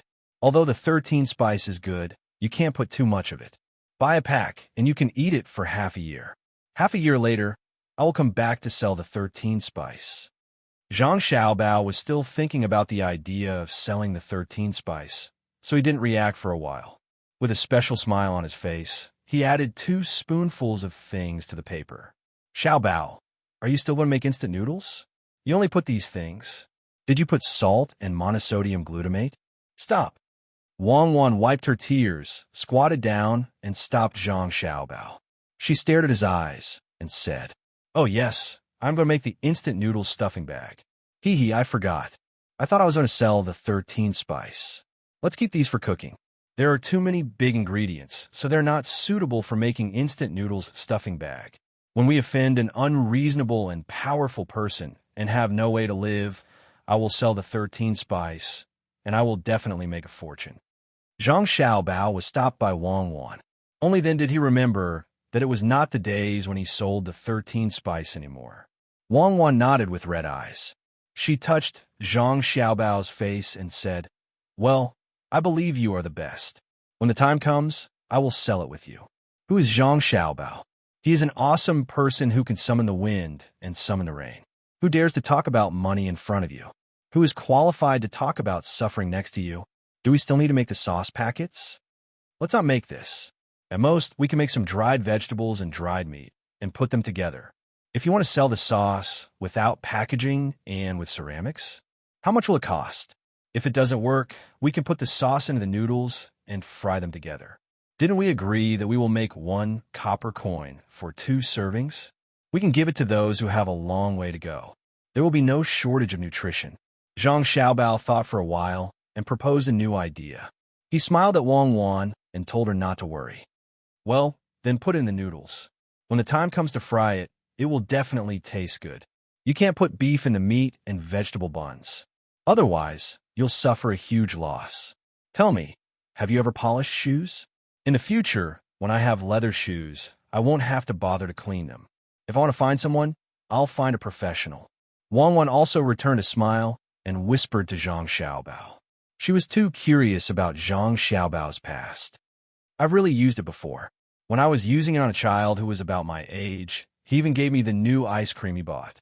It was very sweet. It's okay if you don't know how to use it. I'll teach you." Zhang Xiaobao put aside the bag of seasonings in his hand and whispered to Wang Wan, "No, I'm stupid and have a low IQ. I believe in you. I want to make a pair of small brown buckskin boots. I'll leave the maintenance to you." Wang Wan replied with a smile. At this time, Shirlu had already turned her body around. She was humming the song that the little lord had just sung while rushing to cook the noodles. These noodles had to be made into thin slices, and when the time came, they would be fried in the wok. She did not know what the little lord and little lady wanted to do. What was instant noodles? It would taste good. Putting the noodles into the pot to fry, and then putting them into the pot to cook, then it was better to bring some noodles and seasonings. Why did they have to fry them first? She really didn't understand. Anyway, the little young master and his wife couldn't be wrong. It didn't take too much time for Pomegranate to roll the noodles into a ball. She took it to the kitchen, boiled the oil, put the dough in, and fried it. After a while, the noodles turned brown and a fragrance floated out. She fried 20 servings in a row.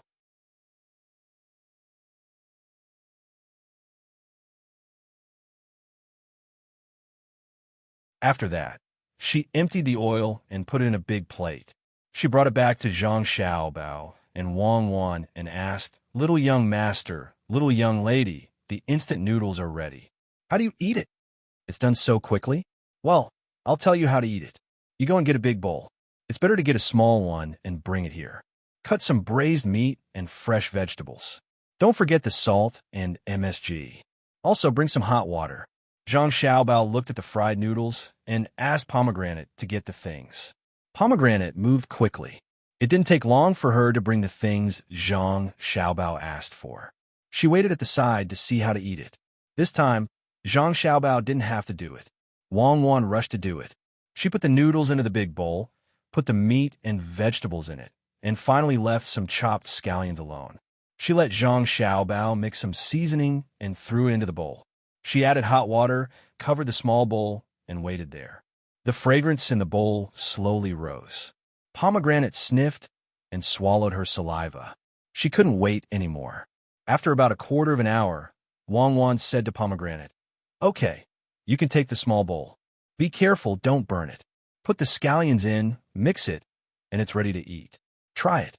With the permission of the little girl, Shirley couldn't wait to walk over and pick up the small bowl. She sprinkled a few pieces of scallions on it and mixed it with her chopsticks. Then, she took a bite and nodded in satisfaction.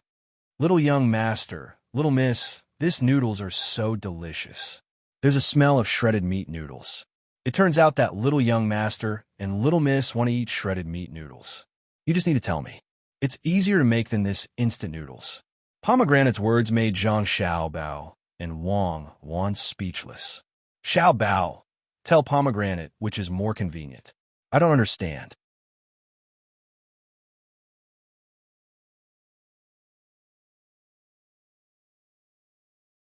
Wang Wan pushed this difficult task to Zhang Xiaobao. Zhang Xiaobao had to prove the advantages of this instant noodles compared to shredded meat noodles. It was easy to store, convenient to eat, and good to eat. It could be soaked in water, even cold water. Without water, it could be dry chewed. It tasted better than fried noodles, and it was not easy to swallow. If conditions permitted, it could be carried along with fried noodles. Pomegranate was convinced by the little young master's eloquence. She felt that what the little young master said was true. It just took a bigger space and was more expensive than fried noodles. However, the things put in here were better than ordinary fried noodles. The most important thing was that this thing could be eaten as fried noodles when it was made into foam. Fried noodles couldn't be cooked as noodles. Moreover, no one would put this kind of dried vegetable in fried noodles, let alone match the little young master's seasoning. "Little young master, little miss, I know. Do you want me to make this thing? I have to find 2 people to help me. The fungus has grown up again." Pomegranate suggested to Zhang Xiaobao and Wang Wan that they should help her. Wang Wan shook her head. "You don't need to do it. I just want you to try it. It's the same as the dough. Let others make it. It's not something precious." "Then I'll go find someone. Don't need to ask others to make the seasoning." Pomegranate was relieved. She could devote more time to studying the cultivation of mushrooms. Don't tell others about the seasoning. Let Xiaobao make it. Although there are only a few things, it takes a lot of knowledge to match them. Make more and send them to our own restaurant. These 2 things can definitely make the dishes taste better. You go find someone to make noodles. There was no way Wang Wan would agree to give the 13-spice formula to someone else. She saw that when Xiaobao was packing the ingredients onto the paper, some of the bigger bags didn't contain more than one side. Only 2 of the bigger bags seemed to contain more valuable items. This definitely wasn't as simple as it seemed. He had just randomly mixed the ingredients together. Especially after that, he kept adding more ingredients. When one was done, he would definitely add another. According to the bipolar theory, it was the balance of yin and yang. According to that scientific theory, the combination of these 2 things could neutralize the harm to the human body. At the same time, it was the same for the taste. For example, sometimes if there was too much vinegar, it was necessary to add some sugar. Of course, Pomegranate wouldn't refute. When she heard the order, she ran out. She wanted to find someone to make more, so that Zhuangzi would have another source of income. "Okay, we can take a break. Let's go and swim. There's a child in Zhuangzi with an IQ of 60. What should we do? No wonder he studies so hard, but his grades are not good. Do we need to test the children in Zhuangzi? If there's a good one, we can poach him. After Pomegranate left, Wang Wan pulled Zhang Xiaobao to the back and asked as they walked. Zhang Xiaobao, on the other hand, did not look down on a child with an IQ of 60. Most of the time, IQ is not everything. Everyone had their own talents.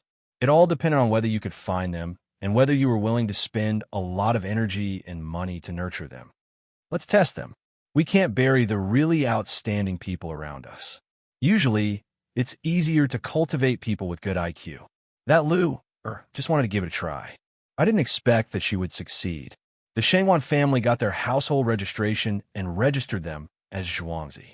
Zhang Xiaobao looked up at the sky. He felt that it was especially stuffy today.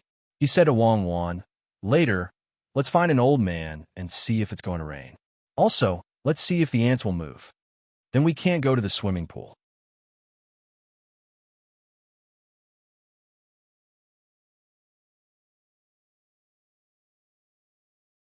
The ants in the yard have all been burned to death by your lime.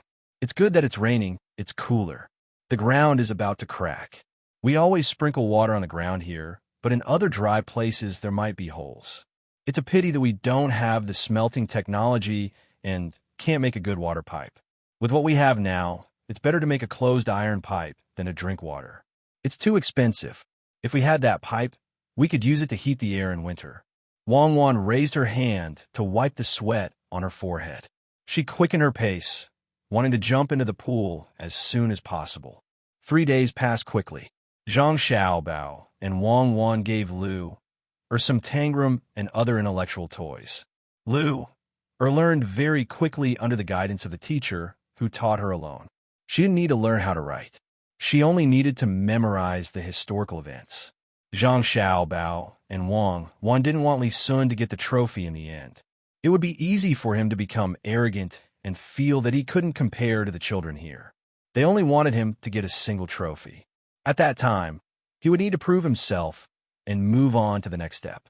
During these 3 days, the heavens finally sprinkled rain. For 3 consecutive days, there was no heavy rain. Instead, it drizzled continuously. The water level of the small river gradually rose. Everywhere was moist. However, the rain came too late. It couldn't solve the problem of the drought. Some people were even afraid that it would rain again when the food was ready.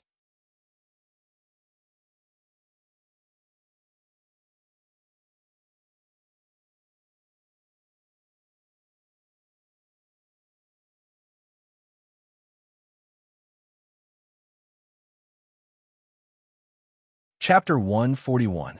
Zhang Xiaobao stood in front of the window and looked at the rain that seemed to never stop. He muttered, "Now we don't lack water anymore.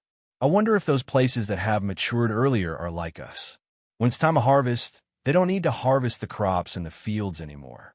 They can just germinate and wait to be planted. That shouldn't be the case, right? If that's the case, the price of food this year will increase by a lot. It's impossible for the whole country to have rain at the same time. It's just like how other places don't have droughts. The drought-stricken places have already failed, so it's not that bad. When the time comes, we can wait for the imperial court to provide relief. Li Longji is still a good person in the early stages." Wang Wan was also annoyed by the endless rain. It was mainly because the house was damp and they couldn't go to the swimming pool outside. It was fine if they stayed in the house and did nothing. If they wanted to read, they had to light up a lamp. Zhang Xiaobao felt that he was indeed a little worried. The lack of food had nothing to do with Zhang Xiaobao and his family in Zhuangzi. Naturally, there would be people who were worried. He couldn't just buy some food now and sell it at a fair price. He had already achieved his goal of seeking credit for his family, so there was no need to continue to worry. As for buying food at a low price and selling it specifically for the sake of benefiting from the country's disaster, he didn't plan to do so. He wouldn't be able to earn much money. It was unlike the food that was sold during the drought. The quantity of food was not much, only a few 100,000 caddies. He could take the opportunity to increase the price. If he wanted to make a fortune here, he would need at least tens of thousands of tons. It was easy to be targeted by others. If he sold too much, he would lose his credit and he wouldn't be able to live in peace. Xiaobao, why don't we use an umbrella to catch fish? It should be easier to catch fish at this time. I heard that it's easier to catch fish when it's raining. Wang Wan was a little annoyed by the air pressure. Seeing that Zhang Xiaobao didn't say anything, she suggested from the side. That depends on the type of fish. Even if we don't catch them, we'll catch them in our own pond. It just so happens that after 2 days of rain, the ground is already moist. We can get people to connect the 6 ponds. At this time, the construction is easy. We can dig a hole at a time. Zhang Xiaobao didn't want to catch it. He and Wang Wan could only drag a very small net, and they couldn't throw it far. They didn't know how long it would take to catch one on the shore. As for fishing, there was no need to think about it. If they met a slightly bigger fish, they could drag the 2 of them into the water. That's a good idea. Let's see how many straw raincoats and straw hats there are in the grocery store. Give them to the farmers and let them dig ditches. We'll take care of their meals. Give each of them 3 copper coins as wages. Let the doctors in Zhuangzi make some medicinal decoctions so that they won't catch a cold. After hearing Zhang Xiaobao's words, Wang Wan agreed and immediately arranged it. The farmers were also idling at home. When they heard that there was work to do, the laborers at home all brought their tools out. They didn't care about the wages and food. Their only wish was to do something for their master. Zhang Xiaobao and Wang Wan didn't continue to stay in the house. Accompanied by Pomegranate, they held a large umbrella and ran to the small river in front of the courtyard to watch the water slowly rise. Between the clouds and the water restaurant had a lot fewer guests. Only a few outsiders who didn't want to rush back in the rain continued to stay in the courtyard behind the restaurant. However, the market wasn't affected. It seemed that there were more people than usual.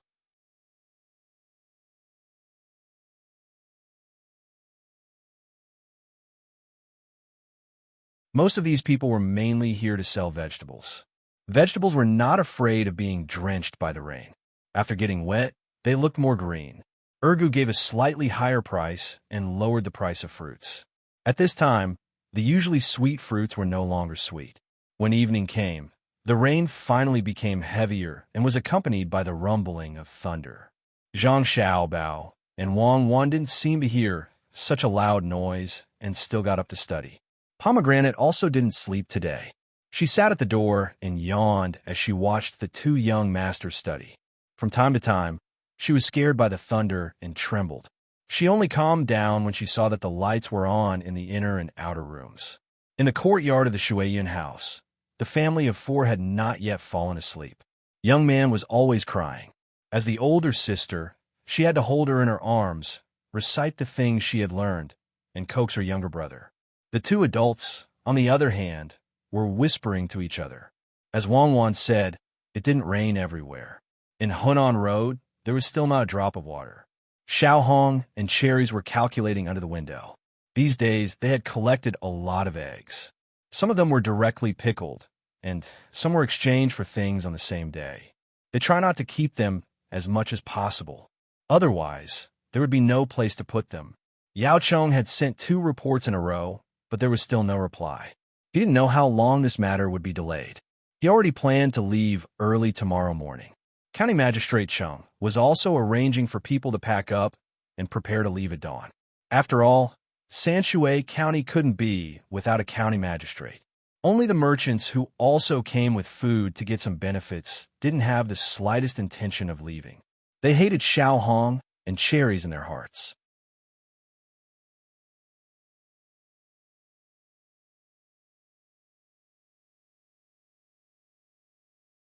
Not only did they bring so much food at one time, but they also used those eggs to exchange for food in the provincial government outside to lower the price here. The people who came to sell the grain made a lot of money. These people wanted to get more benefits, so they took out the money to buy more grain. When they came back, they found that the local people were no longer as crazy as before. Almost all the local government had posted notices saying that a large amount of grain would be shipped over soon, and they should not buy at a high price. Ernie was not like them. He didn't listen to the young master and sell the food in his hands. He directly rushed to Shandong without any hesitation. He had more tasks. In addition to continuing to carry stones, he also had to go to the seaside to buy kelp. He spent the money, dried the kelp, and transported it back to Zhuangzi. 2 days passed quietly. While the children were waiting, the sun came out in the morning. Perhaps God also knew that the children were anxious. Last night, there was a thunderstorm, but before dawn, it became a clear sky. All the children of the appropriate age, in Zhang Wang's manner, were ready. Each of them had a Rubik's Cube. In total, there were 55 people.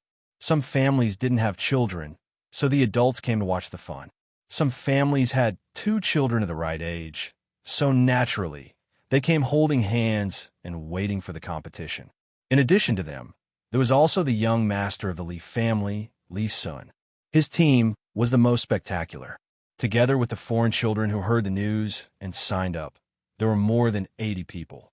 In particular, there were 2 children who were scholars who usually talked about poetry in the restaurant. The father of these 2 children may not have done well in the imperial examinations, but when it came to educating them, he was not bad at all. They started practicing calligraphy when they were 3 or 4 years old. Now, they were 11 or 12 years old. After so many years of writing, they had a good foundation. The appearance of these outsiders made the children of Zhuangzi feel a great deal of pressure. They felt that the first place of the 4 categories was going to slip away from their eyes. Zhang Xiaobao and Wang Wan knew about this situation. The 2 of them discussed for a while and decided that they would not take any remedial measures. It was good to let the children of Zhuangzi see how good the others were. Otherwise, they would always think that they were better than others just because they knew a few words. After seeing the gap, it was good that they would work harder in their studies. A small number of children who were discouraged could be corrected through some persuasion. The 2 of them were looking forward to seeing Luer the most. They wanted to see how she would perform this time. The competition was about to begin. The venue was the open space in front of the restaurant between the clouds and the water. Someone had already paved the ground with sand. The tables and chairs were neatly arranged, and the 4 treasures of the study were placed on top of them. The children were all sitting on the chairs, looking around from time to time. They seemed a little nervous. There were many people watching from the surroundings. There were farmers of Zhuangzi, adults who had brought their children from outside, and those bored scholars who were sitting near the windows of the restaurant. The first category of the competition was the Rubik's Cube. It was originally supposed to be a calligraphy competition. Zhang Xiaobao and Wang Wan were afraid that if the children of Zhuangzi lost, they would not be able to show off their skills later on. They did not expect them to win first place. It was fine as long as they could perform well. On the roof of the 2nd floor, Zhang Xiaobao was being carried down by 2 servant girls in the courtyard.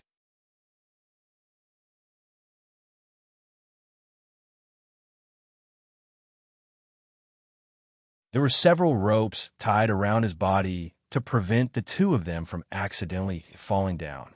Today, the roof of the 2nd floor was not open to the public. Xiaobao, I heard that there are 2 children from outside who are good at calligraphy. Do you think that Li Sun will lose to them? If Li Sun does not win even once and becomes jealous of this competition, we will end up making a fool of ourselves. Wang Wan looked at the situation below and turned her head to give Zhang Xiaobao a look. Her lips moved as she asked Zhang Xiaobao. It shouldn't be, right? No matter what, he was educated in that kind of environment. The teachers he hired are also better than those from other places. Calligraphy not only requires practice, but also comprehension. He is definitely more mature than other children of the same age. Zhang Xiaobao was actually a little worried. What if Li Sun, this child, was too timid to win and did not display his original ability? If he really lost, then it would be troublesome. Future plans would need to be adjusted accordingly, and the effect would also be reduced. While they were talking, the competition was about to begin. All the children's Rubik's Cubes were collected and arranged in the same order. Then, they were sent back to each child. With a command, the children all worked hard to turn the Rubik's Cubes in their hands. Some of the children were anxious. The more they worked, the slower their progress would be. Li Sun was the most stable of the bunch. When he received the Rubik's Cube, he first glanced at the others. He felt that he would be able to win this competition. The people from his family had worked together to figure out the Rubik's Cube. He didn't believe that others would have such ability. Both of his hands were fiddling with the Rubik's Cube. The strength of each stroke was just right. He would never let the Rubik's Cube get stuck because of his strength.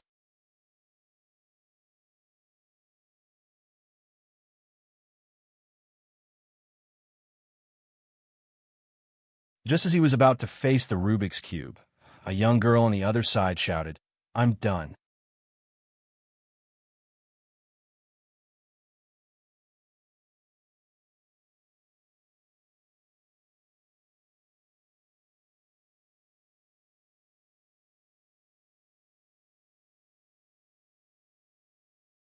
Chapter 142. After this sound, the other children stopped what they were doing and turned their heads at the same time. They saw a little girl in red holding the Rubik's Cube high in the air. Her wrist moved back and forth so that the people around her could clearly see that she was facing all 6 sides. The mental fortitude of the children was not as good as that of the adults. When they saw that someone was the first to come out and the first place was gone, some of them could not help but cry. Originally, they had planned to wait for the incense stick to burn out so that they could come out stronger than the others. Now all hope was gone. Only 2 Zhuangzi from the Gu family were crying. The Zhuangzi children from a Zhang family and Wang family, who had seen the Rubik's Cube, turned back and continued to fiddle with the Rubik's Cube in their hands. It seemed that the first place had not been decided yet. When one of the people who came with Li Sun saw this, he couldn't help but frown. If some of the children from the Zhang family and Zhuangzi were doing this, it wouldn't be a big deal. However, they were all doing the same thing. This could only mean that they had learned something. Well done. This is how the people of our Zhang family and Wang family should act. When others have reached the end, they should still work hard. There can be first place in the Rubik's Cube. On the road of life, one should never give up until the moment of death. Xiaobao, it seems that we have succeeded. What we have taught them is not only knowledge, but also the principles of life. Wang Wan was satisfied when she saw this scene. These children made her feel that she had spent a lot of money to nurture them, and that they had not failed. Only those who could endure loneliness and work hard while watching others succeed were the most suitable people for survival. Zhang Xiaobao didn't say much. He nodded and continued reading. Li Sun took a deep breath, but he didn't throw away the Rubik's Cube in his hands. He was as calm as ever, and his hands didn't even tremble. He knew that he had lost first place, but he couldn't learn from those kids and stop. If he did, then it wouldn't be as simple as a failure. He had his own glory. After the incense stick burned out, all the children who were still working hard stopped their actions and placed their Rubik's Cube on the table. Some only managed to get one face, while some didn't even get a single face. The one who was slightly better was Li Sun. He actually managed to get 2 faces and 2 lines. He was only missing the middle one. Usually, he wouldn't be able to reach this level. Under Steward Zhang's instructions, the servants brought out iron plates one by one in front of the children. Their names were written on the plates. As for those who gave up, they had also prepared plates, but they would not take them out now. Even if some of them had already gotten 2 faces, they wouldn't give them anything. Some of the sensible adults around them understood that these children who gave up couldn't compare to the children who didn't even get 1 face, but still persisted. Ignoring the crying children, the second round of the competition continued. This time, it was a calligraphy competition. Li Sun was as steady as before. When he started writing, his mentality didn't waver at all. On the contrary, the 2 children who were originally good at calligraphy had lost some confidence because of the previous competition. Even if they could write well, they couldn't write well. Lu Er, who had won the first round, was also writing. She had never learned how to write, and she didn't even know how to read. What she did now was very simple, and that was to stand up and watch others write, especially her benefactor. Li Sun had learned Wang Shiji's handwriting, and his strokes were graceful and strong.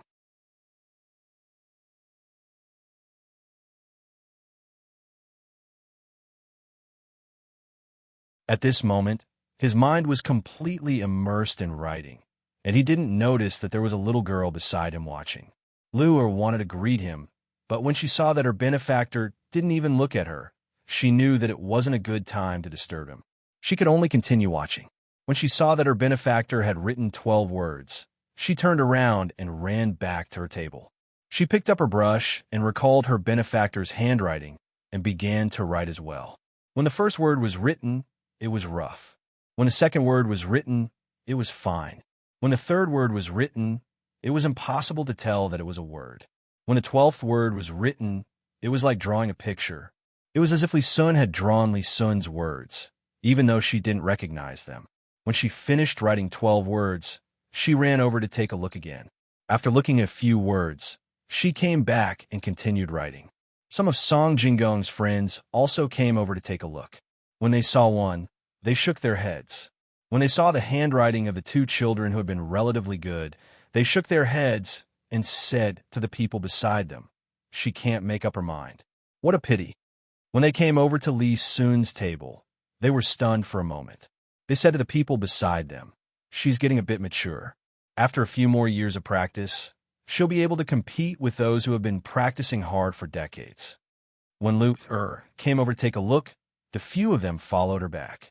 When they saw what Lu had written, they prepared to leave. This child didn't know how to write at all. She had no foundation at all.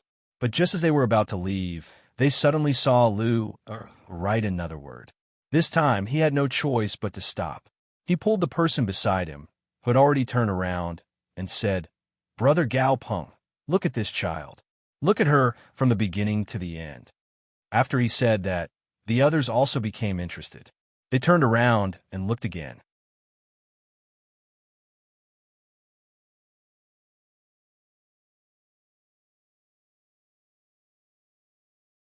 Lu was also paying close attention. She couldn't be distracted at all. She didn't know that her benefactor was writing the poem of the pavilion of Prince Tang. At this time, he was writing, "How many autumns have passed?" The few of them watched her write. When the last word was written, before Lu could continue to look at her benefactor's handwriting, the person who was called Brother Gao Peng couldn't help but shout, "Good, you've learned well." From the first word, you can tell that this little girl has never written before. When you write the word autumn, you actually show some handsomeness. "Little girl, what's your name? How old are you this year? I want to take you as my disciple. Are you willing?" As he spoke, he started to ask about other people. He wanted to take in a disciple. This was a talent. As soon as he said that, the others were unwilling. They all fought to take in a disciple. Lua was scared. She left her seat and ran to Steward Zhang's side. Only when she pulled on Steward Zhang's sleeve did she feel safe. The two guards beside Steward Zhang were already standing in front of him. One of them happened to be blocking half of Luer's body. The guards that the young master ordered to take care of her didn't dare to be negligent. At this time, Li Sun finished writing the last word. He put down the pen and felt that his whole body was exhausted. Looking at his handwriting, he smiled. He didn't know what had happened to him today. Not only was he able to solve 4 sides of the Rubik's Cube, which he usually could only solve 3 sides of, but his handwriting was also better than before. He shook his wrist and looked around. He happened to see Lu who was hiding beside Steward Zhang. However, he couldn't tell that she was the person he had helped before. Back then, Lu's clothes weren't good, her body was thin, and her small face was sallow. Now, she looked completely different. Li Sun only remembered that she was the first person to solve the Rubik's Cube. With someone protecting her, Lu wasn't afraid anymore. She blinked her big eyes and looked around. When she saw that her benefactor was looking at her, she thought that her benefactor was still thinking about her. She pulled one of the guards over to Li Sun and knelt down with a thud. She kowtowed and said, "Lu greets you, benefactor. You're so good at writing so many words. Please get up." "You are?" Li Sun tried hard to remember who this little girl was, but he still couldn't figure out who she was. He asked in confusion, "Benefactor, I'm Lu. That day in front of the restaurant, you gave my family a lot of food. You even asked the restaurant to take care of us. Benefactor, you're a good person." Lu panicked when she saw that her benefactor didn't remember her. After her reminder, Li Sun finally remembered that there was such a thing. Looking at her appearance now, she knew that the restaurant had taken good care of her. Her clothes were made of silk, her shoes were made of satin, and her small face was rosy. He quickly said a few more words and comforted Lu. The second round just happened to end, and the third round was about to begin. It was the IQ round. This time, more people were needed. Every child had a person beside them to answer questions. If they could answer, they would move on to the next question. If they couldn't answer, they would tell the answer and move on to the next question. The children had never heard of such questions before. A person washes clothes for a long time, but his clothes are still dirty. Why? He washed someone else's clothes. An object has 4 legs, but it can't walk. Why? Because it's a table. Such questions were asked one after another. Most of the children were dumbfounded. They had never come across such things before. The best was Lu'er. After answering 3 questions incorrectly, she finally understood how to answer such questions.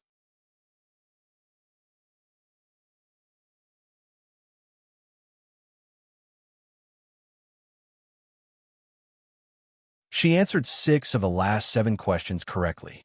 Li Sun also finished his experience after getting 5 questions wrong. Out of the remaining 5 questions, he got 3 correct answers, ranking second among everyone. At the same time, he also felt that this kind of question was really too fun. He immediately called the people around him and asked them to ask these questions and record them down, leaving him to ask others. Lu'er won 2 rounds. Even if she didn't win the last round, she wouldn't lose. The rest depended on whether Li Sun could win the last round. He was first in calligraphy just now. The last question was about history. Lu'er learned a lot from the teacher she found. Before the questions were set, she wasn't given any reminders.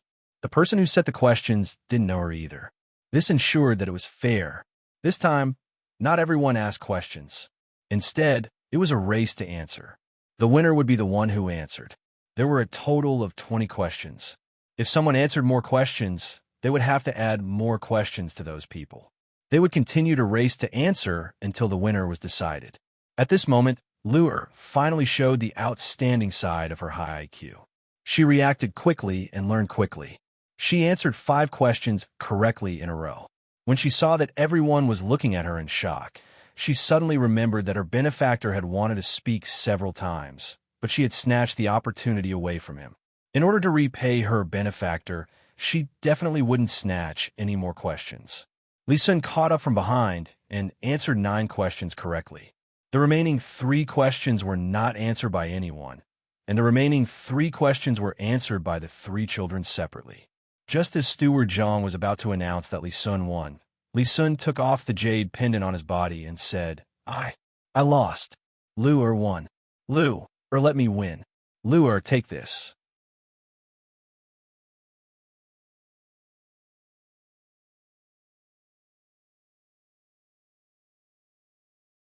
If you have something difficult to do, take it to the Zhuangzi of the Li family over there to ask for help.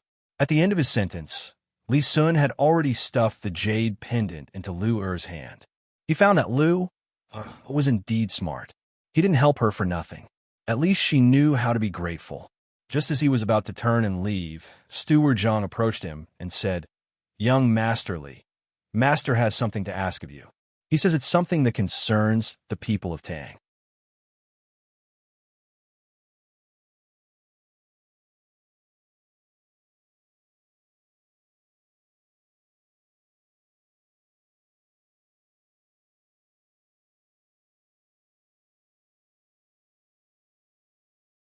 Chapter 143.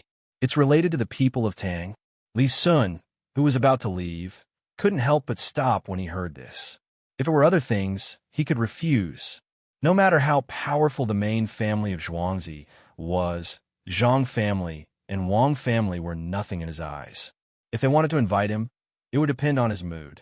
However, Steward Zhang said that he could only listen and see. At least his surname was Li, and he had a special identity. He had to care about this kind of thing.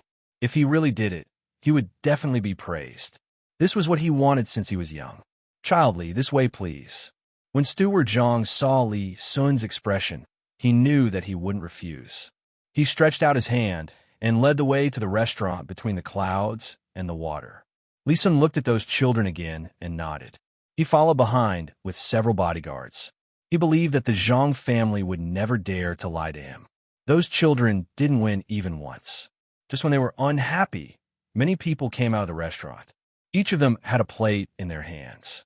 There was something on the plate that looked like an egg, but it was wrapped in a layer of paper. No one knew what it was. There were 5 plates in front of each child who had persisted in the 4 games. As for the child who lost confidence and quit halfway, there was only one. The waiter, Jiazi, was in charge of the explanation this time. He stood in front of the crowd and picked up one of the plates. He said to everyone, "This is called a century flower egg. Look, it's an egg made by Zhuangzi in a special way. Look, doesn't the texture on it look like a century flower?" As he spoke, Gaozi walked in front of the crowd with the egg in his hand. When they looked at it, they found that it was indeed the case. It was clearly an egg, but it was actually black with some red and some yellow. It was like a jelly that had been boiled. It trembled slightly and was covered with pine flower patterns. They had never seen this kind of thing. They all stared at the waiter, waiting for him to continue. "Look, you can't eat too many of these eggs. You can only eat 1 or 2 at a time, and you can't eat them every day. You may not know what this thing tastes like, but it's fine. I'll cut some for you to try."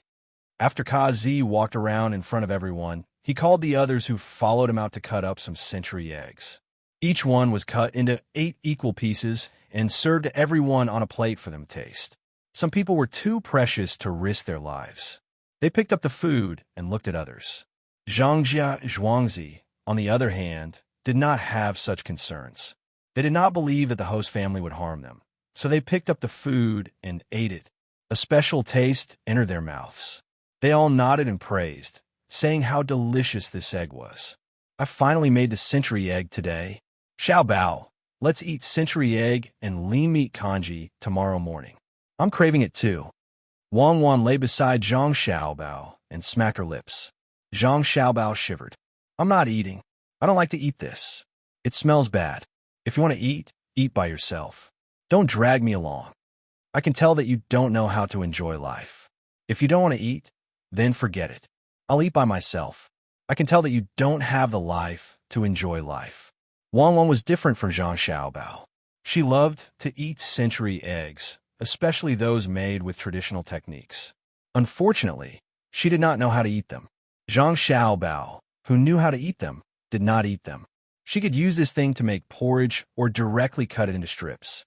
In the past, when she ate, it was the most appetizing.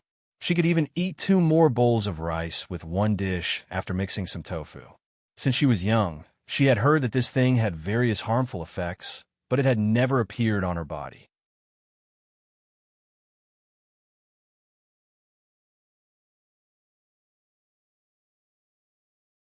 The only thing that made her feel regretful was that most of the eggs she ate were made directly with a special process. There was no lime, rice husk, or mud on them.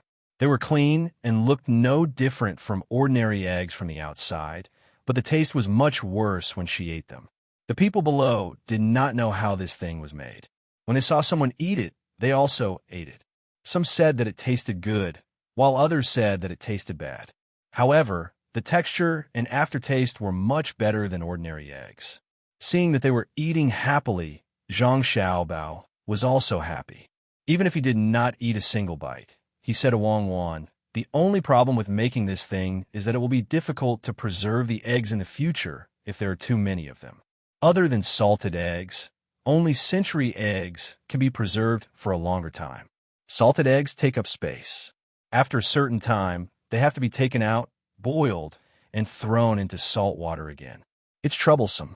Tell the people in the courtyard to be careful and not leak the recipe. All the mud, rice husk, lime, and salt must be washed away with water. Those things that are removed can be thrown into the manure pit. Add more things. It's good to make fertilizer. I knew that you wouldn't use other methods after doing this. How much are you planning to sell 1 egg for?"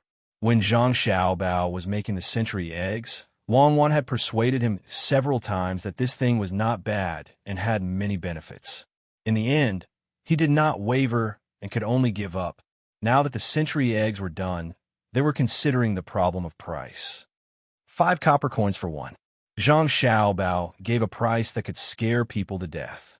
"You actually shouted such a high price for such a small amount of salt water, lime, rice husk, and mud?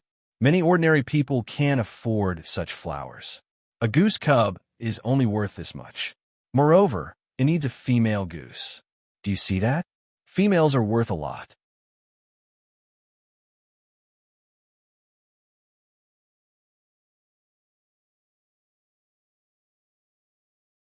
Wang Wan did not expect that Zhang Xiaobao would dare to set such a high price. The cost of a century egg was less than 1 copper coin. He wanted to earn 400% profit. Zhang Xiaobao was not thinking like Wang Wan. The value of a female goose shows the strength of a male goose. In a flock of geese, only one male goose is needed. Not only does it have to help the female lay eggs, but it also has to ensure the safety of the female goose. The price cannot be changed. No matter how good a century egg is, how can it be compared to steamed egg cake?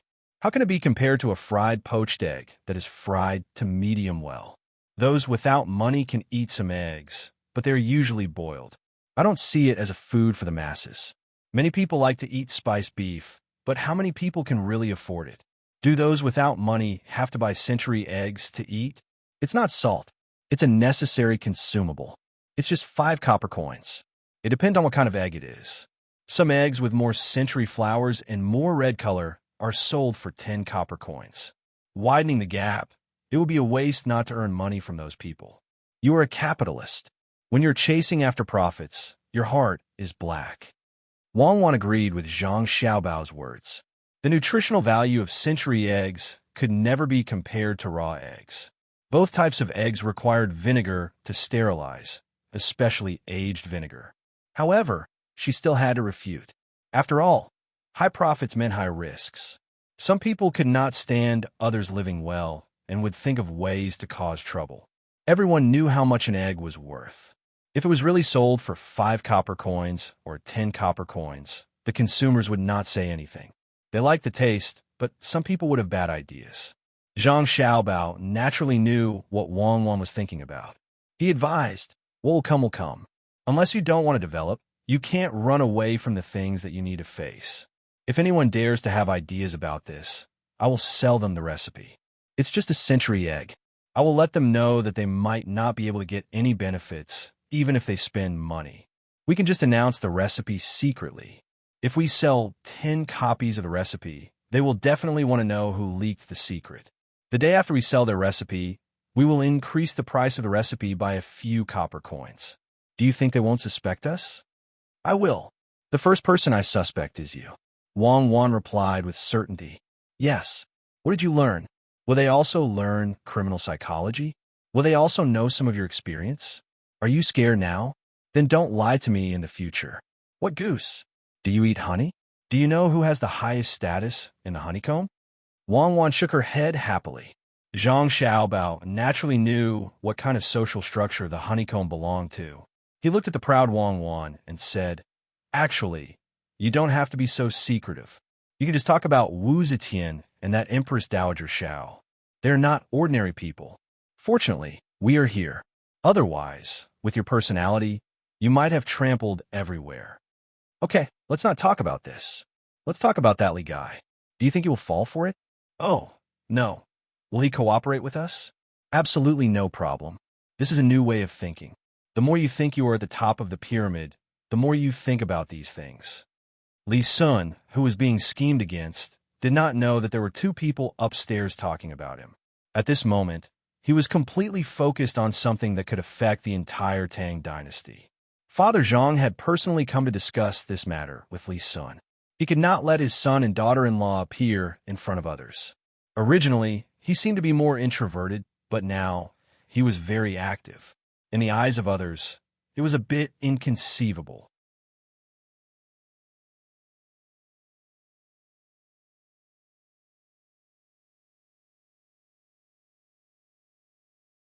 However, Zhang Xiaobao and Wang Wan understood that the reason why he was so introverted was because he wanted to study hard and amaze the world with a single brilliant feat. In fact, his heart was not like that.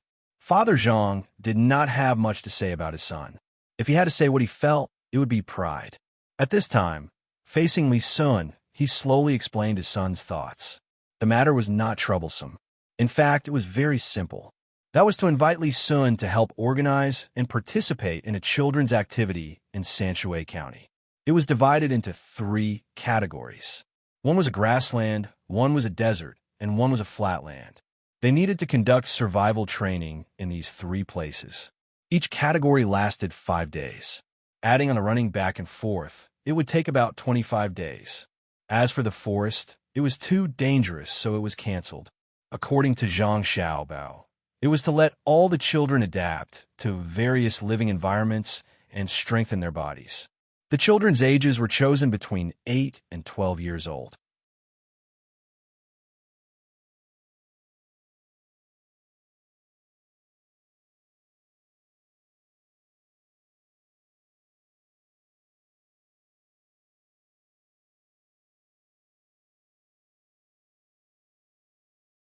Chapter 144. The more Li Sun listened, the more he felt that it made sense. In this way, many children would be able to receive training. He thought about it according to his own living environment. Usually, he would also do some training, such as riding a horse, archery, and so on.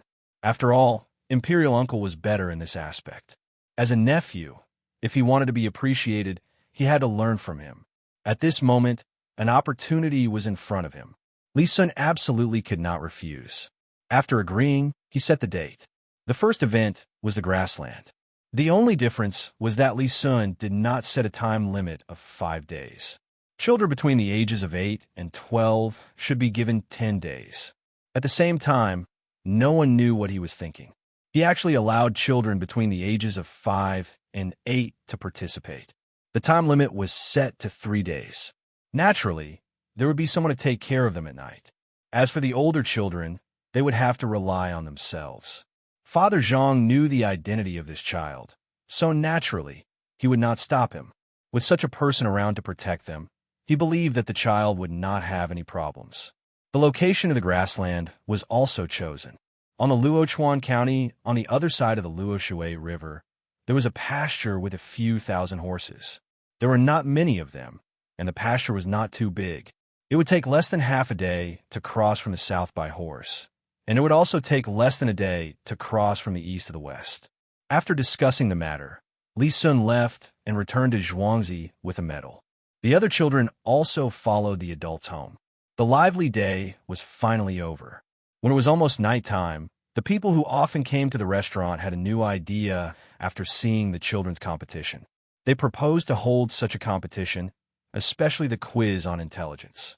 They felt that it was very interesting. At first, it was a little confusing, but after they found out the answer, they thought carefully and felt that there was some truth in it. In the end, they directly asked for the entire second floor of the restaurant to be reserved, including the top floor. In the eyes of others, this matter was just a kind of simple entertainment. When Zhang Xiaobao and Wang Wan heard the news, they had a different idea. Today, the two of them did some publicity for some small places nearby and received 1 tael, or 3 qian worth of silver. It was a good start.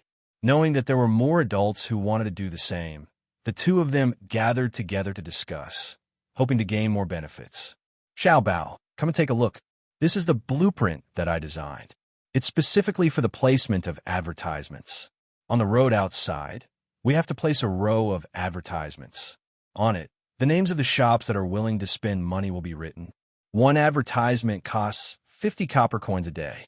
Is that expensive? Wang Wan pushed a piece of paper with a drawing in front of Zhang Xiaobao and asked. Zhang Xiaobao's drawing skills were much worse than Wang Wan's. Although it was said that he was better than Wang Wan, when it came to concrete matters, he couldn't compare. He looked at the flag designed by Wang Wan and shook his head. This flag is not bad, and it can even flutter in the wind. But this way, our cost will increase a lot. Using cloth to make a flag will make less money. Most importantly, it flutters when there's wind. When there's no wind, people won't be able to see the pattern and words on it. This needs to be changed. We don't need cloth to make it. We use paper instead of dye. It can also be held up. Use a small stick to weave the frame of the flag and stick the paper on it. If the wind is strong, we can make a few holes on the paper so that the paper won't be damaged. Even if it's damaged, we can make another one.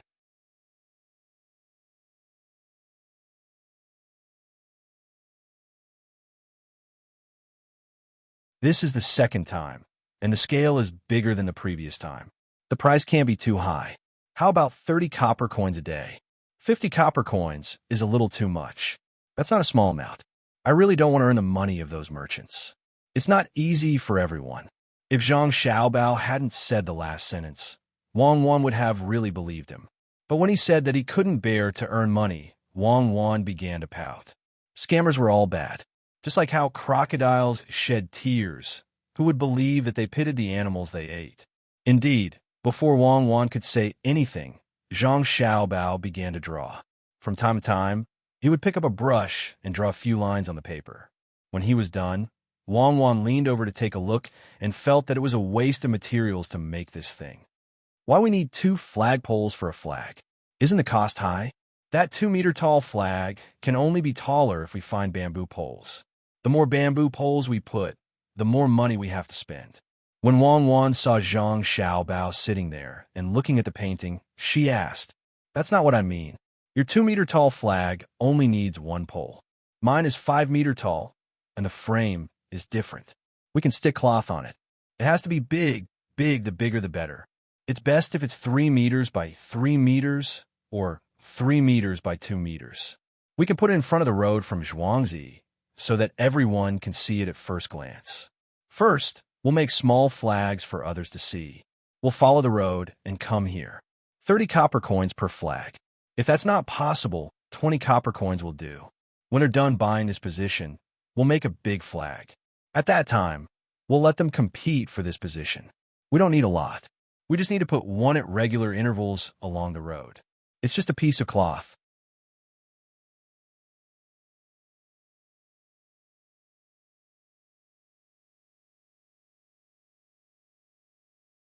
The starting price is 200 copper coins a day, 300 copper coins for 2 days, 350 copper coins for 3 days, 1,500 copper coins for half a month, 2,500 copper coins for 1 month.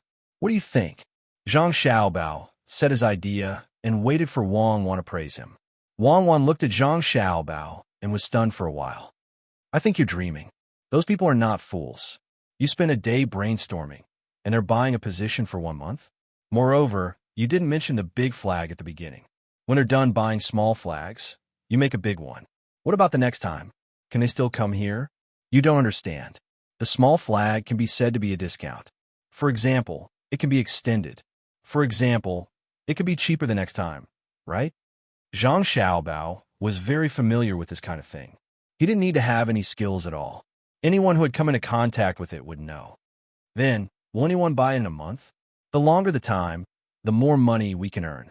If I were a businessman, I wouldn't buy a position at this price. At most, I'll make a flag in front. What can you do? It's even bigger than yours. Wang Wan continued to nitpick. To be precise, she wanted Zhang Xiaobao to say what was on his mind. She didn't believe that Zhang Xiaobao wouldn't have considered this. Zhang Xiaobao looked at Wang Wan and said, all right. I'll tell you. You won't let me leave any sense of mystery. The main reason is that I'm afraid you will think that my method is too immoral. For that competition, you can directly finish it in 1 day. Of course, you can drag it out for 10 days to half a month. You can have the preliminary round, the semi-final round, the round robin, and the final round. Every competition has to be done separately. Not all of them can be done at the same time. This way, there won't be many competitions in a day. You can rush to answer, you can answer. You have to introduce the contestants, right? What if they have some good poems? You can't miss the opportunity to show your face. I understand now. Each match takes an hour, and with the addition of jesting, there are only a few matches in a day. The more people there are, the more matches there will be. Don't tell me you're thinking of inserting some advertisements at crucial moments? Wang Wan finally remembered those entertainment programs. Usually, she didn't have the opportunity to watch them as she was busy with work. Occasionally, she would glance at them, but when she felt that they were boring, she wouldn't watch them. Now that Zhang Xiaobao mentioned them, she recalled those things and understood Zhang Xiaobao's idea. No. Advertisements definitely can't be inserted. If you insert advertisements, what will the contestants do? They don't have the tools to record it. Zhang Xiaobao rejected the idea of inserting advertisements in the middle of the competition and continued, there are also prizes. Why don't you say that the prizes are the 4 treasures of the study? Such a good opportunity. Let's give it to those places that sell paper and ink. We will allow them to give us money and use their things as prizes. Also, we can put something on the waiter's clothes. For example, the name of a certain shop. It's best to keep it for ourselves. The restaurant in Little Luo Shui also needs advertisements. Am I too kind? You are too shameless. If it were me, I wouldn't provide you with those things. What can you do? Wang Wan once again found loopholes for Zhang Xiaobao based on some of the ideas of the people of this era. Zhang Xiaobao put down his pen and put his two small hands behind his head. He leaned on the chair and looked at Wang Wan from the corner of his eyes. This is the wicked method that I want to talk about. What method? Wang Wan turned Zhang Xiaobao's head to face her.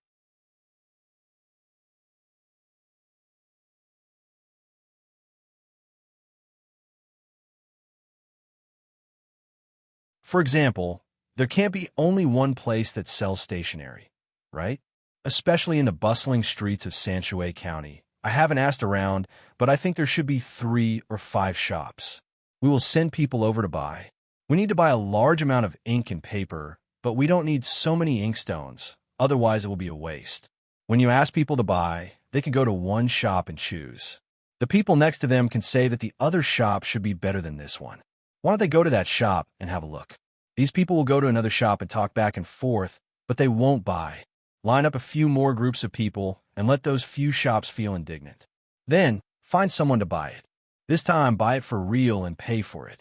Find the shopkeepers of those few shops and ask them whose goods are better and whose price is cheaper. Then, choose the worst shop and give a good evaluation. Make sure to say that the good things of other shops are bad and the bad ones are good. Zhang Xiaobao paused when he said this. Wang Wan immediately asked, that is to provoke hatred between them, or rather, to let them know that the person who bought the goods is a fool. Can you get them to come here? Don't be anxious. Listen to me. This time, we will order some goods. After that, we will leave. Immediately send some people over and continue to discuss the matter of buying things. If we want to buy things and send them to Little Luo Shui for the scholars to use for writing, we must let these shopkeepers understand. Zhang Xiaobao drank a mouthful of water and explained to Wang Wan, you're tuning into the Romance Rendezvous YouTube channel. We're so grateful for your support, and don't forget to subscribe to join us on this incredible journey through captivating stories. Your generosity through donations truly makes a world of difference, as it's the primary source of revenue that allows me to expand and enhance this channel for you. Thank you from the bottom of my heart for being a part of this adventure.